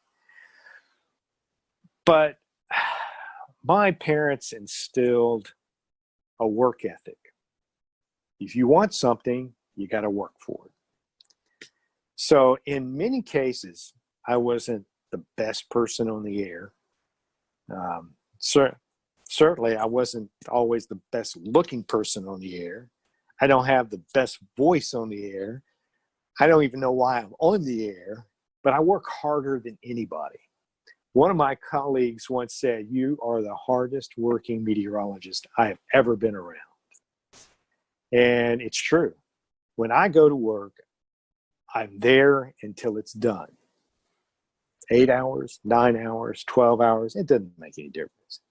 We'll return to Best of the Carolina Weather Group in a moment. Now your Carolina weather forecast. Here are today's forecast high temperatures for North Carolina. Here are the forecast lows for tonight for North Carolina. Here are tomorrow's forecast high temperatures. And here's forecast rainfall across North Carolina tomorrow. Here are the forecast highs for the day after tomorrow.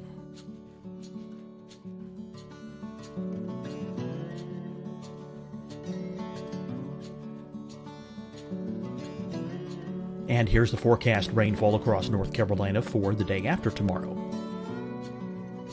This is the total rainfall forecast across North Carolina for the next 3 days. Here's the severe thunderstorm outlook for today from the Storm Prediction Center.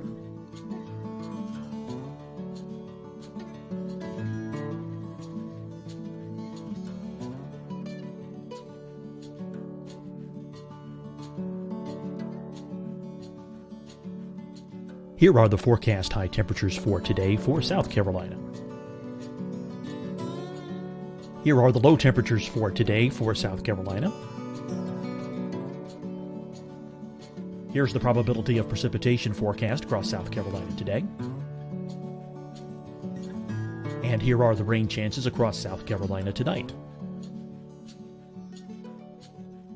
Here are tomorrow's forecast highs across South Carolina.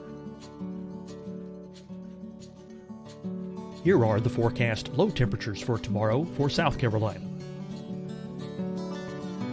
And here is the probability of precipitation across South Carolina tomorrow. Here's the precipitation chances across South Carolina tomorrow night. Here are the forecast highs for the day after tomorrow in South Carolina. Here are the forecast low temperatures across South Carolina for the day after tomorrow. And here are the rain chances across South Carolina for the day after tomorrow. And South Carolina's probability of precipitation for that night.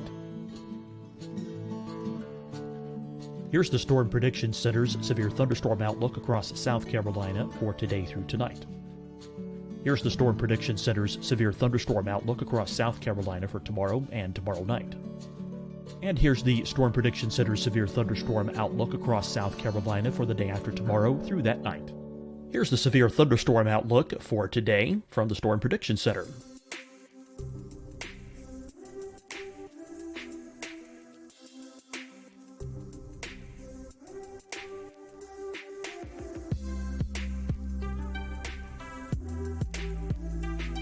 And now here's a live look at weather radar across the southeast. Hi, everyone. I'm Dr. Mandy Cohen, Secretary of the North Carolina Department of Health and Human Services. And when you follow the 3 W's, you protect your family and your neighbors from COVID-19. When you leave your home, practice your W's. Wear a cloth face covering, wait 6 feet apart, wash your hands often. Wear, wait, wash. We're in this together. Stay strong, North Carolina. Deciding when to wear a mask isn't about who you know or how well you know them. Just ask yourself, will I be with anyone I don't live with? If the answer is yes, get behind the mask. Help slow the spread of COVID-19. Get behind the mask. Learn more at covid19.ncdhhs.gov. Fight the spread and take a stand against coronavirus. Wear a mask in public. Stay at least 6 feet apart from others. And get tested. Join us and fight the spread. Visit scdhec.gov/COVID-19. Getting tested for COVID-19 helps you to take the steps needed to protect yourself, your loved ones, and your community. Find the testing location at scdhec.gov/COVID-19 testing. You'll see your Carolina weather forecast at 25 and 55 past. And now back to the best of the Carolina Weather Group on the all-new Carolina WeatherNet. I always wanted to be the best forecaster. Very thankful for you to join us tonight. If you're still following a little bit of weather, are you doing any updates on social media? If so, how can folks follow you? Follow me on Twitter and Facebook at Jim Gandy WX. That's awesome. Well, Jim, we certainly appreciate it. We hope that you and your wife can get out and travel soon. Hopefully this pandemic mess will come to us soon or end soon, and you can get out there and enjoy the traveling. And we certainly appreciate you joining us tonight. And from all of us here at the Carolina Weather Group, thank you for your service that you've dedicated to the folks of South Carolina over the 30 plus years. Thank you for having me. You're welcome. Everyone, thanks for watching the Carolina Weather Group. We'll see you next time.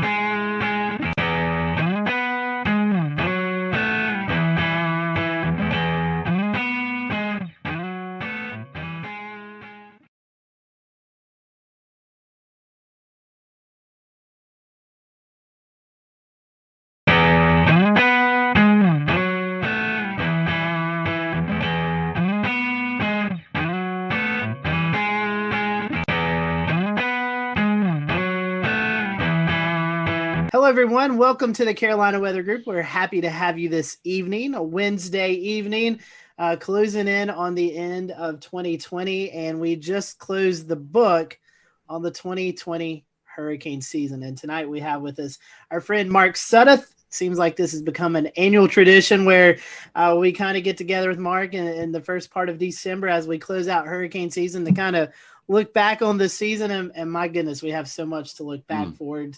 We were talking before this that we've got stuff up just because we can't remember all the storms right off the top of our heads. So we'll get into that. Mark, for those who may have not caught you on previous shows, tell us a little bit about who you are and how you got called into tracking these hurricanes, and then we'll kind of go into the conversation. It's great to be back, Scotty, and everybody else. Thanks for having me a part of this again. I grew up in Eastern North Carolina, and, you know, when you grow up in the Carolinas, if you're not interested in the weather and, you know, then I don't know what to tell you, because we have 4 distinct seasons, and we have a severe season, a winter season. The spring season gets kind of crazy sometimes. And then, of course, hurricane season, depending on the decade and how active it is, can be very much a part of your daily life. And as a kid, I just had this bug. I don't know where it comes from. I really don't. And so, long story short, 25-year career, I followed my passion, went to school for geography, studied weather and climate and statistics, and really focused on hurricanes. So they don't have a degree for hurricanologist. That's not a thing. But if there was a definition, that's what I do. I study hurricanes. I don't forecast them. So I'm not a meteorologist. I'm a geographer who studies hurricanes. So that's my degree. That's my area of expertise, my specialty. So since 1995, getting that degree from UNC by the Sea, UNCW down here in Wilmington, that's what I've done. And I blazed my own trail, started hurricanetrack.com in 1999, did a lot of different projects in awareness and computer animation back in the day, some awards from FEMA and different weather service offices for my work in hurricane awareness. And if you're going to be an expert in something, you can't just read about it in books, right? Eventually, you know, you're going to go into medicine. You eventually work on the cadavers for real. You don't just read about it or hear about it in the lab. You eventually get your hands in there and you actually work on a real dead person and you become a doctor. So same thing with weather. You got to go out in it to really study it up close and personal. And that's what I started doing from the get-go. People call it hurricane chasing. That's fine. I call it hurricane intercepting because you don't really chase hurricanes. And I've had different ways of doing that, you know, different vehicles. And now we're in the age of unmanned cameras and small boxes, and everything's tiny and easy to deploy. The age of crowdfunding is upon us, to where basically, whatever I want to do, people support it, because social media has allowed that to really grow. And it really, really manifested itself in 2020 with the mega season that we had, putting all of my experience to use, a great group of people behind me, taking what we do, the educational aspect, keeping it science-based, keep it real, keeping safe. And we tackled one of the busiest seasons in history. So here we are. And Mark, a lot of work goes into it. And this year, a little bit more, I would say, as we start to look to hurricane season around March into April. That's when the seasonal predictions come out. Also, kind of buried in that was when COVID really started to hit the area. And so, I know as you're starting to get prepared for the season, then you had to where, look at the COVID aspect. But tell us a little bit about that, how maybe COVID, I don't know if it interfered with your job, but tell us a little bit about that, and also the preseason predictions that kind of came out at the same time, where you were talking about it looked like we were going to have a busy season anyway. Yes, it appeared as far back as February. Some of the long-range modeling was indicating the possibility of a favorable season ahead. And it's interesting regarding the COVID situation. At the end of February, as part of my off-season work that I'm able to do, I went up to my first lake effect snow event. This is kind of a little side story in Western New York. And I flew into Syracuse on like February 29th or somewhere around there. And was up there for a few days covering this big lake effect event. And by the way, I'm hooked. Lake effect snow is awesome. And I remember when I got to the Charlotte airport from Wilmington, it was like a last minute thing. I airlined a bunch of cameras with me, and I was like, I'm gonna go for it. So I flew into Charlotte, and it was packed, and which it usually is. And there was a few people wearing masks. And I remember I got off the plane from Wilmington and walked into the concourse there, packed concourse, whatever it was, probably came into concourse D from Wilmington. And on those big monitors at Charlotte Douglas, President Trump was coming out. And I thought, oh, this can't be good. This cannot be good. If he's going to come to the podium while I flew that 45-minute flight from Wilmington to Charlotte, something bad has either happened, internationally, or this COVID thing is finally going to break loose, because I had been watching it and learning about it. My wife's in the medical field, and that was it. And so I got back like March 3rd or 4th or something like that. And the world changed within 2 weeks. Basketball got canceled. Our lives turned upside down. And then coincidentally with that, this parallel universe began where the hurricane season forecasts, at least from the people that really track this stuff, Ben Knoll, Mike Ventris, Dr. Ventris, Eric Webb, myself, Levi Cowan, those of us that are really, I don't want to say obsessed, but we're watching this very closely. We saw it. It was like, oh man, the modeling showing this standing wave over the Indian Ocean in Africa, and the potential of La Nina and the warm Atlantic. I mean, just the signals were overwhelming. All the while, this COVID thing looked like it was just going to get out of control. And we were very worried that it would get so bad that we might not be allowed to travel interstate wise. And it's interesting though, isn't it, that once we got to Memorial Day, it's kind of like the country threw up their hands and said, okay, uncle, we had to deal with the economy. And that's a whole other thing. And as it turns out, we were able to travel just fine. Kind of get to the punchline here from the COVID side. We took precautions. We were smart. If we were in an area where they mandated masks, we wore them. I don't like it. I had to do an interview with a mask on with CBS this morning, and it was the weirdest thing in my entire career. I've got a hurricane track branded mask, at least I did that. And the interview, I think it was Omar, I can't remember his last name, sorry. He's 6 feet away or more, and they got this big boom mic like they're shooting a movie, and everybody's wearing a mask, and we're outside. I was like, this is just screwed up. Like, I'm not used to this, you know what I mean? And it just became annoying. that anytime we took pictures or with any of, we were with Cantori during Laura, and we got a group shot with him and Charles Peak, and we all had to put our mask on because you can't put that, So the COVID thing was ever present, always there. But I will say, interestingly enough, we traveled 25,000 miles at least, starting late May with some testing and some other stuff. Tropical Storm Arthur all the way through Ada in Florida. And we had a team of about 5 of us, I think, and not a single one of us ever tested positive for COVID. We somehow were able to avoid it. Knock on plastic. That's spectacular. I mean, that's, just the precautions and the worry and all that, and all that I know you have to do, and the people you have to interact with. Yeah. It's great to hear that, that all of that turned out to be pretty good. So that was a big worry. You're absolutely right. It was a concern of ours. And it's a concern, I'll say this, going into the winter, in terms of how bad things are going to probably get, that interstate travel may become difficult because I'm in the position to be able to cover winter storms like never before. But that's a story for another day. I think there's some ways to manage it with testing, and looks like I'm going to get a swab up the nose more times than I want to be able to cross into areas like New York. But if that's what I got to do to be able to still do my work, so be it. Maybe 2021 will be a different story 6 months from now. We're hoping so. Indeed. Speaking of hurricane season, traditionally, and this is another show conversation we could have. It starts June 1st, but this year, I guess May kind of threw us a little hint of, hey, this is going to be a crazy season.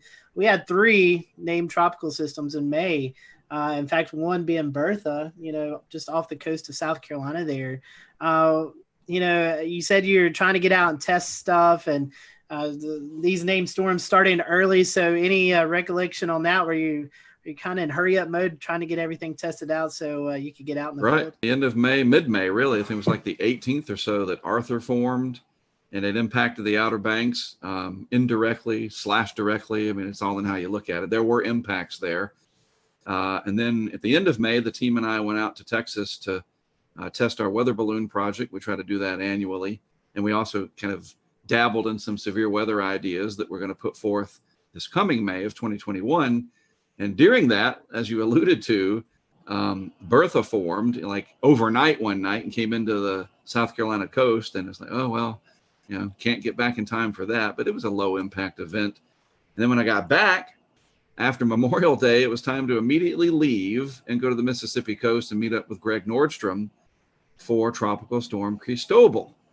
And then we had a little bit of a break for landfall action.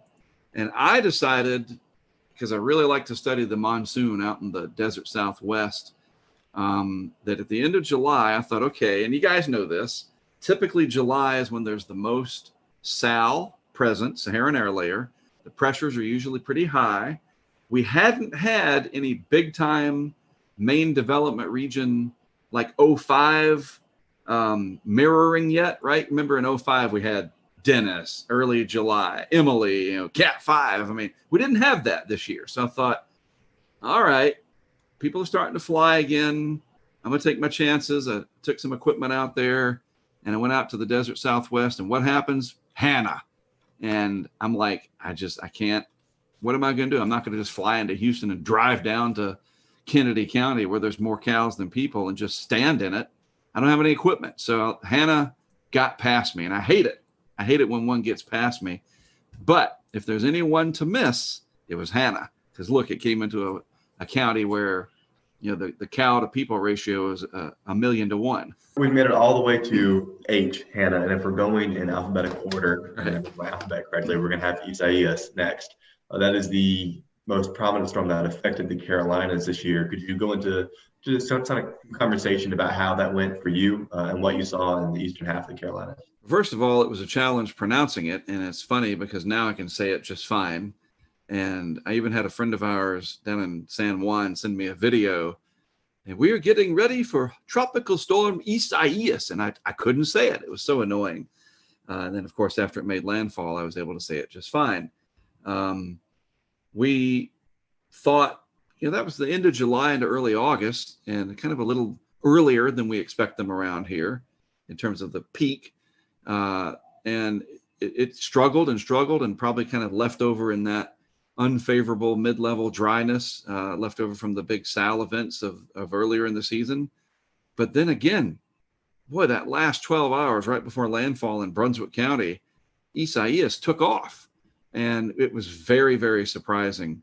And another 12 hours over water for that, and it absolutely would have been a Category 3. And it pushed a massive surge up the Cape Fear River. It's interesting because I could have just stayed here in Wilmington. I went down to Florida. It was another one of those ones like Dorian. And we all remember it looked like it was trying to do kind of a Dorian redo, right? And, it kind of got everybody spooked. But the models weren't as aggressive with it as they were for Dorian. So there was some doubt. But Isaias was impactful, massive surge up the Cape Fear River compared to, I think it was another record. The record before Matthew, I think it was Matthew, starting to get to be too many of them, was Hazel.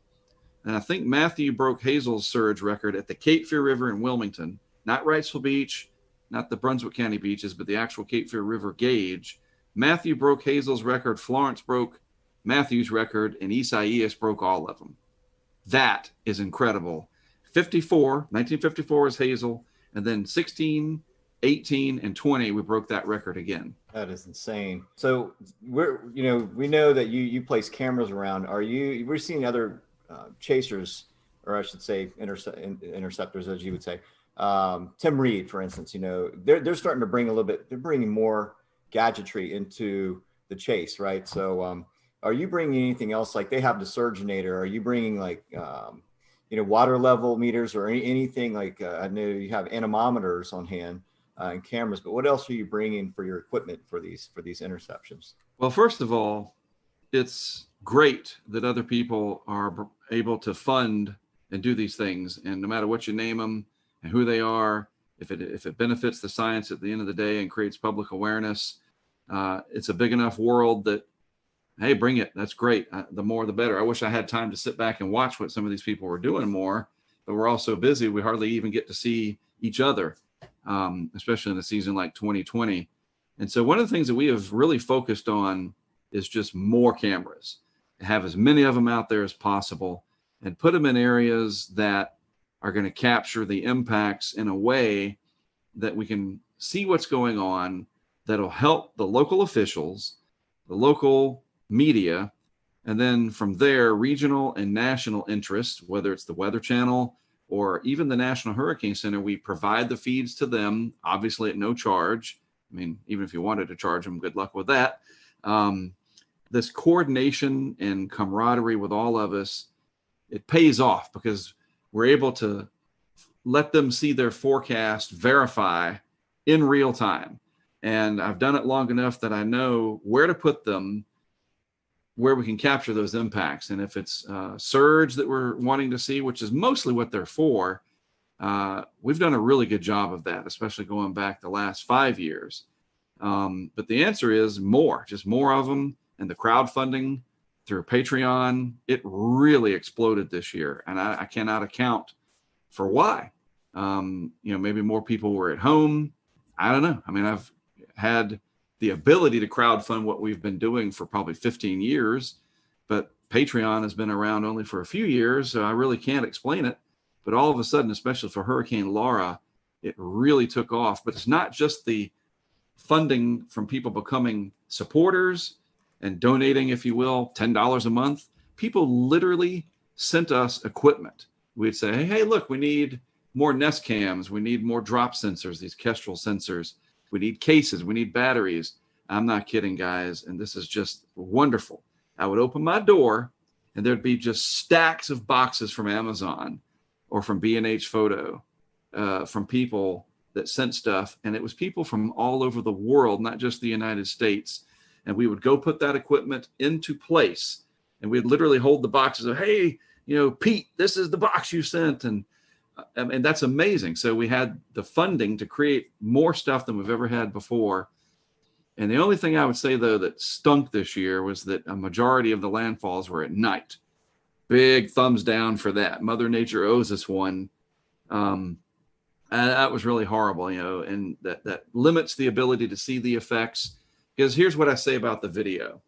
Video is data, and that's a real thing. It's called photogrammetry, and we use that very much in our work to see patterns, just simple things like seeing high water marks, to the timing of everything, the direction, and we can extract data from that video for years to come. Altogether, if you are one of the people that is helping you set up equipment, what does the kind of average day look like for you all as a storm approaches and the morning starts, and what does it look like from that point out? That is a great question. Nobody's ever asked it that way before. I'll say this year, it was the most well-oiled machine that we've ever had. And I owe that to the tremendous amount of support that we had through crowdfunding, that we were able to afford hotel rooms for each individual team member. Because, and you say, well, why is that important? Because sleep, or the lack thereof, is your biggest enemy. And you start making mistakes when you're sleep deprived. And that becomes a safety issue, and it becomes an operational issue that you can screw something up and you don't get another chance at it. But safety is the primary concern. So everybody gets a good night's sleep because everybody's got their own room. So you're not having, Brent over there, or Greg over there messing with his phone, or I'm trying to watch the latest Office episode on my iPad to take my mind off of things and I keep him awake or whatever. So when we get up, we all get together and we just kind of see what's happening. What's the latest track show? What's the latest from the Hurricane Center? We have people from the outside feeding us information. And it's just amazing, Dan, how laser focused we are. It's like, it's so organized and so, like I said, well-oiled, especially this year, because there were so many pieces that came together perfectly that we work together well as a team. We all respect each other's opinion. We're all experts for the most part at what we're doing. We have experience. Certainly Greg and I do. And then these people that are helping out from the crowdfunding perspective, they come along and help out too. And they just go along. They trust us and we just do it. And it's crazy because you're counting down to zero when landfall is coming. There is no timeout. Wait, we got to, and so the day is spent figuring out where we're going to go, handling emails that are coming in, social media interactions. Maybe somebody's suggesting you can set a camera up in front of my shop. I have a condo you can use. We have this, the sheriff here wants to talk to you. He's going to help you. The weather service. We have producers now that feed us the best information. And so it's kind of like a network TV deal. You think about what it takes to send all those OCMs out there from the Weather Channel. And we're starting to get there with the amount of people helping us. And in a year like 2020, it just ran as smooth as it could possibly could. And we work until dark. And then we usually try to find, if it's open, the nearest chain steakhouse, Texas Roadhouse, Longhorn, or whatever. And we go there, we have a good meal, and we recap everything, and we get another good night's sleep. It's just, I guess after doing it this long, you get settled into a routine. But this year especially, it worked so well that we never had any hiccups. Mark, there were a lot of other storms that you chased during the season. I think you said 10 in total. We talked about Isaias and Laura and a couple others, but can you kind of give us a bit of a rundown on the rest of the season? There were other heavy hitters that you guys observed. So what were some of your biggest stories? So after Laura, we got back and there was not much time to rest. The season just kept spitting them out. And of course, the next significant one for us was Sally. And Sally was one of these ones that had a lot of potential and it rattled a lot of nerves. And it really looked like it was going to threaten Mississippi in a big way. And then it kind of, played cat and mouse with everybody. It was very slow. Is it going to strengthen? Is it not? And, and now it's headed towards Mobile Bay. And, maybe even Western Panhandle of Florida. It was very challenging because it was so darn slow moving. And the intensity guidance was just crazy. It was like, nobody could figure it out, literally. So that was the most challenging because it kept us on our toes. In a very familiar area. I know the Central Gulf Coast very, very well, and yet it was still very challenging. But at the end of the day, the success that we had with that, because it was another nighttime event, and this is where my experience came into play, I focused on the river flooding that was coming And I worked very closely with some of the Weather Service offices down there, and even one of the meteorologists for the state of Florida. And, you know, we don't have hundreds of cameras, but we had enough that we put some on the coast to see what the coastal impacts were from surge. But again, Sally, 4 o'clock in the morning or something, landfall, you know, another thumbs down for that. But the flooding during the day. We'll return to Best of the Carolina Weather Group in a moment. Now your Carolina weather forecast. Here are today's forecast high temperatures for North Carolina. Here are the forecast lows for tonight for North Carolina. Here are tomorrow's forecast high temperatures. And here's forecast rainfall across North Carolina tomorrow. Here are the forecast highs for the day after tomorrow.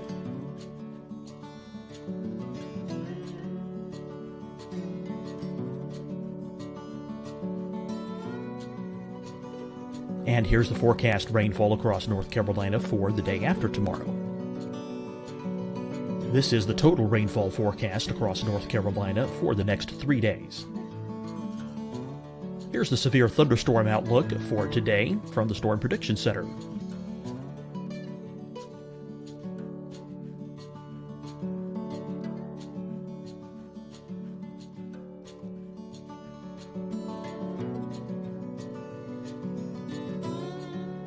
Here are the forecast high temperatures for today for South Carolina. Here are the low temperatures for today for South Carolina. Here's the probability of precipitation forecast across South Carolina today. And here are the rain chances across South Carolina tonight. Here are tomorrow's forecast highs across South Carolina. Here are the forecast low temperatures for tomorrow for South Carolina. And here is the probability of precipitation across South Carolina tomorrow. Here's the precipitation chances across South Carolina tomorrow night.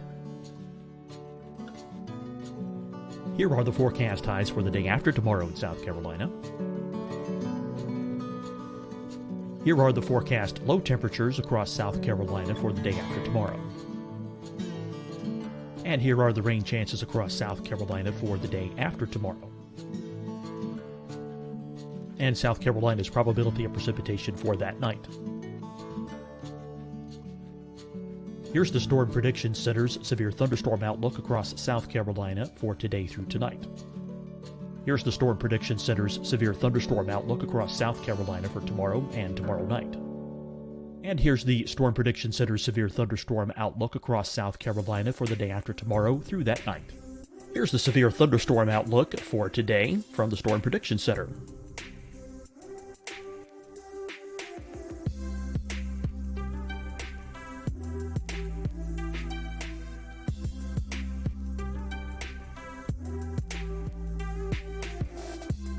And now here's a live look at weather radar across the southeast. Hi, everyone. I'm Dr. Mandy Cohen, Secretary of the North Carolina Department of Health and Human Services. And when you follow the 3 W's, you protect your family and your neighbors from COVID-19. When you leave your home, practice your W's. Wear a cloth face covering, wait 6 feet apart, wash your hands often. Wear, wait, wash. We're in this together. Stay strong, North Carolina. Deciding when to wear a mask isn't about who you know or how well you know them. Just ask yourself, will I be with anyone I don't live with? If the answer is yes, get behind the mask. Help slow the spread of COVID-19. Get behind the mask. Learn more at covid19.ncdhhs.gov. Fight the spread and take a stand against coronavirus. Wear a mask in public. Stay at least 6 feet apart from others. And get tested. Join us and fight the spread. Visit scdhec.gov/COVID-19. Getting tested tested for COVID-19 helps you to take the steps needed to protect yourself, your loved ones, and your community. Find the testing location at scdhec.gov/COVID-19 testing. You'll see your Carolina weather forecast at 25 and 55 past. And now back to the best of the Carolina Weather Group on the all-new Carolina WeatherNet.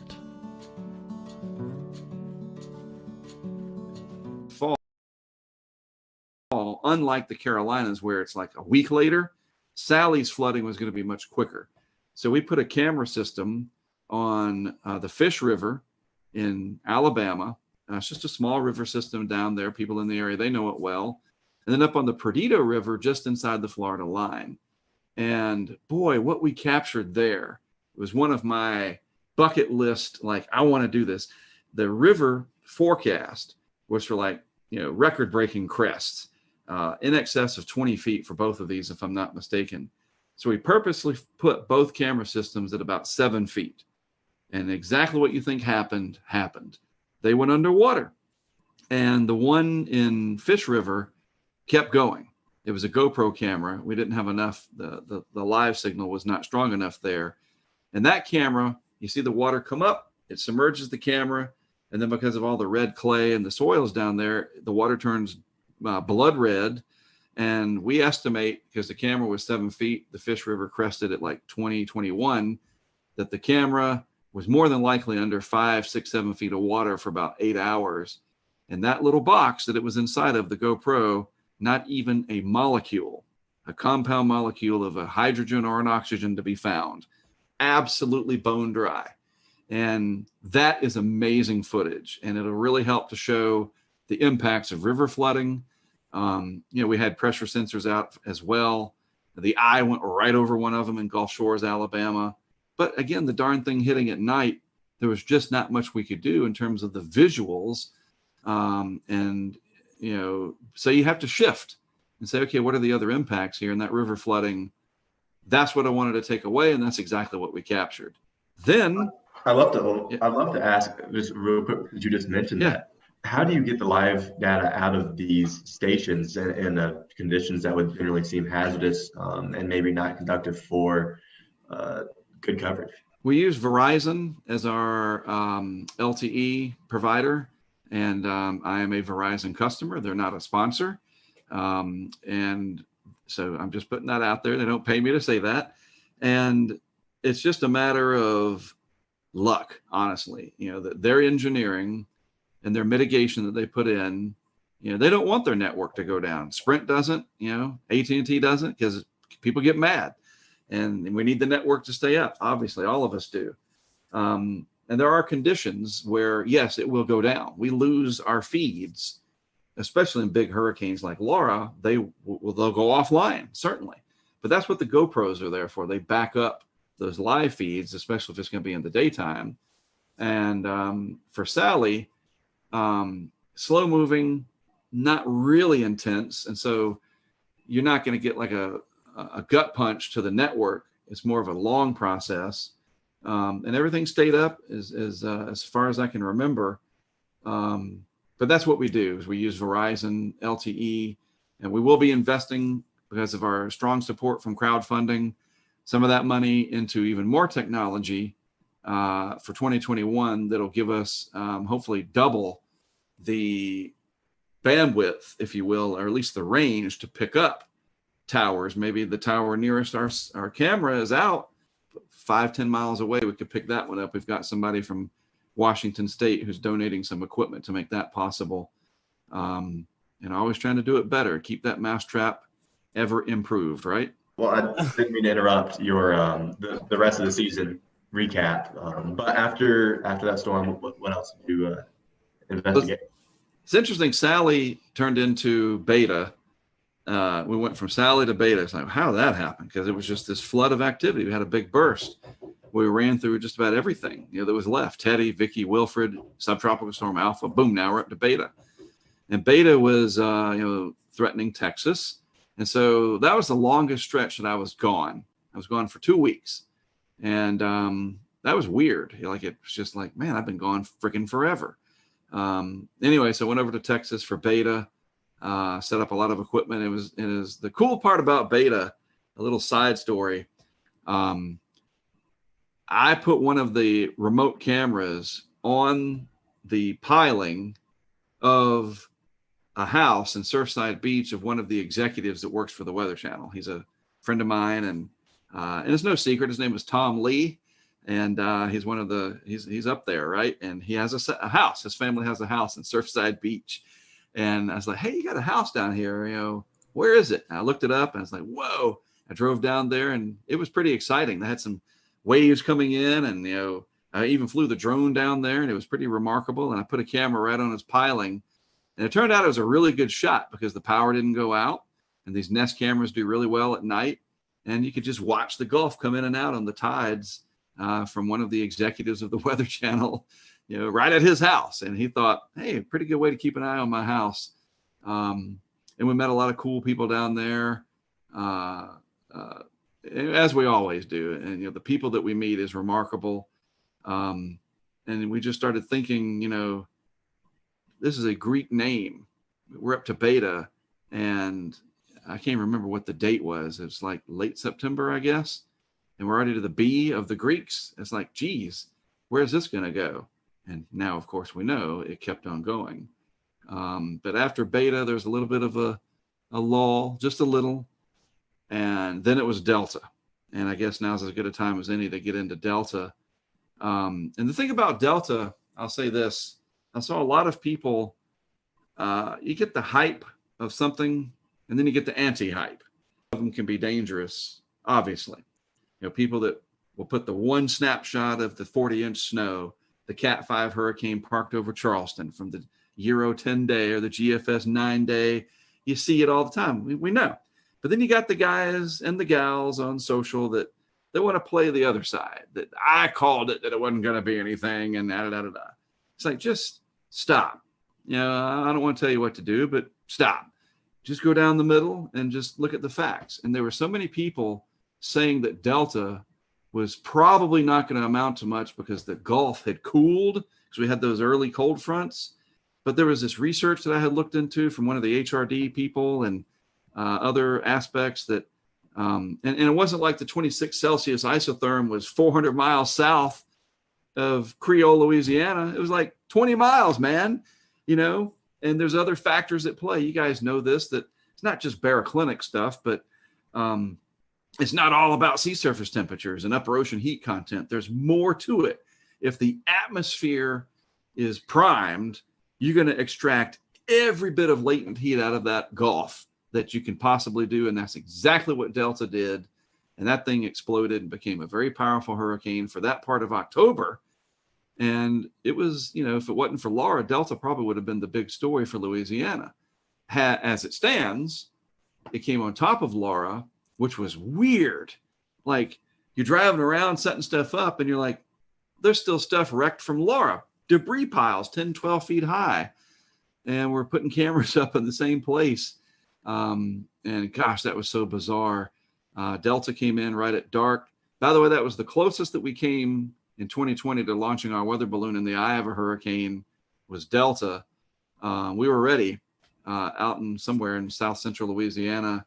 The eye kind of never calmed down for us and where we were. It was filling, as I say, and it was never had the calm winds, and it was getting dark. It came close on Zeta too. We'll get to that. But Delta, like, the countdown was on. You're like, okay, let's do this, turn on the this, to that. We were ready to go through the checklist, and then it got dark, and it was still like 60, 70 mile per hour wind, even when there was no rain. It was weird. When the backside gets hollowed out, they just tend to do that. Delta was amazing because when it was over and we went back to pick up our equipment the next day, they had no barricades, no police, no parish sheriffs, whatever they're called down there, nothing. And that's just Louisiana. It's like, hey, you're going to be dumb enough to go and get yourself killed, we're not going to stop you.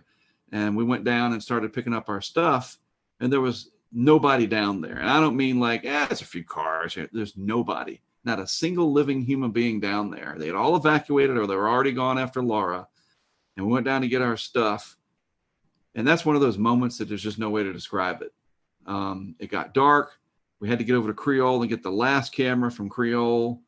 And when you say that the Milky Way came out, because there was no lights on, that's an understatement. It's like the closest you'll ever get to primordial Louisiana in the Jurassic era is after a hurricane like Delta, which was on top of Laura, that just took the grid out.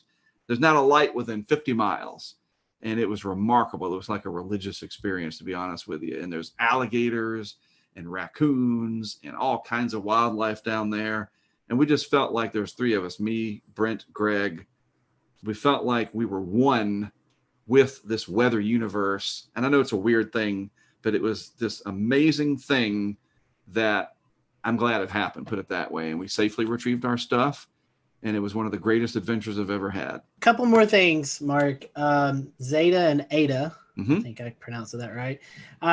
Impacts here in the United States, but after that we had a couple of storms, Theta and Iota, that just wreaked havoc on Central America. I mean, these were strong hurricanes. So as we kind of round out the Greek alphabet, what's your? I mean, I know Eta and Theta.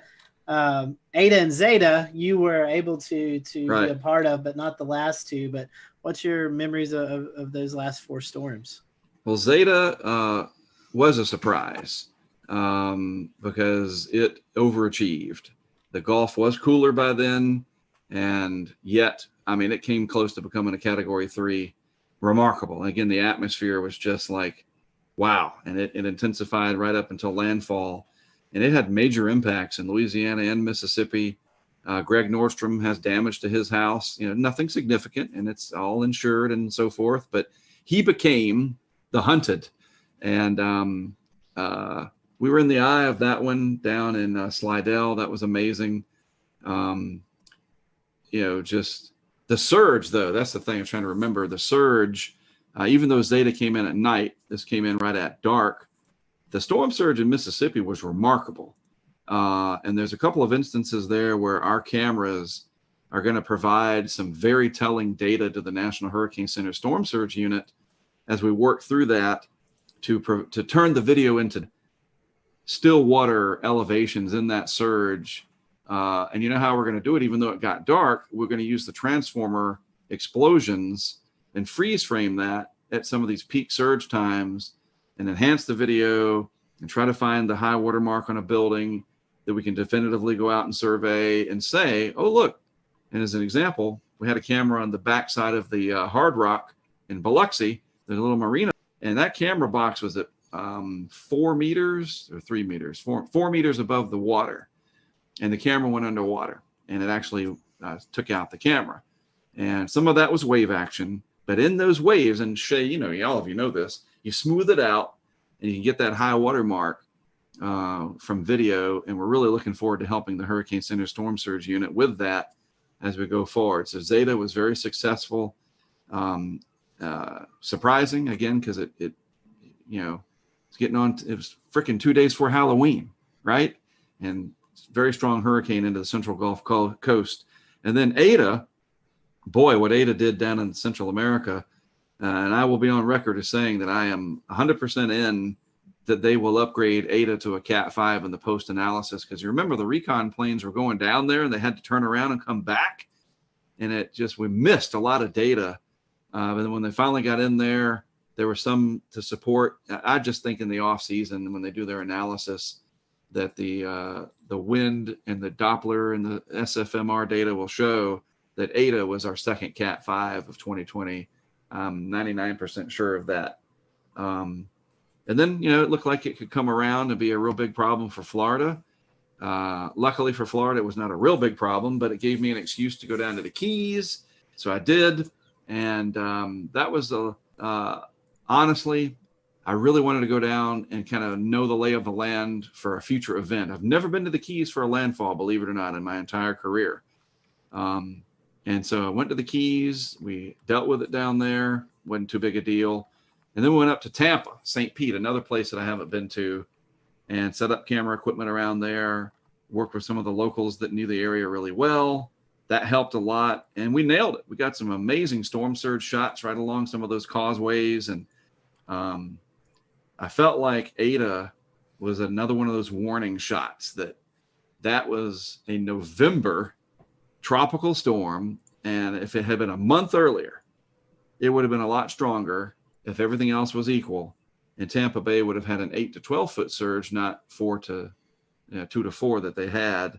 And it just shows you, bypass them and then it kind of died out going into Cedar Key. Man, it just shows you how vulnerable Tampa Bay, St. Pete are. Those areas are to hurricanes. And you never know. Sometimes the end of the season kind of shows you where you're going to pick up the next year. I've learned that. It's not always a good match, but sometimes you can get some clues from that clustering. And especially if we're going to happen to have 2 very similar years to each other. Maybe that's a warning shot. And then it was Iota. Theta, I think, was I don't even remember, didn't do much out in the Eastern Atlantic, I think. But Iota, wow, that was, poor Central America. And I was in touch with a guy on, I guess, Facebook Messenger for the Hurricane Track page who lives down, it's the island that's south of Providencia. He was real worried about it, and it reminded me of Irma when I was communicating with a guy on Facebook that lived on St. Bart's. He was scared for his life because 185 Irma was coming for him.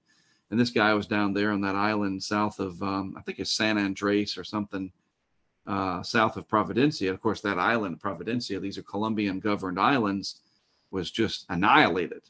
We saw the devastation from there. And that was it, thankfully. Iota capped off 30 named storms, the ace of around 180, right? 13 hurricanes and 6 of them, whatever it was, major, right? Something like that. Start to even remember. And maybe that's it. Maybe we'll be done for the whole, we won't be like 05 and we're still naming these things in January, but I wouldn't be surprised if we get something in the subtropics at this point. Well, Mark, one more thing to kind of wrap up this hurricane season, and we talked a little bit about it earlier, is how many storms we saw this rapid intensification. Yes. A day and a half before landfall. What's your thoughts? I'm not asking for scientific or just what are your thoughts about that? I mean, because you've mentioned previous, sometimes these seasons kind of foretell what's going to happen next season. This is a scary trend, and it's a trend that really needs to be watched. Well, the simple answer is it's concerning because we look at the ACE, and some of that ACE, the accumulated cyclone energy, was generated. Like we look at Laura, it was a 150 mile per hour hurricane, but it did so in that last day before landfall. And Michael did the same thing in 2018. Matthew rapidly intensified on approach to Florida. And, it was very fortunate for Florida that it just scraped by 20 miles offshore.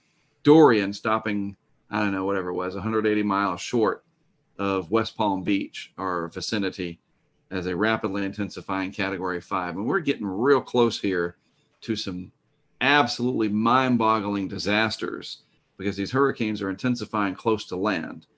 Eta and Iota both intensifying real close to South America like they did. That was a similar theme in 2005. Now, we had a much higher ACE score in 2005.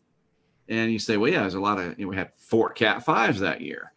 Well, think about it. Here's a similarity. All 4 of those Category 5s in 05, yes, they were much stronger than what we had in 2020, looking at the big picture. But Katrina, the entire life cycle of Katrina was about 5 days, the whole thing. And in that 5 days, it became a Cat 5. Rita, same thing. Tropical storm in the Bahamas, Cat 5 in the Central Gulf, makes landfall as a 3. The whole thing lasted less than 5 days, roughly. Wilma, a little longer, but it rapidly intensified. Twice, once on the approach to the Yucatan and another on its way into Florida, and it made landfall as a 3, if I recall. Emily, Dennis, both, Dennis almost was a Category 5, rapidly intensifying. And here's the common thread. They all did so probably west of 75 degrees longitude, not like Irma, which was a Category 5 way out in the Atlantic. Florence, way out in the Atlantic, very strong. Ivan. These long track hurricanes are so different and these ones that blow up in our backyard. And it's not just the United States that has to deal with these. Central America, Cuba had to deal with Gustav doing that in 2008. But there's this weird common thread between 05 and 20 that these massive hurricanes that we did have strengthened so quickly in our backyard. I don't know why. I don't know exactly why. Can you attribute it to the La Nina and the favorable pattern right over that area west of 75, south of 30 north? You know, there's something going on there. And, you know, that's the thing. Can we see that kind of a pattern again ahead of time?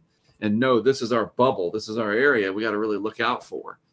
Maybe that's one of the next things that people like Dr. Klotzbach or, you know, Eric Webb or Levi Cowan, who works down at HRD now, maybe they can work on that pattern recognition for that favorable bubble that's going to give you those strong hurricanes. And if they're close to land, we really should know that. And kind of piggyback off that, we've had a few Twitter questions come in. Matthew Harding wanted to know, do you think we'll see something similar in 2021 that we've seen in 2020? I mean, I guess to kind of piggyback that, what is your outlook as we go into next year's tropical season? Well, I think and this is so easy to understand, it's highly dependent on the state of the ENSO.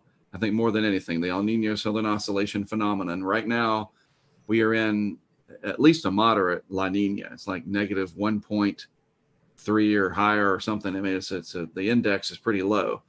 And so that La Nina sticking around or not, and basically it's the absence of El Nino. If there's no El Nino and the Atlantic is warmer than average, especially in the main development region, then you typically have an above average season. But a season like 2020, where it's hyperactive and mega active, hopefully those are 15 years apart, because this is just too much. But you look at 04, here's the interesting thing. 04 had 15 named storms, something like that. And the A score was way higher than 2020's was in 04. And yet 05, almost doubled the amount of named storms of 04. Its ACE was a little higher, but they were back to back. You know what I'm saying? So I don't think you can look at that and say that 2020 is the 04 of the 04-05 combo, that 2021 would have 35 named storms or 40. Maybe it's a little bit of a reverse, that next year we have 15 to 20 named storms, but some long trackers, that the overall pattern stays favorable. Maybe that bubble shifts back out towards the Southwest Atlantic and maybe Florida and the Carolinas comes into play. There's just no way to know this early on. But the biggest thing to track, it's easy to do, is the anomaly data, the state of the ENSO, how the Atlantic's doing. And if those two puzzle pieces, a negative ENSO and a positive AMO, or just a warm Atlantic, doesn't even have to fit the classic anti-Atlantic multi-decadal oscillation. I know I'm throwing all these terms out. But if the Atlantic's warmer than the Pacific is, look out, generally speaking. We're basically going to need an El Nino to save us. And then that's going to have its own set of problems, because the globe will be like 5 degrees warmer than it should be on average, or some stupid stuff like that.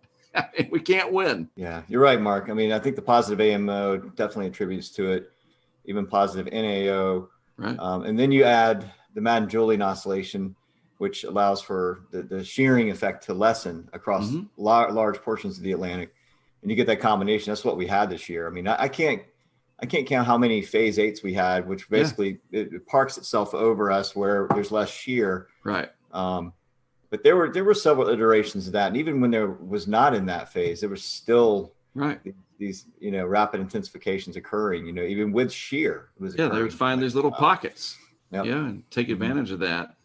But 2021 will probably be another active season, because I've never seen that we have an El Nino after a strong La Nina. I cannot recall the last time that happened. There's always a first.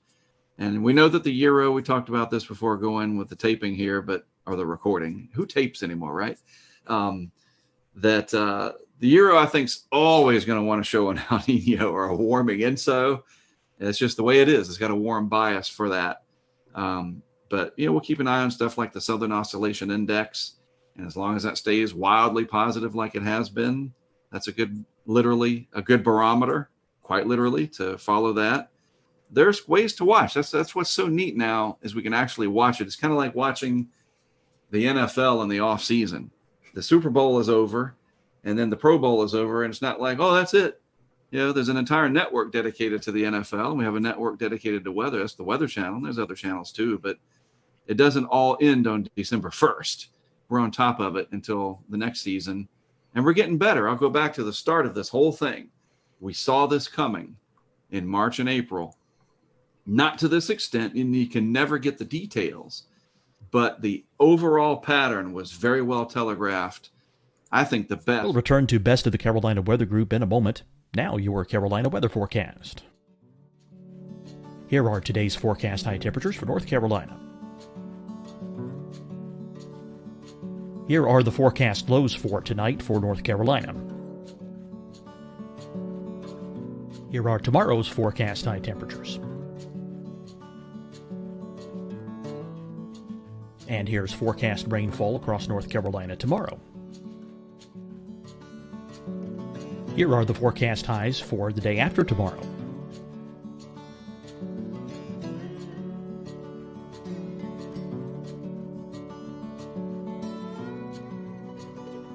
And here's the forecast rainfall across North Carolina for the day after tomorrow. This is the total rainfall forecast across North Carolina for the next 3 days. Here's the severe thunderstorm outlook for today from the Storm Prediction Center.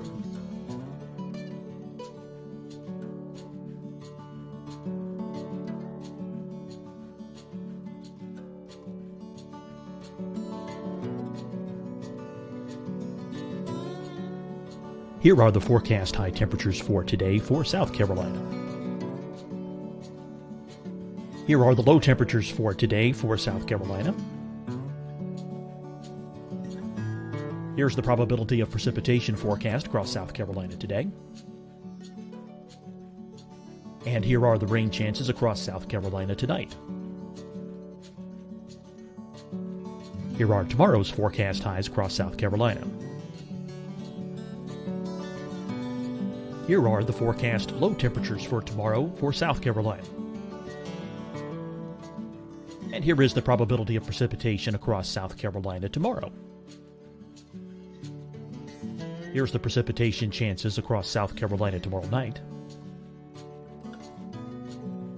Here are the forecast highs for the day after tomorrow in South Carolina.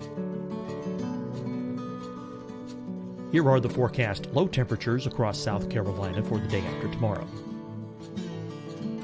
And here are the rain chances across South Carolina for the day after tomorrow. And South Carolina's probability of precipitation for that night. Here's the Storm Prediction Center's severe thunderstorm outlook across South Carolina for today through tonight. Here's the Storm Prediction Center's severe thunderstorm outlook across South Carolina for tomorrow and tomorrow night. And here's the Storm Prediction Center's severe thunderstorm outlook across South Carolina for the day after tomorrow through that night. Here's the severe thunderstorm outlook for today from the Storm Prediction Center.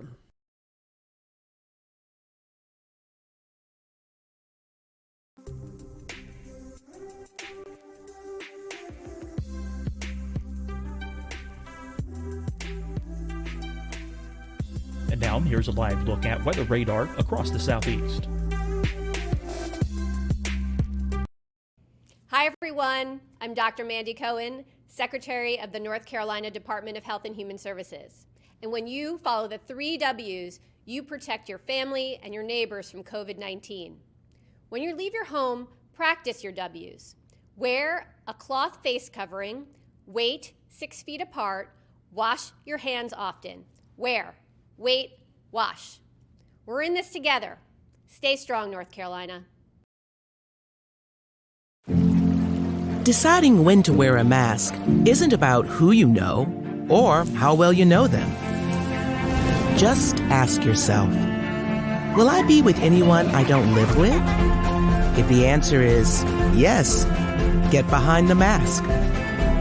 Help slow the spread of COVID-19. Get behind the mask. Learn more at covid19.ncdhhs.gov. Fight the spread and take a stand against coronavirus. Wear a mask in public. Stay at least 6 feet apart from others. And get tested. Join us and fight the spread Visit scdhec.gov/COVID-19.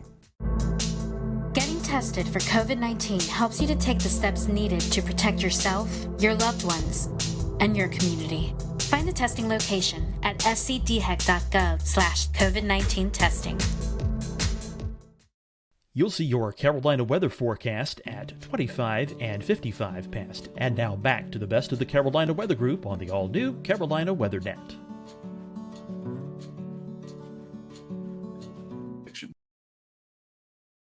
Yeah, I certainly agree. Speaking of 2021, hurricanetrack.com.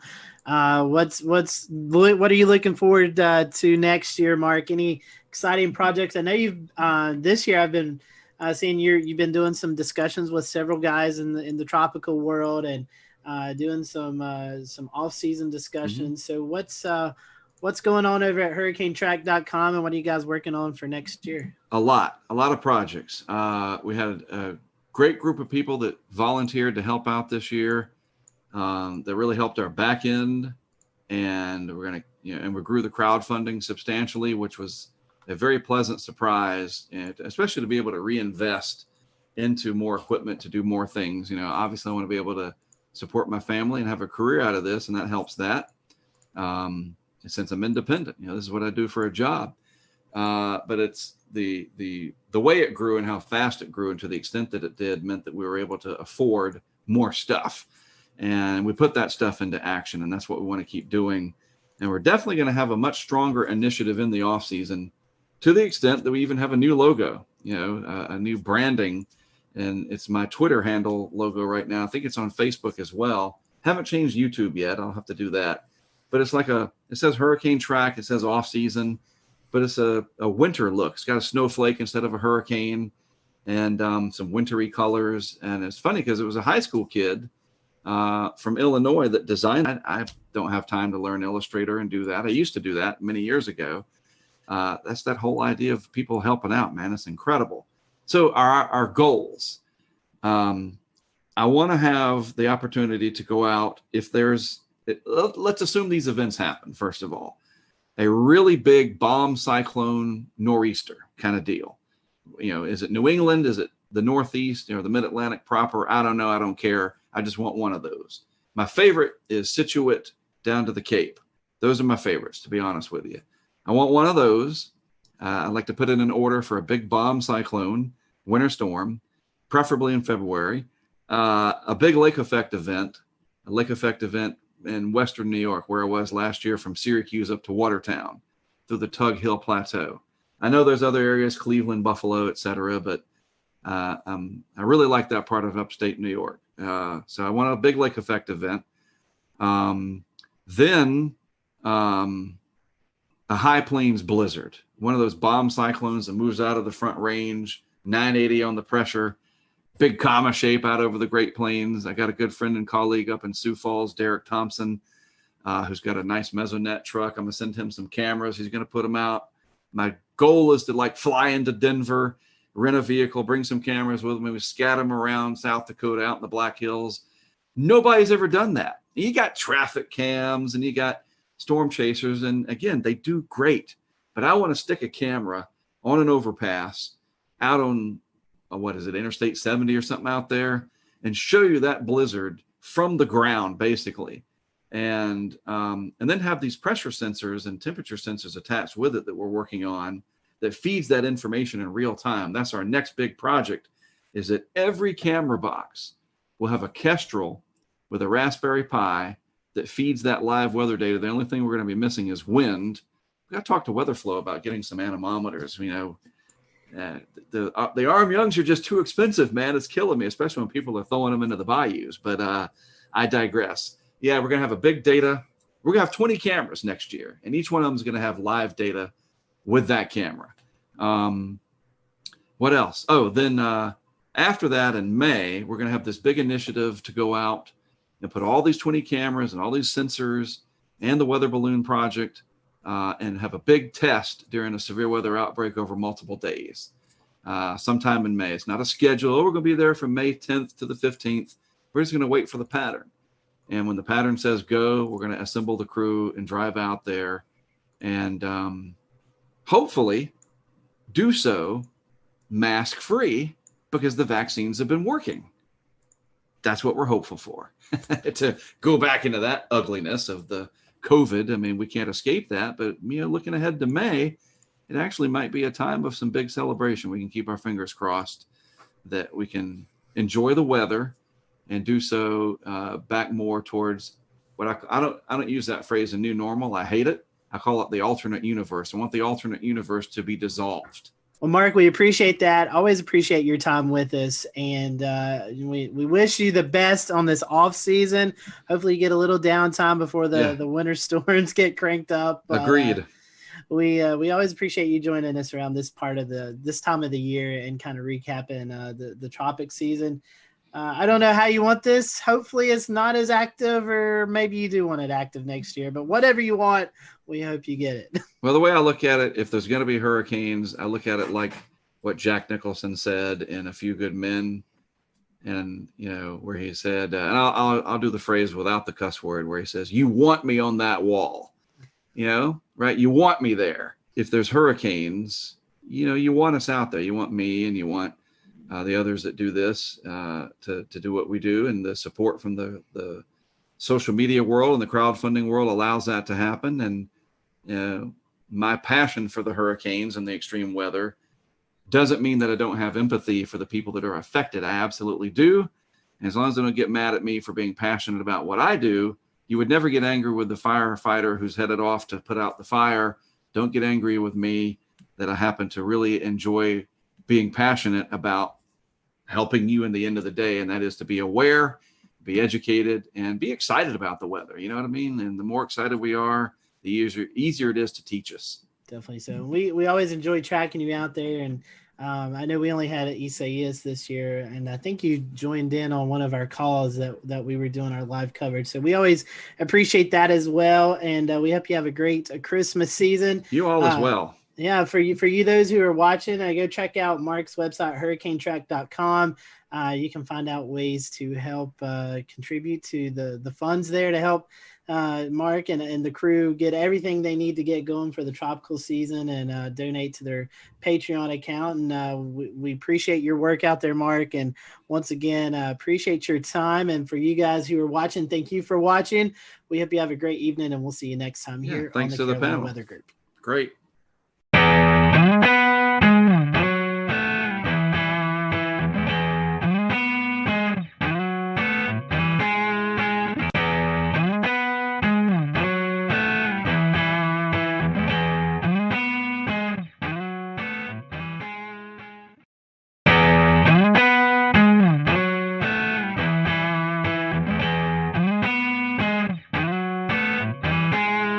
Hello, everyone. Welcome to the Carolina Weather Group. We welcome you to our latest edition of our little podcast, Weather Live Stream. And we're going to be talking about an interesting project tonight, the Snow Impact Project.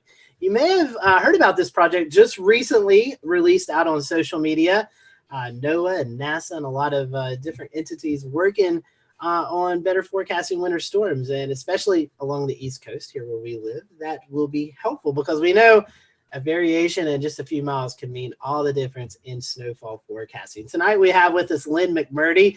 She's kind of leading up this research project. She is a associate professor at the Department of Atmospheric Science from the University of Washington. So, last year on our 300 show, we were talking about the states that we've not had guests from.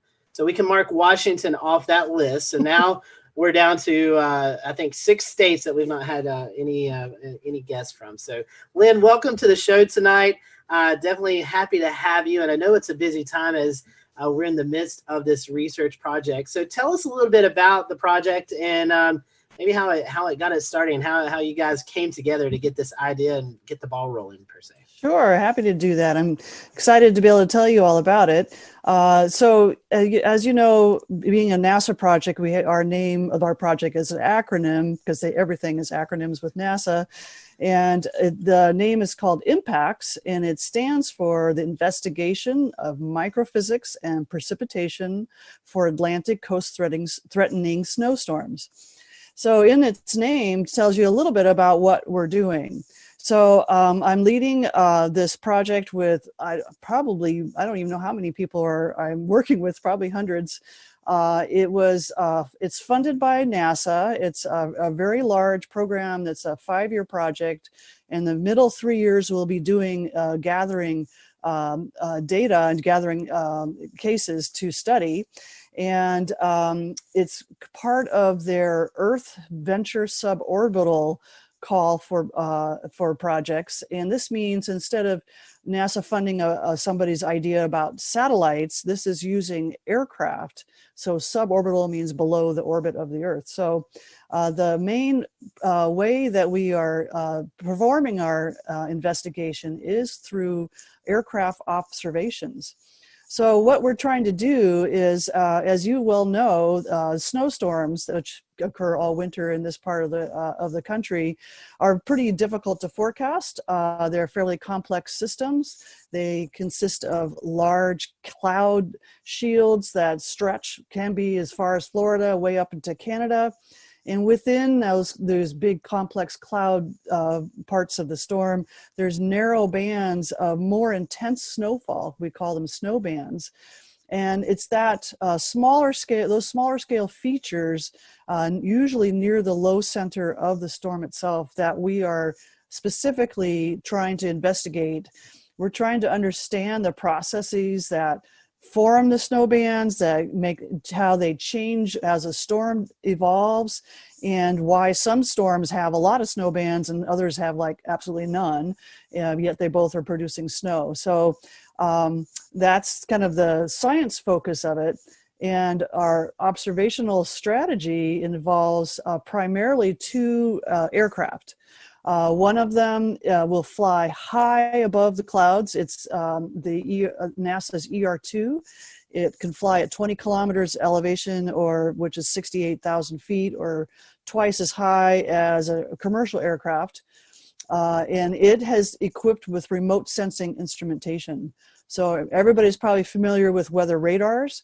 This airplane has 4 different radars, all different wavelengths. So they're sensitive to different portions of the storm. There's one that's a cloud radar, so it can see the small cloud size drops, and others are more rain and snow radars. They see the bigger drops. It also has microwave radiometers, and those are types of instruments that we often fly on satellites to measure precipitation from space.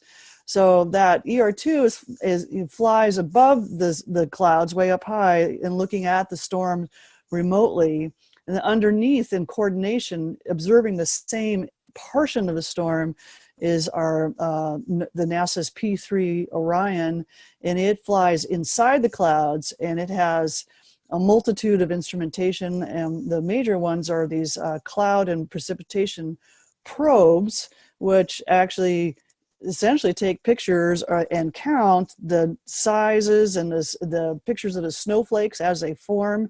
We fly it at different levels. Do you see where the beautiful dendrites form, where the needles form, and then fly underneath, and they aggregate into large, big blops of snow that eventually falls on the ground. We also have some ground instrumentation specifically for this project, and that includes a whole array of different radars and other snow measuring equipment, mostly on Long Island with my colleagues at Stony Brook.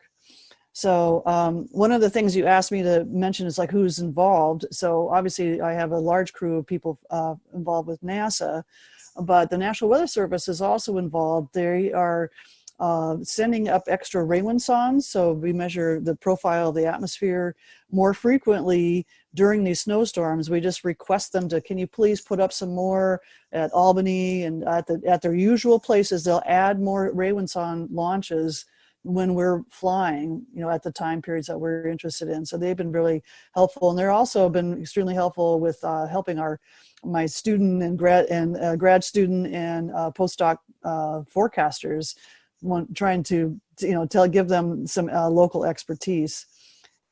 Flying in a winter type of storm, does it present any additional challenges versus like the hurricane hunters who fly in warm core systems? Well, that's a good question. The 2 different systems are pretty different. The hurricane hunters typically fly fairly high, and what they're doing is trying to get different profiles of the environment of the hurricane and try to get a good estimate of what the central pressure is. So they're kind of after a different kind of problem, and they fly fairly high, so they're well away from any kind of icing problems.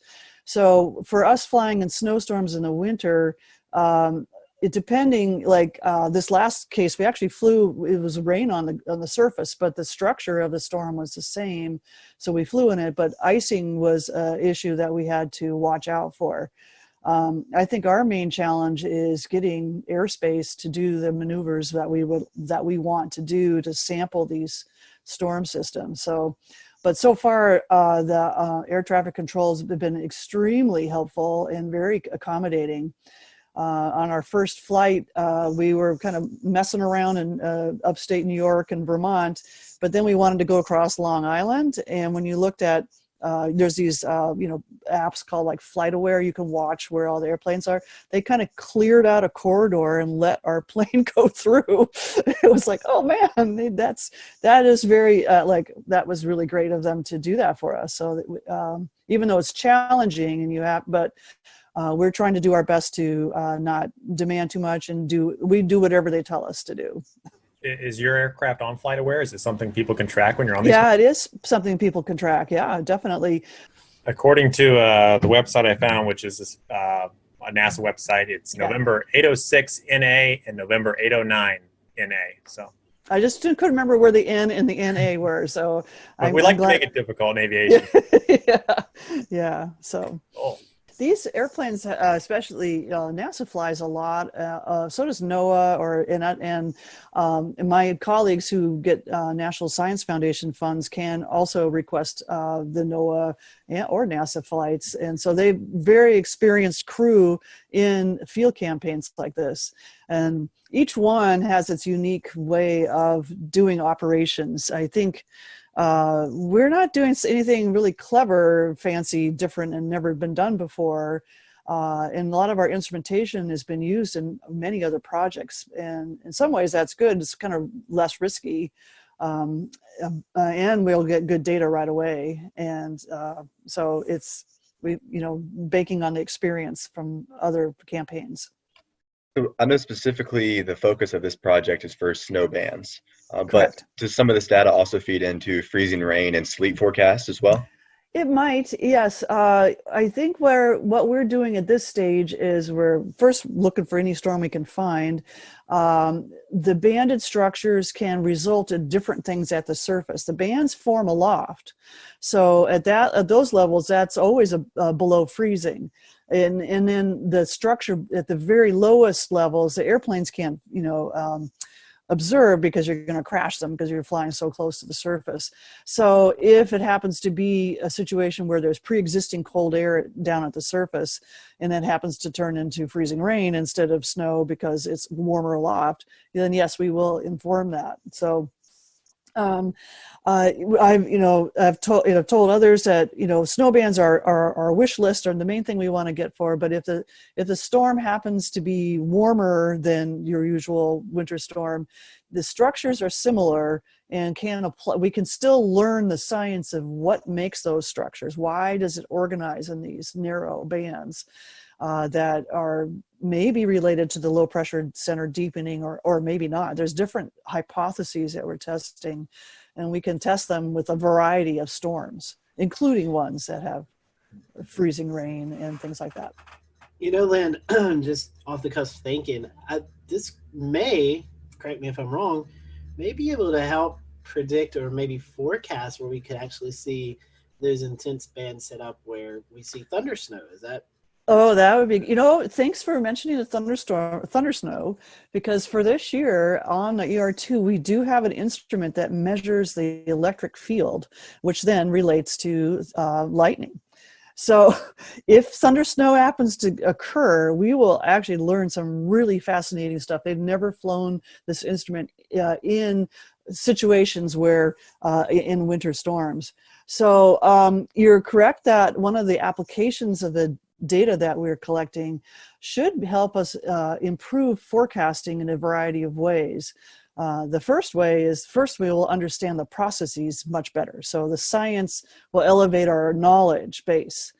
But then the direct measurements of those snow crystals and the environment they're forming in, and what the liquid water content, the temperature, all these other parameters, these are things that our numerical models are also predicting, but we have to do that what we call using microphysical schemes. It's kind of like an algorithm that figures out how to do this, and they're invariably wrong, so that we don't have that portion of our numerical model very well constrained. And by having these direct measurements, we can see which one of these variety of microphysical schemes that you have a choice to use when you run a forecast model, which one is the most correct for these kinds of storms. They make assumptions like how much is made into snowflakes, how much is made into solid ice, how much remains in cloud liquid water. There's those things are assumed in the numerical models, but we will measure those so we can tell the models, no, you're wrong. I don't care how much snowfall comes out of that model, you're still not getting it right for the right reason. So that's one of our key applications, is hopefully down the road making improvements in our numerical models. What's it like? I mean, this has got to be probably the most difficult part of the research. Yes, it is. Where it takes us all week to figure out, like, how would we fly this forecast that's 85 hours out.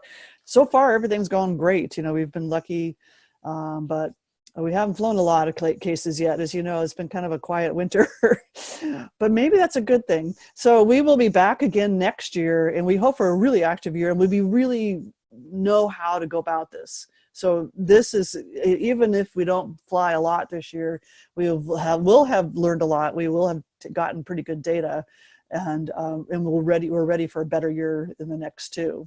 Some of these, ideal winter storms can be quite massive and stretch all the way from the southeast to the northeast. Right. Mm-hmm. Is it possible for the planes to cover the southeast on day one and then get to the northeast in time for the deepening low pressure? We would love to do that. The trouble is that these storms kind of move a little too fast. The way when you work with aircraft, there's a certain amount of time that they can fly because of how much fuel they can take, and also for crew duty. So they're very, very strict with how long a pilot can be operating the plane. The ER2, the one that flies really up here, high, is there's only one person on the plane, and that's the pilot. So, and he wears a spacesuit. He's almost beyond the atmosphere. He's so high up. So he has to, we have to be sure that that person is within the safe range. So total crew duty is 12 hours. So that includes the pre-flight routine, and then landing, and the post-flight routine. And then we are required to give them 12 hours off before we require them to show up again. So if my storm would move really slowly, I could probably do that. Well, and I know you mentioned that next year, the project's still going to be going on. How long is it set for at the moment? We're here now, and we're here to the end of February. And then next year, approximately the same, another 6-week window, we'll be out here in the following year. So 3 winters. Emergency management. Maybe if they, we get this research about where these heavier snow bands, like forecasting, maybe emergency management, that's where they put their assets at. I was just wondering if, who all you can see the benefits from this research. Yes, I can see like the public at large, and of course the emergency management is part of that, because they are the communicators from the forecasters to the public, and they kind of make decisions about how to respond to any kind of threat like a snowstorm. So I could see the public being, benefiting a lot in the long run. It's always hard to see the direct benefit. I'm going in, geeking out about the great science I'm doing, but understanding these snowstorms better, and then using that understanding to improve our forecasting. And when our forecasting is done better, and especially in terms of the distribution of snow and where those bands occur, and do they set up and if it's one kind of storm, do we expect to get a lot more of these banded structures and therefore more localized regions of heavy snowfall, or do we see that a different kind of storm would not have that, and so there maybe be less of a worry? So yes, indeed, that'll eventually benefit the public, our understanding, and then applying that understanding to better forecasting, and better forecasting will help the managers be able to react in a timely manner to inform the public. I know it's kind of early into the project, but what's the feedback been like so far? Thumbs up, it's great, we love it. We have one. We'll return to Best of the Carolina Weather Group in a moment. Now your Carolina weather forecast. Here are today's forecast high temperatures for North Carolina. Here are the forecast lows for tonight for North Carolina. Here are tomorrow's forecast high temperatures. And here's forecast rainfall across North Carolina tomorrow. Here are the forecast highs for the day after tomorrow.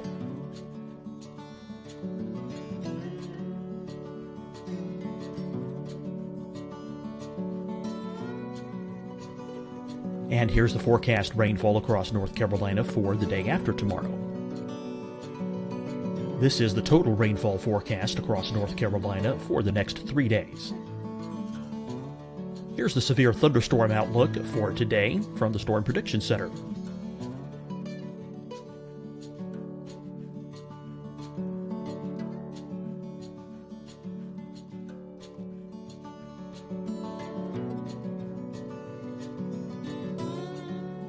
Here are the forecast high temperatures for today for South Carolina.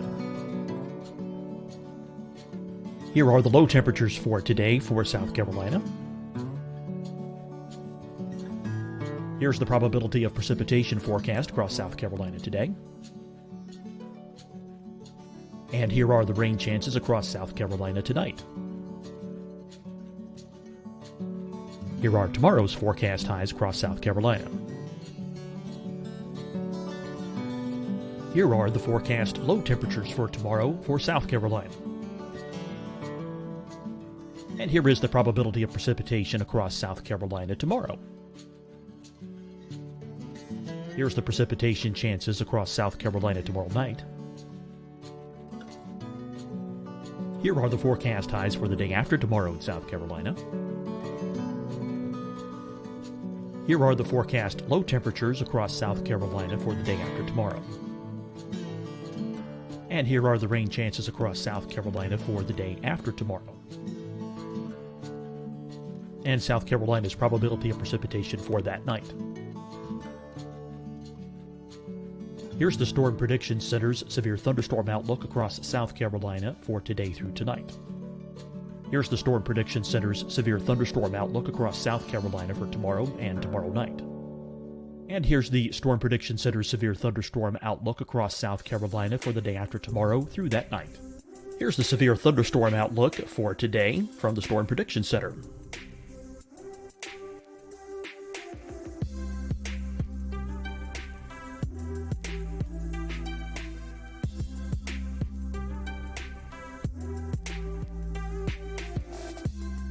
And now here's a live look at weather radar across the southeast. Hi, everyone. I'm Dr. Mandy Cohen, Secretary of the North Carolina Department of Health and Human Services. And when you follow the 3 W's, you protect your family and your neighbors from COVID-19. When you leave your home, practice your W's. Wear a cloth face covering, wait 6 feet apart, wash your hands often. Wear, wait, wash. We're in this together. Stay strong, North Carolina. Deciding when to wear a mask isn't about who you know or how well you know them. Just ask yourself, will I be with anyone I don't live with? If the answer is yes, get behind the mask. Help slow the spread of COVID-19. Get behind the mask. Learn more at covid19.ncdhhs.gov. Fight the spread and take a stand against coronavirus. Wear a mask in public. Stay at least 6 feet apart from others. And get tested. Join us and fight the spread. Visit scdhec.gov/COVID-19. Getting tested for COVID-19 helps you to take the steps needed to protect yourself, your loved ones, and your community. Find the testing location at scdhec.gov/COVID-19 testing. You'll see your Carolina weather forecast at 25 and 55 past. And now back to the best of the Carolina Weather Group on the all-new Carolina WeatherNet.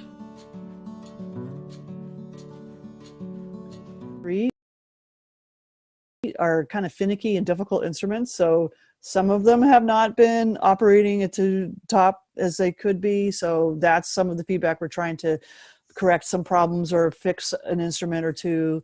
The data that I've been looking at looks really good, I think.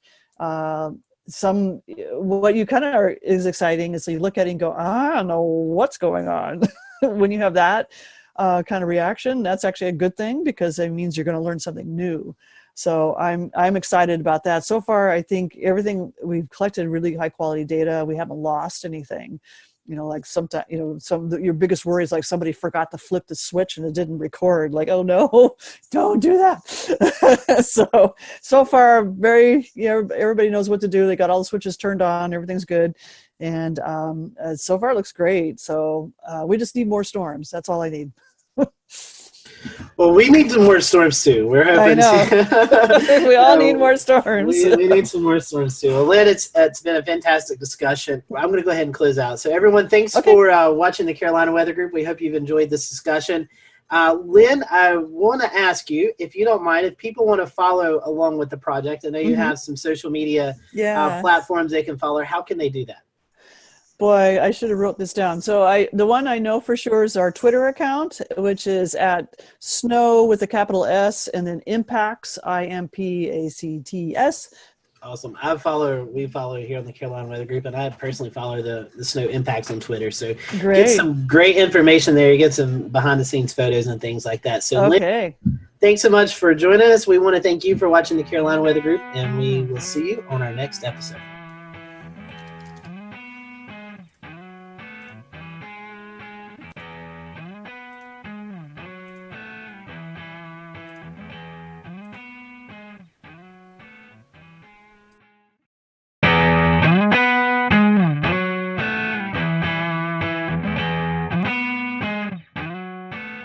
Hello, everyone. Welcome to the Carolina Weather Group. We're happy to have you this evening. We're going to be talking space with our good friend Tony Rice, NASA ambassador, also a contributor for WRAL in Raleigh. So Tony is our resident person that we go to, and we have space questions. There's some really cool things going on with this Mars launch. We also have some loon balloons. You may have seen some pictures floating around on social media over the last couple of days or weeks, and we're going to talk a little bit about that as well throughout the program. But Tony, we have this mission. I think originally this Mars mission was scheduled to go off June 20th, right around that date. It's since then been pushed back a few days. So can you tell us a bit about the mission itself? Well, what are we trying to accomplish as we head off to Mars?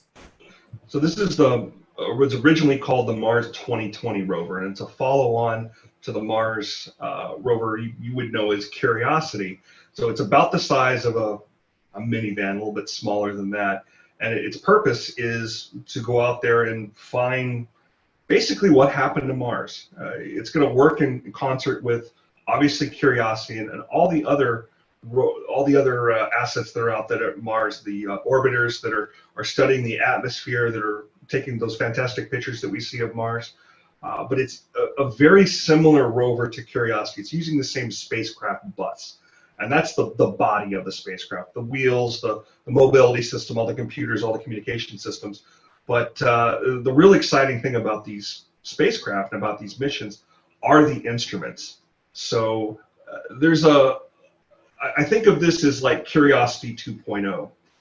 It has a lot of some of the same instruments that Curiosity did, but they've been upgraded. They've got a little more capability to them. We've learned a lot as we've had Curiosity on the surface of Mars for so many years. We've also added a couple of new ones. I'm sure we'll get into some of the more exciting ones there, but the ones I know that the one instrument, my favorite one, that I know is going to be your favorite as well, is called MEDA, and it stands for Mars Environmental Dynamics Analyzer. And I'm really looking forward to MEDA getting on the surface of Mars. It's about a 12-pound instrument. It's chewing up a whole 17 watts of power. You have to really budget your power up there. Curiosity and this new 2020 rover are going to both be both powered by a nuclear power source. We don't have to worry about any of the solar panels getting covered in all that Martian dust and causing us problems there.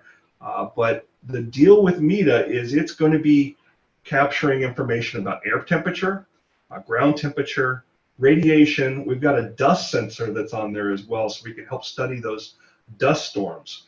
If you saw The Martian with Matt Damon, did a pretty good job of showing what dust storms can be like there. The beginning of the movie was a little fantastic, and we don't quite get wind speeds like that, or at least we don't have enough volume in the atmosphere to produce some of the things they're talking about there. We're going to put relative humidity. We'll be able to measure that as well. There's a thermal infrared sensor on there, and there's wind sensors as well. And the wind sensors are kind of interesting. There is wind on Mars. We're getting information about winds from another mission that is on the surface of Mars right now called InSight. It is not a rover. It is a lander, so it stays stationary. It can measure whatever atmosphere comes to it and the column of air above it. So we are seeing winds there that are a little bit higher speed than we expected. You wouldn't be able to feel them though, because the volume of air there is so little. So Tony, there's this new device that's coming with Perseverance that I literally just found about in the last 5 minutes. So it's going to be some type of helicopter drone deployment. Tell us about that and how that works in an atmosphere that's a lot thinner than ours. Yeah, that's going to be the really interesting thing, is how you get lift in such a thin atmosphere. The Mars atmosphere is about 1/100th that of Earth's. So it's very, very, very thin. Sorry, not 100th, 1,000th that of Earth's. Very, very thin. But the drone itself, the helicopter itself, has pretty wide blades, and it's going to be spinning really, really, really fast. So don't think drone like the drones that we know here on Earth. It's not going to be sitting up there and hovering for a good amount of time. It's going to take hops. And its purpose, number one, is a technology demonstrator. It'll be the first time we've ever flown on another planet. That's pretty exciting unto itself.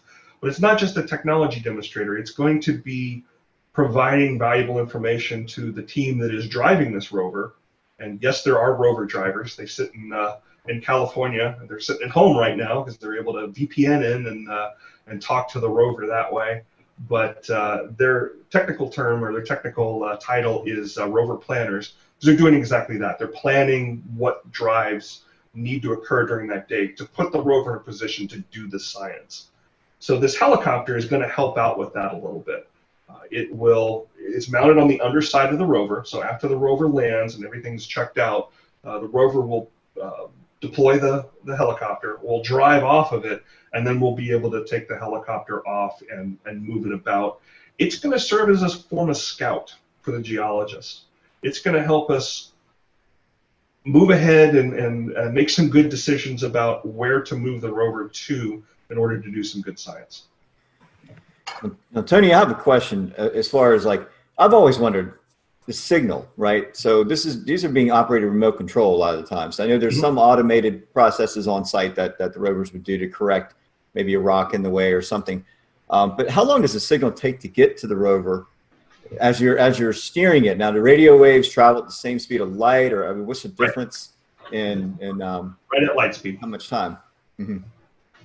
So it varies throughout our year and the Mars year.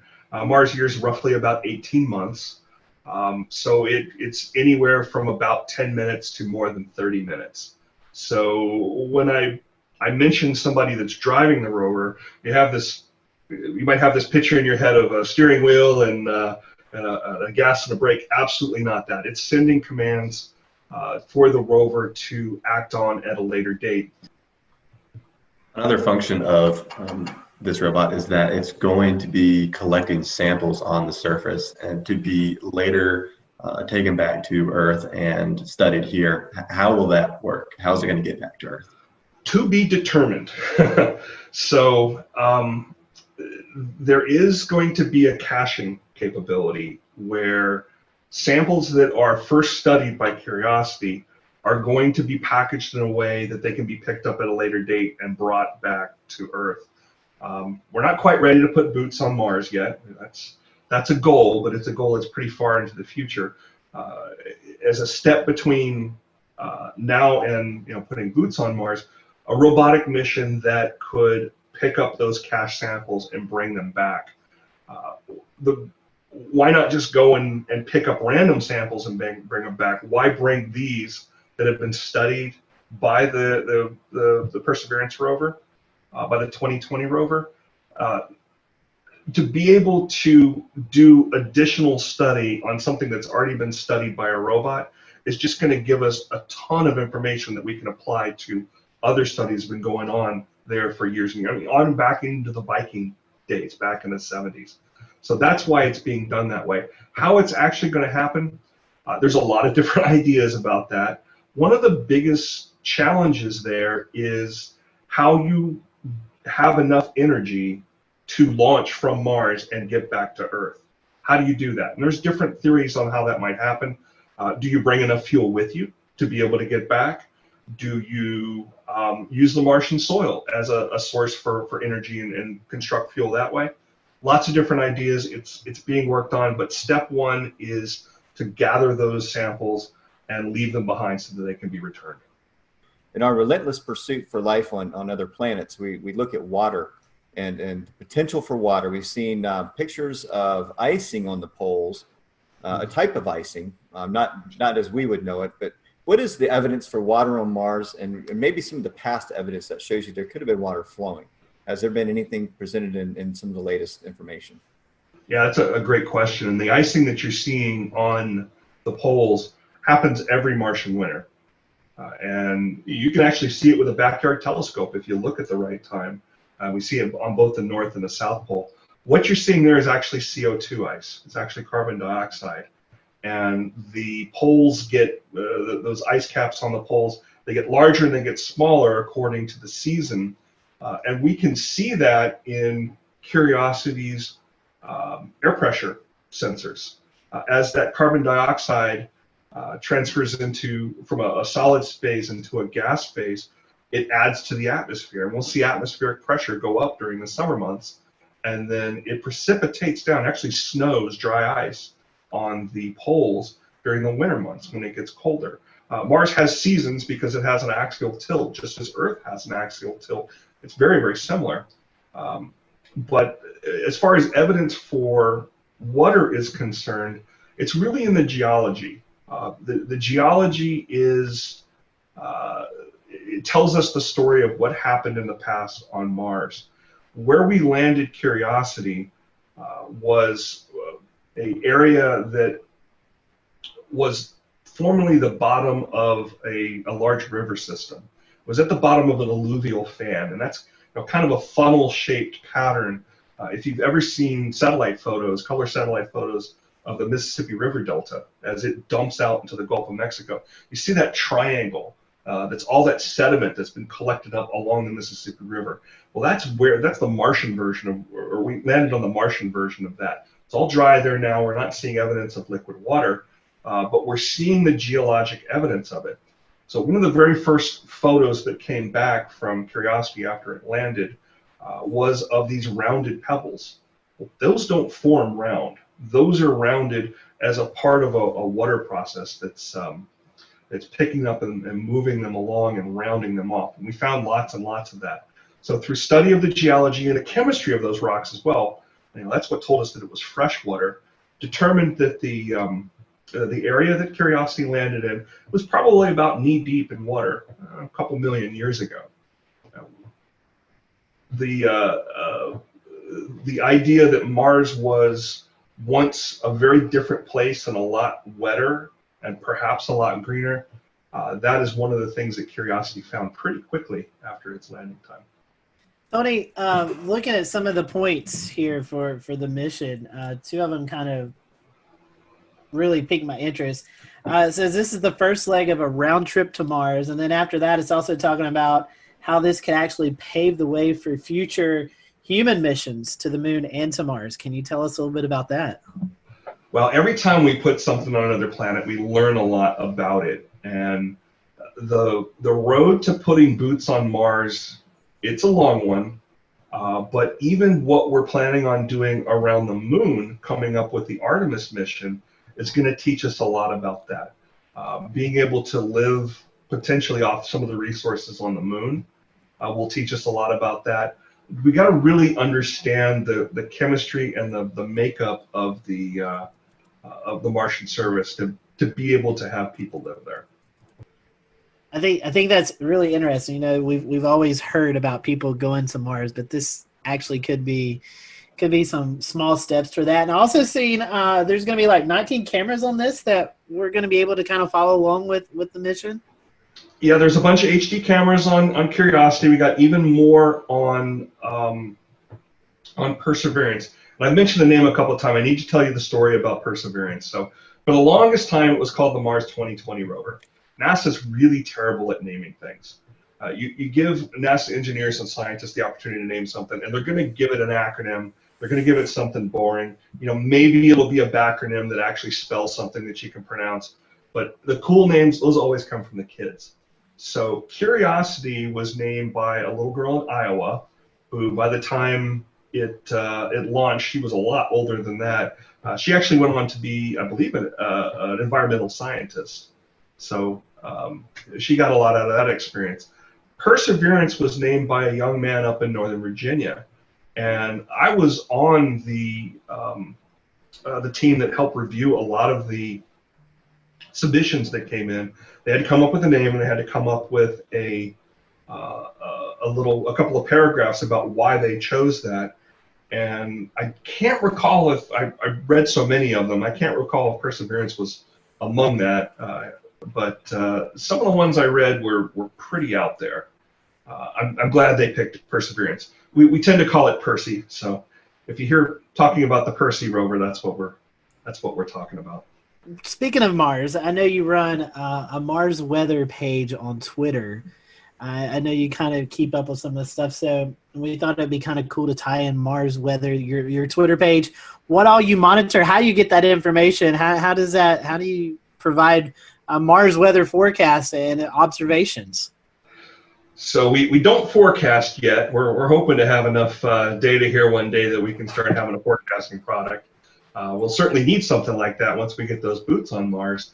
But right now it focuses on the InSight mission. It's pulling data down close to daily.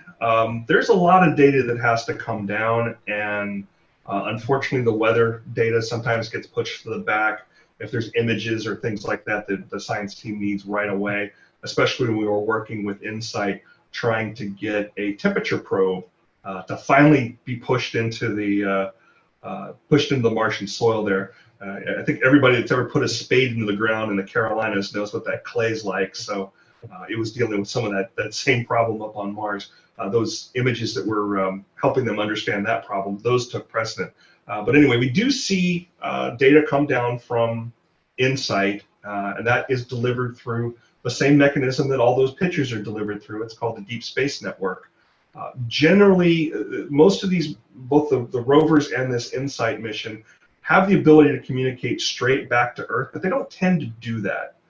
They tend to upload the images and other data every time an orbiter goes over. And that orbiter acts like a router and store and forward that information once it sees Earth again. It's a little faster that way, and there's a little more bandwidth. But we see that data come down. I know she just popped that up. So we see temperature data. We see air pressure. I find air pressure to be some of the most interesting there. And then we see wind data as well. So the last one that came up was from Sol 566, and a Sol is a day on Mars, and that equates back to the 29th of June. It's the last time we saw something from it. As you can see there, the low was 25, which is, I'm sorry, the high was 25. The low was 126 below zero, and these are both Fahrenheit. And each day on this Mars Weather Twitter, it goes and randomly picks a city somewhere, and Clayton just happened to be picked up there last time it was doing a comparison. So you can see the comparison there. But again, the most interesting comparison in my mind is the pressure. So, we were seeing about 1,012 hectopascals, which I think equates to millibars. You guys keep me honest there. That's what y'all speak in. Yes. And that on Mars is about 7.7 hectopascals. That's one of our biggest challenges on Mars, is the lack of atmosphere. It's just really, really, really thin there, and it continues to be stripped away by the solar winds. And that's not something that we're going to be able to correct anytime soon, perhaps ever. So I guess there's really no wind chill there. I mean, I'm looking 25 degrees with 37 mile per hour wind gusts. That's not really a wind chill there then. Yeah, not too bad. We do see temperatures go above freezing there. It does happen. Yeah. So Tony, I mean, obviously you're not using tri-cup anemometers or RM Youngs. I mean, how is this? How is wind speed capture? Is it using like Venturi effect, or you're consolidating the air into a point, or how is that measured exactly? So the thing to look up is an instrument called a hot dice. It is a couple of basically electrodes that are exposed out there and are measuring differentials. They are without moving parts. That's really, really important when you've got a robot out there that you can't go service. There is no Home Depot on Mars to go get spare parts. Well, you said one last thing. You kind of mentioned that it does get above freezing on Mars. I wonder if you could just real briefly speak to the general temperature range. How cold does it get in winter? How warm does it get in summer? Yeah, we're talking around -200 Fahrenheit with the lows. And during the summer, most of the time we're talking in the average temperature there is hovering around -80, -100. I just think it's cool. I just think it's cool you have a mesonet on Mars. We do. We got 2 of them now, about to put a 3rd. I've heard that there's a team already being picked to possibly go to Mars by as late as 2028 or 2030. Is that correct? I will make no comments on when we're going to Mars. You're not going to trick me into that. I had to try. There's a lot that needs to be done, and each one of these missions, be they robotic or be they human up to the International Space Station, or once we get Artemis off the ground and have a gateway to the moon, each one of those, it may not seem like it's getting us closer to Mars, but we learn something from each one of them that can be applicable. And when that actually happens, I hope it happens soon, but it's a long road. Tony, shifting gears, one of the things that I spotted on Flight Tracker this week, and I think several of the people here in the Carolinas have, were alongside all of the little cute icons for airplanes, these circular balloon icons for the Loon Balloon Project. Tell us about it. I understand you're familiar with it, and I think it caught a lot of us flight trackers off guard maybe a little bit, but also people screaming UFOs in the sky as these things were passing overhead. Yeah, there was a little bit of that, wasn't there? Yeah, it's something that I got to learn a little bit about the other night. So in addition to talking with you fine folks, I've got about 350 meteorologists around the country that I'm in contact with on a regular basis. I try to give them information about the what's visible in the sky, usually planets, usually comets, meteor showers, things like that. But I am perfectly happy to get a what's this thing in the sky question when it's something in our atmosphere. And that's what happened. I forget what day was it. Was it Tuesday night? Yeah, that sounds maybe Monday. I mean, depending on where you were, right? These things went right over Greensboro, down towards Fayetteville, then out towards Charleston. So it was kind of a small day. I first got looking at these things. It was Tim Buckley at WFMY in Greensboro. I get a text from him and it says, "There's this white dot in the sky. What do you know about it?" What?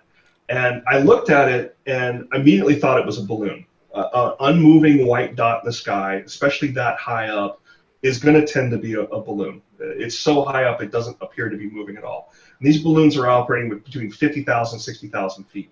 So as you mentioned, as part of Project Loon, we came to understand, which is a project that is, I want to make sure I get the relationship correct here. Google and Loon are subsidiaries of the same parent company, which is called Alphabet. Okay. It's all business spin-off nonsense, but anyway, they're looking to provide, as I understand it, internet connectivity in areas that don't get it, which I think is great. I think they're pushing to have like 1 megabit capability. There's an antenna that you have to have outside, and it's going to be a network of balloons, not unlike SpaceX's Starlink project, that talk to each other and serve as an uplink downlink network. But as I understand it, they're in a testing phase. I think their launch site is up in northern Arizona somewhere. We'll return to Best of the Carolina Weather Group in a moment. Now your Carolina weather forecast. Here are today's forecast high temperatures for North Carolina. Here are the forecast lows for tonight for North Carolina. Here are tomorrow's forecast high temperatures. And here's forecast rainfall across North Carolina tomorrow. Here are the forecast highs for the day after tomorrow.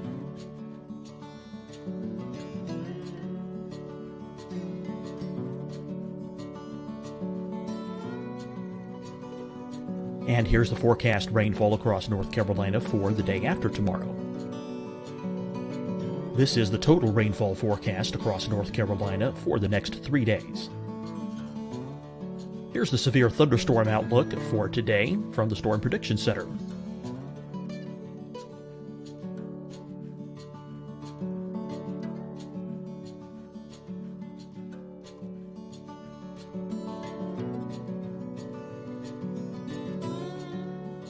Here are the forecast high temperatures for today for South Carolina.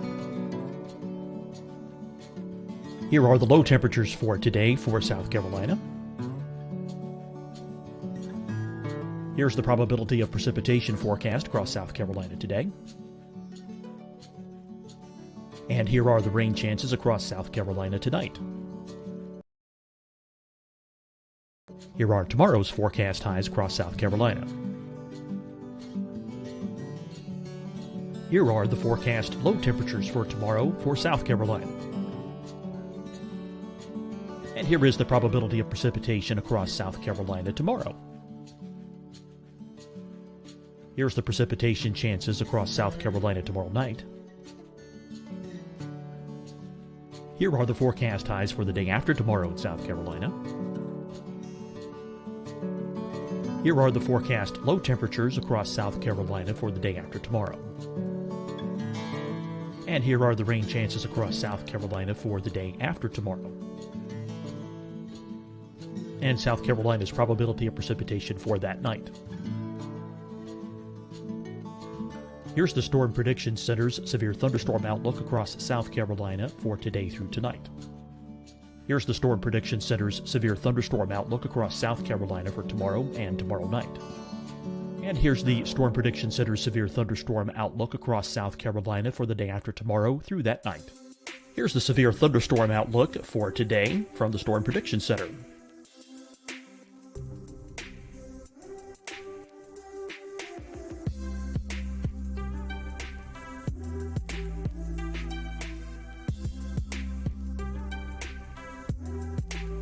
And now here's a live look at weather radar across the southeast.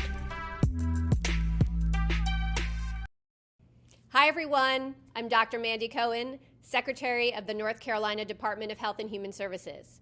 And when you follow the 3 W's, you protect your family and your neighbors from COVID-19. When you leave your home, practice your W's. Wear a cloth face covering, wait 6 feet apart, wash your hands often. Wear, wait, wash. We're in this together. Stay strong, North Carolina. Deciding when to wear a mask isn't about who you know or how well you know them. Just ask yourself, will I be with anyone I don't live with? If the answer is yes, get behind the mask. Help slow the spread of COVID-19. Get behind the mask. Learn more at covid19.ncdhhs.gov. Fight the spread and take a stand against coronavirus. Wear a mask in public. Stay at least 6 feet apart from others. And get tested. Join us and fight the spread. Visit scdhec.gov/COVID-19. Getting tested for COVID-19 helps you to take the steps needed to protect yourself, your loved ones, and your community. Find the testing location at scdhec.gov/COVID-19 testing. You'll see your Carolina weather forecast at 25 and 55 past. And now back to the best of the Carolina Weather Group on the all-new Carolina WeatherNet.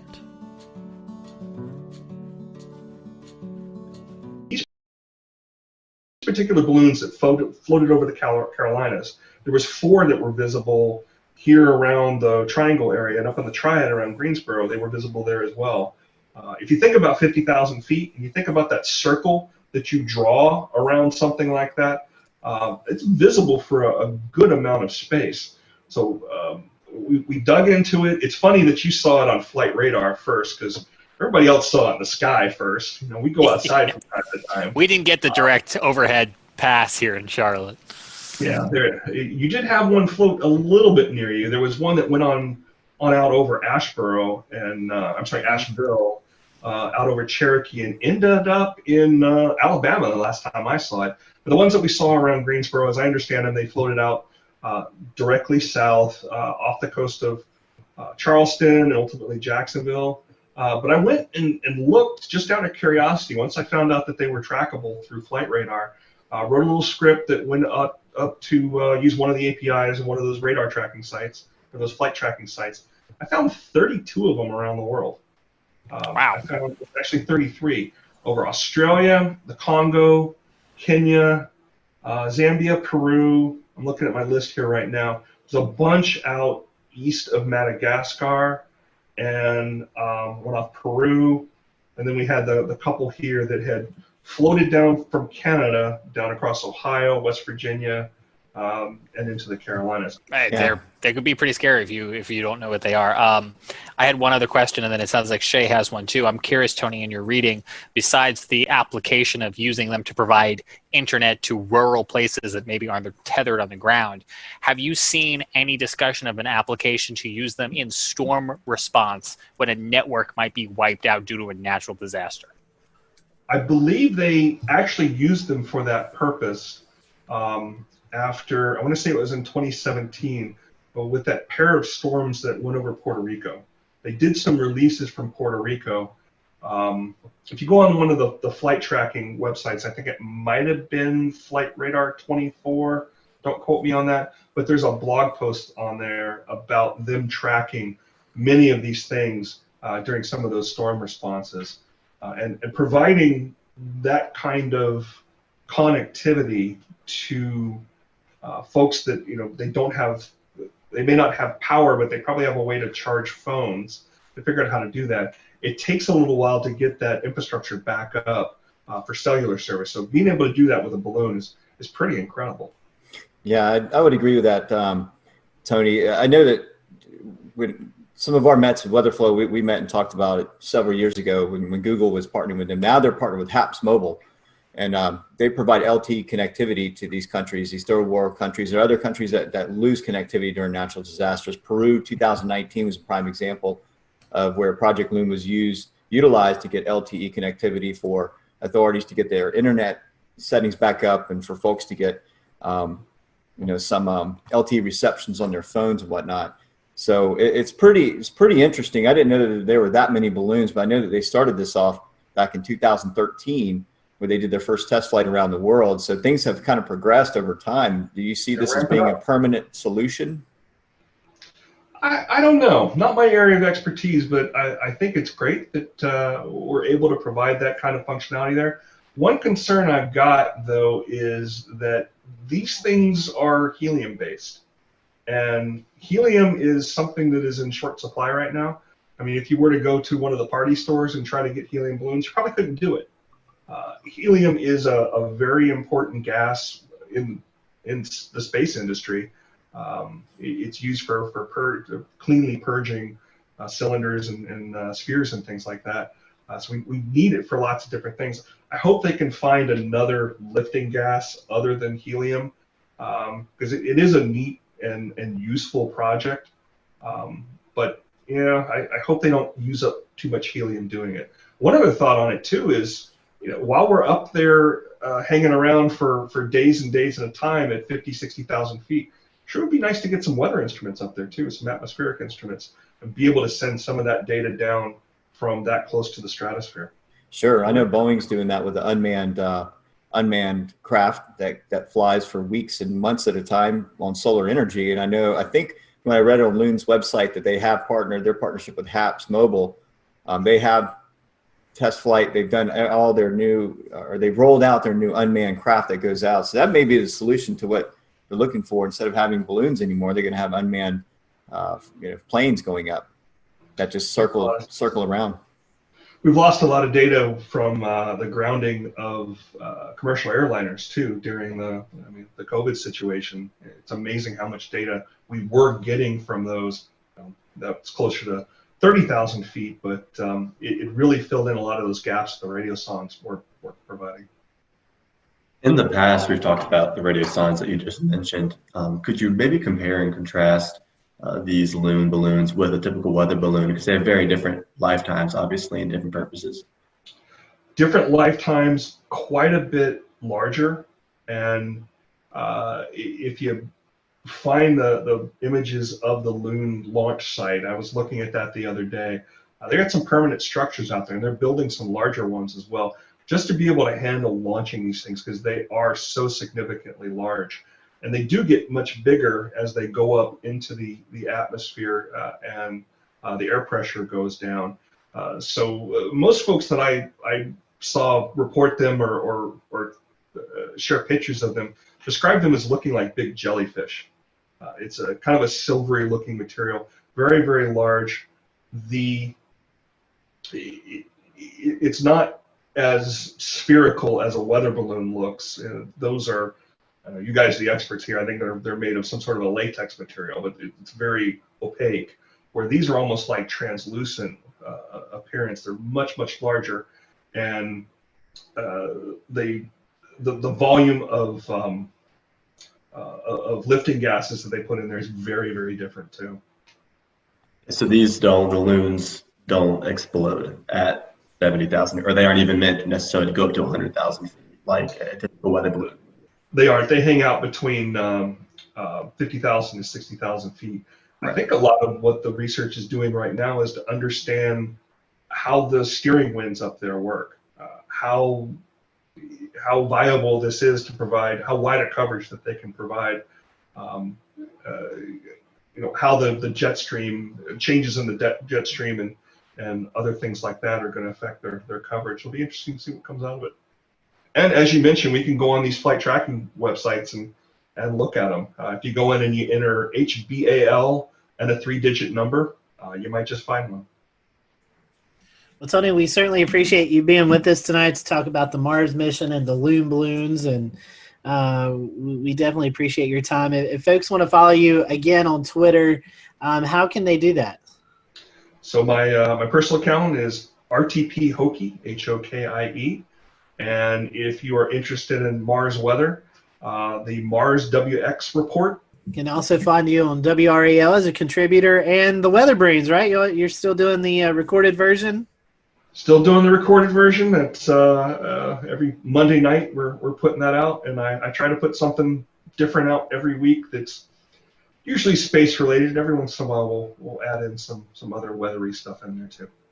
Well, Tony, we certainly appreciate your time. And if you're watching tonight and you want to know more about the Mars launch, we'll probably be airing those towards the end of the month as we get into with our friends at NASA TV.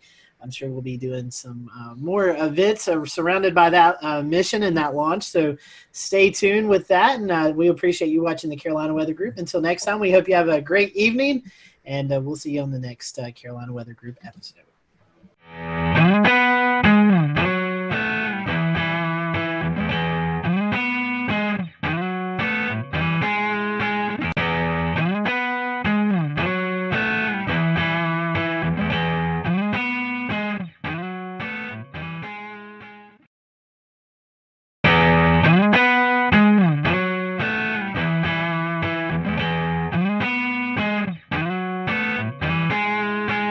everyone. Welcome to the Carolina Weather Group. We're happy to have you this evening, and we want to welcome our guest, Mr. Stephen Baxter. He works for NOAA headquarters. He is the Winter Weather Services Program Lead, and we're getting into that season where we're transitioning more into fall and winter, and with that comes the threat of winter weather, and that's what we're going to be talking about tonight. It's going to be kind of twofold. NOAA just recently released the winter outlook for the 2021 winter season. So we're going to go over that briefly, and then we're also going to talk about a new product that NOAA is releasing. And this is kind of similar to what we see in the summertime with storms, the threat of storms. So it's going to be a new outlook that we're going to talk about and really dig into, because this is a new product and one I think everybody will find useful. So we'd love for you to join in on the conversation as you're watching tonight. Feel free to drop any comments if you want to. Stephen, welcome to the show, and thank you for joining us tonight. I know kind of a busy season with you getting ready and ramping up for the winter weather season. One thing we always like to ask our first-time guests, and we talked a little bit about this off air, but we'll go through the short, brief version. Tell us about your weather journey. How did you kind of get hooked into the weather field, and how did you get to where you're at right now with NOAA? Yeah. So my interest in weather started at a young age. A lot of us have some formative moment where we decided that we wanted to be meteorologists. Mine was the blizzard of '96, early January of '96. I was in second grade, and I still remember it quite vividly, actually, watching the Weather Channel and watching the local on the 8s every 10 minutes. And I think my parents thought there was something legitimately wrong with me as I was just watching this constantly. I loved it. I was hooked. And so I loved winter weather. That's always been my favorite type of weather. And so I went to Millersville University in Pennsylvania, where I got my bachelor's degree in meteorology. When I was there, I was lucky enough to do an internship at the time. Was called the Student Career Experience Program. Now it's called the Pathways Program. It's actually a broader, it's not just the Weather Service, but it's a broader federal initiative. But I did for the Climate Prediction Center. And I worked there, including that time, for 10 years, about 10 and a half years before I went to headquarters. And so I worked in a couple different positions in the Climate Prediction Center, but I did a lot of research to operations of applied research in climate variability, subseasonal, seasonal climate variability. And as part of a rotational assignment last winter, I worked over in headquarters in the winter program. And then I took that position permanently during this summer. And so that's what brings me here tonight. So I'm pretty new in that position. So I'm still doing a lot of spinning up, there's a lot to learn. There's a lot of awesome stuff and great people throughout the agency. And going from climate to weather, which is kind of funny to say in the Weather Service, but to do that and to do that with winter weather, which is our newest service program, is a lot of fun. But there's a lot to learn, and there's a lot of work that we have to do. But we're really happy with where things have gone recently, and I'm happy to be here tonight to talk about some of that progress. Well, speaking of the National Weather Service and NOAA, they have just released their 2020-2021. It's kind of a mouthful. Winter weather outlook, and La Nina has been a word that's been talked about a lot, and some of our viewers may not fully understand what a La Nina is. So what is the winter outlook, and how does La Nina play into that? Great question. So we start with La Nina. So La Nina is called the cold phase of what we call the El Nino Southern Oscillation. So the reason this is important is because the tropical Pacific is an important heat source in generating convection in big swaths of thunderstorms across the equator, especially in the central western Pacific. And that plays a really critical role in the formation and maintenance of the climate as we observe it even in the mid-latitudes, namely through the formation of the jet stream. And what happens during La Nina and El Nino is the sea surface temperatures in the Pacific are either warmer in the case of El Nino or colder in the case of La Nina. And what that does is it alters relative to normal those patterns of troubled convection. And that in turn affects the jet stream across the North Pacific especially. And that has, through what we call teleconnections. So I think a lot of weather folks or people who love weather are familiar with teleconnections like the North Atlantic Oscillation, for instance, or the Pacific North America pattern is another prominent teleconnection. And so itself imparts an extratropical teleconnection, and so is the El Nino Southern Oscillation. And so that kind of classic La Nina teleconnection, if you will, is what drives in large part the outlook for the upcoming winter. And so if you look at the forecasts that were published by the Climate Prediction Center, so I used to do these outlooks until about 3 or 4 months ago, you'll see that there's kind of a very typical La Nina type pattern that you might be familiar with, which shows, generally speaking, milder than normal conditions across the southern interior of the United States are favored. And then across the northern interior of the U.S., especially across the north central, northwestern parts of the U.S., colder than normal temperatures are favored. And then actually El Nino actually has a slightly stronger precipitation footprint than temperature, in fact. And across the southern interior of the U.S., drier than normal conditions are favored in La Nina. And across the northern interior, generally speaking, it's wetter. But there's kind of 2 centers of action you'll see. So one is in the Ohio Valley, which tends to favor wetter than normal conditions to the Ohio Valley and the Great Lakes. And then again across parts of the northern Rockies and the interior Northwest. So it's a pretty classic look that you see in La Nina winters. And it's fairly close to the exact opposite of what you see in El Nino. Not exactly. There's some interesting reasons for that. But generally speaking, with a moderate-ish, maybe strong La Nina this winter, certainly a robust La Nina event that's going to have an important impact. And so that's what forms the basis for that winter outlook. So in regards to the La Nina oscillation, what about the NAO, the North Atlantic oscillation? Are there any trends regarding what the outlook might be for this season? Another great question. So this is actually something I worked on quite a bit while I was at CPC for the last few years. So the short answer is not really-ish. So the NAO is a very important pattern of climate variability across timescales. So we know it's important for short-term climate variability for the next week or two. We know it varies on longer timescales, potentially up to decadal timescales. The problem is the ability to predict it on seasonal timescales, especially once you remove a little bit of a La Nina influence. So the way the NAO is calculated, right? So you think one way you can think about the NAO, or one way it's calculated, is by looking at the relative sea level pressure anomalies in the North Atlantic between, say, near Iceland and the Azores to the south. Well, if you just take El Nino or La Nina and you look at this wave pattern that comes out of the tropics, and you look at the teleconnection that's imparted from El Nino and La Nina, it will have a non-zero effect in the North Atlantic. It's small, but non-zero in a way that can appear to affect the NAO. And so there's some literature that in our academic literature that looks at the relationship between El Nino and NAO. And such as it is, you might favor a positive NAO during La Nina winters, but that's not, as a causal mechanism, is a little flimsy. In the example I just gave, quite famously, the 95-96 winter was such a winter where you had a La Nina, but you also actually had a predominance of the negative phase in NAO, and hence one of the snowier winters on record across much of the eastern U.S., including my part of the Mid-Atlantic. But there are some interesting areas of research related to identifying sources of prediction skill for the NAO, and so it's something that we don't have right now.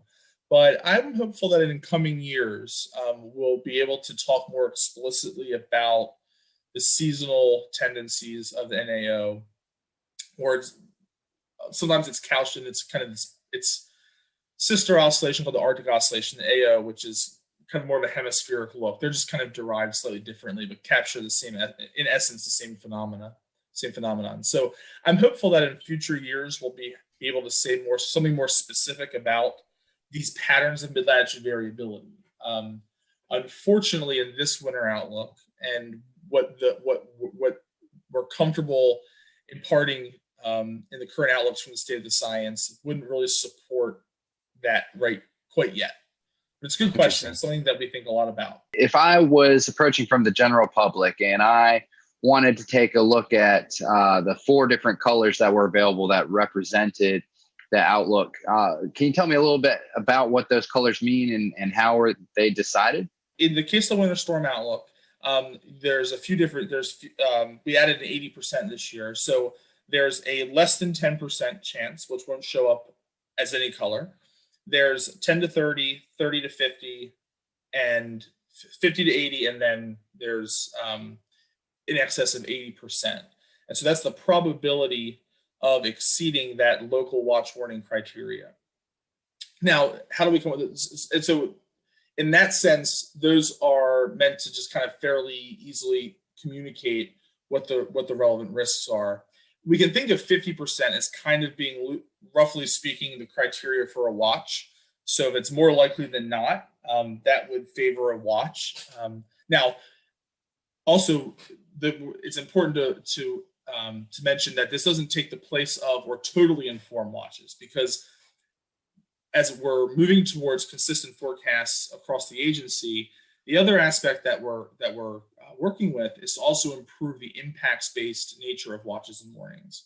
So while the probability of exceeding a certain snowfall threshold might say only be 30 or 40%, the local office could still issue a winter storm watch because they're expecting the impacts from that storm to be such that it warrants a watch or a warning. So cases where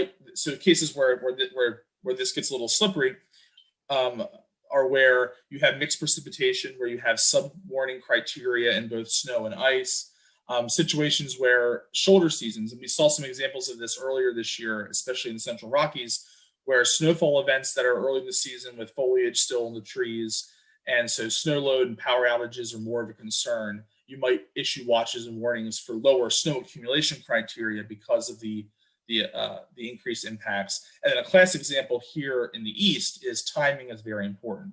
So heavy snow during rush hour, for instance, is more impactful than heavy snow during the middle of the night on a weekend or something like that. So those are local impacts that local offices can take into account. So it's not a one-to-one correspondence yet, but that's kind of loosely speaking.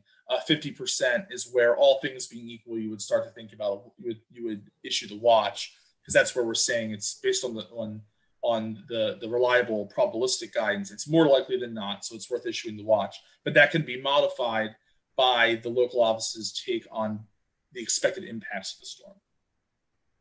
I know impacts is a big deal, and I know each forecast office has different criterias. But first thing that pops into my mind would be the Atlanta snow jam in 2014, where we had maybe an inch of snow, but the temperatures were so cold.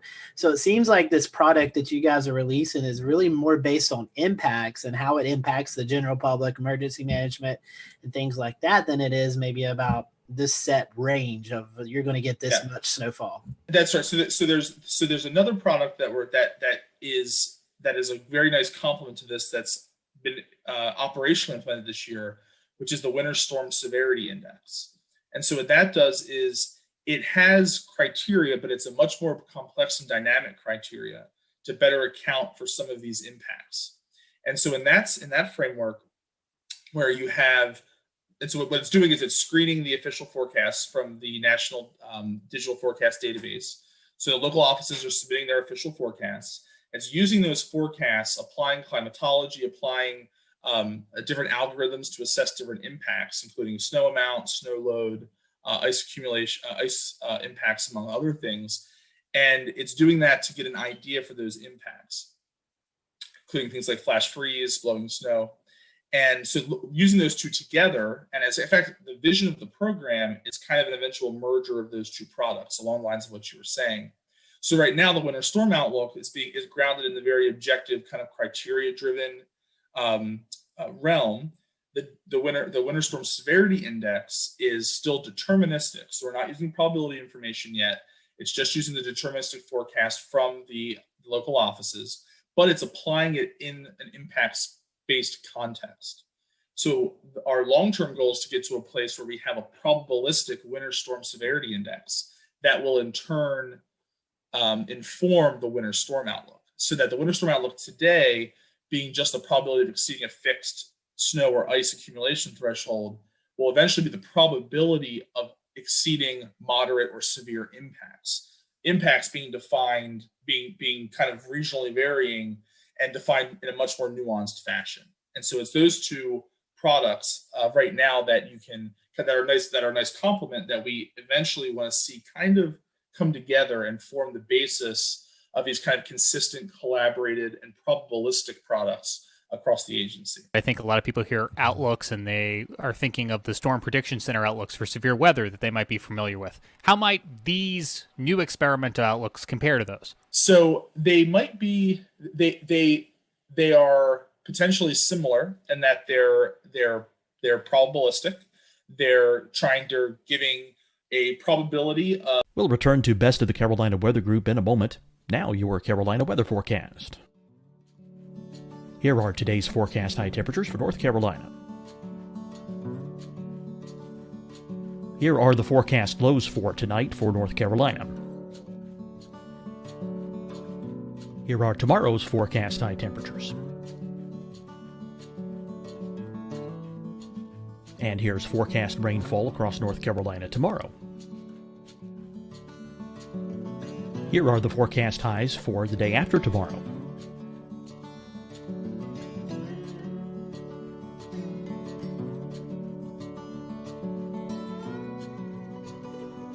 And here's the forecast rainfall across North Carolina for the day after tomorrow. This is the total rainfall forecast across North Carolina for the next 3 days. Here's the severe thunderstorm outlook for today from the Storm Prediction Center.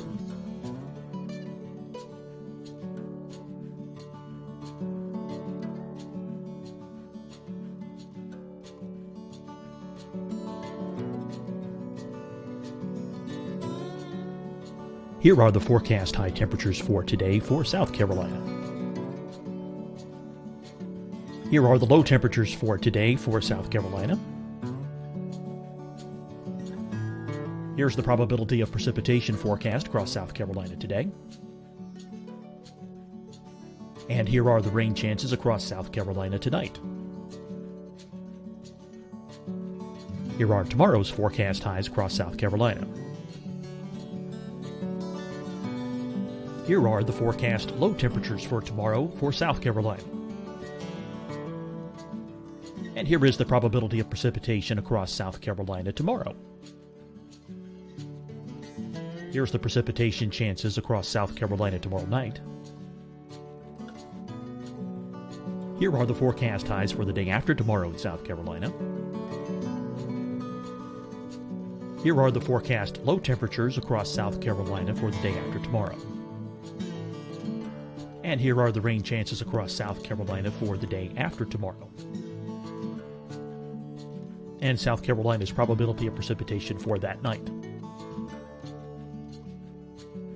Here's the Storm Prediction Center's severe thunderstorm outlook across South Carolina for today through tonight. Here's the Storm Prediction Center's severe thunderstorm outlook across South Carolina for tomorrow and tomorrow night. And here's the Storm Prediction Center's severe thunderstorm outlook across South Carolina for the day after tomorrow through that night. Here's the severe thunderstorm outlook for today from the Storm Prediction Center.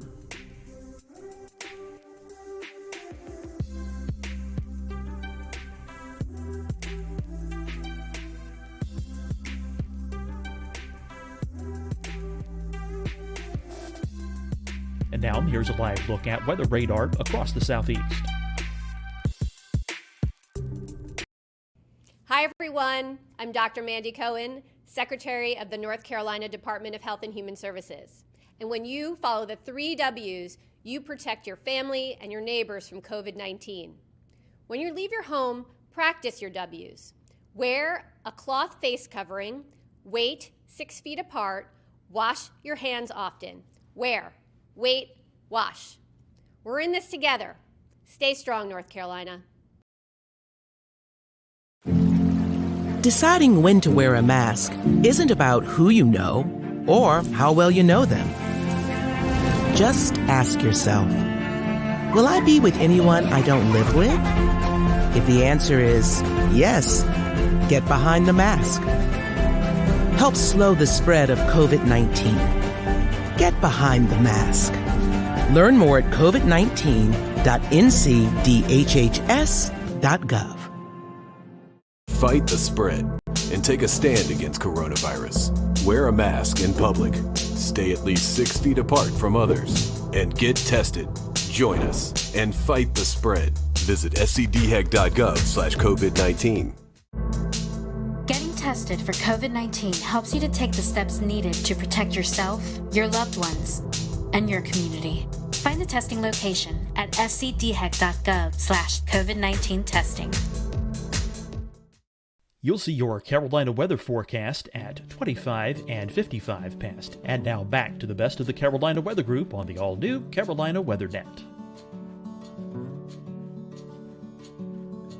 A daily cadence. So we have day 1, day 2, day 3, day 4, and then the maximum probability across days 1 to 4. That will be different. The Storm Prediction Center doesn't have that component. So they're very similar in that they're trying to give advanced lead time and a heads up, right, in terms of hazardous weather. So the Storm Prediction Center, as you might know, issues severe thunderstorm watches and tornado watches for the CONUS. And as you might imagine, their objective probabilistic outlooks, convective outlooks, play an important role in that, and starting that process through which they work with the local offices to issue those watches. And so that's actually one of the we're leaning in on that paradigm a bit in the winter program. Not to say that WPC is going to take over watches entirely, a la kind of the SBC model, but to say that we're moving in a direction where those watches are going to be more closely collaborated in an explicit and defined fashion and process between the local offices and WPC. And so, yeah, I think there is a lot of, you can draw a pretty close parallel between those two. And in a lot of ways, the winter program is trying to lean in on the probabilistic element. I think it's recognized how important that is in severe weather, because it's, we kind of, I think it's intuitive, right? That the odds of a tornado, for instance, at an exact grid point at any time is very, very small. And so specifically, right, in SPC space, the outlooks for the probability of the event occurring within 25 miles of the point, right? And so it's this kind of stenciling out of the grid. And in winter, that's not so much our problem, but we do have the problem of conveying the uncertainty in the forecast. So when you're issuing a forecast for winter weather, we need to know how much liquid equivalent precipitation is falling and its phase, and if it's snow, right, the snow liquid ratio, which can vary as well. And so there's a lot of degrees of freedom there. And so it's important that we flesh out all those possibilities. That's why the probabilistic forecasts are so important. And then once we have that suite of probabilistic forecasts, we can kind of take a slice through them and look for these cutoff points where the probability of exceeding a hazardous criteria is enough to warrant kind of these public messages, like a winter storm watch, for instance. As far as who this product's actually meant to kind of serve the best, on your product description document, it talks about emergency services, different kind of broadcast elements, and also mentions the general public as well. Can you kind of elaborate a little more on that? So the product actually has its background in a watch collaborator tool that was an internal tool to help forecasters collaborate between the national centers and the local offices. And basically the idea was to broaden it up and give some of our stakeholders, including the general public, access to this kind of national picture image that gives you the probability of hazardous winter weather at extending lead time, right? So day 1, 2, 3, 4. And in a way that, again, just kind of improves the situational awareness for stakeholders in the general public, as well as the ones you mentioned, like emergency managers and kind of those other stakeholders that work closely with the local offices. And to give them, I know, Scotty, you had mentioned, talking with the meteorologist at GSP, kind of another tool in the toolbox, right? And so that's the idea here, is that we're giving the general public, as well as more sophisticated, maybe decision makers, not to say that the general public's not sophisticated, but the general public, as well as more acute decision makers, another tool in the toolbox to improve situational awareness, to understand the threat of hazardous winter weather, but also to highlight areas where maybe the threat of winter weather is lower than would qualify for a watch, but where certain very sensitive industries might still might want to be aware of that. And so it's also an opportunity to better inform the public and those stakeholders about the utility of probabilistic forecasts and how we use them. So how can the public give feedback on this? So it is important when we have experimental products. So the process that we go through in the Weather Service is when we have an experimental product like this, it goes out for what we call an experimental comment and review period. So it's reviewed not just by internal meteorologists, but it's also being reviewed by the general public. And so if you go to the Winter Storm Outlook website, which is hosted by the Weather Prediction Center, there's a link there at the top where you can provide feedback in a survey to give feedback on anything from there's a set list of questions, but it will include things like the scientific integrity, the accuracy of the product, but as well as the aesthetics of the product. Does the display make sense? Does the web page make sense? Is the data easy to access? I do think the Weather Prediction Center has done a really awesome job with that website. It's dynamic. It's in GIS format. You can download the shape files, KMLs. You can pull static images if you want. So there's a lot of great ability to get hands-on with the data there. It has custom level zooms to each of the county warning areas. So for each office, you can kind of get a zoom in to whatever office, whatever area of the country you're in. So it's really a very accessible website, but it can certainly be improved, I'm sure, based on the feedback that we get from the public. And in fact, that's actually important. I'm glad you asked that question, because last year, like I said, this is the second year that this has been experimental. In the first year, last year, we didn't get a whole lot of public comment on it. And I think it might have just been an awareness thing. A lot of people weren't as aware that this existed, that this product was out there, and that we were looking for comment on it. And so hopefully one of our goals this year is to hopefully get more public feedback. And that's not only important to help us improve the product, that is important, but also helps us make the case to organizational leadership that this is a product that we want to support operationally. It's not a foregone conclusion that this will be around forever, right? If the feedback's not positive or not sufficient or it can't be resourced, we might have to discontinue the product, right? So experimental products aren't guaranteed to continue forever. And so it helps us build that case to transition into operations or to make improvements and then transition to operations in a way that keeps our program and our programmatic goals moving forward. Well, speaking as a daily GIS user, that new user-friendly interface sounds awesome, and I'm really glad that opportunity is going to be there. Lastly, are there any other winter weather products that y'all are working on besides this winter weather outlook? So that's a great question. So the winter storm outlook, that's experimental right now. I did mention the winter storm severity index that's operational. Okay, so that went through this experimental process and has been implemented operationally this year. So a few key initiatives that we're working on that I'll just run over real quick, and they're kind of in experimental space or in development space, just things to look for. But these are just kind of general things that we're interested in from a programmatic perspective. I mentioned moving these products through the medium range, and so extending the winter storm severity index and the winter storm outlook through day 7 is an important priority. I touched on briefly the development of a probabilistic impact-based component. So a winter storm severity index that's in probability form. That's something that we're working toward. We're working with kind of the research arm of the Weather Service to help kind of move that along and get that into the operational pipeline eventually. And then lastly, one of the things that you might also be familiar with is there's the local probabilistic snow experiment. So at the local level, if you go to your weather.gov/3 digits like GSP, although I'm not certain that GSP is participating in the experiment, but supposing it is, if you do /winter, right, you get the main winter page, and one of them is the probabilistic snow forecast. So it shows the expected value and then the high end and low end amounts. And so those are the 10th and 90th percentiles respectively.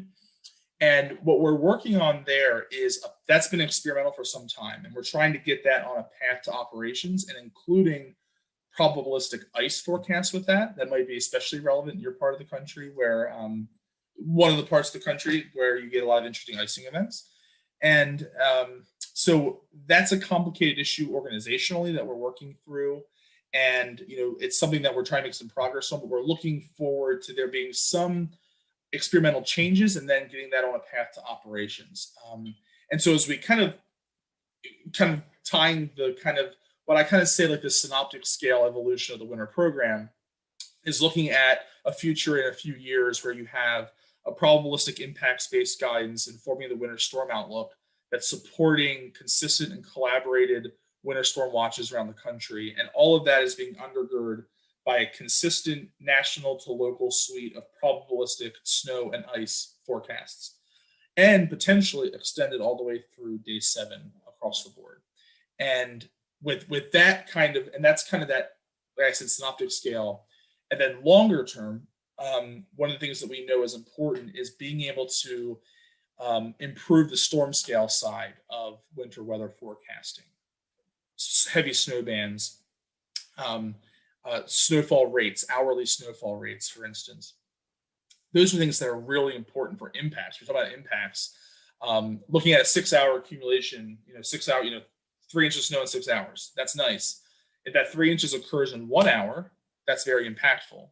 If it's a half inch an hour for 6 hours, that's less impactful in an acute sense, right? So those kinds of storm scale, micro mesos type scale storm impacts is something that we're also working on as well. And so that's a little farther out in our planning process, but something that we're really aware of as being an important issue that we need to tackle to keep making progress on all the kind of important aspects of winter weather. And for our Carolina viewers, I was just checking as Stephen explained that, and there NWS GSP, along with potentially other offices across the Carolinas, do offer that winter weather experimental product to see the 10% and 90th percentiles. That's yes. Weather.gov /GSP /winter. Winter. It is there. Yeah. And you'll see it. It'll be probabilistic snow. Yeah. Yeah. There's 70, I believe it's 76 offices around the country offer it. So it's not in every office. It's not even in every office that theoretically can have winter weather. As you might imagine, offices in parts of the deep south or southwest and the west coast aren't participating in the experiment. But I'm glad to hear that those parts of the Carolinas are. So that's something to definitely check out your local office as you go through this winter season. And another opportunity to provide feedback as well. As we're going through this season, because that's an experimental product, if you go to that website that Evan just mentioned, you can also click, there's a feedback link there that'll take you to another one of those surveys to provide that feedback to us. Well, Stephen, we appreciate your time tonight. Since you're the program lead, this is your time to let everyone know again how they can find out about all this information.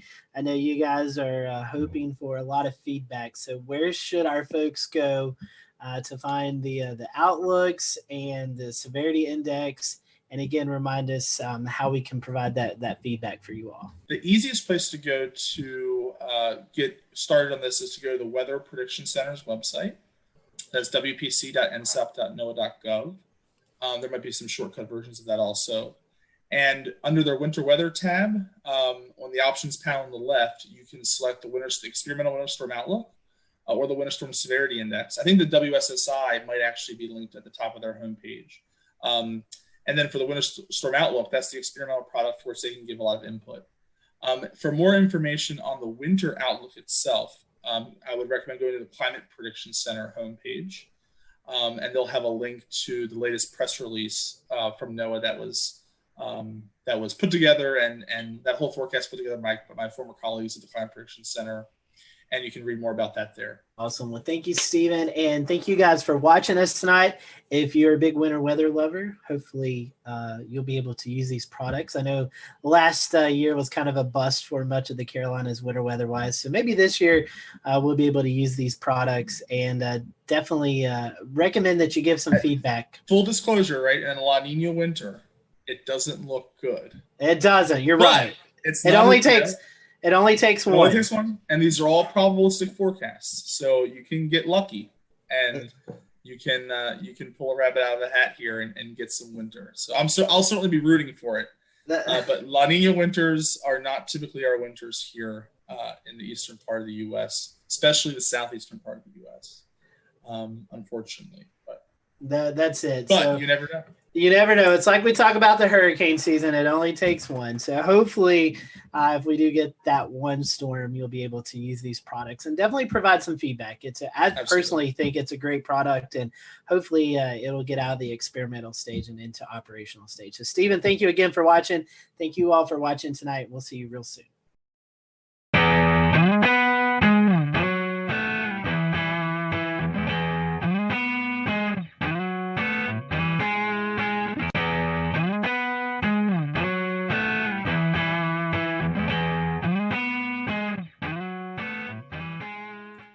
And good evening from Charlotte. I'm James Brierton. It is Wednesday, November the 18th, 2020, and thanks for joining us for an all-new edition of the Carolina Weather Group. Now, this week on the Carolina Weather Group, we are dusting off a tape that has been sitting on our shelf for a little time now. We want to explain why. We're going to be talking about fire safety here in the Carolinas, and in March, we talked to the North Carolina Wildfire Service, Forest Service, and they gave us some great information about trying to keep your home safe, keep yourselves safe, and trying to keep our beautiful scenery here in the Carolinas safe.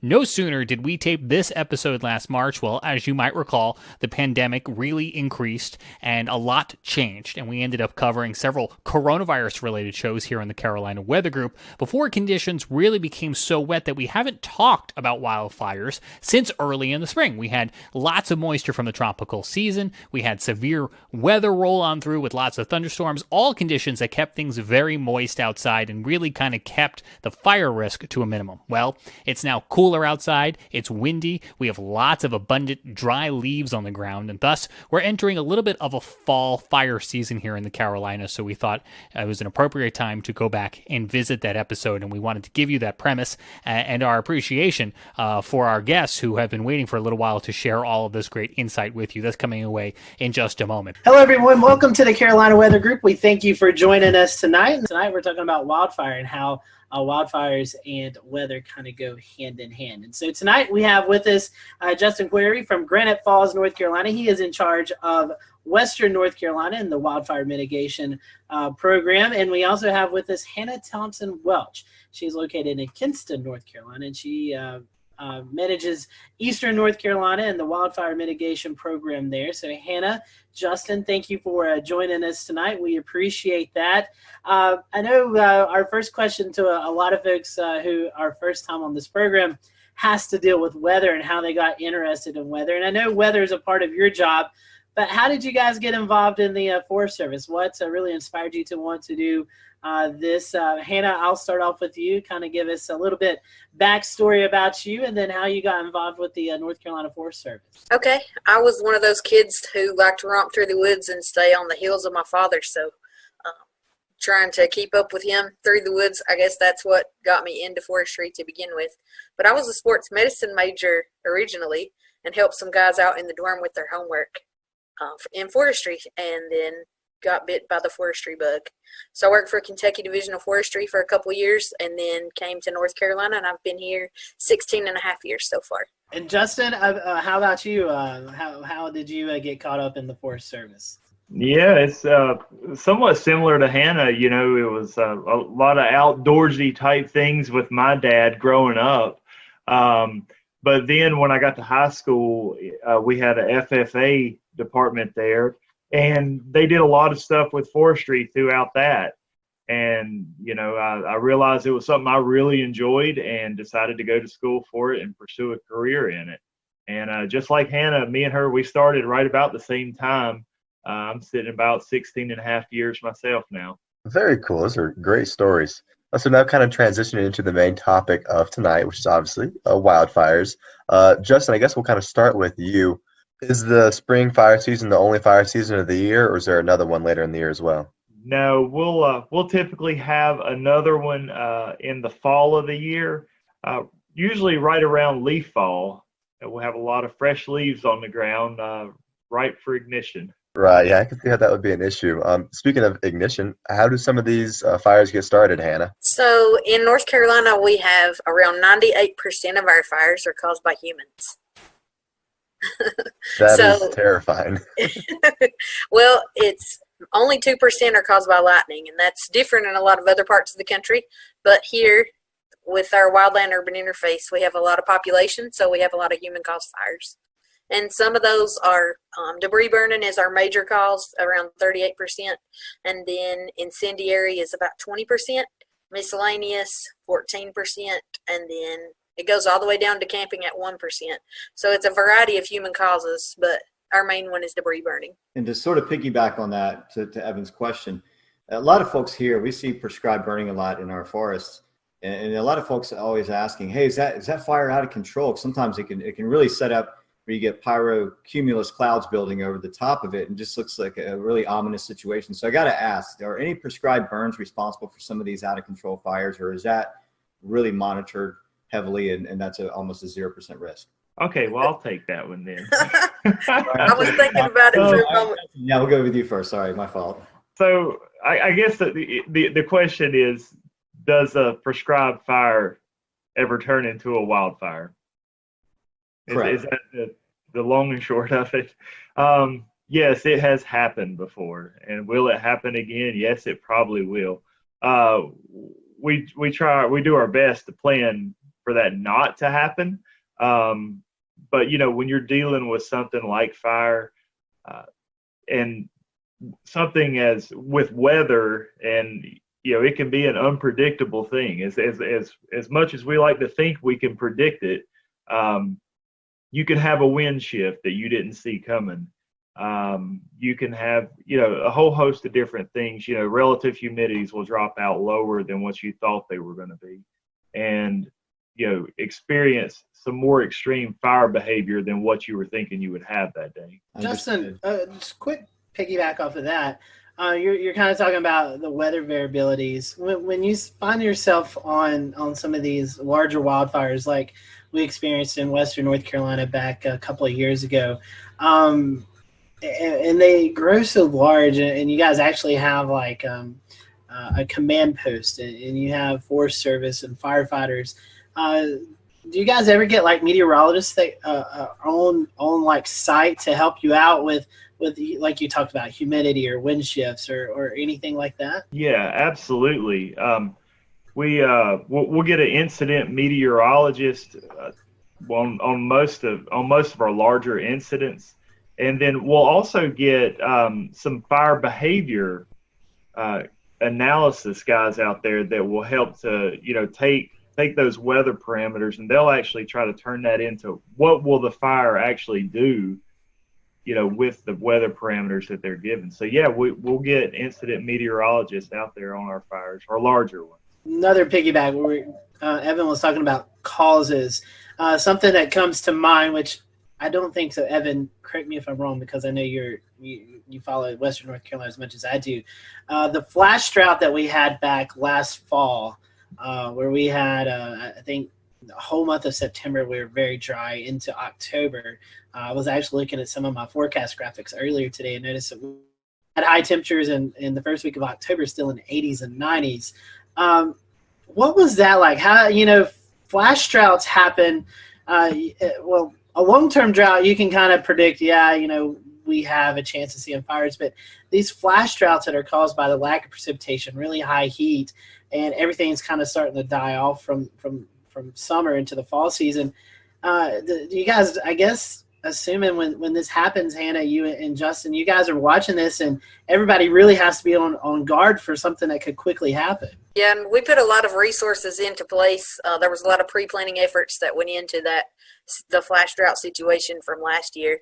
So we were ready to move in the case that we had a larger fire occurrence event where we had a bunch of new ignitions. And so there were plans in place to aggressively hit those where they were, and even calling in out of region resources for that. Very good. So I'm sort of, going to ride along with this, Scotty, because I know one of our topics is going to be how does weather play into these fires? And we talked about wind earlier, right? We talked about the lack of rain, talked about droughts.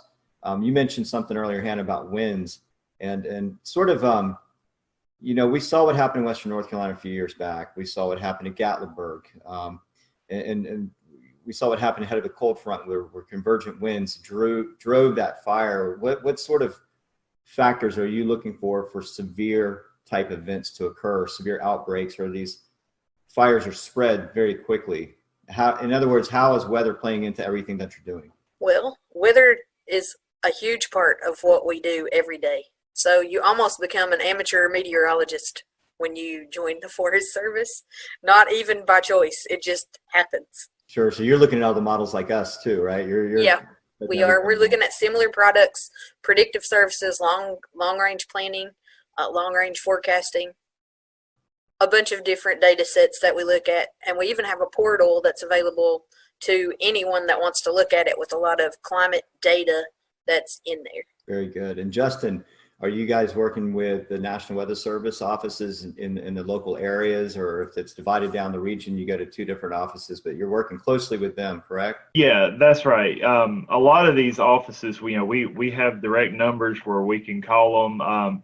One of the products we always love to get from them is a spot weather forecast, where we can really pinpoint. I want to know what the weather's going to be at this exact location. So yeah, we're in very frequent contact with our National Weather Service guys. And so I'm gonna kind of switch this because we're starting to talk about territory, right? And we're looking at. We'll return to Best of the Carolina Weather Group in a moment. Now your